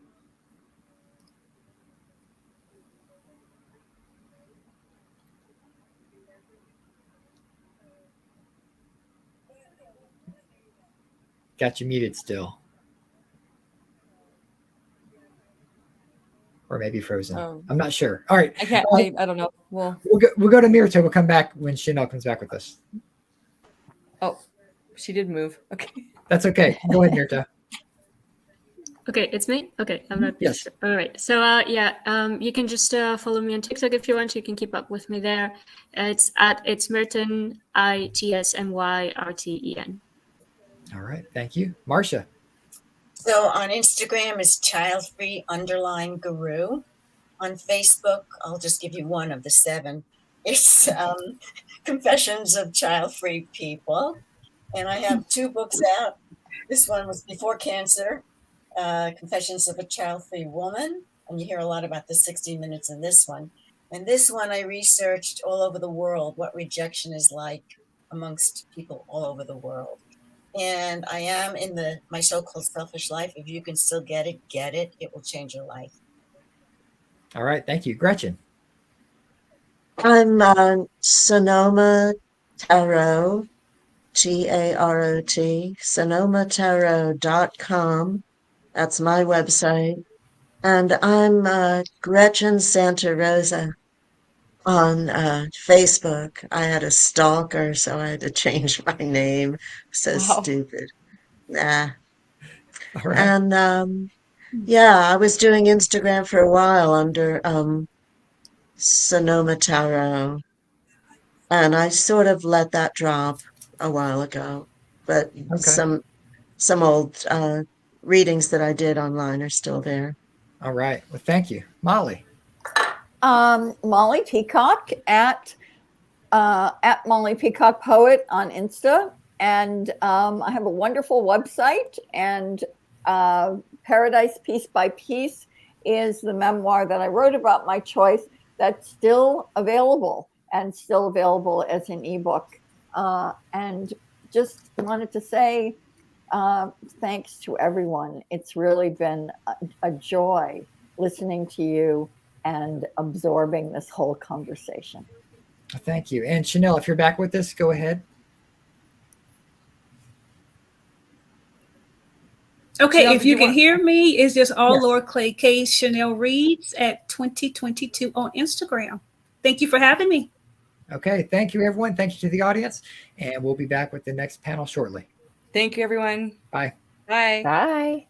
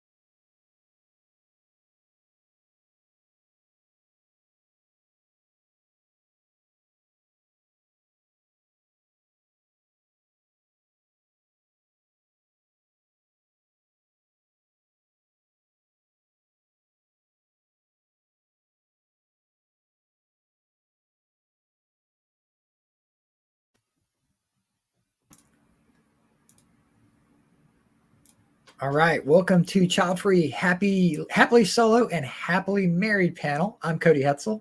And I am LeNora Faye. And we'll be your moderators. Society wants to tell us that if you are single and do not want children, you will never experience happiness. Society also says there is no point in being married if you don't have a child. Believe it or not, we found a bunch of happily child-free people to respond. All right, so let's meet the panelists. Hello, hello. All right. Hi, everyone. We'll take a moment and let you introduce yourselves. We'll start with Teresa at the top. Hello, I'm Teresa. I'm 38. I live in Portland, Oregon with my husband and our 4 cats, cannoli, toast, pretzel, and waffle. And for my 9 to 5, I work as a security engineer. All right. Andy and Libby. Hi. Yep, we're Andy and Libby. We live in Oahu, Hawaii. I work as I have my own travel agency. I work from home, and Andy does health and safety in one of the hospitals on island. All right, great. And Juliet. Hi, I am Jules. I am 41 and I currently live in County Tyrone in Ireland and moved home a few years ago and decided to go rural. And my paid employment is in recruitment and I am child-free and single. All right, thank you, Jules. And Vivian. Hi there. So I'm Vivian. I'm 52. I live in London and I'm married, and I have been married for nearly 24 years. All right. Happily so, I should add. Well, oh, right. I guess we did have happily in the title. I was going to say, it doesn't matter if you're like me, but yeah. No, I'm a good representation. 24 years, still happily married. All right. Will Marie and Ryan. Go ahead, Will Marie and Ryan. Oh, hi. My name is Marie Hernandez. I am 35, and we are happily married, right? Yes, we're definitely happily married. And child-free. Ryan Hunter, 36, happily married as well. And, all right. I'm a marketing professional and life and career coach, and video editor and content manager. And we run the Life Without Kids IG community. Okay, Ryan, you sound good. Will Marie, it's a little low on you if you're adjusting your own sound on the back end.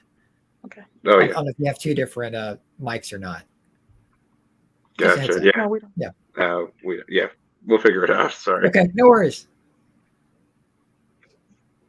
All right. And Lauren.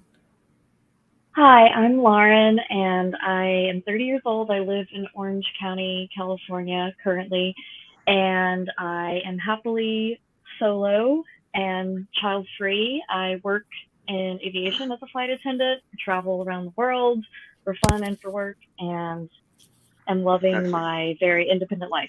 Switch, because this one might have the microphone. Thank you. Okay. Just checking for feedback here. All right. So first question. How does being child-free impact your sense of fulfillment and happiness in your solo life or in your marriage? And we'll start with Teresa. I would say that having the freedom allows us more opportunities to pursue our passions and our interests. We can dedicate ourselves like more fully to our hobbies and our dreams, as well as to each other. It's allowed us to cultivate and grow our relationship in a complementary way where we can bring like our authentic selves into our relationship. And not to say that, children don't have authentic relationships as well, as that you're not as divided, your attention isn't as divided and pulled away. You're able to really dedicate yourself to your partner and to your shared goals that you have. All right, Andy and Libby, please. Yeah, I think for us, I think it's just helped us grow kind of as a couple, and we've just been growing based on each other's wants and needs and, what we're looking for in life without having any kids involved in those decisions. We got married when we were young. We didn't mention our age. I'm I can never remember my age. I think I'm 34. I think he's 37. We make it up sometimes if we want to. But I got married when I was 21 and he was like 24 or something. So 13 years of marriage. And yeah, just that whole time without kids, I feel like we've just been able to grow and just kind of decide what we want to do. And without having to have those decisions, make moves based on not having kids and just kind of go with our passions and things that we're interested in. Excellent. Thank you. Juliet, go ahead. Yeah, so just I suppose to second what's already been said, probably this freedom element of things, and yeah, to to be able to just get up and go whenever you want, etc., or not. But also I liked what was mentioned about the sort of being able to focus solely on your partner. I suppose for me it would probably be just that I can focus solely on myself. So yeah, that's certainly something that I appreciate about it. And Vivian. Yeah, I think for us, I feel that there's a greater sense of equality in our relationship because we aren't having to sort of chip away at the relationship with each other to allow for looking after children. I think that we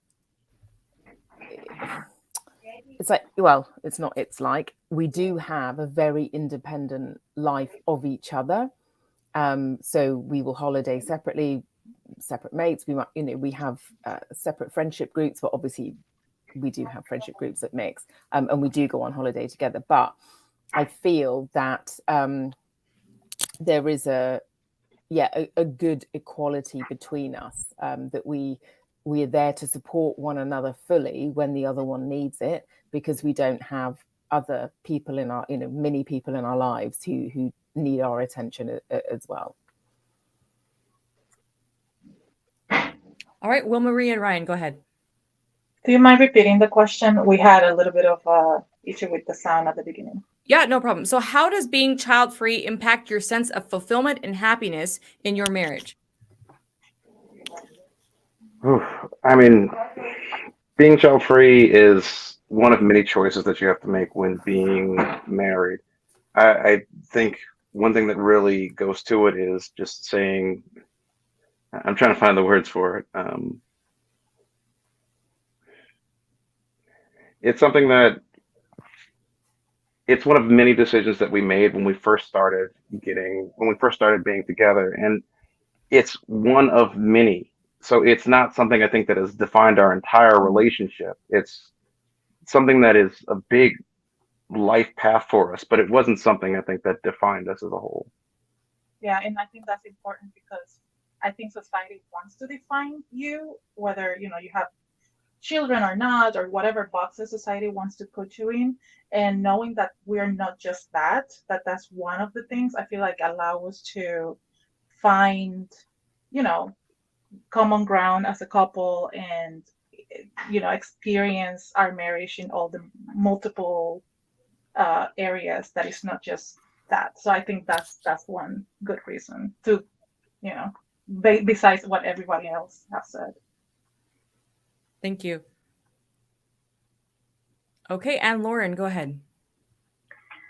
So I would echo what others have said about the freedom and just being able to pick up and go whenever I want. I've moved 2 or 3 times since January within the state of California, and that's not something I could definitely do with children very easily or very well, like for their well-being. And then even with a partner, it's more challenging considering the other person's wants and needs. So all I'm thinking about is like what's best for me, what fits with my goals, my lifestyle, my hobbies and passions. And I think there's also kind of an added layer for me from more of like a value and a past personal history of being raised in a very much you get married and you have children box. And I feel like I'm kind of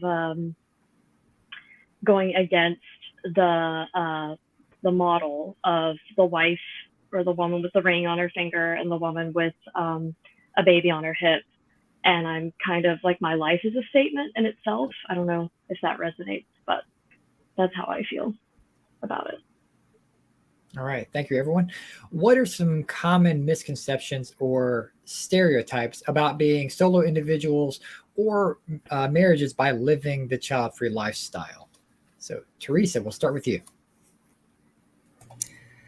So, some misconceptions. I think the one thing that really stands out is that our marriage, and I say our as the collective we, right? The royal child-free we, that our marriages or relationships aren't as valid or genuine because our primary focus is not having kids and bestowing, the next generation with our knowledge and our inheritance and stuff. And it's also, I kind of get the impression sometimes that people pity us because our marriages aren't as fulfilling as theirs with children.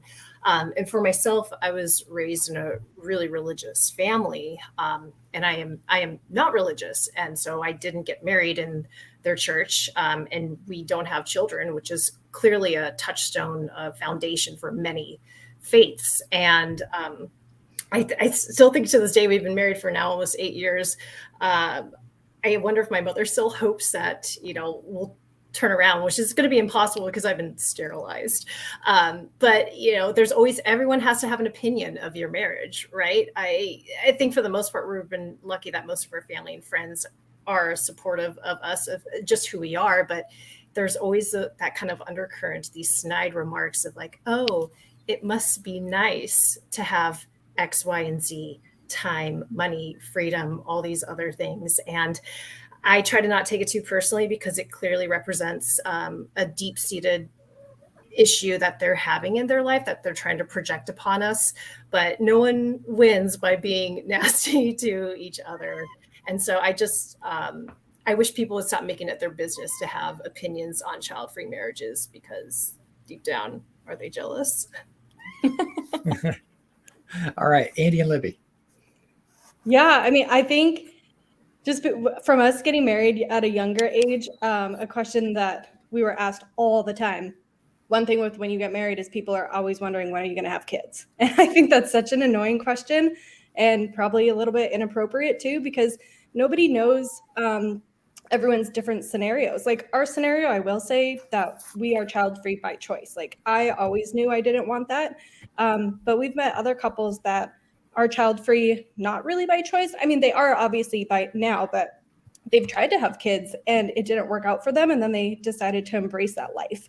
And so when people are just like doing that stigma of, oh, you're married and you don't have kids, it's not really fair because there's so many different scenarios of why, some of us don't have kids. And for us personally, it's just, yeah, we do like to have fun and we do like to travel and spend our money on that. And that's kind of more of our priorities. But definitely, I think as we've gotten older, it's been nice to not have as many of those questions because as we're getting, closer to the age range where people maybe aren't having kids anymore and we're getting up there that nobody even asks it anymore, which is kind of refreshing after a while. Yeah.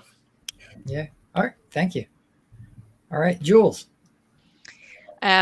Yeah, so I would second that about getting to an age where people aren't, still asking the question about kids. It's enjoyable. The one enjoyable thing about aging, but I think probably the main misconception that I would sort of face would be that if you're not married and with children, that it's something that you want or something that you've missed out on it, and it's something, it's a negative. Whereas for me, it's actually something to be celebrated.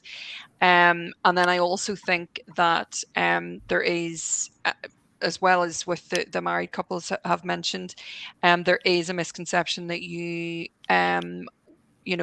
are very lucky to have all this time available, and perhaps that you will be available to do more because you don't have the distraction of children and, for myself, a partner. So I think certainly what I do is put strong boundaries in place with that, but I generally don't really let it get to me because I think people are going to think everyone else wants to do X, Y, and Z, even if they don't, follow the sort of pattern that is sort of expected, if that makes sense. Yeah. Totally does. Vivian. Yeah, the misconceptions. I mean, it's the typical ones of, oh, you must be a really miserable couple. You must be quite bored. What do you do with your spare time? The other ones, which I find bizarre and obviously can be quite hurtful, are, well, you must hate children then if you're not having them, if you've chosen not to have them, or that we don't, excuse me, that we don't like children, which is bizarre. And of course that we're selfish, which is not the case at all. And I remember on my wedding day being asked, so when are you going to have kids? And I replied, give me 2 seconds. I have literally just walked down the aisle. We didn't have a traditional wedding, but, I have literally just got married. Give me a moment to even consider, a future, changing my future. I thought that was bizarre. The other thing or misconception is people assume that I have not had children because my husband didn't allow me, which I find astounding. But that has come up. Yeah, great insight there for sure. All right, Will Marie and Ryan, what do you think? Can you hear me okay? Yes. Okay. So I agree with what everyone has said. I would also add that one misconception as a married couple or as a couple, child-free couple, is that we're not serious, right? Like you can be a serious couple if you don't want to have kids. And actually, we've used that to our advantage. We have a account where we document our travels and lifestyle, and we call ourselves the not so serious couple. Because the reality is like whatever society has deemed as serious, I don't want that if that's what's serious, right? And so kind of like play with that. But it's interesting how people may think that because you don't want to have children, you cannot be in a serious committed relationship. Like, what's the point? And let alone like get married. Like, why would you get married for then? Like, we've heard that. And it's very interesting. We've been together for 10 years, but we just got officially married last year, coming on 1 year soon. And people have had so many questions throughout our relationship, like, oh, so you've been engaged for 4 years, why don't you get married? People have all these timelines and rules that you have to follow, including obviously the having children. And if you don't follow that timeline or those rules, it kind of like seems like you're not serious. And I think that's one that I don't know. So for some reason, it kind of like gotten to me, and that's why again we use the term playfully, because being child-free and being able to do what we want, and being play, having fun with life. It's like weird. It's like you don't have kids, you're not a family. We're married. We're a family of two. It's weird that you fight so hard that unless you have children, you don't get that designation. You're not a serious couple. We lost Ryan's audio. Lost both the audio. Okay, well, okay. All right, Lauren, go ahead. So I would definitely add a few more misconceptions for a solo and child-free, specifically woman. There's a lot of gender differences with this because I'm seen as immature and not serious, kind of like a few others have mentioned, especially by like the community that I was raised in. If you're not married, don't have children, you're kind of infantilized by a lot of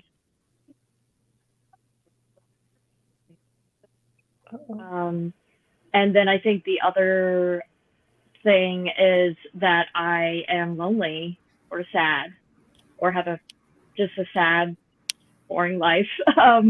And I'm not sad and lonely. Like, I have loneliness moments, but I think that's a human condition thing. I don't think that has anything to do with marriage or having children. But yeah, that's a common, I think, misconception as well, is that also that I'm not like productive in society. Like, what am I doing in the world? Like, just having fun and living my life. Like, why do I matter? And why am I allowed to be tired? I even had one woman in particular said, you can't be tired, you don't have kids, to me. I work really long hours as a flight attendant, and I provide for myself financially. So, like, I'm allowed to be tired too. Yeah, Those are just a few misconceptions. Yeah, for all the social media that's out there and all the videos and the hashtags and everything, I have yet to come across a person who's child-free, solo, married, whatever, that says that they're very sad with their life. Like, it's almost always like all good stuff. And so, we're not, if that person is sad, I feel for you, and I'm happy to talk with you about it. But I just don't see the sad child-free videos out there. I will add, because we do have some sadness in our lives as child-free people, as we all know. But it could probably, because it's not to do with the fact that they don't have kids. If it's a child-free by choice perspective, I think that is the clarification. Yes, thank you for doing that. Yeah, but that's kind of my thought. Is like, as much as they want to say, well, you have a sad life, it's like, well, yeah, I don't see too much of that online as far as the choice goes. But anyway, sorry. Moderators are allowed to put their input in too. So next question, can you share specific ways in which being child-free has allowed you to cultivate personal growth, pursue your passions, or focus on self-care, whether it's in your solo life or in your marriage? Teresa, we'll start with you. So my husband and I both have had a long work history in public service. And a few years ago, I transitioned to the private sector. And so I now work from home. I can basically work wherever I want. So sometimes I like to do little workcations. But last year, and I think my husband might have just seen like how more fulfilled and happier I was working in the private sector. He was also getting kind of frustrated with his job, which seemed fairly dead end. And he was kind of stagnating there. So I was like, hey, you're showing an interest in technology. Why don't you take this boot camp and learn some new things and see what you can do? And so he took the boot camp, and then after a few months through that boot camp, he quit his job because it was stressing him out. And so it was more important for our marriage and for him to be happy and less stressed. And it's also great because for now I have a house husband who'll like refill my water while I'm at my desk, and he'll take the cats to the vet, and he does some errands and tidies the house. And honestly, I might miss that whenever he does get a job again. And it will be nice to have a second income again, but it was being able to have the freedom to do that too. So we didn't have to freak out when he quit his job, because we're okay. And it's us and our cats, and we're able to have a harmonious household because he wasn't coming home every day just anxious and frustrated and upset with his job.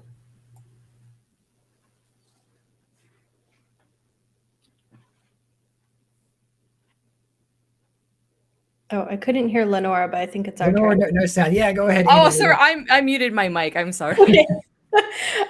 Yeah, I mean, kind of similar for us too. I think not having kids has just opened up our opportunities of being able to do things, take some chances in life for ourselves. I quit my job a couple years ago. I was in education, and I got to work from home, and I liked it, but I always wanted to pursue more travel. So I started my own travel agency, and with that comes a lot of travel too. I've been gone like 3 months in a row lately, and it's been kind of crazy. And I don't think that's something I could do if I had, other people at home besides him that's working his 12-hour days kind of thing. And we've decided to start a second business as well, just because we do have that time and it's something we want to do. And I think we would be a little bit more limited on time. There's some nights even at 9 o'clock at night, I'm like still working because I want to, but also because there's nothing around to distract me and I can get that work done. And if I had to, certain hours when the kids were home and, managing all that, it wouldn't personally work for me. And then I'll let you talk because you do a bunch of fun stuff too. Yeah, it allows me to pursue my passion passions and hobbies of things I like to do. I like to go free diving. I like to play hockey in the evenings and do lots of different things. And so, yeah, it just allows me to pursue the things that I enjoy that bring me happiness. Thank you. All right, Juliet, go ahead. Hi. Yeah, just as mentioned, just the time, just the the fact that you do have the time to do things like road trips or travel in general. I'm studying a second degree at the minute. And I also have sort of do amateur photography as well. And I think certainly if, it's the focus as well. I mean, I find people that do parent, they'll want to do things. Not everyone, obviously. Some people can successfully balance it, but I find that a lot of the people in my sort of circle that would be parents, they would love to do this, they would love to do that, they would love to be able to give a focus to a particular hobby or an interest, and they're just not really able to do it. Whereas I'm able to say, okay, I'm gonna start foraging. After a week I decide I don't want to forage anymore. It's things like that. You've got the freedom to pick up extra hobbies, extra interests, and as well as cultivate the ones that you already have. Thank you. Vivian, go ahead. It's the freedom to change, in whatever path your life is. For instance, I became a life coach about 4 years ago. That was a big career change. So I gave up full-time work. I went back and studied, and then I became a life coach. So I've set up my own business. That would have been way more difficult if I had had children. And when at times during our marriage, one of us has been made redundant, the other one, then the pressure is, okay, there's still pressure to find a job, but there's not more pressure because it's like, oh my God, we have extra mouths to feed. It's, we could be more lenient perhaps in the jobs we might have to find to fill that gap. And like, someone else was just talking about hobbies. My main hobby is swimming. I go on swimming holidays, or I'll go away for a swimming weekend, ad hoc. It's the sort of the freedom to be able to do those things that if we had children, everything has to be planned to within an inch of its life. And I'm grateful that my life isn't sort of governed by the many people that we might have.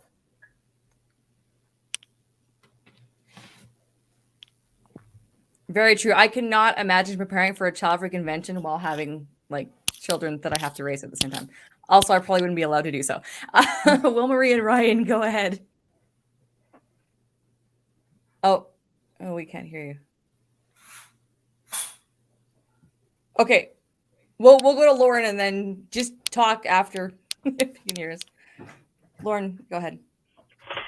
So I would probably say the same, that freedom to just get up and travel anywhere, move. I literally moved across the country with all of my belongings in my small car and myself. And that was kind of decided on only like a few months before I moved. And I don't think that would be kind of a thing, or it would be a very difficult thing with kids. And then also, this is a little more personal, but it has allowed me to take care of myself health-wise. Like, I have a chronic illness, and I was researching for myself, like doctors that I needed and treatments that I needed. And yes, like one could research with kids, but it's a lot easier when you don't have the distractions of also like taking care of children and caring for your medical illness or whatever it may be. So yeah, I think it's just,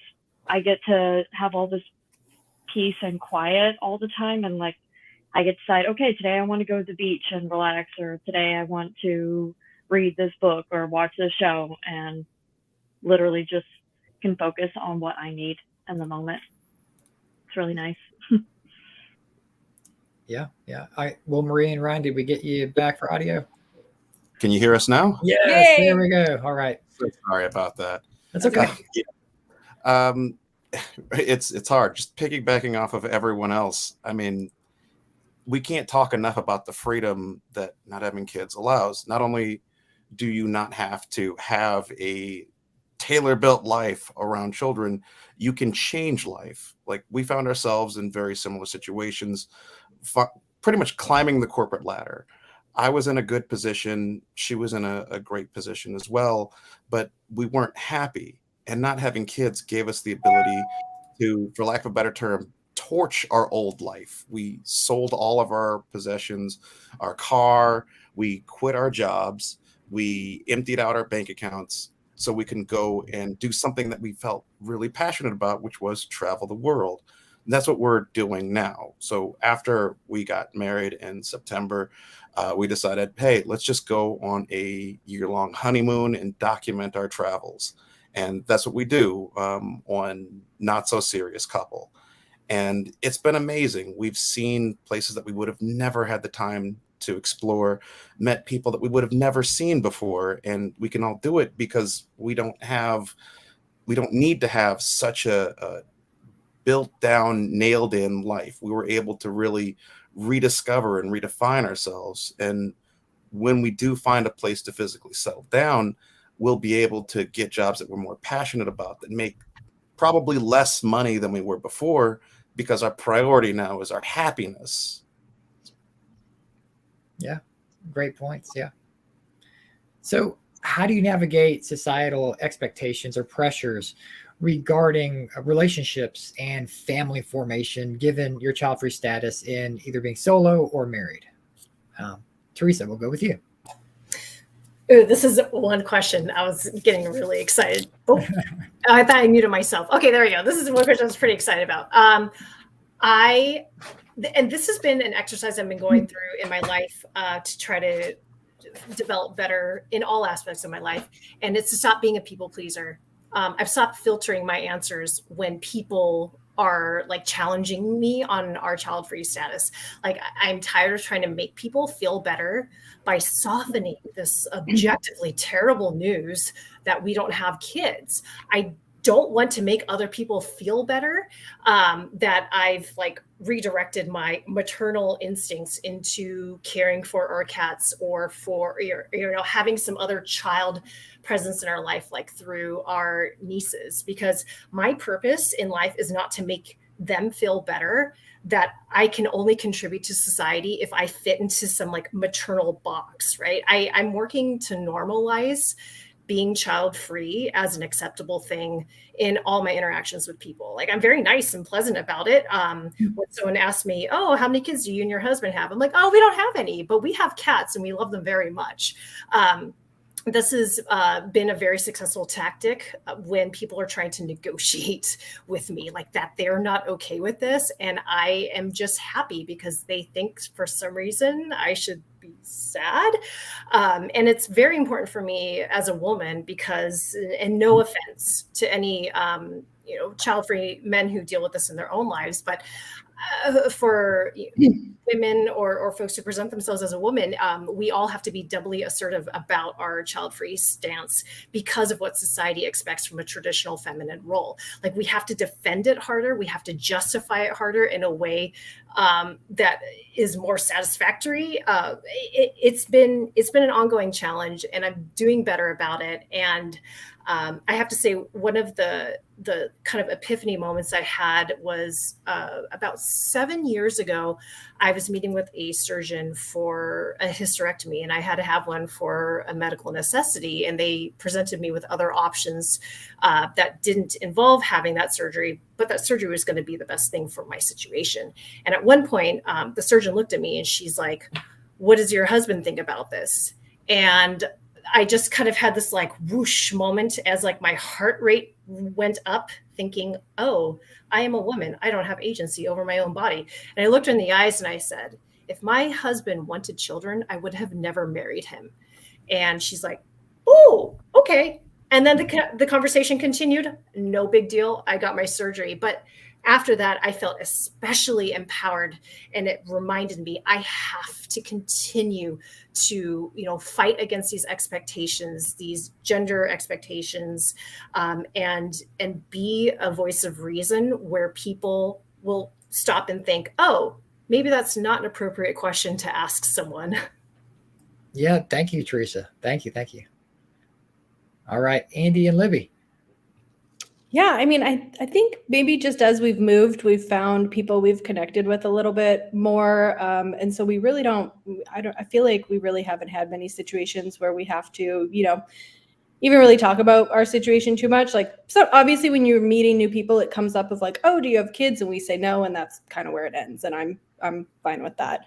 I feel like maybe when we were younger in college, like he's from North Dakota, and it was a different lifestyle there that people definitely expected kids and thought we should have kids and that kind of thing. So we got like maybe more poked and pressured a little bit more. But since leaving, we found kind of our own people, and everyone's been really cool about it. A lot of comments I've actually got, not recently, because again, it doesn't happen very much where people are even asking, but when people were, and I say, no, we're not having kids, they're like, oh, good for you.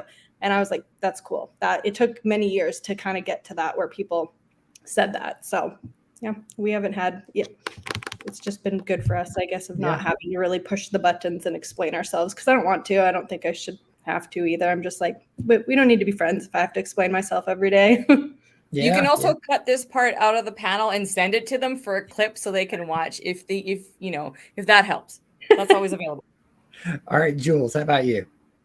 Yeah, I definitely, as Libby said, I've not really come up against it. Maybe I just don't notice it. I don't know, maybe I'm that introverted. But I just don't really get it a lot. People saying, when are you going to have kids? Why have you not had kids? I mean, obviously it's there, but it's not really within this sort of the people that I've gravitated to. I don't know whether it's default or design, but they are also child free or have children that are older. So yeah, I don't really feel any pressures as such. From my closer sort of circle. And my parents, actually, I was thinking about this the other day. My parents both have said to me on separate occasions, you're just right not to have kids. You've made the right decision, which is obviously quite worrying that my parents have both said that. What did I do so wrong to them? But yeah, there's not really been any pressure, and that's great. I think because it's very sort of it indicates that society is starting to be more accepting, and that too with people that are of a certain generation. Yeah. Vivian. Oh, you're muted. Oh, sorry. Yeah. There we go. I think in my sort of mid-20s, maybe I would probably shrink away when people said, do you have kids? Because I was worried that they were going to be rude or, make some unsavory comments. So I think I would just be like, no, or sort of shrug it off. But then as the years went by, I just thought, why am I sort of shrinking away from being my authentic self? And now, I have no qualms in saying, yep, child free, or yep, I don't have kids, all by choice. And I feel that is also forging a path for those that are younger than me, for other women or men too, that, are looking for role models. Why am I shying away from a decision that I wholeheartedly believe in? So I think there has been occasional pressure from family members, but then I think they feel they have to say, why aren't you having kids? Or when are you? I feel that that's like a question a certain age group are always going to ask. But eventually they'll all die off, so I'm not going to worry about it. But yeah, you just find your own tribe, right? And you stick with them so that those pressures aren't there. Yeah. Wilmer and Ryan, what do you think? Yeah, so I think me personally, I've I had this very early on when I was very young. And I love to say this because it marked me, right? So when I was a kid, I would say, oh, when I grow up, I don't want to have kids. And my grandma would look at me like, don't say that. God is listening to you. And, you know, growing up in a traditional, mostly religious environment, that kind of stood out to me because I knew in my heart that wasn't a wrong thing. And so it kind of like sparked this, I guess, fire and desire to be even more outspoken about it. And so from an early age, I would say it, you know, like I don't want to have kids. Like I want to focus on my career. I want to do other things. But seeing how in the environment that I grew, being a mother was more valued than being professionally successful, for example. Again, it gave me that passion, I guess, to talk more about it. And growing up later on in life, when I was dating, for example, I would date people or, you know, guys that if I, you know, once I said I didn't want to have kids because I was open and straightforward about it, then it would be like, oh, okay, this is not going to be a serious relationship, right? And I had to manage that, right? Because I wasn't going to change or back from what I was feeling or believing. And I had to manage that. And then being married, right? When people would ask, you know, oh, but you would be such great parents, you know, or why not? And I found that being outspoken and straightforward with people from the beginning, first of all, it kind of like sets some boundaries. And also it is an opportunity to educate, because I had people that is like, oh, so what is child free? What is that? Or, you know, or make some people think like, oh, that's an actual choice you can make. And I've seen it in their face when you tell them this, you know, how they're like, oh, okay. And I found that really nice, because it's something that I would like to have growing up. And recently I have a niece who's turning 15 soon, and recently she has heard us talk about not wanting to have kids and all of that. We're very open about it. And recently she told me that in school she had to read some story and write some essay about it. And one of the questions was, are kids necessary for a happy marriage, or something like that, which I thought was a very deep question for high school. But and she said, and she was very proud. She was like, I answered no. And I said, no, because my auntie and my uncle don't have kids and they're traveling the world and they're happy. And you could tell how she was so proud, because she had support, like something to support her answer. And that made me really proud. Like, I'm being that person that I didn't have, right? That role model, I guess, that you can see someone, oh, that's an option too, right? That's not wrong if I want that or not. And yeah, I think being outspoken and honest about it with everyone, even when it feels a little hard and awkward, is something that has helped. All right. Well, A+ to your niece. Lauren, go ahead. So I am similar to LeNora in the fact that I'm very outspoken about my child-free life and decision, both like, yes, online and social media. And I have sparked many interesting conversations with people who already have children or are not sure if they want children, and just help people think about it. And I feel proud of that. Like, I want to challenge the status quo. I want to challenge the boxes, or the box that most societies around the world put people into, especially women into. And I also want to be a role model for younger generations. My younger sisters all want kids, but they know that I'm very firm in my child-free decision, and they were supportive of me becoming sterilized and that type of thing.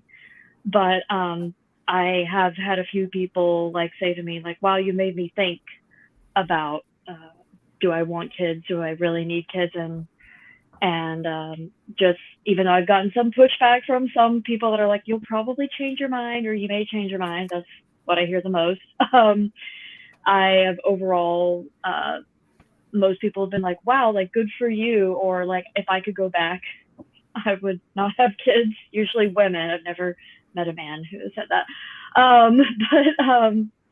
But then I've just been very clear and upfront and not ashamed of my decision. So I think that's the best way to go about it. Yeah, well, thank you, everyone. We will wrap up this panel. So if you want to take this time to plug anything that you're working on, any kind of projects, websites, whatever it might be, or just let people know how they can get in touch with you after the convention for follow-up questions or just to be your friend, please do that here. Teresa, we'll start with you. Hey, I think all my socials I think I gave ahead of time. So if you're looking to follow another like-minded child-free person, you can follow me on Instagram at Unsold Piano. The infrequently updated child-free podcast that me and my husband used to do together. I still kind of update it. We're Cats Over Kids podcast. And if you want to support another child-free artist with really stupid cat-themed art, you can find my Etsy at Unsold Piano as well. All right, thank you. Andy and Libby. Yeah, so we have a Facebook group that you can join if you want to. It's Dink Group Travel. So we're hoping in the future we can all start getting together as, couples and stuff and start traveling and go meet in different random places all over the US, but other parts of the world too. All right, awesome. Jules. So I am at beautifully_derelict on Instagram and at beautifully_boudoiresque on Instagram. I'm in the process of starting transferring my website over to a new provider, so that's not available just yet, but certainly I'll be following everyone from here. Yeah, interested to see what you get up to. Okay, thank you. Vivian. So you can follow me on Instagram. If you just Google my name, you'll find me. And I'm a life coach, so it's life coaching by Vivian. And I'm the same on LinkedIn as well. And obviously I have a website. And one of the areas that I do coach on is helping people make that decision in whether or not they want to have children. Okay, thank you. Will, Marie, and Ryan. Yes, so sure, you can follow us and DM us on life.without.kids, life without kids on Instagram, or at Not So Serious Couple on Instagram as well. And we have a YouTube channel as well under Not So Serious Couple. We'll be super, super happy to hear from you and engage in very interesting conversations. Awesome. Thank you. Thank you. Lauren. First of all, thank you again for having me at the convention this year and on the panel. I like to meet other like-minded child-free people. So my Instagram is at travelsize52_7. And that is the best way to get in touch. Okay. All right, everyone. Thank you for your time. Audience, thank you for chiming in. We appreciate everyone's involvement, and we'll see you on the next panel. Bye. Bye.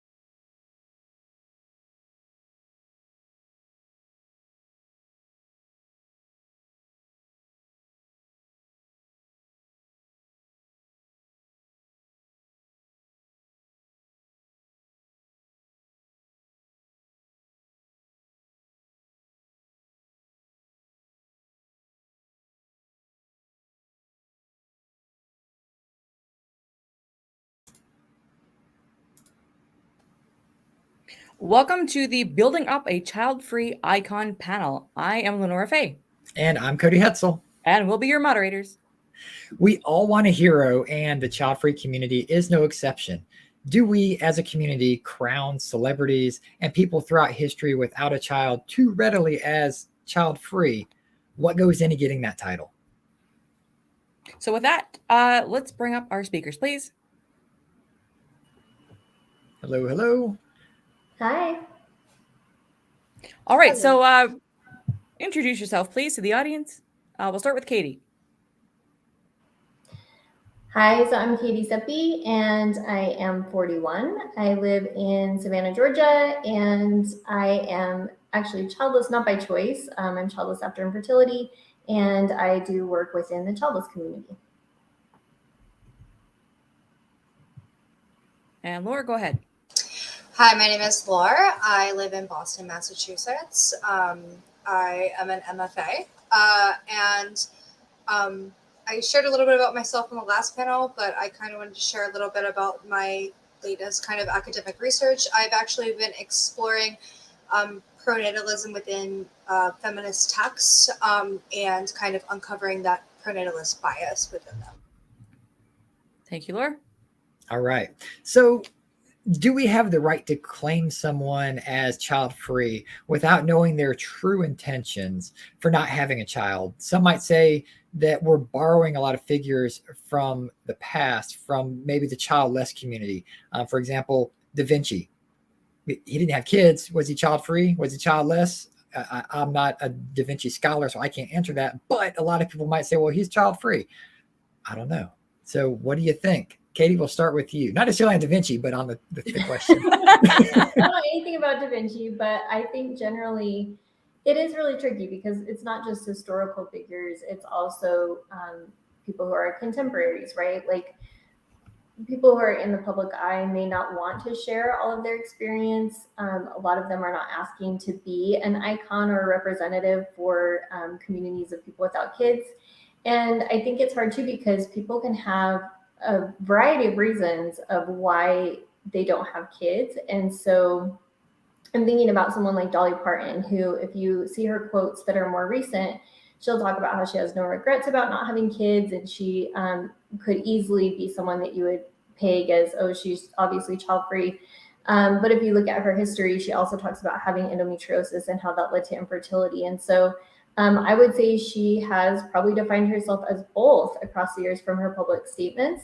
And so I think it's hard because people don't always fit into just one box, and they may not be telling their full story. So, you know, someone like Jennifer Aniston, who for years didn't really say anything and then talked about her infertility experience, there's a part of me that feels like none of them owe us any of the information about their private life. But I feel like we also really want that because we get representation when we hear that people are childless or child-free. And it's nice to have those figures to kind of put in our team, right? Of like, this person doesn't have kids, and look what an amazing person they are and all the things that they're doing.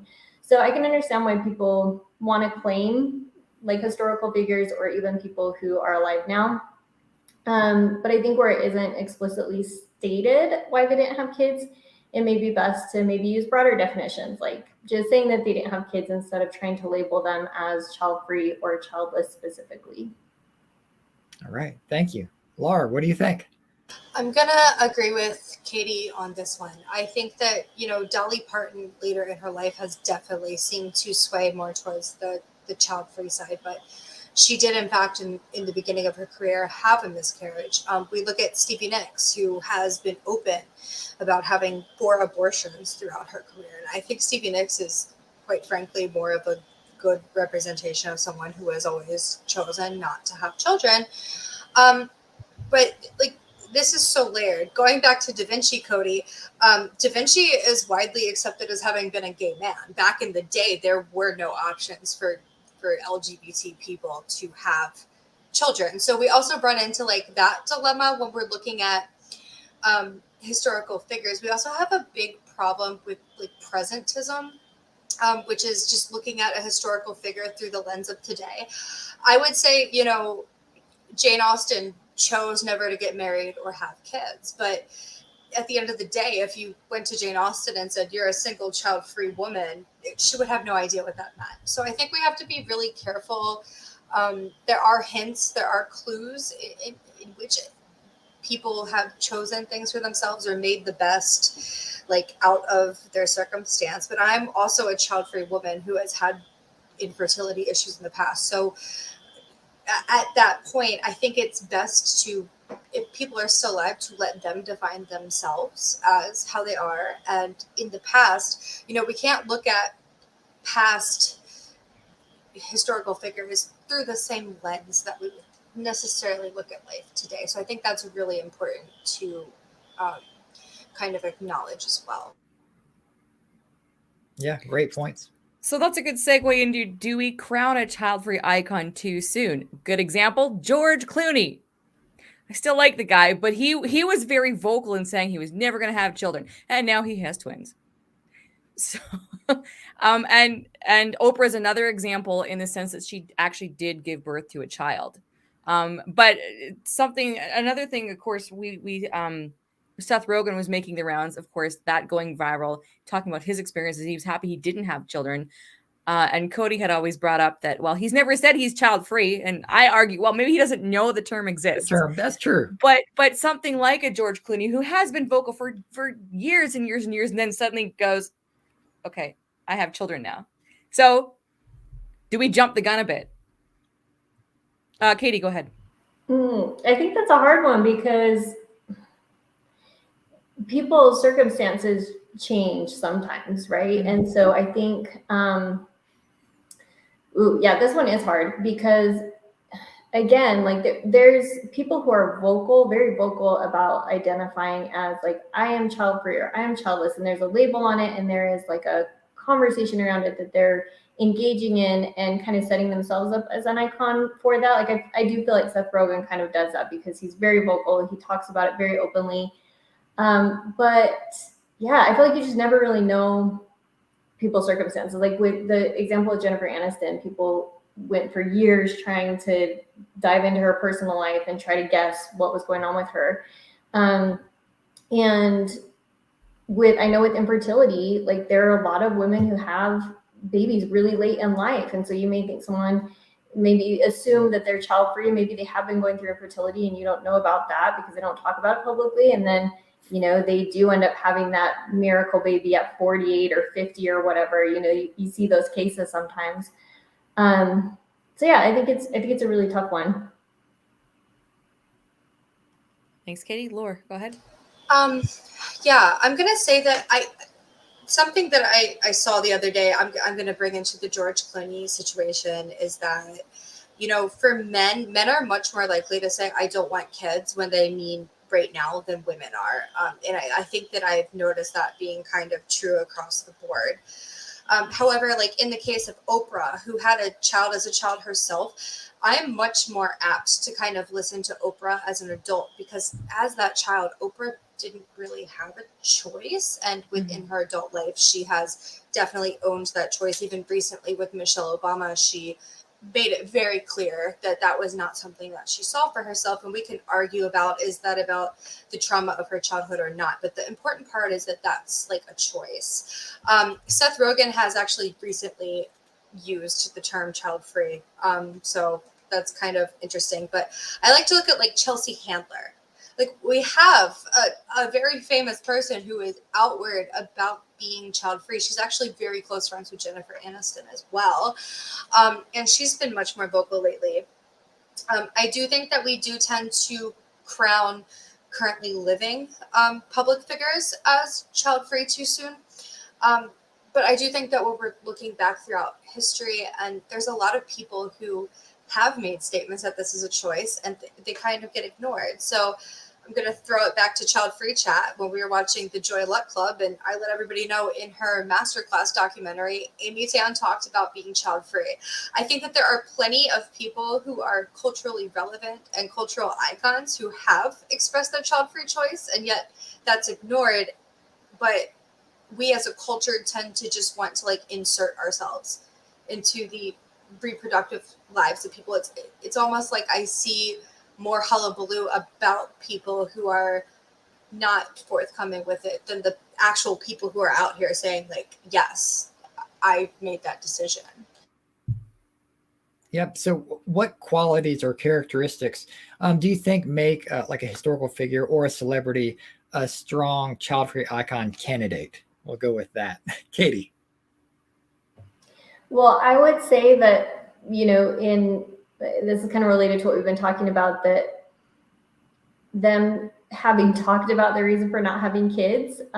So, you know, being quotable and actually being open about it. And that brings that representation piece that's so important. And I think a lot of the people that we really hold up as child-free icons are people that have some kind of notable contribution in their field. So a lot of times, you know, it's someone who is either an author, an actor, an activist, scientist, whatever it is, whatever like field they're in, that they've had some kind of contribution that's given them notoriety. And that I think there's some confidence in living outside of those societal expectations, that's, you know, part of what they talk about. And then there's definitely some kind of just like a cool factor, right, that makes us want to adopt them and identify with them as like, this person's part of my community. So yeah, those are the things that I came up with.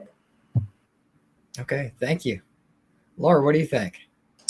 I think that, you know, what makes a strong child-free icon to me is, like Katie said, the contribution to it. But for me, it's always been, especially women, because I do think that women look for this more often.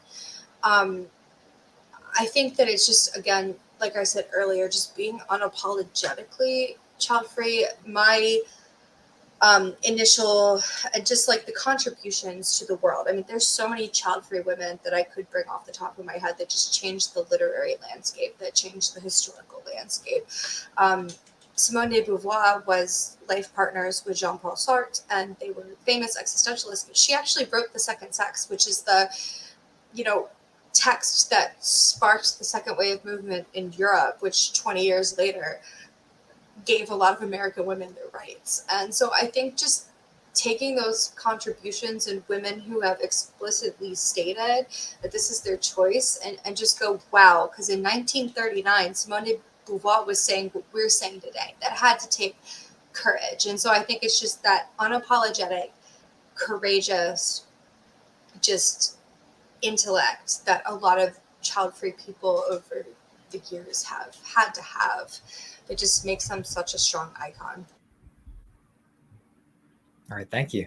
Okay, so I'm looking at the next two questions, and you kind of just answered both of them, which is good. In case I'm going to merge them together in case there's something you want to fill in. So the original question was, how have historical or celebrities who are child-free icons, and now that's kind of loose term there, contributed to changing societal attitudes and perceptions about being child-free? I'm kind of wondering, have there been any specifically about being child-free? You know, like as Katie pointed out, you know, someone can not have children but not talk about it. That's a massive distinction, right? And why we want them to speak up, but realistically speaking. So what do you think? Has there been anyone that's really shifted any kind of perception of a little bit even about not having kids that either of you can think of? Katie, we'll start with you. Yeah, I think so. I mean, I think what's interesting about these questions is you've got people who maybe this isn't like their main thing that they talk about, where they're like, I want to, like, I'm aligning with this really closely, and I'm going to talk about being child-free all the time, and I'm going to be part of those conversations a lot. But you have a lot of different celebrities who, or, you know, historical figures or current day figures who have talked about their decision not to have kids. And I think that it gives that representation to people where I don't know. I think we want to see ourselves in someone who has notoriety, because it's a way that we can hold it up to people in our lives and say, hey, look, you know, Jennifer Aniston, that person that you love so much, who is like the girl next door, you know, well, she doesn't have kids, and look at all the amazing things she's doing. It's like these people we can point to say, maybe some of those stereotypes that you're holding about people with kids aren't true. And maybe this person you admire also doesn't have kids, and maybe you should look at that. It's like a humanizing, I feel like it kind of humanizes and challenges those stereotypes and changes that dominant narrative. So I think even when you have celebrities who maybe just in passing, you know, you can find like that one or two quotes from them. Maybe they're not writing a book about it, but it does give some additional context into what it looks like to live a life without kids. And I think that when you see those over time of different people, you know, talking about their decisions around that, that it builds and you start to change the kind of dominant narrative that you have around people who don't have kids and what those stereotypes look like. So yeah, I think a lot of people make contributions around it. Thanks, Katie. Laura, go ahead.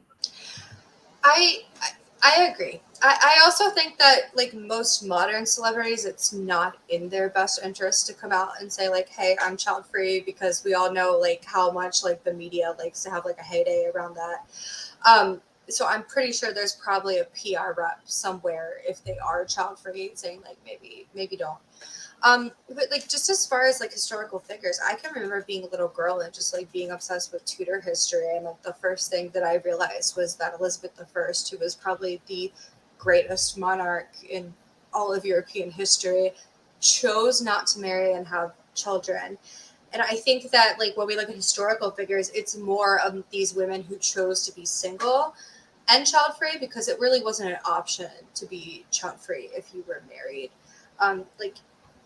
So I think that just when you see like these younger women who are like into things, or younger women who are like interested in certain points of history or literature, it was like so cool to just like see myself within those people. And I think modern day celebrities too. I have Stevie Nicks' signature tattooed over my heart. Like I love her, and it was so cool and so interesting to understand that she chose to be Stevie Nicks over the traditional life. So like I do think that I wish that more celebrities would speak out, because I do think that like for younger people, and I wish it wasn't such a hard thing to say, because I think younger people, especially like kids or teenagers, need to hear that their idols made this choice, you know? So how can the portrayal and even celebration of child-free icons in media and pop culture contribute to normalizing and destigmatizing the child-free lifestyle? I kind of think about the Big Bang Theory minus last episode. Katie, go ahead. Well, I guess it kind of goes back to what I was saying before, just that it can give people a glimpse into what a life without kids can look like. So like you mentioned Big Bang Theory. If you have characters that you love that are written really well who don't have kids, and then those get popular and a lot of people are seeing it, it does provide this kind of normalizing and humanizing impact where people have to challenge the thoughts that they have about their assumptions that they have about what it's like to not have kids. And so yeah, I would say that, I don't know, like historically, you didn't really have people who were able to talk about this if they didn't have a platform, right? So a lot of the people that you mentioned historically are people who were authors, musicians. They had some kind of artists, you know, they had some kind of platform to get out there. And I think there's more ways to get your voice heard today because of how many different, the internet and how many different ways we have to use our voice. And I think that the more we do that and the more it comes into popular culture, the more it gets destigmatized and just normalized. Yeah. Thank you. Laura, what do you think? Do I get to talk about Sex in the City now? Cody does not know what that is, but I do. So go ahead. Oh my goodness, Cody! I keep telling you, you gotta watch it. So Sex in the City, my all-time favorite show. I've probably seen it like 10 times. Me and LeNora literally text about the reboot. I have 2 words for everyone: Samantha Jones, and Carrie Bradshaw. And Yeah. Carrie even had an arc where she was dating this artist, and he said, I've had a vasectomy. And she made the decision we saw her make that decision that she didn't want kids. Samantha Jones always knew she didn't want kids. The only woman on that show who unequivocally wanted kids was Charlotte. And Miranda was this career woman who agonized over keeping her son Brady. And that was just I think that show really shaped an entire generation of women, like millennial women. I remember watching it for the first time when I was younger on the edited like day show version. But it's just like back in the 90s and the early 2000s, you had two main characters who didn't want children.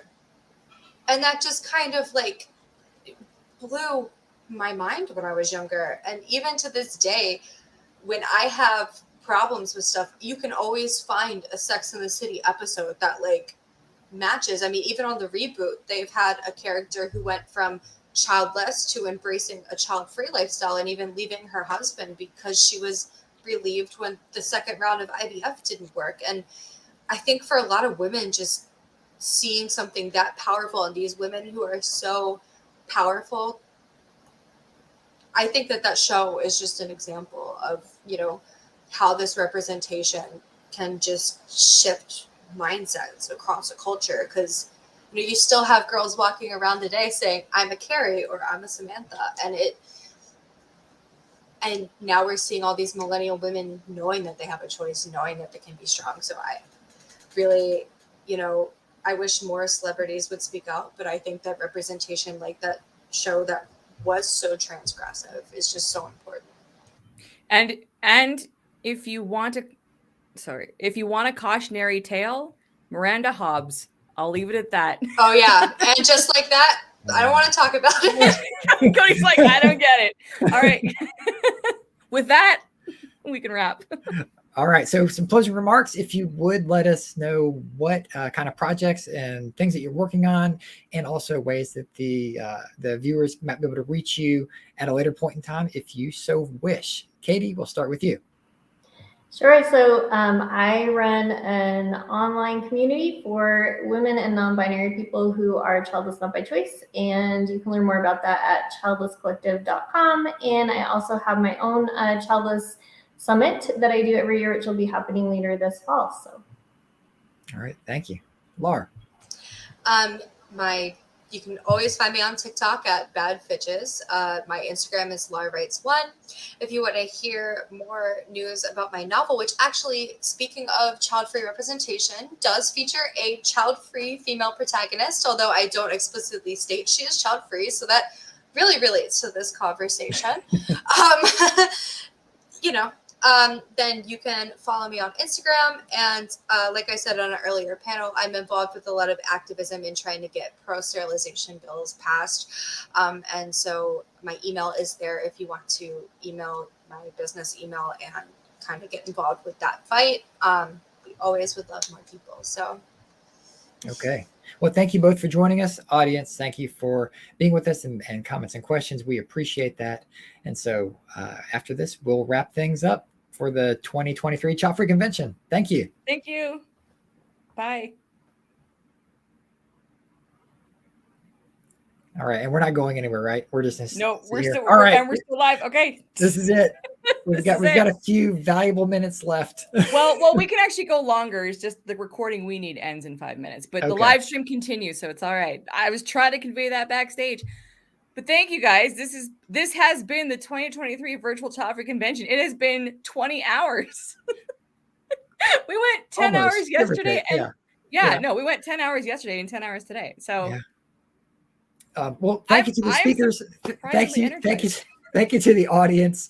Thank you to our sponsors. We appreciate everything. And I think great conversations all around. I think there was something to take away from every panel. And we definitely appreciate people putting themselves out there to do this. Again, we put out a call for speakers every year. If you want to be one of the first ones to know about it, make sure you're on the newsletter list for Childfree Media. That's how we let it go out first, and then we let it go out through social media as well. But definitely sign up for the newsletter to get the first to know. And you don't have to be a scholar to be one of our speakers. You just have to be child free or whatever the topic is, and just be knowledgeable and willing to talk about the topic. Here you I go. was gonna say we will vet you first. We don't just there is a bit of a process, but yes, you don't have to have anything to plug. You don't have to have a community, anything like that. And to the dismay of some of our audience members, you don't even have to be aggressively child free. That was interesting. So yeah, we're gonna pull up Rebecca here, our director. This was her first year directing the show, and so congrats, you made it. That was a marathon, and you're still alive. So I'm very proud of you. Hi, everybody. Yeah, today has been kind of a tough day, but I think it's also been the fact that I have been living, breathing, just like, I mean, you two have been doing obviously way more in the background, but, LeNora and I have been talking almost every day, and then we've had multiple rehearsals, and I've been talking about it nonstop. I'm pretty sure my people at work are just ready. You know what? I took Friday off, and I'm taking tomorrow. You can now send them the live stream and say, hey, look, it worked. So. Oh, they don't care. Most of them are parents anyway, and I think they're just sick of me talking about it. Like, I got the comment last year from one of them, like, I mentioned that I was directing a convention. Oh, what kind of convention? And I said child free. Well, that's something I'm going to miss. It's like, okay, well, I guess you do. Okay. Well, you know what? On that note, it has been nice to include parents this year. We had a parent ally in yesterday's halftime show, the Saturday halftime show. Today, Sunday, we had a parent ally panel. And of course, we know we have had parents watching. Silka, who was on the mental health panel, said to me that her parents were watching her segment. My dad watched yesterday and today. He let me know he was working for. Yeah, but I mean, there are just some parents that are just so, like, they still have the blinders on and everything else. And I mean, it is what it is. All I can do is, try and spark that conversation and hope that just like I, have to listen to them because I'm in the same room, that maybe they'll choose to listen outside of. Well, that's exactly what we're trying to do with getting the conversation going. So Dr. J's comment here, I'm sure Cody and LeNora will be sleeping until International Child Free Day, which is only a couple days away. So, but actually we can't because tomorrow we have to have a meeting because we have to get ready for International Child Free Day. So speaking of which, and then we're gonna go because I'm surprisingly energized, but I'm kind of done. By the way, Cody, fantastic job. Thank you. You as well. Rebecca, Marike, thank you. Yes. Well, thank you for having me back again this year, and I'm looking forward to hopefully being a part of next year's convention and letting it all live on. All right. Well, I want, oh, sorry, Cody, go ahead. Just a quick thank you again to my wife. I appreciate her patience with the whole process every year. She knows it's coming, and here it is. And so now we'll take a little bit of time off, and that's great. And I want to thank my husband, who's been so patient with me and, been allowing LeNora to borrow me as much as she has been. And I'm going to continue to talk about convention until I stop doing it. Good. And everyone can share the live stream link. Before we go, please head over to internationalchildfreeday.com. If you're watching the replay and it's after August 1st, go over there anyway. You'll see the full history. We have e-cards for people to download to celebrate on August 1st, International Child Free Day. Just you can share it on social media if you don't know. There's a billboard in Times Square hosted by Child Free Wealth on August 1st as well. Thank you to our live chat audience. Thank you to everyone who's watching the replays right now. If you're if you're watching, you won't hear this part if it's going on podcast. So I won't even acknowledge that. But thank you everyone for making this weekend so amazing. And thank you to myself, because who else am I going to thank? But thank you to my friends for being a great support system for me this last month or so. And we made it. So good job, guys. All right, let's roll video and we're out. See you next year. Bye. Bye.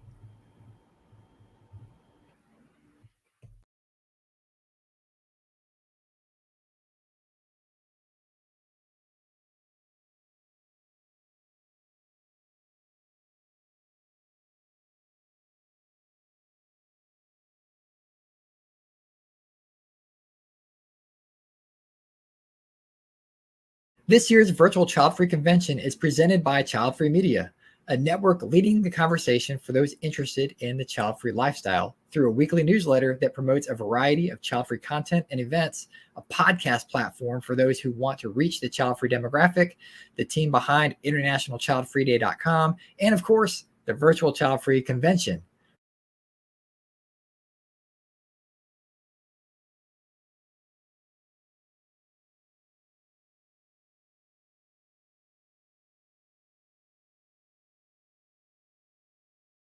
Our champion level sponsors are Buy Childfree, Buy Childfree, a Childfree run merchandise and e-commerce store featuring verified Childfree created brands and items. Visit buychildfree.com for more information and to find the next piece of your Childfree wardrobe.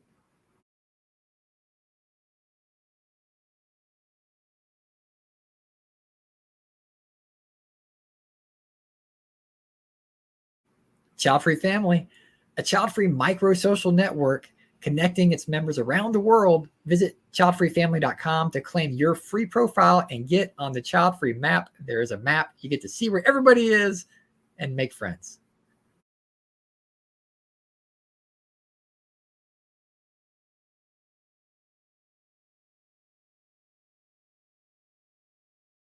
Childfree Journals. Grab your free copy of the ebook featuring 50 journaling prompts to help you along your child-free journey. Visit LeNoraFay.com for this and more.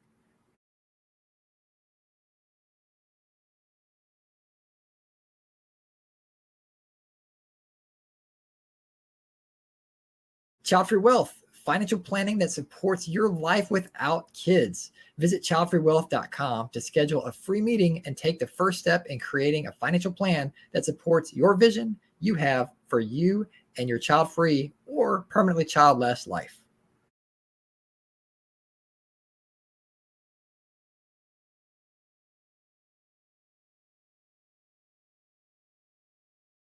Our partner level sponsors are KA Road Trips, a guarantee for you to plan the perfect road trip or to fill your weekends interestingly. Visit karoadtrips.com to begin your adventure.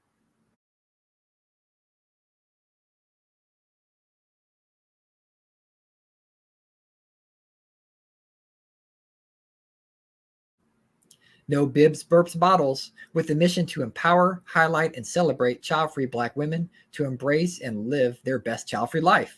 Visit nobibsburpsbottles.com to find out more about their podcast and events.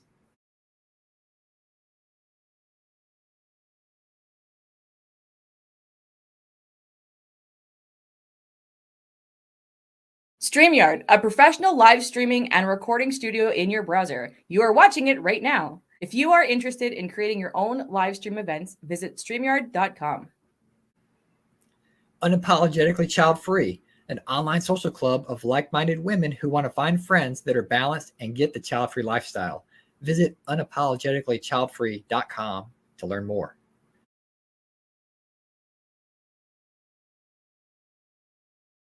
Our supporter level sponsor is 365 Diversity, helping communities, organizations, and schools improve resources, services, and outcomes. Visit 365diversity.com to learn more.